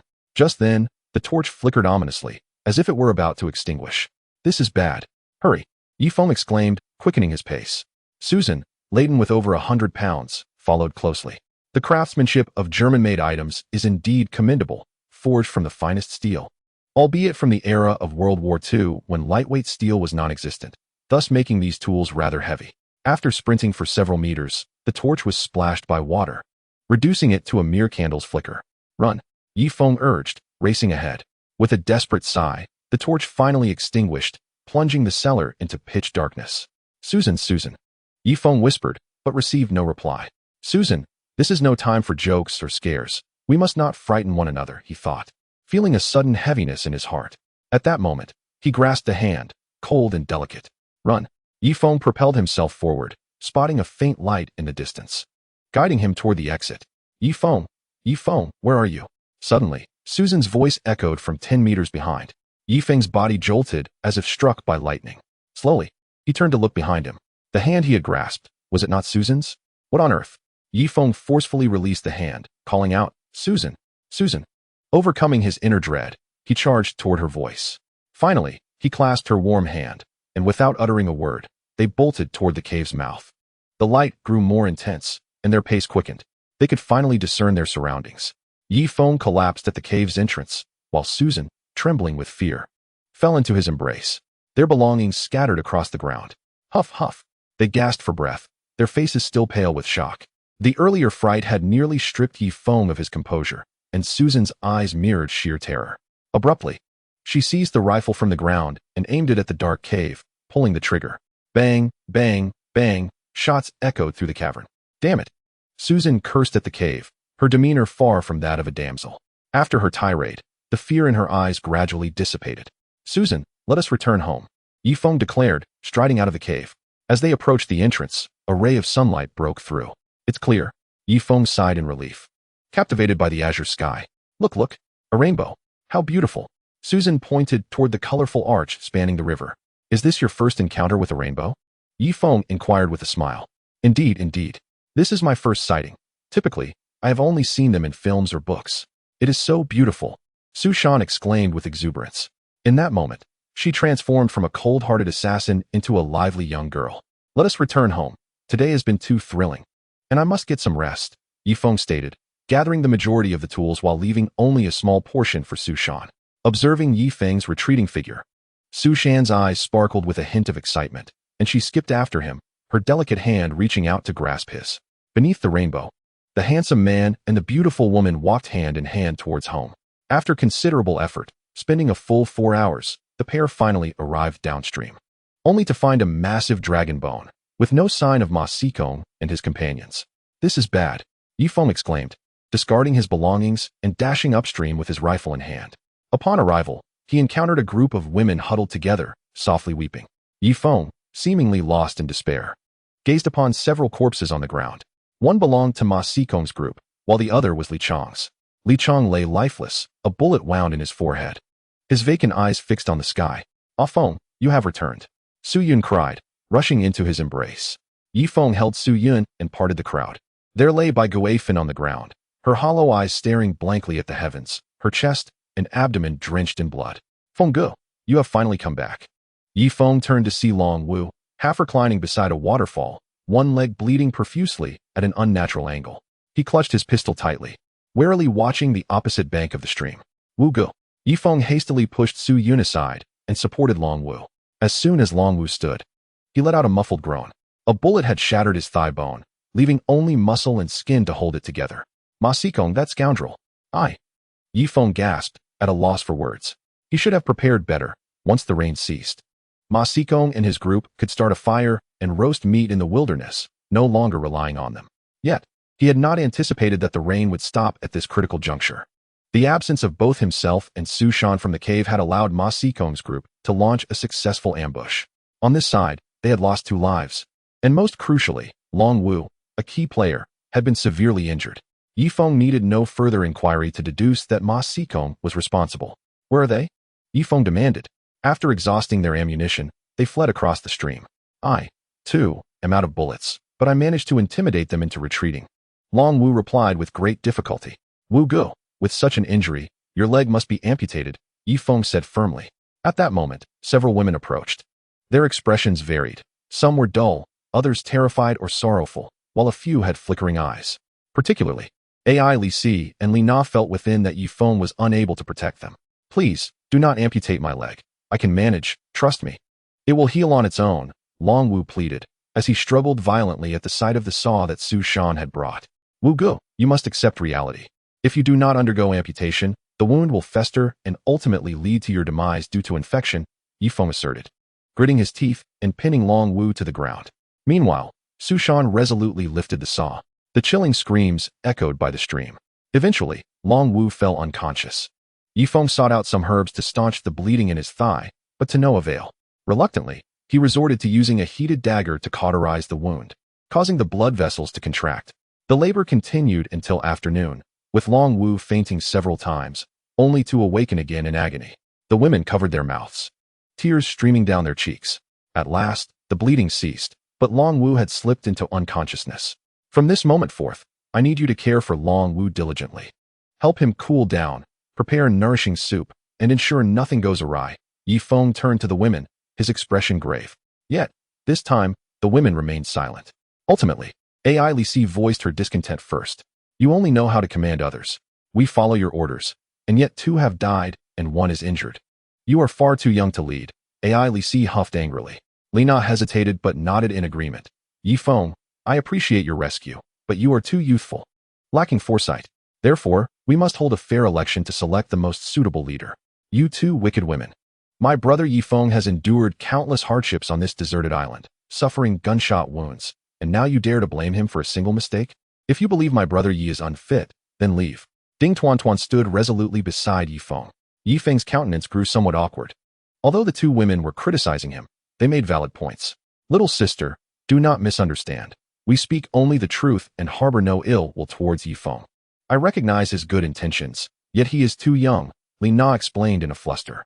Yes, I understand that Ye Feng genuinely wishes us well. But sometimes his decisions are too hasty. I still hold affection for him, Ai Li Si added. Ye Feng pressed his hands down. I will take your words to heart. Indeed, I am still young. For now, let us care for Wu Gu. I shall gather more herbs for him, and later this evening, we shall conduct a fair election. Additionally, even if a leader is elected, if they err, you must speak up without regard for feelings. Collective wisdom is essential for survival on this island. Understood. Ai Li Si nodded. Then it was Li Na's turn. She suddenly approached and embraced Ye Feng tightly. Ye Feng, I like you. I did not expect you to possess such magnanimity. Ordinary young men would typically react with anger when criticized, yet you remain rational. Perhaps I was mistaken in my earlier judgment, Li Na concluded, planting a kiss on Ye Feng's cheek. Ye Feng felt a flicker of embarrassment, but the kiss swiftly dispelled his irritation. Very well, take good care of Wu Gu. As for Li Chong and Aunt Bai, find a place to bury them. With that, he turned and walked downstream without looking back. However, after taking just a few steps, he turned around once more. Do not bury them. Simply cast the two bodies into the stream for a sky burial. We cannot squander our strength digging graves. Su Shan, I want you to hide in a large tree and ambush. If enemies approach, fire your weapon as a warning. Tuan, take the rifle and hide behind the waterfall. When Su Shan signals, you must also respond, making it clear to the enemy that we are lying in wait, deterring them from acting rashly. Lastly, Li Meizi, as a foreigner, you must be accustomed to firearms. Take a gun and hide on the opposite bank of the stream to prevent Ma Sikong from launching a surprise attack. Then, Lina, Alisai, and Su Yun, the three of you, after 5 hours, go and bring them back. Additionally, Tai Xiao Haizi downstream. It may serve as a warning. Ye Feng stroked his chin, having considered everything. Upon hearing Ye Feng's words, Alisai and Lina exchanged glances, a flicker of joy crossing their faces. Their doubts prompted a favorable change in Ye Feng. Ah Feng, what are you going to do downstream? Su Yin inquired. Of course. I intend to eliminate Ma Sikong and his entire group. Tell me, did everyone at Ma Sikong's side take action then, or were only a few involved? A glint of murderous intent flashed in Ye Feng's eyes. If his comrades were dead and he did not avenge them, what would these women think of him? The ones who truly attacked were Ma Sikong and his two bodyguards. The others seemed to be coerced into charging forward. Lina responded hastily. Are you certain? Ye Feng countered. Absolutely. Ma Sikong's true confidants are just his two bodyguards. The others merely work for him and wouldn't risk their lives, Lina affirmed resolutely. Then I understand. Ma Sikong is out of bullets, while I have ammunition. When did they launch their surprise attack? Ye Feng asked again. Lina pondered for a moment and replied, approximately 3 hours ago, just after the rain had cleared.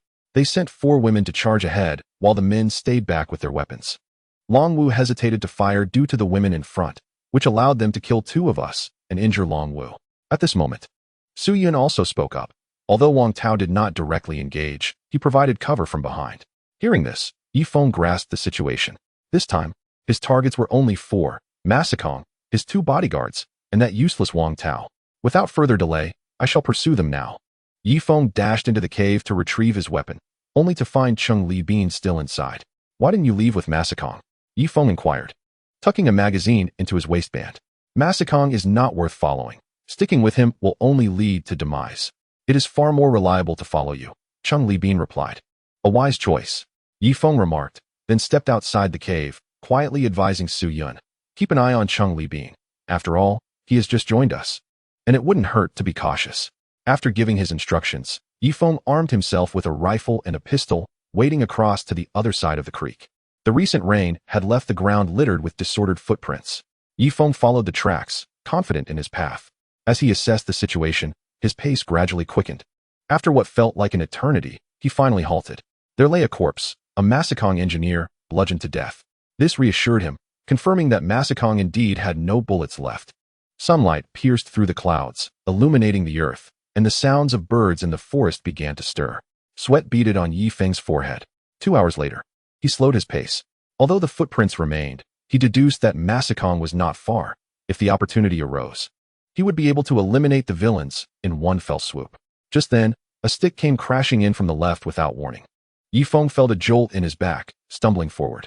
A bodyguard charged at him, wielding the stick. Die! Ye Feng raised his hand and fired. Bang! The bodyguard's leg erupted with blood, yet he disregarded the pain and lunged at Ye Feng.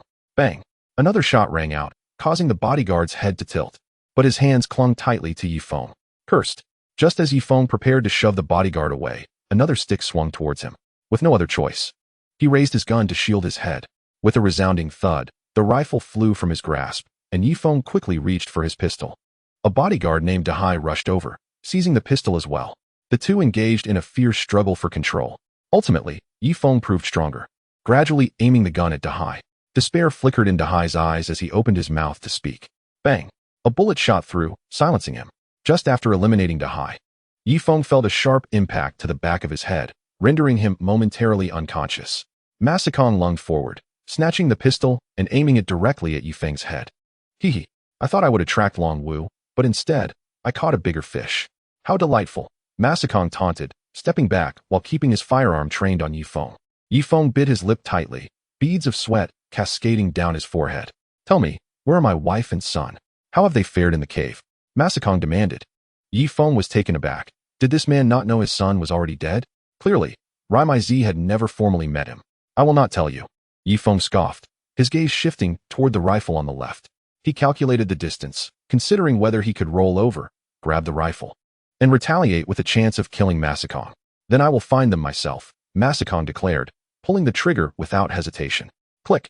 Yet, the sound that followed was a mere click of a jammed bullet. Ye Feng's heart leaped with joy as he charged forward, seizing Masakong by the throat and pinning him to the ground. Although Masakong was middle-aged, his strength was formidable, nearly matching Ye Feng's after consuming Bai Gua.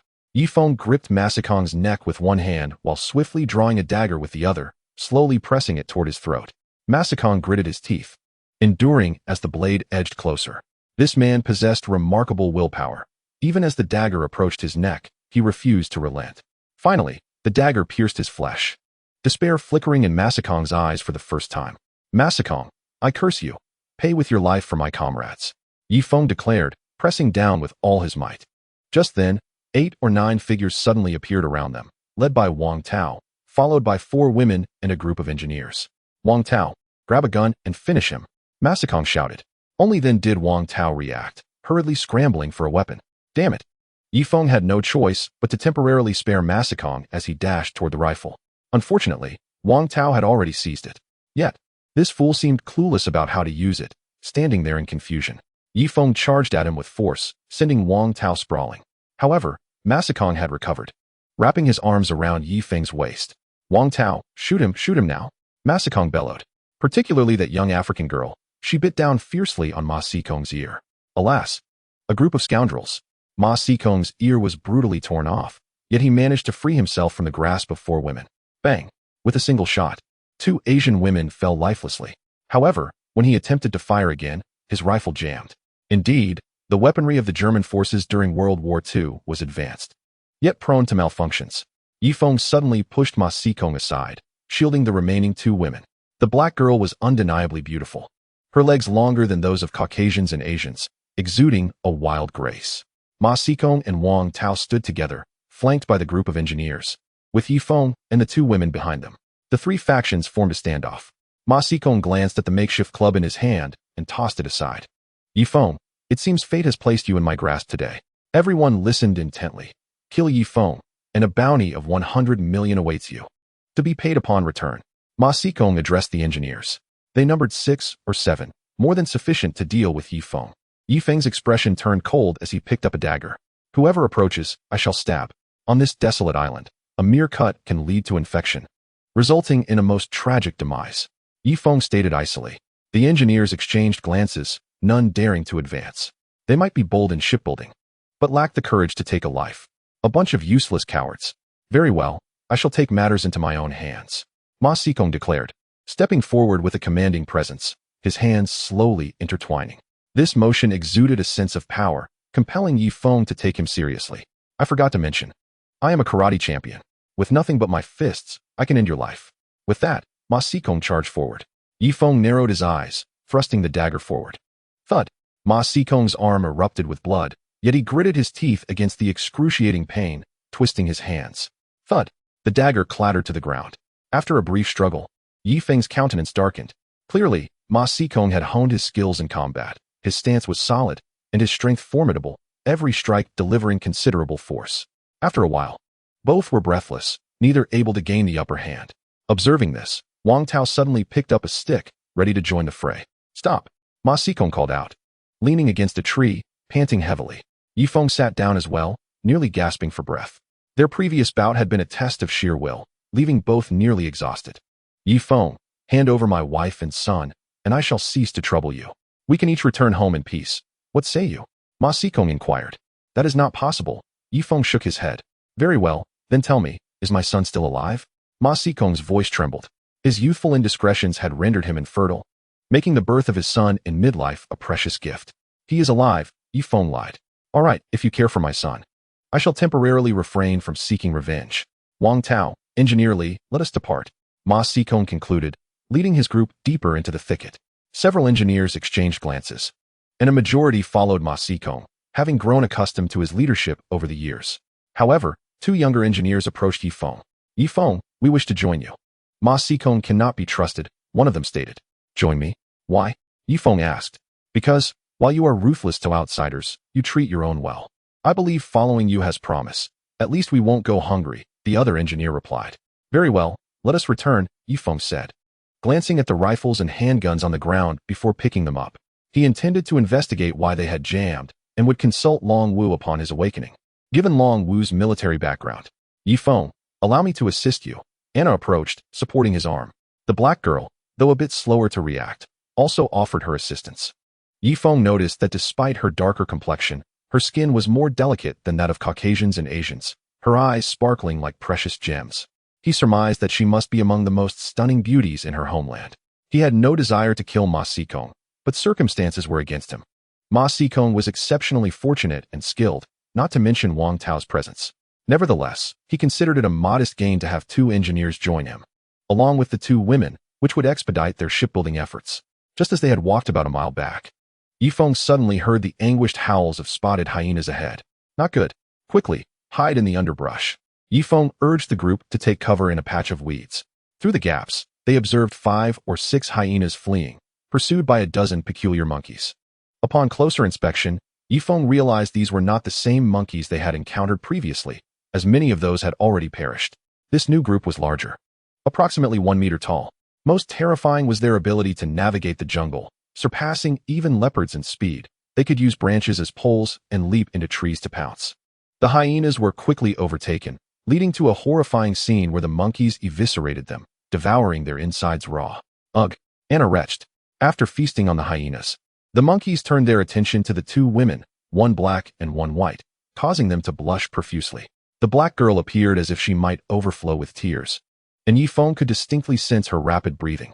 Anna maintained her composure, though her skin flushed slightly.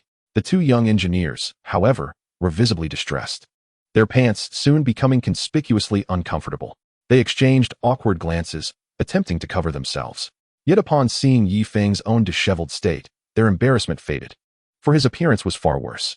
After some time, the monkeys finally departed, satiated. Ye Feng stood, pulling the two women up. Oh my gosh! Anna exclaimed, eyes wide with a mix of terror and anticipation, reflecting a desire to explore tempered by fear. The black girl gazed at Ye Feng with doe-like eyes filled with yearning. Chapter 79. A sense of security. Foreign women express affection directly. If they like you, they show it openly. In contrast, domestic women tend to be more reserved, often pretending to ignore you while engaging in various antics. This phenomenon frequently occurs near the creek. If we find the cave's location, we shall be in dire straits. Ye Feng's expression grew grave, starkly contrasting with his disheveled appearance. Let us return home first and discuss this matter. With that, Ye Feng took the lead. After considerable effort, he guided the four back home. Brother Ye, you're back. Ding to Anchuan rushed over. Ye Feng gently embraced her. Has Wu Gu awakened? Not yet. Brother Wu is severely injured, Ding to Anchuan remarked. All right, gather everyone for a meeting, except for those on watch, came the response. In a short while, everyone except Susan had gathered at the cave's entrance. Ye Feng informed them of the formidable nature of the monstrous monkeys and elucidated their current predicament. What shall we do? These creatures not only wield tools, but also exhibit a fearlessness towards death, and their claws are incredibly sharp. Even with firearms, we may struggle to overcome them. Ding Tianchuan exclaimed, visibly terrified. That is not the most alarming aspect. The number of these monkey-like beasts may exceed 2 groups, with the potential for more to appear. Hence, the creek is no longer safe. Beginning tomorrow, we shall dismantle the dragon bones downstream and transport them to the beach. To the north of the beach lies a mighty river, alongside which is a vast cave that can serve as our secondary refuge. Moreover, the river can support the weight of our provisions. Constructing the vessel at the creek and then transporting it in batches to the beach would be overly cumbersome. What do you all think? Ye Feng inquired. He envisioned building the ship directly beside the river, and once completed, he would ascend upstream to relish the life of an emperor within the primordial forest. I concur. Lena was the first to raise her hand. Subsequently, the others followed suit, raising their hands in agreement. Excellent. It's a unanimous decision. We shall commence our relocation tomorrow. It may take several trips to complete. But one thing is certain. I do not wish for our meeting to devolve into a dictatorship with no opposing voices. Those unaware might mistakenly believe that I, Ye Feng, am a tyrant, he said with a feigned expression of sincerity. Enough of your pretense, Susan returned, playfully tugging at Ye Feng's ear. The other women merely chuckled, savoring the hard-won tranquility of their lives. A night passed without incident, and the dawn of a new day arrived. Ye Feng was the first to rise, gathering all the weapons into a single backpack, which he fortuitously discovered in the cave. Despite enduring the ravages of time for 80 years, it remained resilient. 2 young engineers used a makeshift stretcher to carry the unconscious Long Wu, while the others gathered various usable items and gradually made their way downstream.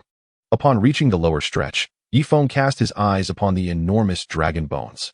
Some dragon ribs had already been affixed to it, and upon their next return, they would likely require 8 individuals to lift this colossal structure. After all, the dragon bones had taken nearly 10 days to construct and should not be squandered. The jungle, rejuvenated by the rain, came alive with animals darting about and the incessant calls of birds. The little licking dog had grown rapidly, now resembling a large male dog, and it pranced around the feet of several women. We cannot afford to have idlers. Strap 2 rifles onto it, Ye Feng declared. However, upon feeling the added weight, the little licking dog rolled on the ground, refusing to cooperate. Thus, Ye Feng used a rope to secure the rifles firmly onto its body, rendering the little creature unable to escape its new role as a pack animal. After 4 arduous hours, they finally arrived beside the great river. Goodness, what a vast river! Could this possibly be the Amazon? One engineer exclaimed, discarding his belongings and leaping into the water. Don't jump, Ye Feng shouted, but it was too late, as the man had already plunged into the river. It's so hot. Isn't it nice to take a bath? He queried. Just as he spoke, he sensed something amiss and began to scratch at his rear. Oh no, he cried, sprinting to the shore in a state of panic. Something has burrowed into my backside. The engineer was in a frenzy. It must be a parasitic catfish. Someone help him. Ye Feng instructed another engineer. With a disgusted expression, the engineer indeed extracted a long, slender fish from the man's posterior. Everyone, come take a look. This is the carnivorous catfish. If you have even the slightest wound, they will burrow in to consume your blood. They are not particular about their entry points, Ye Feng informed, glancing at the women. Susan's cheeks flushed a deep red as she instinctively shielded her lower abdomen, while the others followed suit, unable to resist the urge to protect themselves. Haha. I have no worries.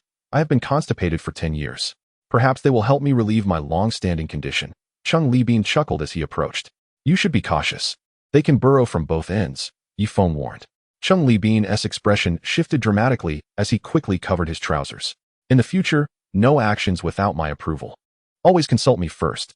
After all, this river is home to leeches, red-bellied piranhas, wolf fish, giant arapaima, electric eels, and black caimans, Ye Feng enumerated, watching as the color drained from the faces of his companions. And let us not forget the most terrifying of all, the anaconda. A 10-meter-long creature capable of swallowing a water buffalo whole. Ye Feng dropped this bombshell. The women huddled together, seeking solace in numbers. Do not cluster too closely. You risk transmitting tropical viruses, Ye Feng admonished seriously. I wish to go home. Woe is me, I want to go home. Susan and Ding Tianchuan were the first to break into tears. Do not despair, I was merely jesting. While these creatures may be prevalent, they are unlikely to appear all at once, Ye Feng hurriedly reassured them. After calming the women's emotions, Ye Feng led them to the cave entrance. The enormous cave loomed 20 meters high and 15 meters wide, resembling the gaping maw of a beast. Entering, one could feel an overwhelming sense of despair, as if one were being consumed. Advance 20 meters, then kindle a fire. Do not venture deeper. It may harbor some monsters, Ye Feng cautioned solemnly. The group began to busy themselves, some igniting flames, others gathering dry wood, while yet others laid down straw for a place to rest at night. Ye Feng pried open a weathered rock at the cave's entrance with his dagger. The weathered stone indicated that there was no risk of collapse, had it been loose. He would not have dared to settle there, as they could be buried alive at any moment. This afternoon, let us all take a well-deserved rest. Tomorrow, we shall return to retrieve the remaining items. Susan, do you see that large tree? I need you to climb it and keep watch for any disturbances within a kilometer radius. If any jungle tigers, leopards, anacondas, or humans approach, fire a warning shot. Ye Feng ordered. Susan shot him a glare, but took her rifle and set off. Brother Feng, Wu Ge has awakened. Wu Ge has awakened. Came Ding to Anshuan's voice from within the cave. Ye Feng felt a surge of joy and rushed to Long Wu's side. Though he had regained consciousness, he still appeared frail and his gaze lacked luster. Wu Ge, do not speak. Rest. We are safe now, and I will protect you, Ye Feng assured him. Grasping Long Wu's hand, Long Wu lacked the strength to respond, merely nodding slightly before drifting back into slumber. Fortunately, his robust physique and military background would aid in his recovery. Otherwise, with a severed leg, he would likely have succumbed. You gentlemen should also introduce yourselves, Ye Feng prompted, turning to the 4 individuals he had brought back. Allow me to introduce, this is Brother Feng, who will be our leader henceforth. We shall follow his guidance while still being able to voice differing opinions. My name is De Fu, the black woman said, extending her hand to shake Ye Feng's. My name is Anna, warmly embraced Ye Feng. As for the 2 young engineers, one named Bao Qifeng and the other Yu Sihai, they were considered young among engineers, though they were around 30 years old. Now that everyone was acquainted, our sole purpose remained to construct the ship. Chief Engineer Chung, along with engineers Bao and Yu. We will rely on your expertise, while we shall assist with simpler tasks. The core design must be handled by you. Ye Feng was courteous to the 3 engineers. Of course, for the sake of returning home, we are willing to do anything. After all, my family depends solely on my income. If I cannot return, my parents, wife, and children might face starvation, Chung Libin said, his expression turning somber. Ye Feng glanced at the others, noticing their troubled faces. Let us not dwell on unhappy matters. Instead, let us rest well. Tomorrow, we shall make 2 more trips to retrieve everything. Ye Feng forced a smile. He might be well fed, but for the others, especially the men, they were the backbone of their families. If they could not return, their entire households would lose their source of income. The foreigners, however, appeared slightly more at ease. I'm so thirsty. Are we really going to drink from that big river? How disgusting. Ding Tang Anshuan suddenly gulped. Ye Feng abruptly realized that, unlike the pristine creek nearby, which provided clear spring water safe for consumption, the river's water was likely teeming with parasites. Human stomachs are not as resilient as those of animals. Drinking from it could result in various diseases. All right, let one person accompany me to find a clean water source. This area is rich in water systems, so it shouldn't be too hard. The rest can stay here and rest, Ye Feng instructed. I'll go with you, Zhang Yan volunteered, raising her hand. Ye Feng met her gaze, noticing a glimmer of desire in her eyes. No, we cannot divert our energy elsewhere until our territory is secure. Very well, Zhang Yan. You can accompany me, Ye Feng concluded, handing her a rifle, a handgun, and a dagger, mirroring his own equipment. Due to the frequent malfunctions of firearms during World War II, Ye Feng had to carry double the supplies. The 2 quickly vanished into the jungle. It was now afternoon. Zhang Yan led the way while Ye Feng followed. The rainforest was stifling, offering no clear path. Feng, I feel confident today. How about you? Are you interested? Zhang Yan suddenly turned her head, smiling at Ye Feng. His breath quickened momentarily before he regained composure. Sister Yan, I am certainly interested. But we should first locate a clean water source. Once we resolve that issue, we can discuss this further, Ye Feng replied with difficulty. Zhang Yan fell silent, turning back to face forward, yet the atmosphere grew tense. Initially, Ye Feng merely felt discomfort in his pants, but soon it became increasingly unbearable, primarily due to Zhang Yan's alluring figure swaying before him with her long legs and slender silhouette. Feng, I think Li Meizi is not to be underestimated, Zhang Yan suddenly remarked. What do you mean? Ye Feng felt a twinge of annoyance, suspecting her intent. Li Meizi is cunning. You should be wary of her. Her character is questionable. Otherwise, why would she marry a man in his 40s? What could her true intentions be? You must understand, Zhang Yan said slowly. Ye Feng internally concurred but was reluctant to let discord arise within the team, especially since Zhang Yin herself had a questionable past. Having been the mistress of the notorious Wang Xiong, it seemed that bad women despised one another, viewing each other as competition, regardless of her character. Our goal remains to build the ship. Please refrain from further comments, Ye Feng interrupted. Zhang Yin pressed on. Those with questionable morals are a liability. Just wait and see. Trouble will surely arise with her. Suddenly, Zhang Yin turned to face Ye Feng directly. A Feng, I too am a flawed woman, but unlike her, I am not greedy. I merely wish for your special care on this deserted island. As long as I am well taken care of, you may ask anything of me. With that, she leaned closer, her soft body pressing against him. Ye Feng recognized her intentions to exchange intimacy for favor, a tactic she was well accustomed to.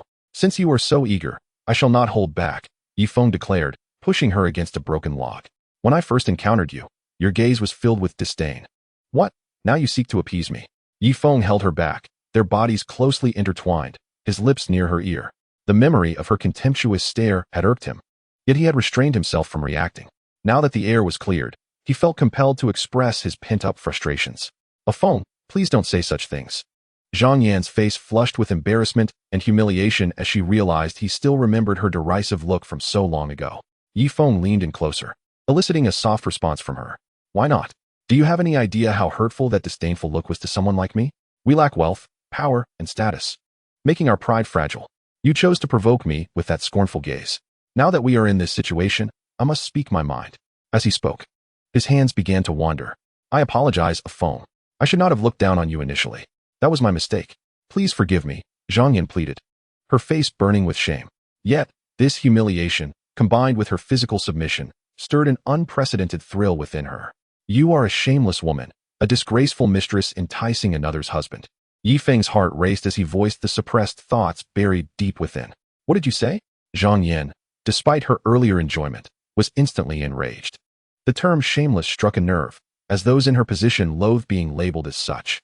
Previously, she would vehemently defend herself against such accusations in online comments, but now, it was Ye Feng himself who uttered those words directly into her ear. You scoundrel! Zhang Yin struggled, yet could not break free. Isn't it true? Ye Feng countered, his voice low. In that instant, Zhang Yan's body surrendered completely. The truth of her actions made her sensitive to the term shameless. Just as a fool might react to being called stupid, she felt the sting of truth. Yet, Ye Feng's dominance made her confront the reality of her own choices. Yes, I am shameless. Then come and punish me for my transgressions. Zhang Yan's voice turned sultry and inviting. Ye Feng felt a rush of exhilaration. An hour later, Zhang Yan nestled into Ye Feng's embrace. She tightly closed her eyes, traces of tears still lingering at the corners. Ye Feng lay back, a contented expression upon his face, casually picking up a twig to clean his teeth. Zhang Yan had slept for a full 2 hours before slowly awakening, casting a sultry glance at Ye Feng. Still cleaning his teeth, he resembled someone who had just indulged in a lavish feast. As she spoke, she traced circles on Ye Feng's strong chest with her finger. It is only now that I realize how breathtakingly beautiful you are. Ye Feng chuckled softly, helping Zhang Yan to sit up. Let us go? We have 4 or 5 hours until darkness falls, and that should suffice to find a clean water source. Besides, I can assist you in washing up. He added with a smile. You are insufferable. You've rendered me incapable of walking, Zhang Yan replied in a feeble tone. Ye Feng understood her plight and immediately squatted down. Hop on my back. Carrying Zhang Yan, Ye Feng forged ahead with vigor, while Zhang Yan, despite her position on his back, busied herself wiping the sweat from his brow. After walking for a few minutes, Ye Feng felt no fatigue. It seemed that for a robust young man like him, the presence of a woman only served to invigorate his spirit rather than exhaust his body. Look, there is a water source ahead, Zhang Yan suddenly pointed out. Ye Feng was overjoyed as they approached a massive rock. This rock is grand, standing 15 to 16 meters high, with several small crevices in the middle from which a stream of mountain spring water flowed, forming a 2-meter square pool below. Upon seeing the clarity of the water, which was a stark contrast to the murky river water, Ye Feng placed Zhang Yan aside and took a sip. How refreshing! This water is of exceptional quality.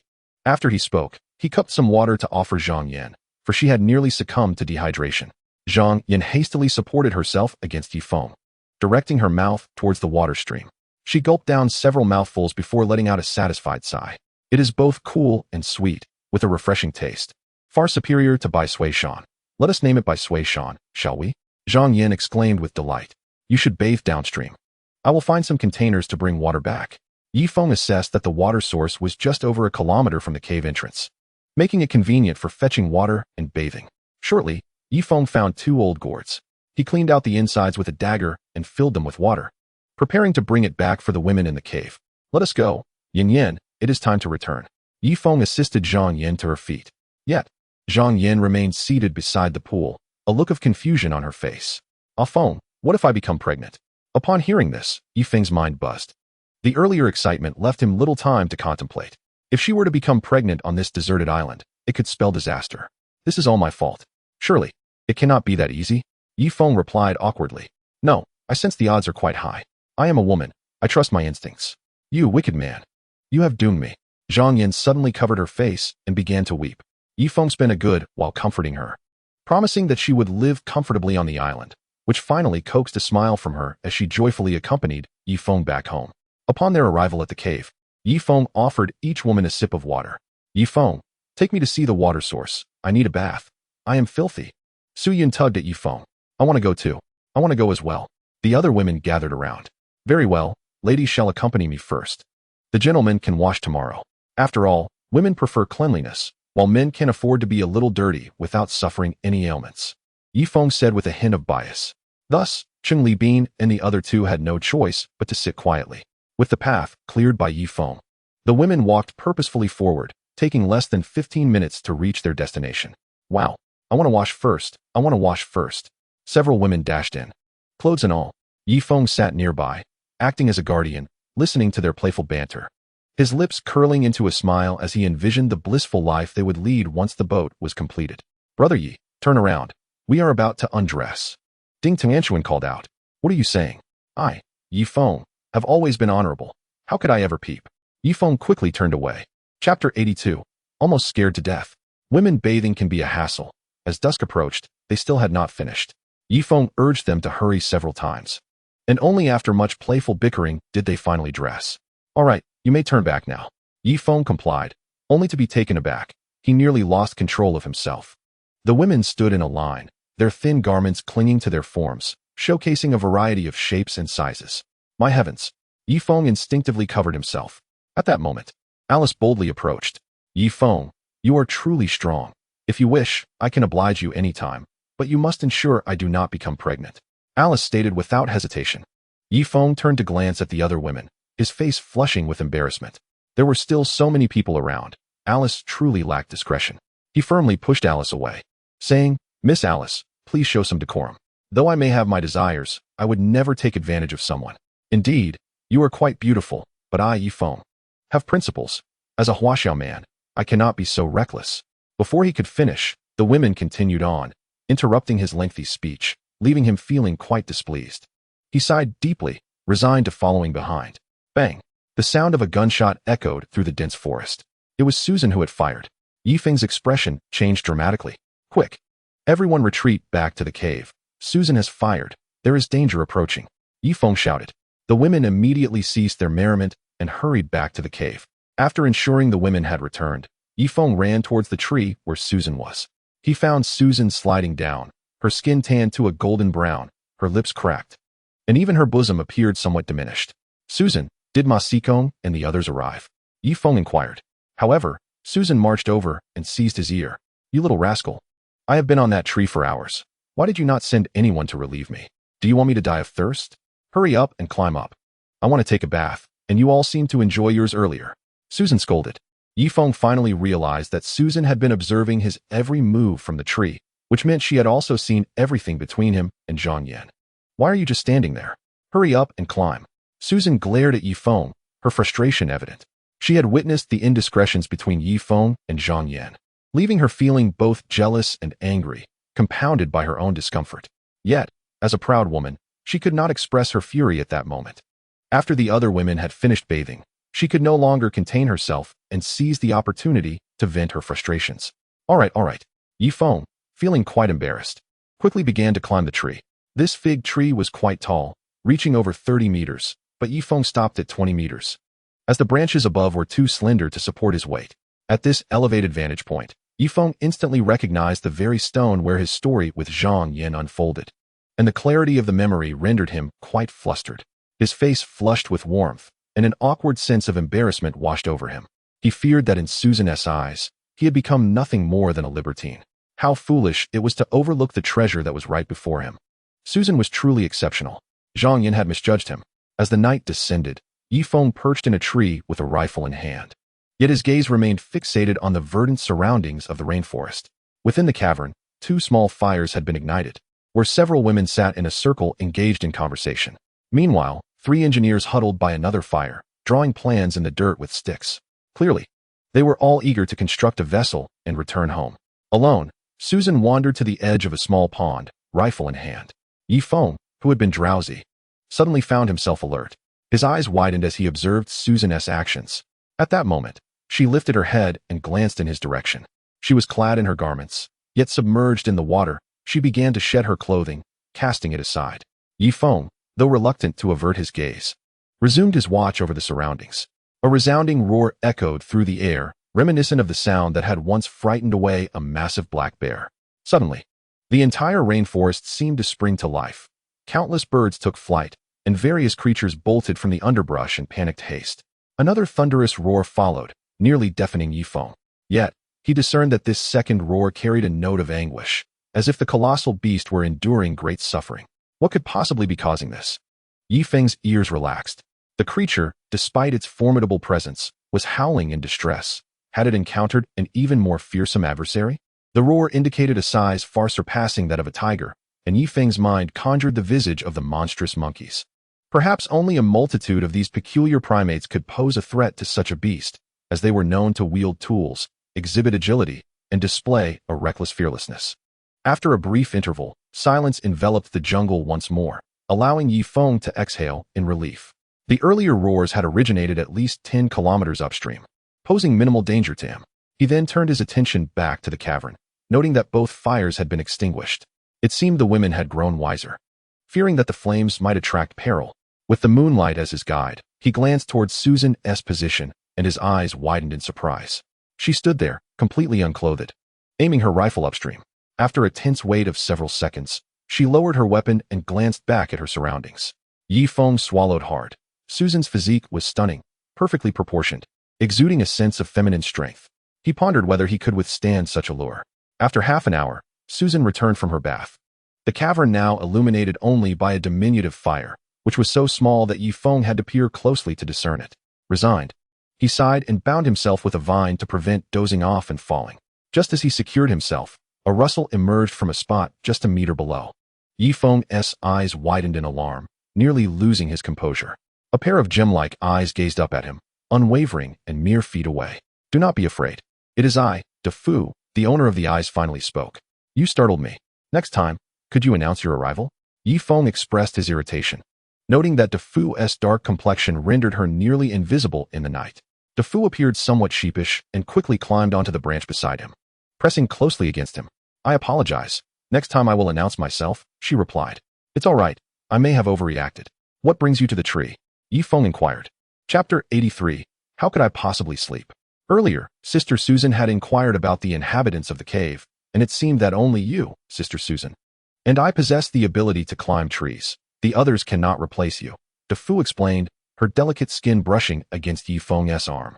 Her skin was exquisitely soft, radiating warmth that stirred feelings within Ye Feng. "Night watch is quite arduous. You should return," he suggested, shaking his head, feeling it was unfair to let her bear the burden so soon after seeking refuge with him. "It's fine. I grew up in South Africa, and the wilderness feels like home to me. You need not worry," De Fu reassured him. Ye Feng considered her words. Indeed, De Fu's skin was naturally suited for nocturnal vigilance, making her nearly undetectable to an enemy even at close quarters. "Very well. Let me instruct you on how to use a firearm, and how to ensure you remain secure in the tree while on watch." With limited space on the branch, Ye Feng embraced De Fu, beginning to teach her about firearms.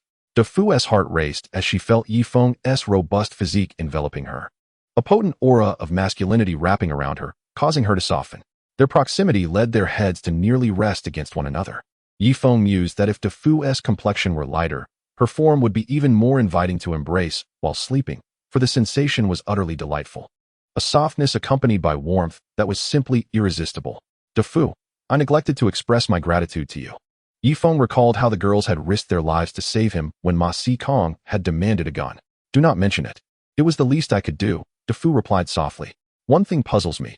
Given Ma Si Kong's wealth, why did you choose to aid me rather than accompany him back to civilization for a lucrative salary? Ye Feng voiced his inner doubts, deeming himself merely average in appearance, lacking in all other aspects. No, Ma Si Kong treated us well in the past, but on the deserted island, he did not regard us as human beings. He used us as mere means to his ends, having us serve as his cushions, warming his feet, shielding him from rain, and even bribing his bodyguards with our very bodies, De Fu recounted, her eyes flashing with indignation. Now he understood. But are you not afraid that I might be worse than Ma Si Kong? Ye Feng continued to probe. De Fu lifted her gaze, her dark, gem-like eyes locking with his. You would not. You possess a chivalrous spirit. Ma Si Kong fought you unarmed while you, though armed with a dagger, chose to engage him barehanded. We women observe the details in men, she explained. Ye Feng's expression froze, his chest swelling with pride as he endeavored to embody the essence of a knight. Congratulations, you are entirely correct. I indeed possess a chivalrous spirit, and my character is beyond reproach, he declared solemnly. Internally, he reveled in the compliment from a beautiful woman. It felt exhilarating, as though he were floating. By the way, Miss De Fu, aside from my chivalrous spirit, do I possess any other virtues? Please share them all with me, so I may further cultivate my strengths. Ye Feng eagerly inquired. De Fu hesitated, her expression turning troubled. None. It is inconceivable, is it not? Perhaps you should ponder deeply and explore further. Is there truly nothing left? Ye Feng, after conversing for a while longer, finally descended from the tree.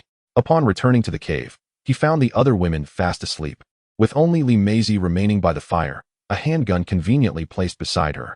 A small, devoted creature crouched at her feet, snoring heavily. You're back, Li Meizi exclaimed, her face lighting up with a radiant smile upon seeing Ye Feng. Are you on night watch tonight? Ye Feng inquired. Yes, and I'll also be looking after Wu Ge. His condition has improved somewhat, Li Meizi replied. Ye Feng approached and observed that Long Wu's breathing had steadied, and the agony had faded from his visage. Since he could not sleep anyway, Ye Feng chose to sit beside Li Meizi.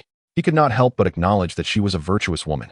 Not only was she keeping watch, but she was also caring for Long Wu and busily weaving a sail. Lacking bamboo in this area, she had adapted by crafting the sail from tree bark.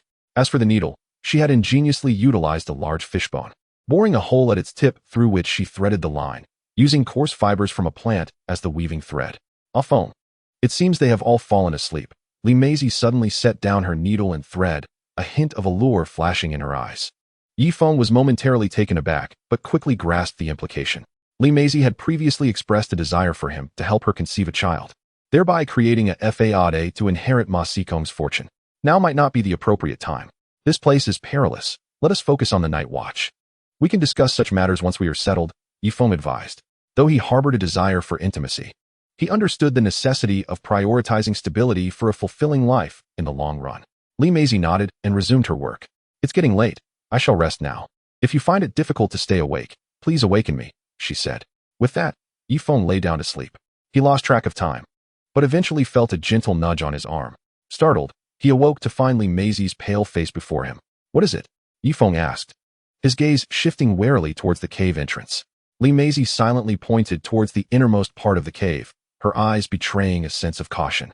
Just now, I heard something from inside. It didn't sound like a falling stone. It seemed as if something was moving. When it approached the fire, the sound vanished. She whispered, gripping her handgun tightly. Ye Feng began to piece together the situation. Perhaps there were still some indigenous inhabitants within the base that needed to be dealt with. However, it was too late to act now. Better to wait until daylight. Tomorrow, we shall take everyone with us, each armed with a torch and a firearm. With so many weapons at our disposal, even if a giant python lurks in the base, it shall be met with a hail of bullets. Do not fret. You are likely just fatigued, leading to auditory hallucinations. Why not sleep? I will keep watch, Ye Feng said with a reassuring smile as he stroked Li Meizi's hair. This woman had already suffered enough, losing her child and living in fear on this deserted island. He could not allow her to bear any further psychological burden, lest she succumb to madness like by Ye Feng. Auditory hallucinations? Li Meizi's face reflected a hint of skepticism, yet she nodded and lay down beside him. Barely 5 minutes had passed when Susan abruptly sat up, startling Ye Feng. Are you not going to sleep? He asked softly. No, there is indeed something in the cave. However, upon seeing the firelight, it seemed to halt its movements. How could I possibly sleep? Susan replied, taking a seat opposite Ye Feng. Sister Susan, let us refrain from moving tomorrow. First, we should clear out everything in the cave before relocating, Ye Feng suggested. Indeed, Susan nodded in agreement. While the other women were indifferent, Susan's mere gesture could incite an unsettling restlessness within him. Was it possible that his genetic predisposition had chosen her? Susan, too, noticed the flicker in Ye Feng's gaze. She felt a surge of defiance. Why would Ye Feng prefer to be with Zhang Yin rather than herself? Was she truly inferior to Zhang Yin? Women possess an innate tendency to compare themselves, especially proud women like Susan. Though her feelings for Ye Feng might be merely platonic, her competitive spirit compelled her to prove her worth. Ye Feng, I warn you, do not lay a hand on my sister. Her first time is not to be given to you, Susan stated seriously. What if your sister were to take the initiative? Ye Feng retorted. This woman seemed to overstep her bounds. Even amidst their dire circumstances, she still clung to her role as protector. Then you must refuse her, Susan insisted. But I am a young man. It may be beyond my control. Ye Feng's frustration surfaced, tinged with sarcasm. If that were the case, you could seek out other women. Do you not already have Zhang Yin? Susan countered. What if Zhang Yin is unavailable? Who else could I turn to? Ye Feng fixed his gaze intently on Susan's eyes. Who do you wish to find? Susan matched his gaze, their eyes locked for over 3 seconds. Ye Feng boldly sat beside Susan. May I seek you? He challenged. Me? What of Zhang Yin? She is far more beautiful than I. Are you not concerned about her jealousy? Susan leaned back slightly, indicating a lack of strong resistance. I am not concerned. My relationship with her is merely transactional. She serves me, and I ensure her safety on this island. But you are different. My feelings for you are genuine, Ye Feng declared, his expression grave. You? Do not speak nonsense. If this continues, I shall truly be incensed. Susan quickly turned her head away, her heart racing. Typically, she maintained a stern facade, akin to a fierce tigress. So no man in the company dared to approach her frivolously. Yet, only Ye Feng had the audacity to speak such words. Ye Feng glanced around, noting that the other women had fallen into a deep slumber. He then leaned in, resting his body against Susan's warm back, whispering into her ear. Is it wrong to speak the truth? I genuinely like you. Previously, I refrained from expressing my feelings because you resembled a tigress. But now, on this deserted island, I feel no need for restraint. I wish to speak freely. Suddenly, Susan stood up. I am going to sleep now. Do not disturb my rest. With that, she indeed walked away from the fire. Ye Feng pondered. Had he approached the situation incorrectly? As dawn broke, after everyone awoke, Ye Feng ventured into the woods, returning with a substantial amount of tung oil. Brother Ye, what are you doing? Ding Tuanshuan inquired curiously. Creating torches. This tung oil is quite durable and will not extinguish even when it encounters rain, Ye Feng replied without looking up. Brother Ye, you possess such vast knowledge. You must at least be a postdoctoral researcher, Ding Tuanshuan said, gazing at him with admiration. Congratulations, you guessed correctly. And I have even served as a visiting professor at Harvard University, Ye Feng replied with a mischievous grin. Really? Ding Tuanshuan exclaimed in shock. Enough of this nonsense. Finish making the torches, and then we shall enter to clear out that underground base, Susan interjected, having approached with her handgun at her waist and a rifle in hand. Her shoes removed, leaving her delicate feet bound with ropes. Others mimicked Susan's actions, binding their hands and feet with ropes up to their elbows and knees. There is water inside, filled with debris. Be careful not to harm your delicate skin, Ye Feng advised. The women hurriedly set to work, while the 3 engineers showed little concern, merely rolling up their pant legs. Ye Feng refrained from informing them about the potential presence of a giant python in the underground base, fearing it would instill fear and prevent them from entering the water. At that moment, he prepared 5 torches and distributed them among 5 individuals. Remember, once we enter the water, we will form a single file line. I will wield a torch in one hand and a shovel in the other to clear the debris ahead. Susan will cover the rear. Who among you has experience with real firearms? Ye Feng inquired. Several foreigners raised their hands in response. Alice, you will take the second position. Stay vigilant for any dangers up ahead and be ready to fire, he instructed. Alice nodded, signaling her understanding as she picked up a rifle from the ground. The middle positions should also carry 4 torches to illuminate our surroundings. With that, Ye Feng stepped boldly into the depths of the cave. Ding Tuanshuan, filled with excitement, although lacking the privilege to carry a firearm, brandished a spear and a dagger. Are we going on an adventure? This is so thrilling. Her voice echoed in the vast cavern. As they descended, they arrived at the underground base, situated over 30 meters below ground. Thanks to the abundance of torches, their surroundings were illuminated for several meters. Ye Feng looked up to see stalactites hanging from above, resembling sharp spikes. Into the water. he commanded as he stepped into the depths, glancing back to see the women hesitating, deterred by the bones and various rubbish floating on the surface. Hurry, he urged. Gritting her teeth, Alice stepped into the water, which reached her knees. The others, seeing her resolve, followed suit. Ding Tuanshuan, being the shortest, found the water lapping at her thighs, making her quite uncomfortable. The sound of dripping echoed around them, though it was notably less frequent than before, likely due to the rain having ceased. This is the entrance. Everyone, let us search for valuable items such as intact firearms, ammunition, nails, axes, and saws, Ye Feng declared as he boldly entered the storage room. Upon entering, he was taken aback by the sight of a massive snake skin within. The skin was nearly intact and measured over 10 meters in length. De Fei, the black woman, displayed a flicker of fear in her eyes, while the others, having lived in the city for so long, mistook the skin for some kind of fabric.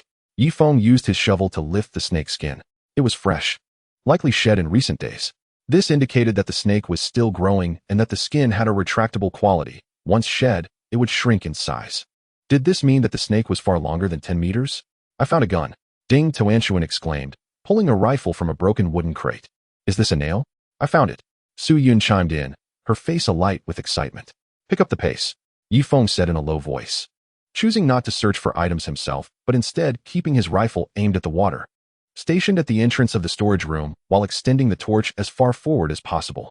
Any unusual movement would prompt him to fire. Brother Yi, this looks like a bomb. Just then, Ding Tuanshuan lifted an enormous object, approximately half a meter long and 200 millimeters in diameter. Quick, hold it steady. Don't let it explode, Ye Feng urged, his heart racing. A few individuals quickly took hold of the shell. Upon inspection, Ye Feng realized this was an unfamiliar type of shell, nearly new and devoid of corrosion, suggesting that the German craftsmanship in preserving such ammunition had been exceptional, as it had remained intact for 80 years. With most tools and weapons gathered, listen to my command. We will now head back, Ye Feng instructed. However, before he could finish, he suddenly perked up, having heard a sound from a distance, resembling a splash that was rapidly approaching the warehouse. Not good. Ye Feng quickly closed the dilapidated iron door and extended the torch outward. Is it that giant python? Susan asked, her gaze fixed outside the warehouse. Yet, the outside was shrouded in darkness, with the torch only illuminating a few meters ahead. Ye Feng gestured for silence and focused intently on the water's surface, where ripples formed, indicating something was moving toward them. Suddenly, a splash erupted as a dark shape surged from the water. Ye Feng's expression shifted dramatically as he aimed his rifle forward. However, upon recognizing the creature, he exhaled in relief, for it was merely a sleek otter. You scared me, Ding Tuanshuan gasped, patting her chest. The otter, roughly the size of a cat, surfaced and began to swim playfully in front of Ye Feng, grooming its whiskers with its paws. Little one, what brings you here? Ye Feng chuckled, lifting it up. Let us head home. We'll have otter meat for dinner tonight. A faint smile crept onto his pale face. The group gradually exited the storage room, initially intending to clear out the peculiar inhabitants inside, but after seeing the enormous snake skin, Ye Feng wisely abandoned that plan. Should they encounter such a formidable python, it would likely spell disaster for their group unless they could lure it to the shore. Moreover, Ye Feng understood the habits of pythons. They could go months without eating. He would have ample time to construct a boat. The 5 torches illuminated the water as they moved, unaware that a massive shadow lurked just 5 meters away. Finally returning to the cave, Ye Feng began to assess their spoils. They had acquired several rifles, enough for everyone, yet the ammunition was limited. Most had corroded due to dampness and might not fire. Let us dry all the bullets in the sunlight, ensuring the tips faced the stones to avoid any accidental discharges, Ye Feng commanded. Alice, Lena, Anna, you 3 will take the bullets out to dry. Ye Feng then approached the sizable artillery shell. He hefted it, estimating its weight at least 30 pounds, realizing that if it were to explode, it could collapse the cave. Wait for me inside the cave, Ye Feng instructed as he carried the shell out, walking a kilometer toward the river before stopping to place the shell beneath a palm tree. He covered it with dry leaves and placed some twigs on top. This would serve as a trap. If an uncontrollable beast or a horde of strange monkeys appeared, Ye Feng could lure them here and ignite the leaves, sending them to their demise. Once the trap was set, Ye Feng carved a triangular mark on the palm tree with his dagger, given the dense foliage. Such markings were essential to ensure he could easily find his way back. Gazing up at the sun, which now hovered around 10 to 11 in the morning, Ye Feng noted its growing intensity. Today's time should suffice, he murmured to himself as he hefted his rifle, preparing to return. Suddenly, a herd of water buffalo appeared before him, led by a formidable bull, accompanied by 3 cows and a calf. Beef? Ye Feng swallowed hard and slowly raised his rifle. A loud bang echoed as one of the cows collapsed to the ground. Ye Feng was about to deal with the bull, but the creature, devoid of any spirit, fled with the remaining buffalo. Only the calf remained, nudging its mother's lifeless body with its snout, a poignant testament to their bond. Merely 10 minutes later, Susan arrived with a contingent, their expressions fraught with tension.